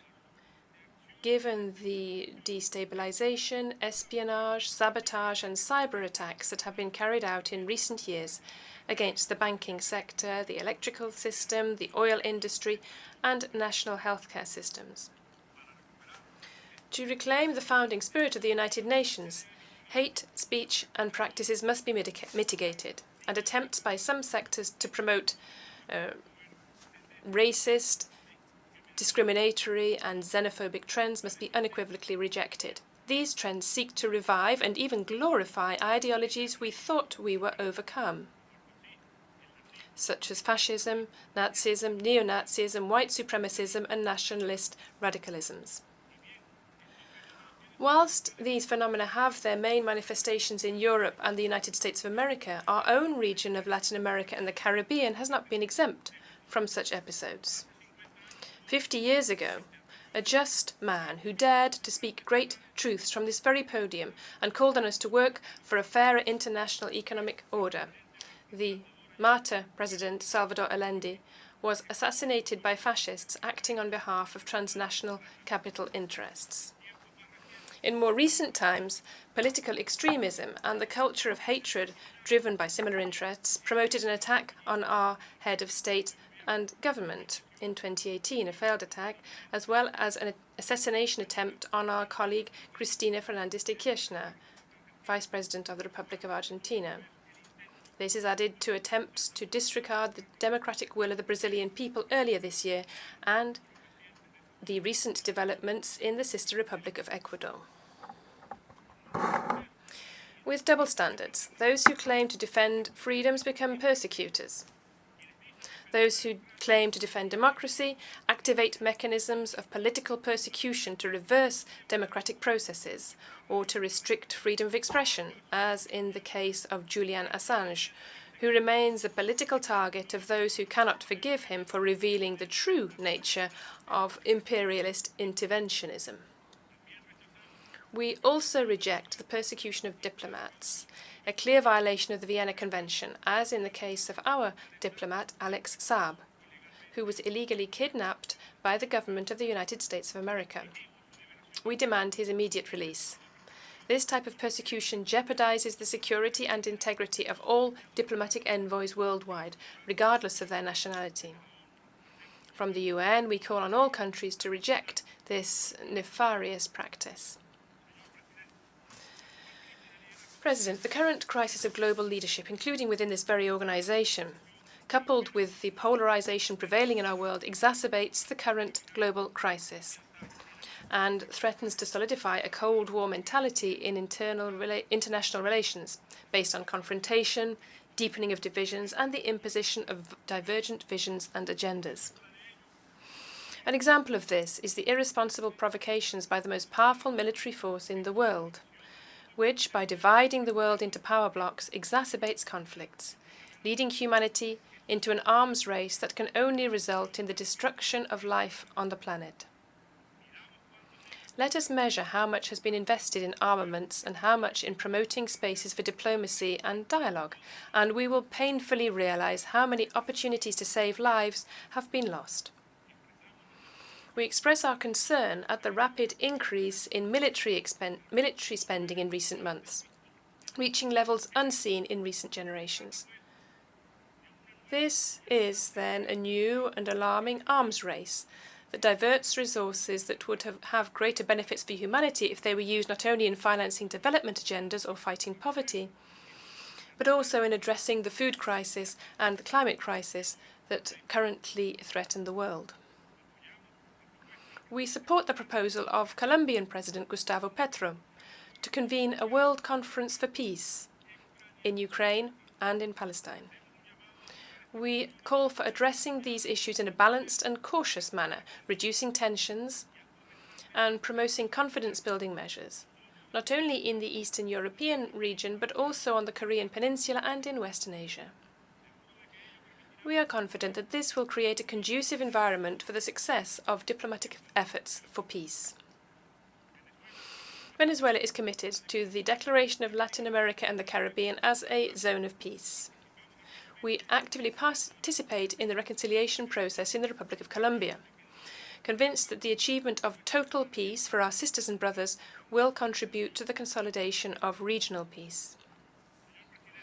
Mr. President, the world still faces a major pandemic, the pernicious effects of an aggressive policy manifested in the illegal imposition of unilateral coercive measures against a third of humanity. The so-called sanctions violate all norms of international law and the purposes and principles enshrined in the United Nations Charter and constitute mass violations of human rights for millions of people. These measures are applied precisely by those who then present themselves as champions of human rights. They are also a deliberate attack on the right development of entire peoples and an impediment to the achievement of the 2030 Agenda, which has been discussed so much throughout this week. These illegal measures have created a crisis in the system of international relations, and we demand their complete, immediate, and unconditional lifting. It is unacceptable for our peoples, who daily resist the effects of a criminal blockade policy, for this General Assembly to attempt to ignore in its political documents such an outrage. Therefore, we cannot endorse any declaration that ignores or omits this pivotal issue for the lives and existence of hundreds of millions of human beings. How much our countries could improve the quality of life for our peoples, could eradicate hunger or cure diseases if we were allowed to fully develop our capacities based on our vast potential. The Bolivarian Republic of Venezuela has been a victim of a cruel policy of aggression and siege. More than 930 unilateral coercive measures have been imposed on our country by the government of the United States of America and its accomplices. These illegal measures have caused great pain and suffering for our people, with economic losses amounting to over $232 billion, a steep drop in our GDP, and the confiscation of billions of dollars in sovereign resources held in the international financial system, including 31 tons of gold seized by the British government in the Bank of England. Not even the COVID-19 pandemic was reason enough to lift these illegal measures. Today, we face a new generation of more cruel and destructive unilateral coercive measures that affect access to vaccines, food, and other essential goods and services, turning these atrocities into true crimes against humanity. The United Nations High Commissioner for Human Rights has recommended the suspension and lifting of any harmful unilateral coercive measures on human rights. Venezuela demands the complete, immediate, and unconditional end to all illegal policies of sanctions and economic, commercial, and financial blockades to which Venezuela, Cuba, Eritrea, Iran, Nicaragua, Syria, Zimbabwe, and other sister nations which have successfully navigated these imperial policies with determination and commitment.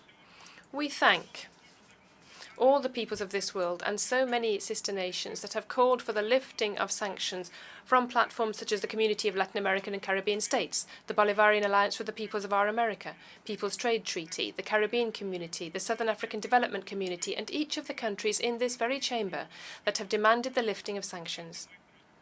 This demonstrates that Venezuela has never been alone. Without the obstacle of unilateral coercive measures, Venezuela is prepared to be part of the solution to the crisis, particularly in the areas of food security and energy. President, we propose the establishment of a zone free of unilateral coercive measures, in which we can conduct our financial transactions and interbank payments, allowing us to guarantee direct investments and legal trade between our nations without risks or arbitrary or punitive impediments by Western powers. Nevertheless, despite the difficulties and aggression, our government's commitment to eradicating poverty, achieving social justice, and fully enjoying all human rights, as well as our commitment to the sister peoples of our Latin America and the world, is unwavering. Despite the attacks, aggressions, siege and looting resulting from unilateral coercive measures, Venezuelan economy has begun a process of recovery, with projected growth figures far surpassing those of other countries in our region, as highlighted by the Economic Commission for Latin America and the Caribbean and other specialized organizations. These results, achieved through our own efforts, have made us a regional benchmark for economic growth, whilst never neglecting the essentials, protecting our people through social investment. President, we are facing an existential climate catastrophe for millions of people, especially for our brothers and sisters from small island developing states, both in the Caribbean and in the Pacific.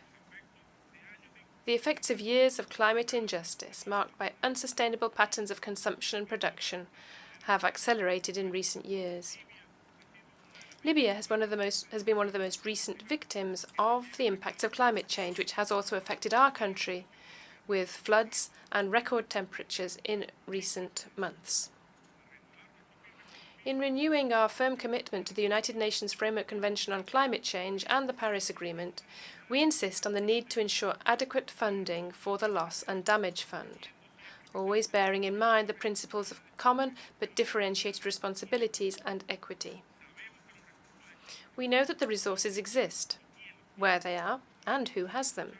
As Comandante Chavez said 14 years ago, let's not change the climate, let's change the system. President, in the face of the economic and financial crisis that particularly affects developing countries, we need a new model for the mechanisms of global governance, where the Global South has fair access to international financing. Until there is a true and effective reform of the multilateral system in the financial sphere, the Sustainable Development Goals, the subject of this meeting, are destined to be unfulfilled. Debt is an essential problem for developing countries, and there is little hope that things will improve soon if the current system is not radically changed. The World Bank, the IMF, and Western credit institutions, while charging low interest rates to their friends, burden developing countries with unpayable interest rates, which some experts have termed a criminal financial apartheid. This neo-colonialist scheme of plunder and dependence must be rooted out. President, among the major challenges facing humanity today, within the framework of this global systemic crisis and where this organization has a fundamental role to play, is the phenomenon of international migration. We cannot allow migrants to be stigmatized and criminalized. President Nicolás Maduro Moros requests the support of the United Nations to hold an international conference in Venezuela without exclusions to reach joint agreements and commitments to address the phenomenon of migratory flows from a comprehensive and humanistic perspective, a true international commitment to guarantee the rights of migrants to citizenship, identification, dignified work, social security, and the respect for their dignity. President, free peoples are building a new world order. This new multipolar and multilateral world of peace and economic prosperity, free from hegemony, anchored in the United Nations Charter, must be based on the values of true multilateralism, international cooperation, and solidarity. In this regard, we recognize the contribution of the BRICS group, which Venezuela aspires to join, to the current global geopolitics and the democratization of international relations. We also applaud the efforts of countries that contribute to dialogue, understanding, global peace, and common progress, such as the People's Republic of China. Venezuela supports its Global Development Initiative, its Global Security Initiative, and its Global Civilization Initiative.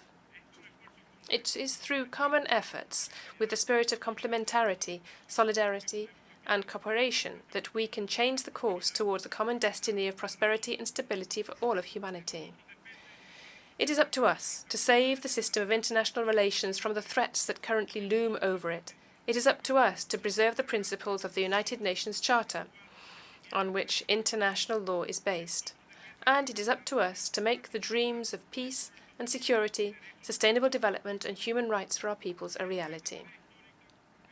Aware of this historic task, Venezuela, together with a group of countries from various regions of the world, undertook the task of building a platform from which all responsible members of the international community can be mobilized to preserve, promote, and strengthen the founding treaty of our organization.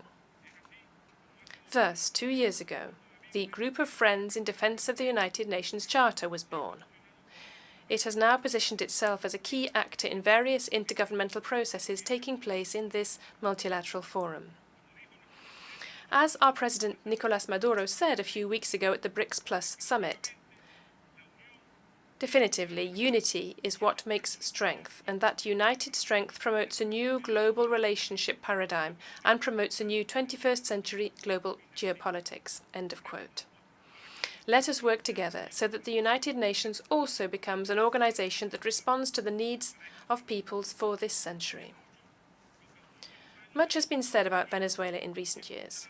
Much disinformation has been spread through major media corporations and social networks about the reality of what is happening in our country.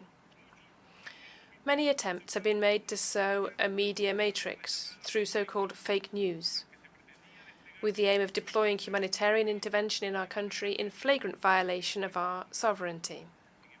However, thanks to our Bolivarian diplomacy of peace under the leadership of President Nicolas Maduro Moros, the truth about Venezuela has always prevailed and resonated strongly within the United Nations. Today, the Bolivarian Republic of Venezuela is in complete peace and tranquility.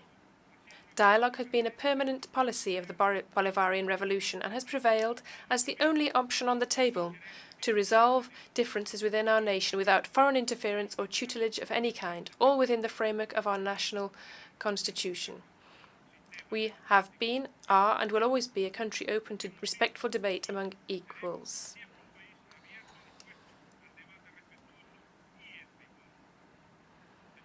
President, those who attempted to subjugate our people through economic terrorism, hunger, disease, foreign invasion, the thwarted assassination of our head of state and government, and the imposition of fictitious entities to promote a regime change agenda and facilitate the theft of national assets, have failed miserably. Dozens of countries took an ill-conceived and clumsy stance which unfortunately left them ridiculed in the face of history. Together, the vast majority of those countries, with few exceptions, have overcome the uncomfortable episode and have returned to the path of diplomacy and understanding among equals. In Venezuela, we stand tall, fighting alongside our people, with unity among all sectors of the country, and heading towards a new electoral process in which, despite the campaigns that have already been launched to discredit it or question it, we are confident will result in new popular victories based on the sovereign will of the Venezuelan people. Once again, in 2024, we will go to the polling stations in a civic and massive manner to reiterate support for the Bolivarian, revolutionary and socialist project initiated by the internal Commander Hugo Chavez Frias. Allow me to conclude by reiterating that Venezuela remains determined to be the master of its destiny and to exercise its sovereignty. Determined to continue consolidating its independence and its right to live in peace. Our nation and our people do not yield, nor will ever yield, to pressure, blackmail or threats, and will continue to be free. Today, we find ourselves with a high morale and a high level of awareness and unity to continue advancing in the construction of a homeland of social justice, solidarity and inclusion, inspired by our liberators and the permanent will of a people that does not surrender and will never surrender, determined to continue winning in revolution. Thank you very much, President. I thank the Minister of the People's Power for Foreign Affairs of Bolivarian Republic of Venezuela. I now give the floor to Her Excellency Anne Betty Vivrian, Minister of International Development of Norway.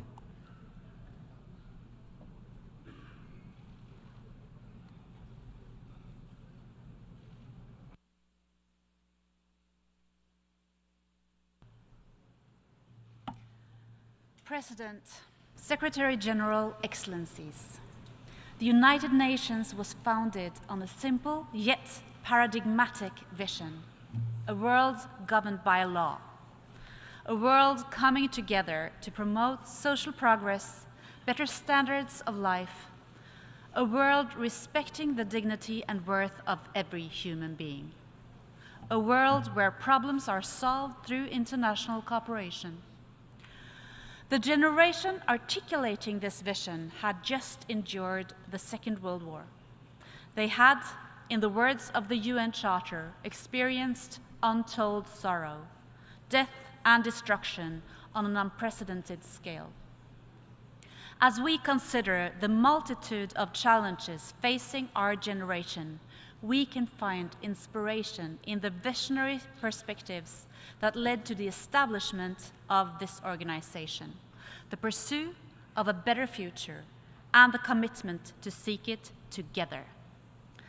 President, Norway is a staunch supporter of the United Nations. The principles of the Charter are of fundamental importance to us. They are the basis of our security. They are a critical foundation for our prosperity. They guide our approach to international problem solving. And for a small country like ours, there is no viable alternative. Respect for international law is a core national interest for Norway. President, Russia's war of aggression against Ukraine is therefore of great concern to us. Let me use this opportunity to explain why. Russia is our neighbor. It is responsible for a blatant breach of the UN Charter. It has violated fundamental principles of international law. It has created a grave international crisis. A permanent member of the UN Security Council seeking to deny another UN member state's right to exist. Launching an unprovoked and illegal war. Conducting that war in the most brutal manner with complete disregard for human life and the rules of war, and occupying the largest nuclear power plant in Europe, thereby risking a grave nuclear incident. Norway has spoken out against this war. We have provided extensive civilian, military, and humanitarian support to Ukraine, and will do so for as long as it takes. We are actively supporting President Zelensky's peace formula in the understanding that the pursuit of peace is important, but on terms defined by Ukraine, the victim of illegal aggression. At the same time, we are also maintaining our strong engagement at the global level. We are assisting countries that are affected by the repercussions of the war, and we will continue to do so. President, the war taking place on the European continent is a watershed moment for Norway and for the rest of the world.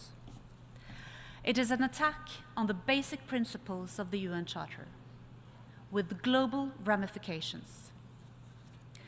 Food insecurity has increased dramatically. Energy supplies are under pressure. Inflation has soared. Russia's war against Ukraine has exacerbated a global negative economic spiral.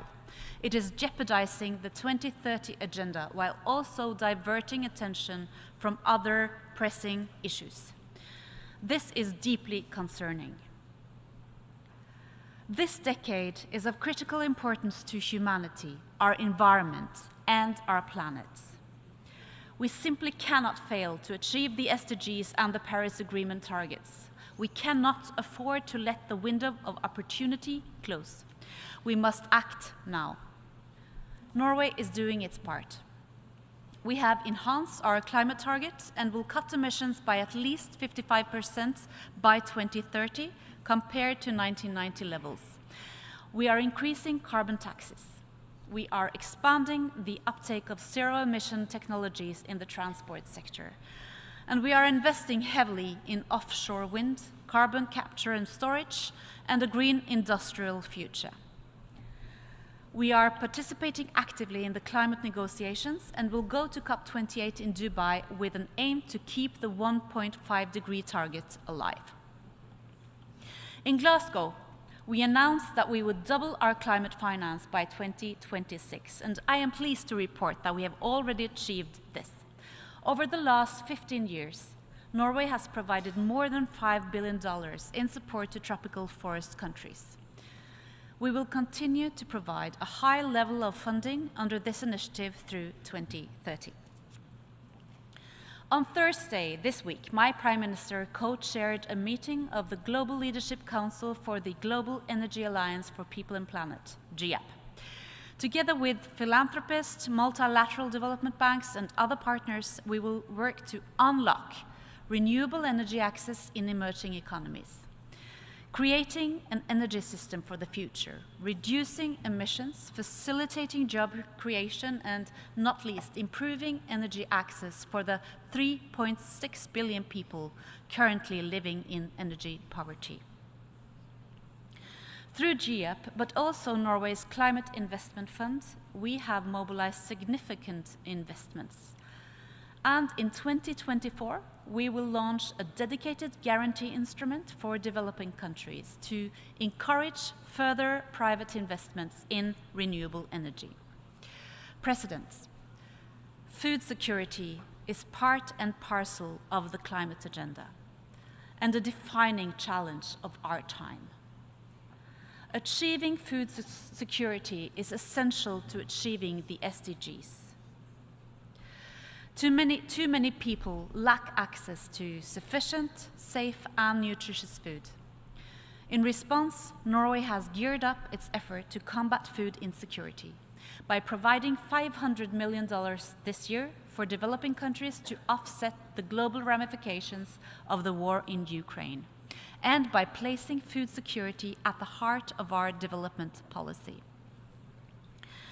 We are investing in small-scale producers. We have increased our efforts to combat food loss and waste. These are important steps, not just because they will improve food security, but because we must transform the food system if we are to reach our climate goals. President, sustainable use of the oceans is part of the Norwegian DNA. Norway's Prime Minister is co-chair of the high-level panel for sustainable ocean economy. I'm pleased to report that the panel's 18 member states will develop sustainable ocean plans by the UN Ocean Conference in 2025. I am also encouraged that so far more than 75 states, with Norway as one of them, has signed the agreement on the conservation and sustainable use of marine biodiversity in areas beyond national jurisdiction, the BBNJ agreement. This is an important step towards improving ocean governance and cooperation. It shows that the UN Convention on the Law of the Sea can adapt to meet evolving challenges. And it demonstrates that continuing strength and promise of multilateralism despite geopolitical tensions. President, the COVID-19 pandemic had devastating consequences for people, communities, health systems, and economies across the world. It was a global wake-up call. We must prepare better for the next pandemic. Safeguarding global public health requires close, broad-based international collaboration.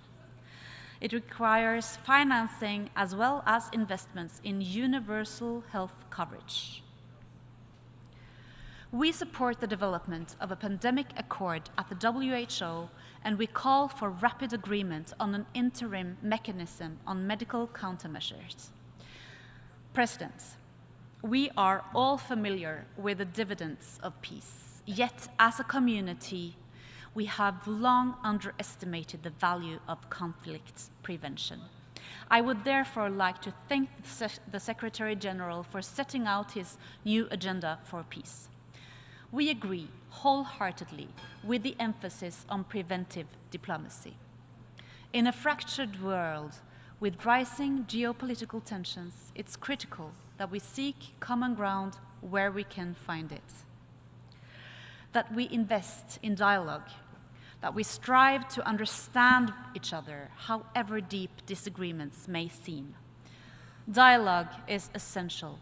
Without dialogue, we have fewer opportunities to influence, to encourage, or to simply explore political solutions in situations of conflict.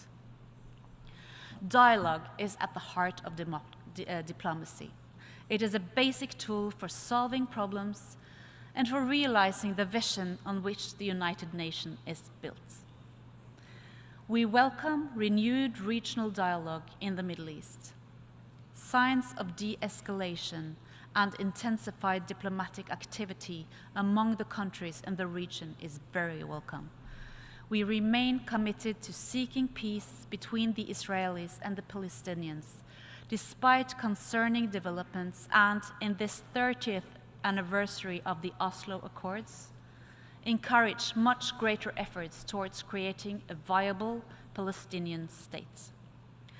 As guarantor in Colombia, we support the peace agreement with FARC and the ongoing negotiations between the government and the ELN.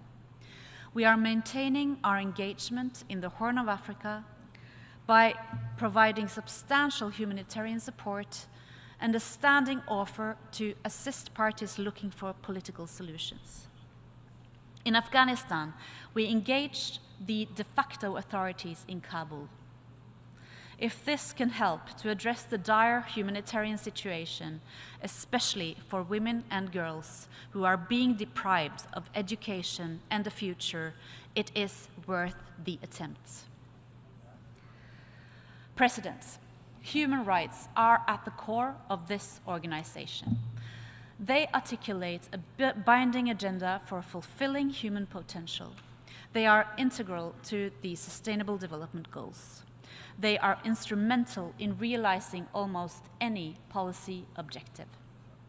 Societies prosper when women and girls participate on an equal footing and are free to exercise their sexual and reproductive health and rights. Good solutions are identified when ideas can be articulated freely. Sustainable economic growth requires the rule of law.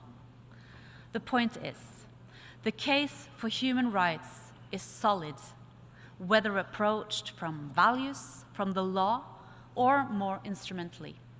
We should therefore all be concerned that standards are slipping in many places. This has to stop. As governments, human potential is our most precious resource. We cannot afford to waste it. And let me say, to those who are taking risks and are standing up for human rights and democracy, to civil society, to lawyers, to journalists, to human rights defenders, you are making the world a better place. You have our support.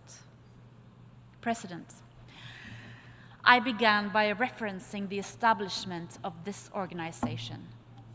A critical moment in world history. It was the beginning of an era of institutionalized international cooperation, of rights and responsibilities, of a shared agenda to improve the human condition. That agenda is as important as ever, and it is our task as member states to find ways to make progress. We listen attentively to proposals for renewal, for innovation, for creativity. The UN General Assembly is the world's most important forum for dialogue and discussion. We are thankful that it exists. So let's get to work, finding common ground, solving problems across borders, revitalizing the 2030 Agenda, honoring our international obligations and commitments. Thank you. I thank the Minister of International Development of Norway. I now give the floor to His Excellency Abdi Job, Minister of Foreign Affairs and International Cooperation of Mali.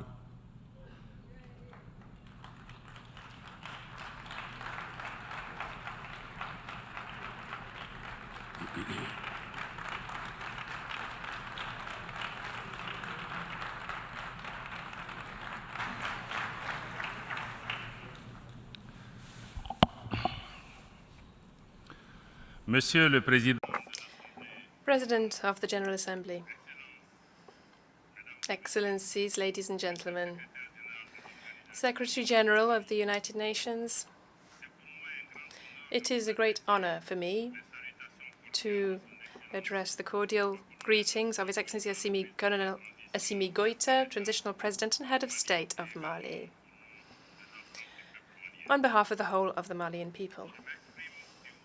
I am speaking from this rostrum also on behalf of His Excellency, the General Brigade Brigadier General Adomachami, President of the National Council for Safeguarding Our Homeland, Head of State of Niger, who has been prevented from speaking here.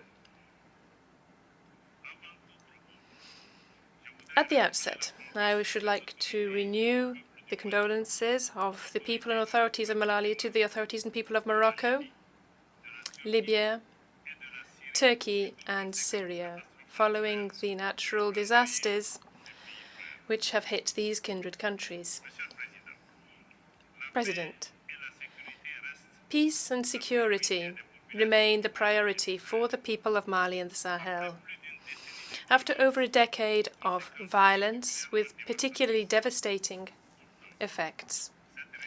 However, this region was known as a haven of peace, social cohesion, and coexistence between its communities. For its part, Mali has decided to carry out a paradigm shift and take its fate into its own hands.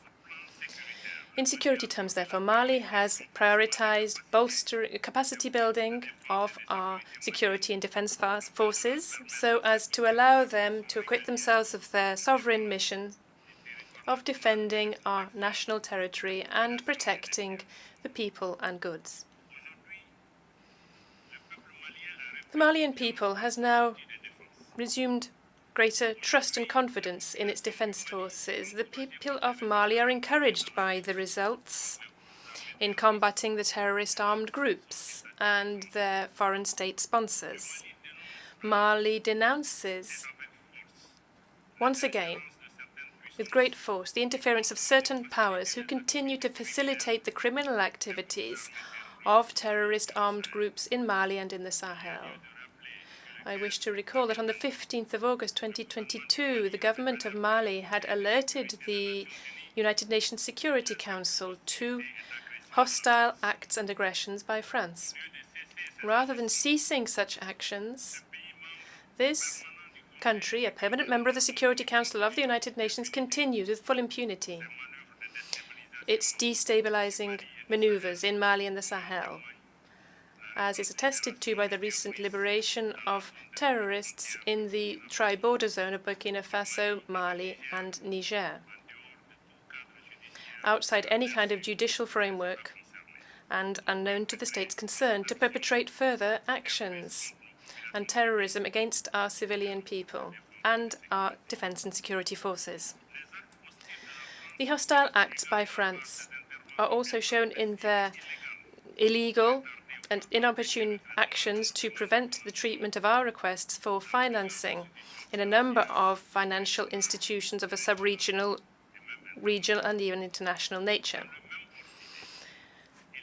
Likewise, it is regrettable that this same country, France, attempts and sometimes even manages, unfortunately, to instrumentalize regional African organizations, pitting brotherly countries against each other, merely for their geopolitical interests in a neo-colonial and paternalistic attitude. President, Mali is aware of the fact that military action alone cannot sustainably eradicate the complex challenges linked to terrorism and certain problems linked to the governance of the country. This is why the government has endowed itself with an integrated strategy, including political and institutional reform, development, specific concerns for youth, women, including employment, and their representation in decision-making bodies at local and national levels. To put the conditions in place allowing us to achieve the deepest aspirations of the Malian people for change, the government has committed itself to implementing political and institutional reforms which will be necessary for the reorganization of the state. In this dynamic, the 18th of June 2023 organization of recommend of a new constitution in Mali was adopted at over 96%, and this is participating in this effect. Its promulgation by the head of state on the 18th of July 2023 means the beginning of the Fourth Republic in Mali. With this landmark, we show our true determination to ensure a return to constitutional order which is peaceful and secure, including the organization in the upcoming months of general elections. President, after 10 years of presence in our country, the international response to the security challenges in Mali has not been commensurate to the threats. The expectations of the Malian people, expressed so many times by the authorities, have therefore often been ignored. The United Nations mission in Mali, MINUSMA, has not been able to help Mali to re-establish its authority over the whole of its territory. Despite the considerable investment over the last 10 years, during its presence on our national territory, the security situation has unfortunately only deteriorated further. The insecurity which was cantoned into northern areas of Mali at the time of the deployment of the United Nations mission in 2013 has now reached the center and the south. This spread of insecurity, fortunately, is now being countered thanks to the undeniable successes on the ground by the Malian armed forces, despite the challenges inherent to this kind of operation. Despite the difficulties encountered by MINUSMA, due to the fact that the mission was not adapted to the security context, that is, peacekeeping in an environment where there is no peace to be kept, the Malian government accommodated itself, nevertheless, to the passive presence of the mission. However, it had become unacceptable for the government of Mali to allow MINUSMA to continue to become a part of the problem by aggravating tensions between our communities through the instrumentalization of the question of human rights for political ends, thus using agendas external to and belonging to countries which are hostile to Mali.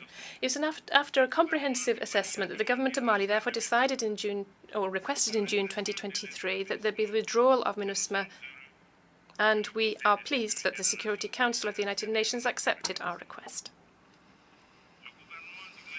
The government of Mali is working with MINUSMA on its orderly, coordinated and safe withdrawal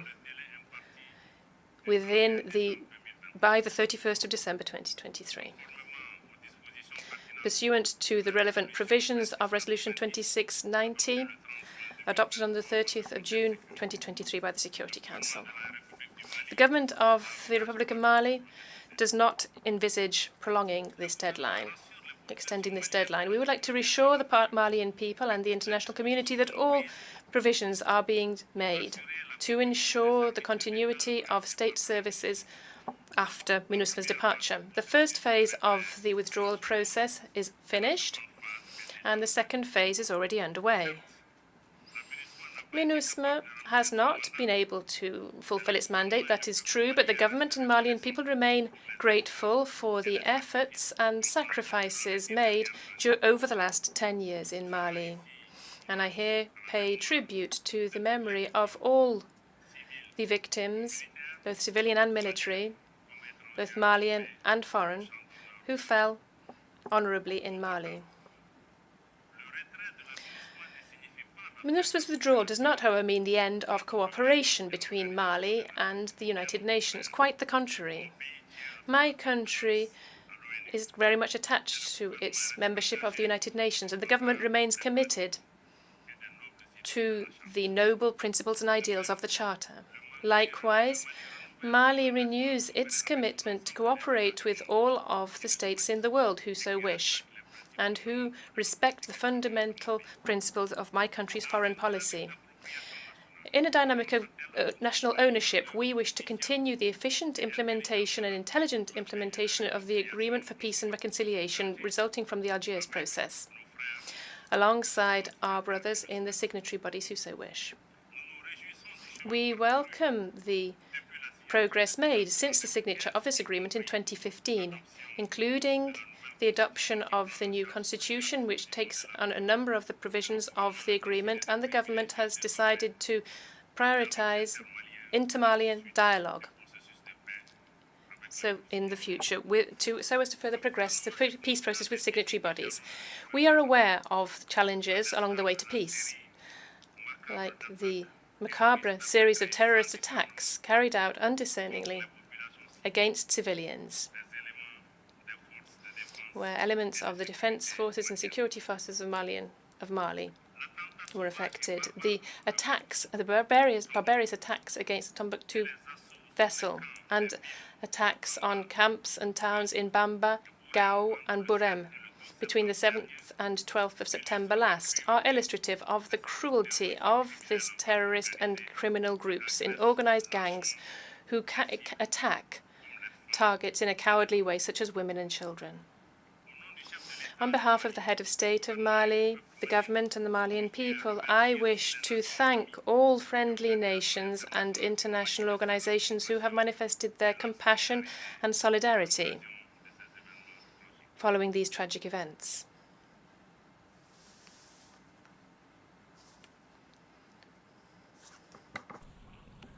Toutefois, il est Having said that, it is regrettable that even faced with such tragic events, and at a time where the topic of our session calls on us to show greater solidarity, it is regrettable that the UN Security Council has failed to attain the minimum consensus to find the means to denounce these barbarous acts.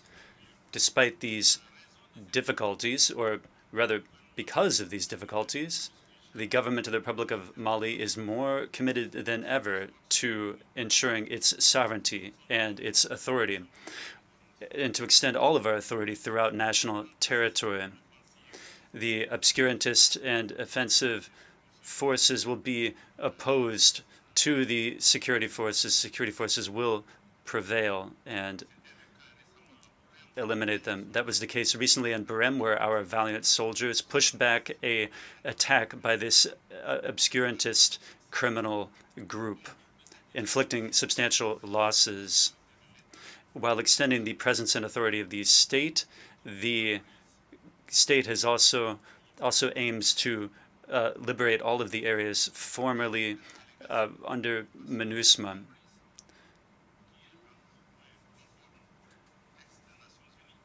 We are acting in conformity with all UN texts, and in no way are our actions an act of belligerence against the signatory movements. Quite the contrary. We are continuing to extend a hand to our brothers, the signatories, to ensure sustainable peace and harmonious development for our nation. So we call upon the armed groups to stop their collusion with armed terrorist groups during recent attacks, and to do so pursuant to the peace agreement and the various relevant UN Security Council resolutions. In the current geopolitical context, Mali does not want to be a theater of confrontation or competition for foreign geopolitical interests. Yet we stand ready to engage in cooperation with all partners that respect our sovereignty and our choice of partners, and also in the interests of the Malian people. President, as for the regional and international situation, Mali is closely following recent developments in Africa and in the rest of the world. As for global governance, the government of the Republic of Mali reiterates its commitment to the respect for the Charter of the United Nations, especially respect for the sovereign equality of states. And hence, we reject the policy of certain states to exercise neo-colonial dominion and to subject other peoples and nations. We deplore that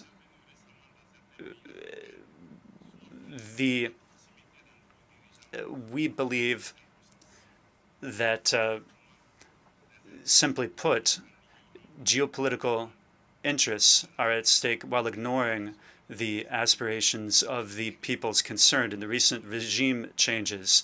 In this regard, we denounce and reject the double standards that are exercised by certain powers and certain regional organizations. and even by certain international organizations, including by the United Nations.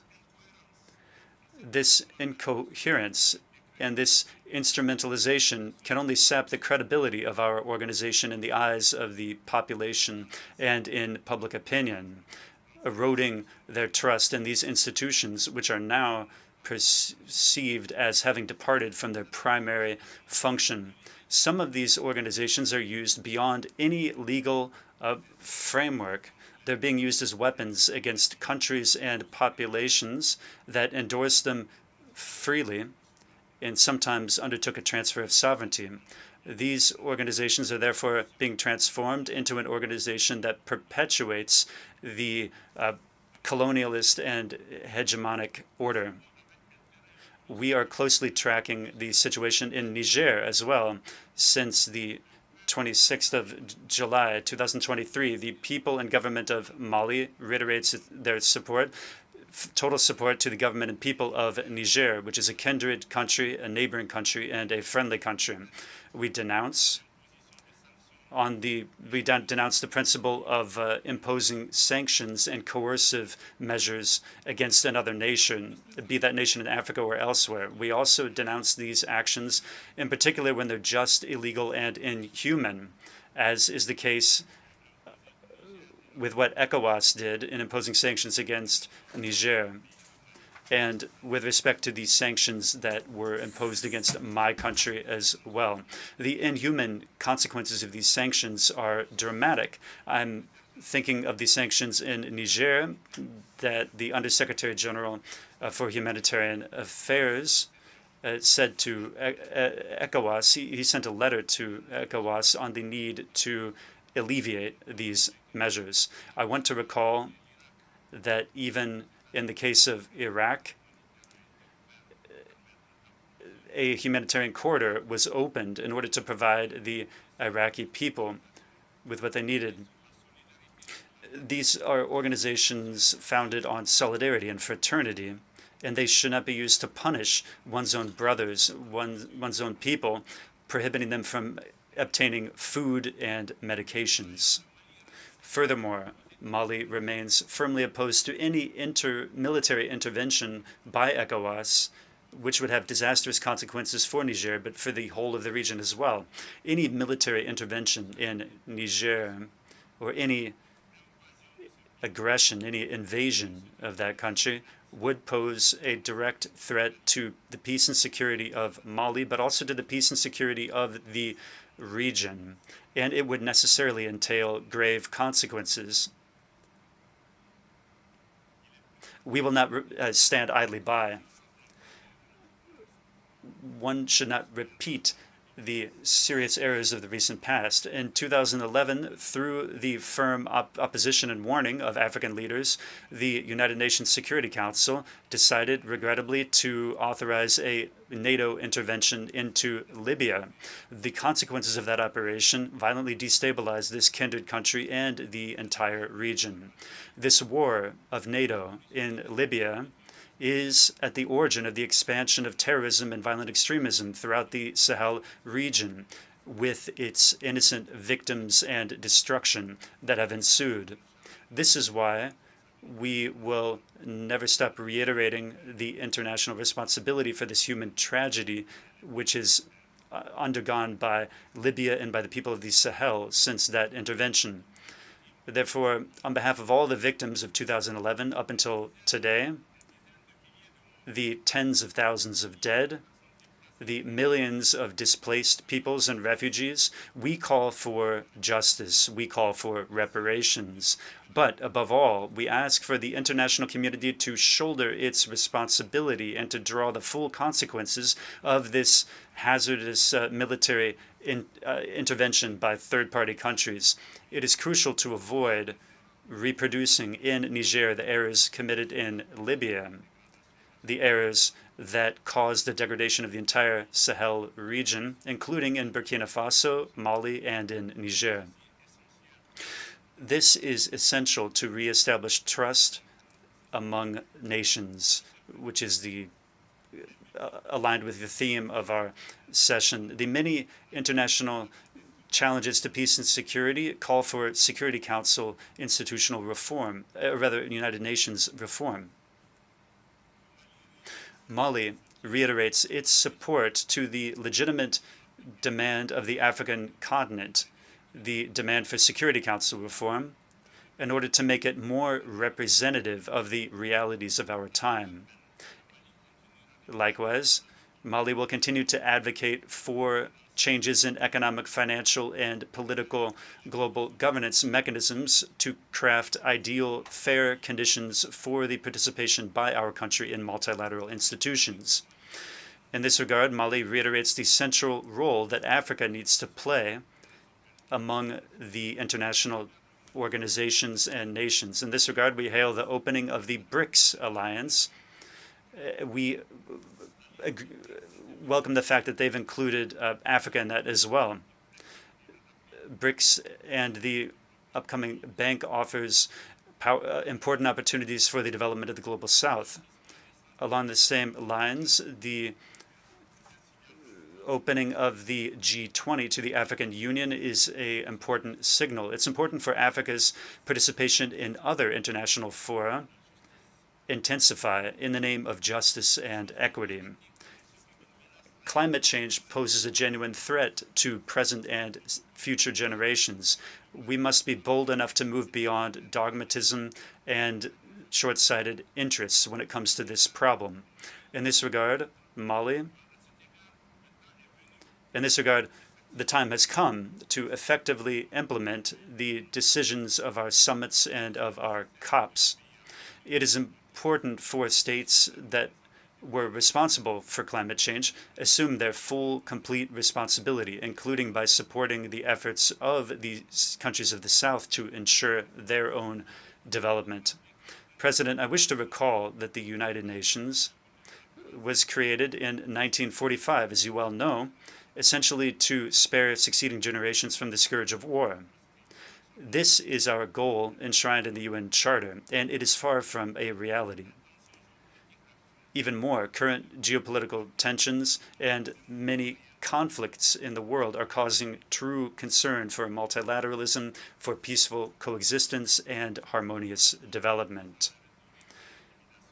Making a pause in the rhetoric of intimidations and threats and war, as the theme of the 70th session invites us to do, we need to work together to reestablish confidence in global solidarity. We need to dare to undertake reforms that will craft a world where everyone counts, where no one is left behind, where we all work together to put in place effective international mechanisms that are fair, effective, and inclusive, that can tackle crises instead of perpetuating those crises.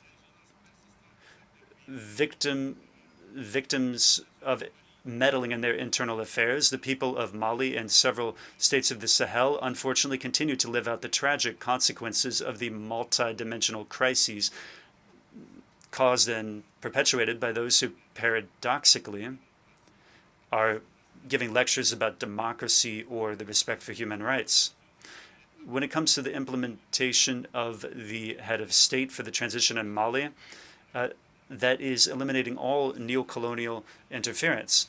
And the Republic of Mali counts on sincere partners, those countries that value relations on equal footing and with equal respect. In this regard, I wish to make special mention of the Russian Federation for its solidarity and for its faithful commitment both multilaterally and bilaterally.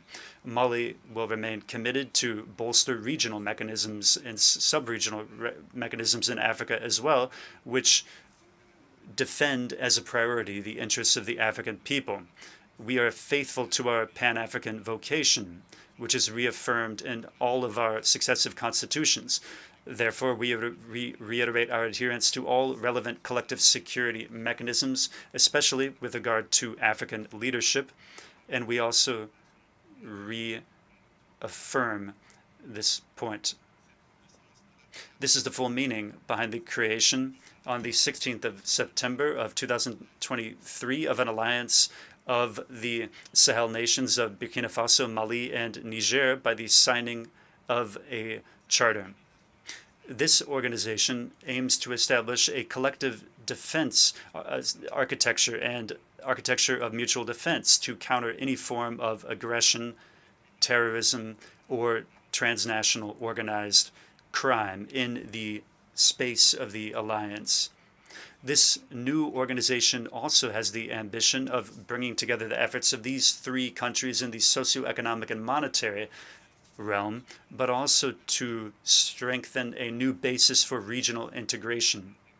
This time, it will be an integration of the people, grounded in solidarity, in respect for dignity, in the identity of our peoples and our countries, and the affirmation of our sovereignty over our land and resources, but also our sovereignty over our organizations, the financing of our activities through our own resources, and also prevention of hegemonic and neo-colonial domination.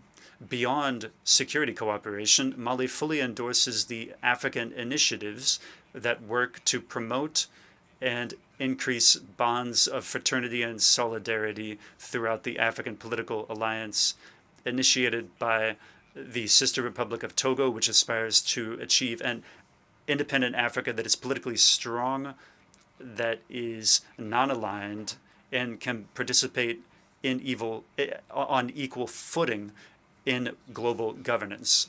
President, Excellencies, ladies and gentlemen, in closing, I wish to observe that the many challenges in the way of peace, security, and development require a multilateral framework that is adapted and recast.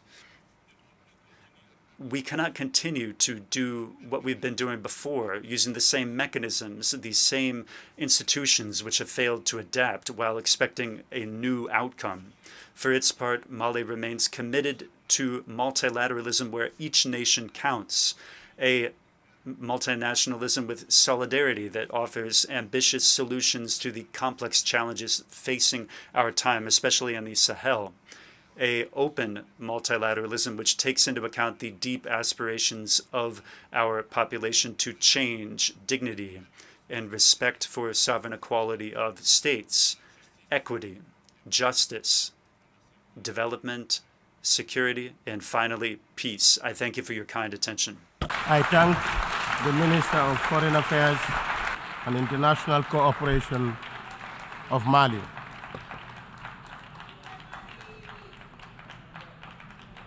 I now give the floor to Her Excellency Rem Ibrahim Al-Hassimi, Minister of State, International Cooperation of United Arab Emirates.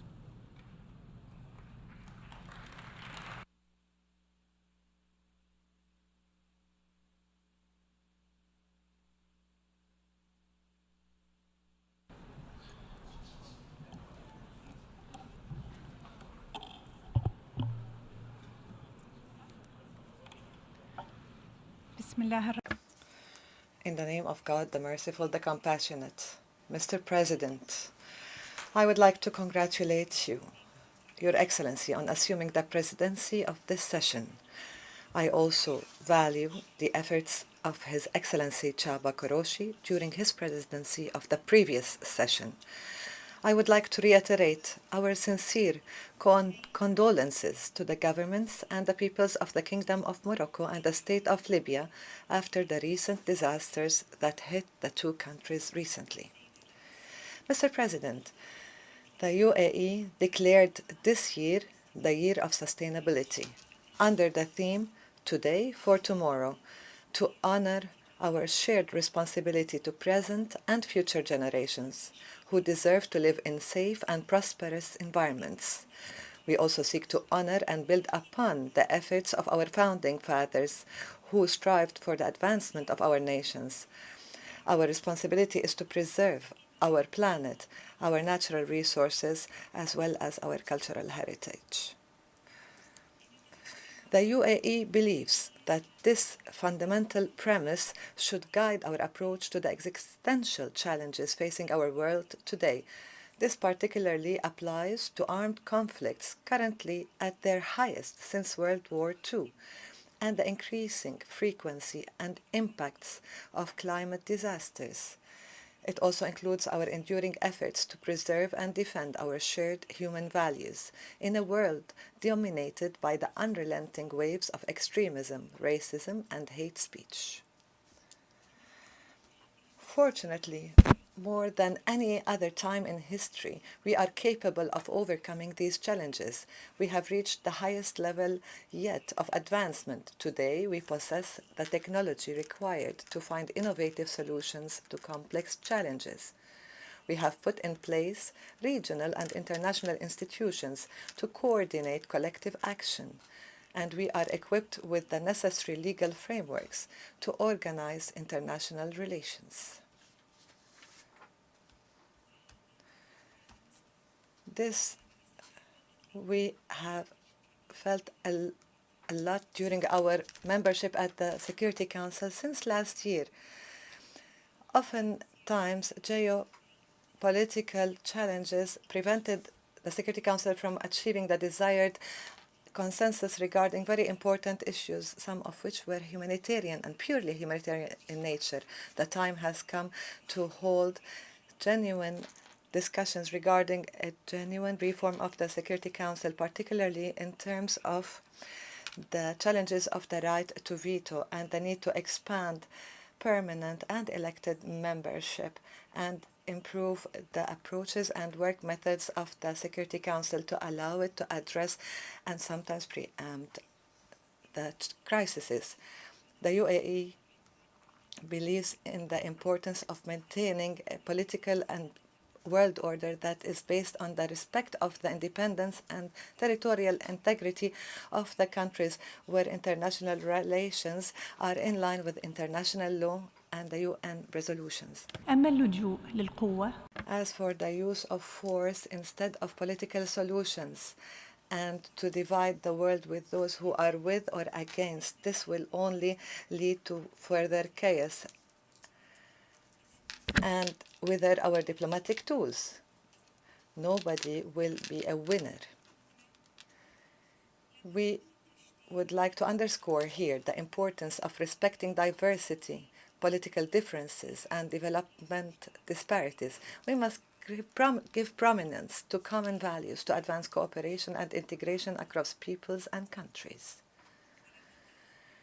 It is essential to enhance the effectiveness of international organizations, key among them the United Nations. These institutions are crucial for building bridges, reducing tensions, and establishing peaceful solutions. We depend on the United Nations as the first line of defense to prevent the multilateral arena from becoming polarized when political rifts between major countries occur. We also believe that regional organizations such as the League of the Arab States and the African Union play a critical role due to their understanding and familiarity with local contexts and are better positioned to play a pivotal role in supporting these endeavors and political processes. Mr. President, the UAE believes that the best way to resolve crises is through peaceful means. This is particularly important for our region, which is ravaged by weapons and extremist ideologies. The UAE continues to exert all efforts to reduce escalation and call for dialogue and diplomacy to resolve differences. We have been focusing on creating a new reality to strengthen economic integration among the countries of our region. This would benefit the economies and people of the region and will enhance regional stability and prosperity.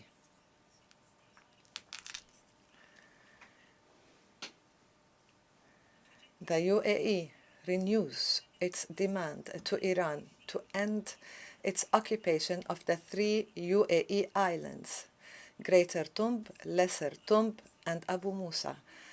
Our legitimate right to these islands has not diminished, and time will not diminish nor extinguish our sovereignty over these islands. We will continue to seek a resolution either through direct negotiations or through the International Court of Justice. This has been our firm stance for decades. We stress the position of the Gulf Cooperation Council that calls on Iraq to take serious and urgent steps to address the negative consequences of the ruling of its federal Supreme Court regarding the agreement concluded between Kuwait and Iraq on the regulation of maritime navigation in Khor Abdullah. This needs to be done in a manner that serves good neighborly relations in line with the international law and the agreements signed between the two countries. Our ultimate goal is to push for the zero problems with neighbors as a principle. Regardless of how great these challenges, it is critical to restore the legitimate sovereignty of states and prevent extremist and armed groups from maintaining a presence in our region. We must move forward with a vision that promotes peace, openness, coexistence, cooperation, and development. We believe that achieving this vision is possible. Our region is full of hope, resources, and our youth has great potential to lead our nations towards security, stability, and prosperity. This can only be achieved with political will and determined efforts. The UAE thus refuses to accept that conflicts in our region are inevitable. We believe that security, stability, and prosperity will be restored in Yemen, Syria, Sudan, Libya, Iraq, and Lebanon. We also believe in the establishment of an independent Palestinian state on the 1967 borders, with East Jerusalem as its capital. Without eradicating extremism, hatred, and racism from our region and globally, these efforts will not succeed. It has become abundantly clear that hate speech and extremism are closely linked to the spread and escalation of conflict. The Security Council acknowledged this fact in its historic resolution 2686 concerning tolerance, international peace, and security last June, an important initiative in which the UAE played a prominent role. The promotion of the values of tolerance and peaceful coexistence has an impact on people globally, yet not only in words but through their direct implementation, that they would be embedded within these communities. Acts such as destroying a church in Iraq, burning the Holy Quran in Sweden, or attacking a Jewish cultural center in Argentina are all unacceptable actions that lead to chaos and discord. When dealing with these acts, we must do our utmost to refrain from using double standards and have effective and comprehensive strategies that would guarantee human rights, strengthen stability in communities, and address racist practices. It includes also to address the exclusion and discrimination against women and girls, as is the case in Afghanistan. Mr. President, the international community should be determined in its efforts to address the greatest threats to global stability, namely the development of nuclear weapons and the undermining of the global non-proliferation regime. We must never tolerate this type of threat, nor accept the risk of a nuclear conflict, one that would result in devastating consequences for all. We also stress the importance of alleviating the suffering of people affected by conflict situations, particularly through humanitarian exceptions when sanction measures are imposed. We should be mindful that civilians, and especially children, are not responsible for these conflicts. In the aftermath of the devastating earthquake this year in Syria, we have seen Arab nations set an example by prioritizing humanitarian support.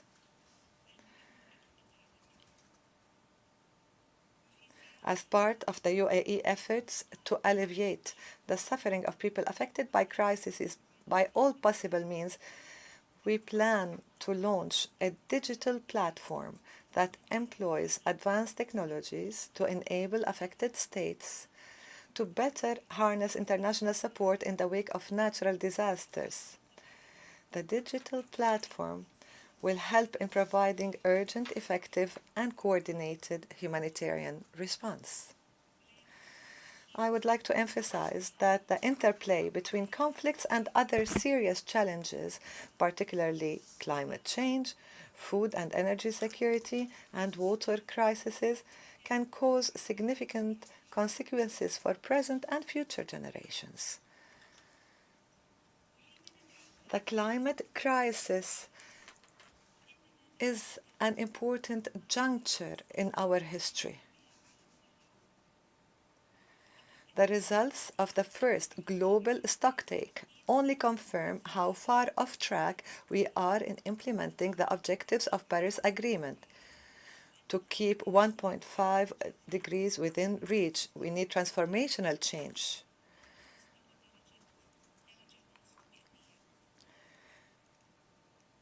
Some may see this as impossible, but the UAE disagrees. In this spirit, the UAE is hosting the 28th session of the United Nations Climate Change Conference, COP28, in 2 months. We will focus in 2 months on intensifying international cooperation to achieve the highest ambitions possible.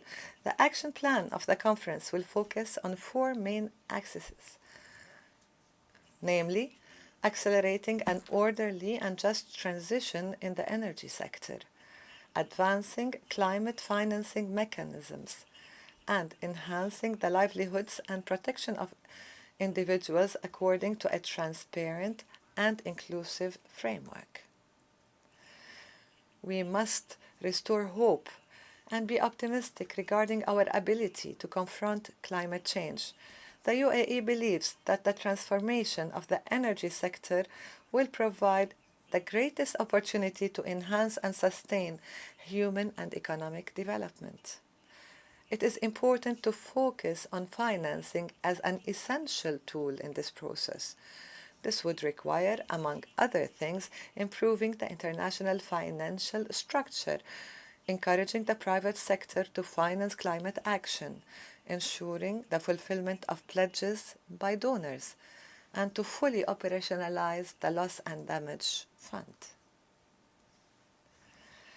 In line with UAE's values and approach, we will utilize the contributions of women, youth, and civil society, as well as the private sector. Government agencies should also fulfill their responsibilities to confront climate change. We must remain united and work together to make progress. I would like to take and seize this opportunity to extend an open invitation to the world to actively participate in this conference and develop collective solutions to achieve a substantial shift in confronting climate change. A shift that allows us to move our focus from negotiations to achieving tangible results in pursuit of an inclusive and sustainable future. By addressing climate change, we can alleviate the food insecurity crisis. This requires further investment in food supply systems and safeguarding them from damage or attacks. It also demands a focus on the development of smart systems to increase productivity and minimize the impact of natural disasters, political and security crises. Water scarcity is an increasingly challenging issue globally, yet it has to receive the attention it deserves. There is an urgent need to find new models of international cooperation to address this challenge and make it a top priority for multilateral action.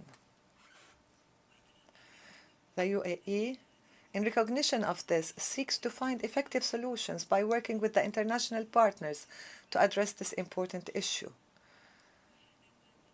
Today, the UAE's Foreign Ministry has published a report which we hope will contribute to achieving this goal. To conclude, global challenges are becoming increasingly interlinked. No country nor organization is capable of addressing them alone. We are seeing this in the actions of terrorist groups in our region, who recruit their fighters and mobilize funds across borders. We have also witnessed the repercussions of the COVID-19 pandemic, which affected countries throughout the world. The suffering of civilians from conflicts should not be defined by borders. The UAE believes that collective action is no longer simply an option, but an urgent need. Today's decisions will have far-reaching impacts for decades to come. We should ask ourselves, what is the legacy we want to leave for future generations? Do we want our legacy to be conflicts and crises and scarce resources? Or do we want our legacy to be a stable and prosperous international order where communities peacefully coexist and are resilient in the face of global challenges? For us in the UAE, peace is our choice, development is our path, and a stable future is our destination. With the return of the Emirati astronaut Sultan al-Niyadi from the first long Arab mission in space, we see this experience that is invaluable. We see in our youth the potential of future leaders, a leadership that is very promising, that will bolster our achievements and usher in a promising future. We are determined to follow in the footsteps of the founders of the UAE to achieve greater advancements and further investments in humanity and science for the people of the world. Our unwavering determination to achieve these objectives is demonstrated in our policies, decisions, and relationship. Thank you, Mr. President. The Minister of State for International Cooperation of the United Arab Emirates. We have had the last speaker in the general debate for this meeting. We will continue the general debate on Tuesday, 26 September at 9 a.m. in this hall. The exercise of the right of reply has been requested. May I remind members that statements in exercise of the right of reply are limited to 10 minutes for the first intervention and to 5 minutes for the second intervention. And should be there any delegations should make it from their seats. I call on the distinguished representative of China. Mr. President, the Chinese delegation is taking the floor in exercise of the right of reply to the statement made by the Foreign Minister of the Philippines earlier today. It's China's consistent position that the United Nations is not the right forum on which to discuss issues related to the South China Sea. However, China is compelled to respond in all seriousness to any erroneous rhetoric we've heard. The arbitration tribunal arbitrating the South China Sea case did so ultra vires and issued its award in an act of perverting the law in breach of UNCLOS and the applicable international law. The tribunal's so-called ruling was illegal and null and void. The Chinese government has solemnly declared on many occasions that China does not accept or participate in this arbitration case, nor accept or recognize this ruling. China's territorial sovereignty and maritime rights and interests in the South China Sea will not be compromised by the said ruling under any circumstances. China rejects and does not accept any claims or actions based on the said ruling. China and the Philippines are maritime neighbors. China is ready to continue the search for a solution to maritime issues through dialogue and consultation with the Philippines in a joint effort to safeguard bilateral relations and keep the maritime situation stable. I thank you, Mr. President.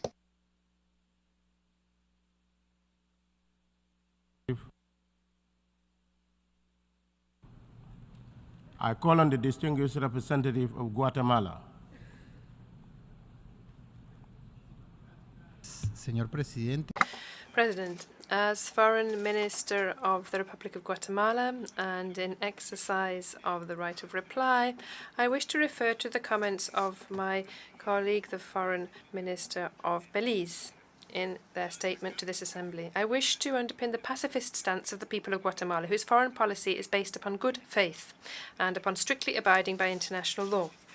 The consistent reports of the observation mission of the Organization of American States in the adjacency zone show that the work to promote the culture of peace by both governments, fostering programs of education, culture, health, and preservation of nature in this place are active. In the same vein, the joint work of the armed forces of both countries in combating drugs trafficking and other scourges which affect our region and which are the responsibility of each country. Guatemala is recognized regionally as a leader in countering drug trafficking. Guatemala has systematically been the victim of radical, social, independentist Belizean groups who year upon year attempt to provoke instability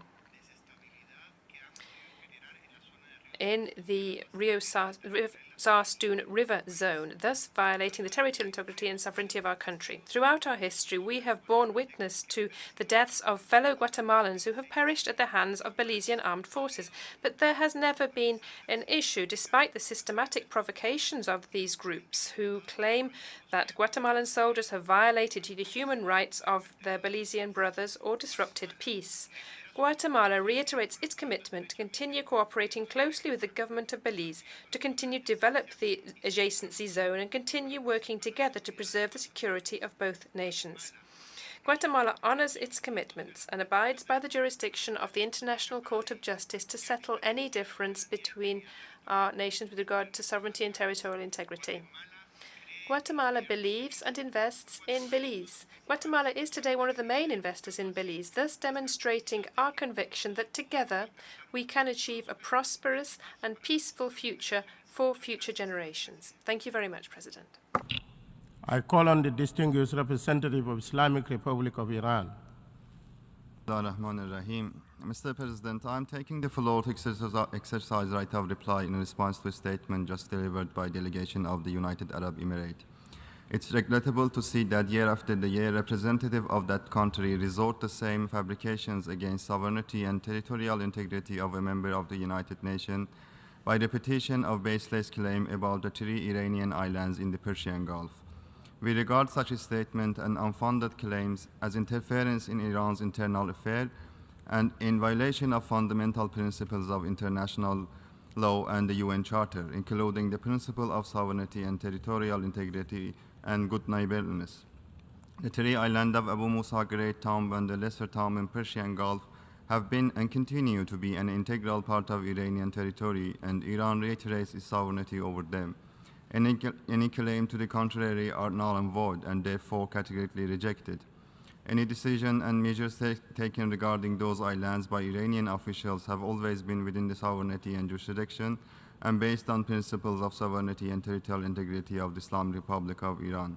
The government of the Islamic Republic of Iran has always pursued a policy of friendship and good neighborliness toward all its neighbors, and would like to express its continued determination to strengthen bilateral relations, including with United Arab Emirates, by dialogue and mutual respect. Meanwhile, I would like to emphasize that territorial integrity of the Islamic Republic of Iran and its sovereignty over the islands under discussion are not negotiable. Mr. Chair, as I have the floor, I would like to refer to the statement made by delegation of our brother country, the state of Kuwait, during the general debate. In this regard, we would like to reiterate that foreign policy of the Islamic Republic of Iran is founded on a full adherence to international law, mutual respect, and good neighborliness.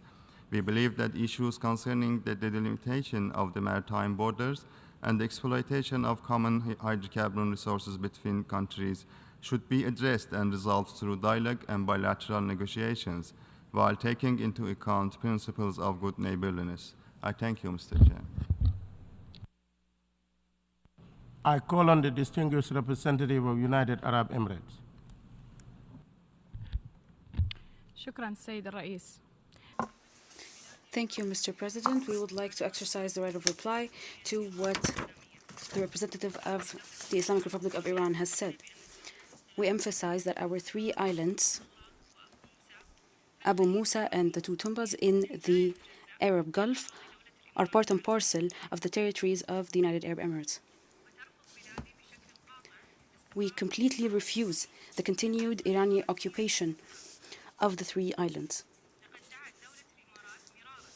We have called time and again for a peaceful resolution for this conflict. Nevertheless, Iran refuses to respond to these calls.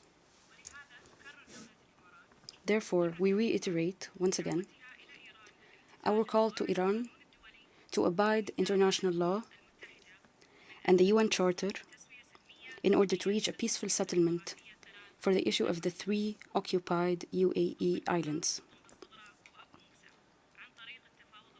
through direct negotiation or through the International Court of Justice. We are currently at a phase where we are working with Iran to enhance relations between the 2 countries, and we hope that we can settle this dispute over our sovereignty over the 3 occupied islands within the context of international law and the principles of good neighborhood and bona fide intentions. The meeting is adjourned.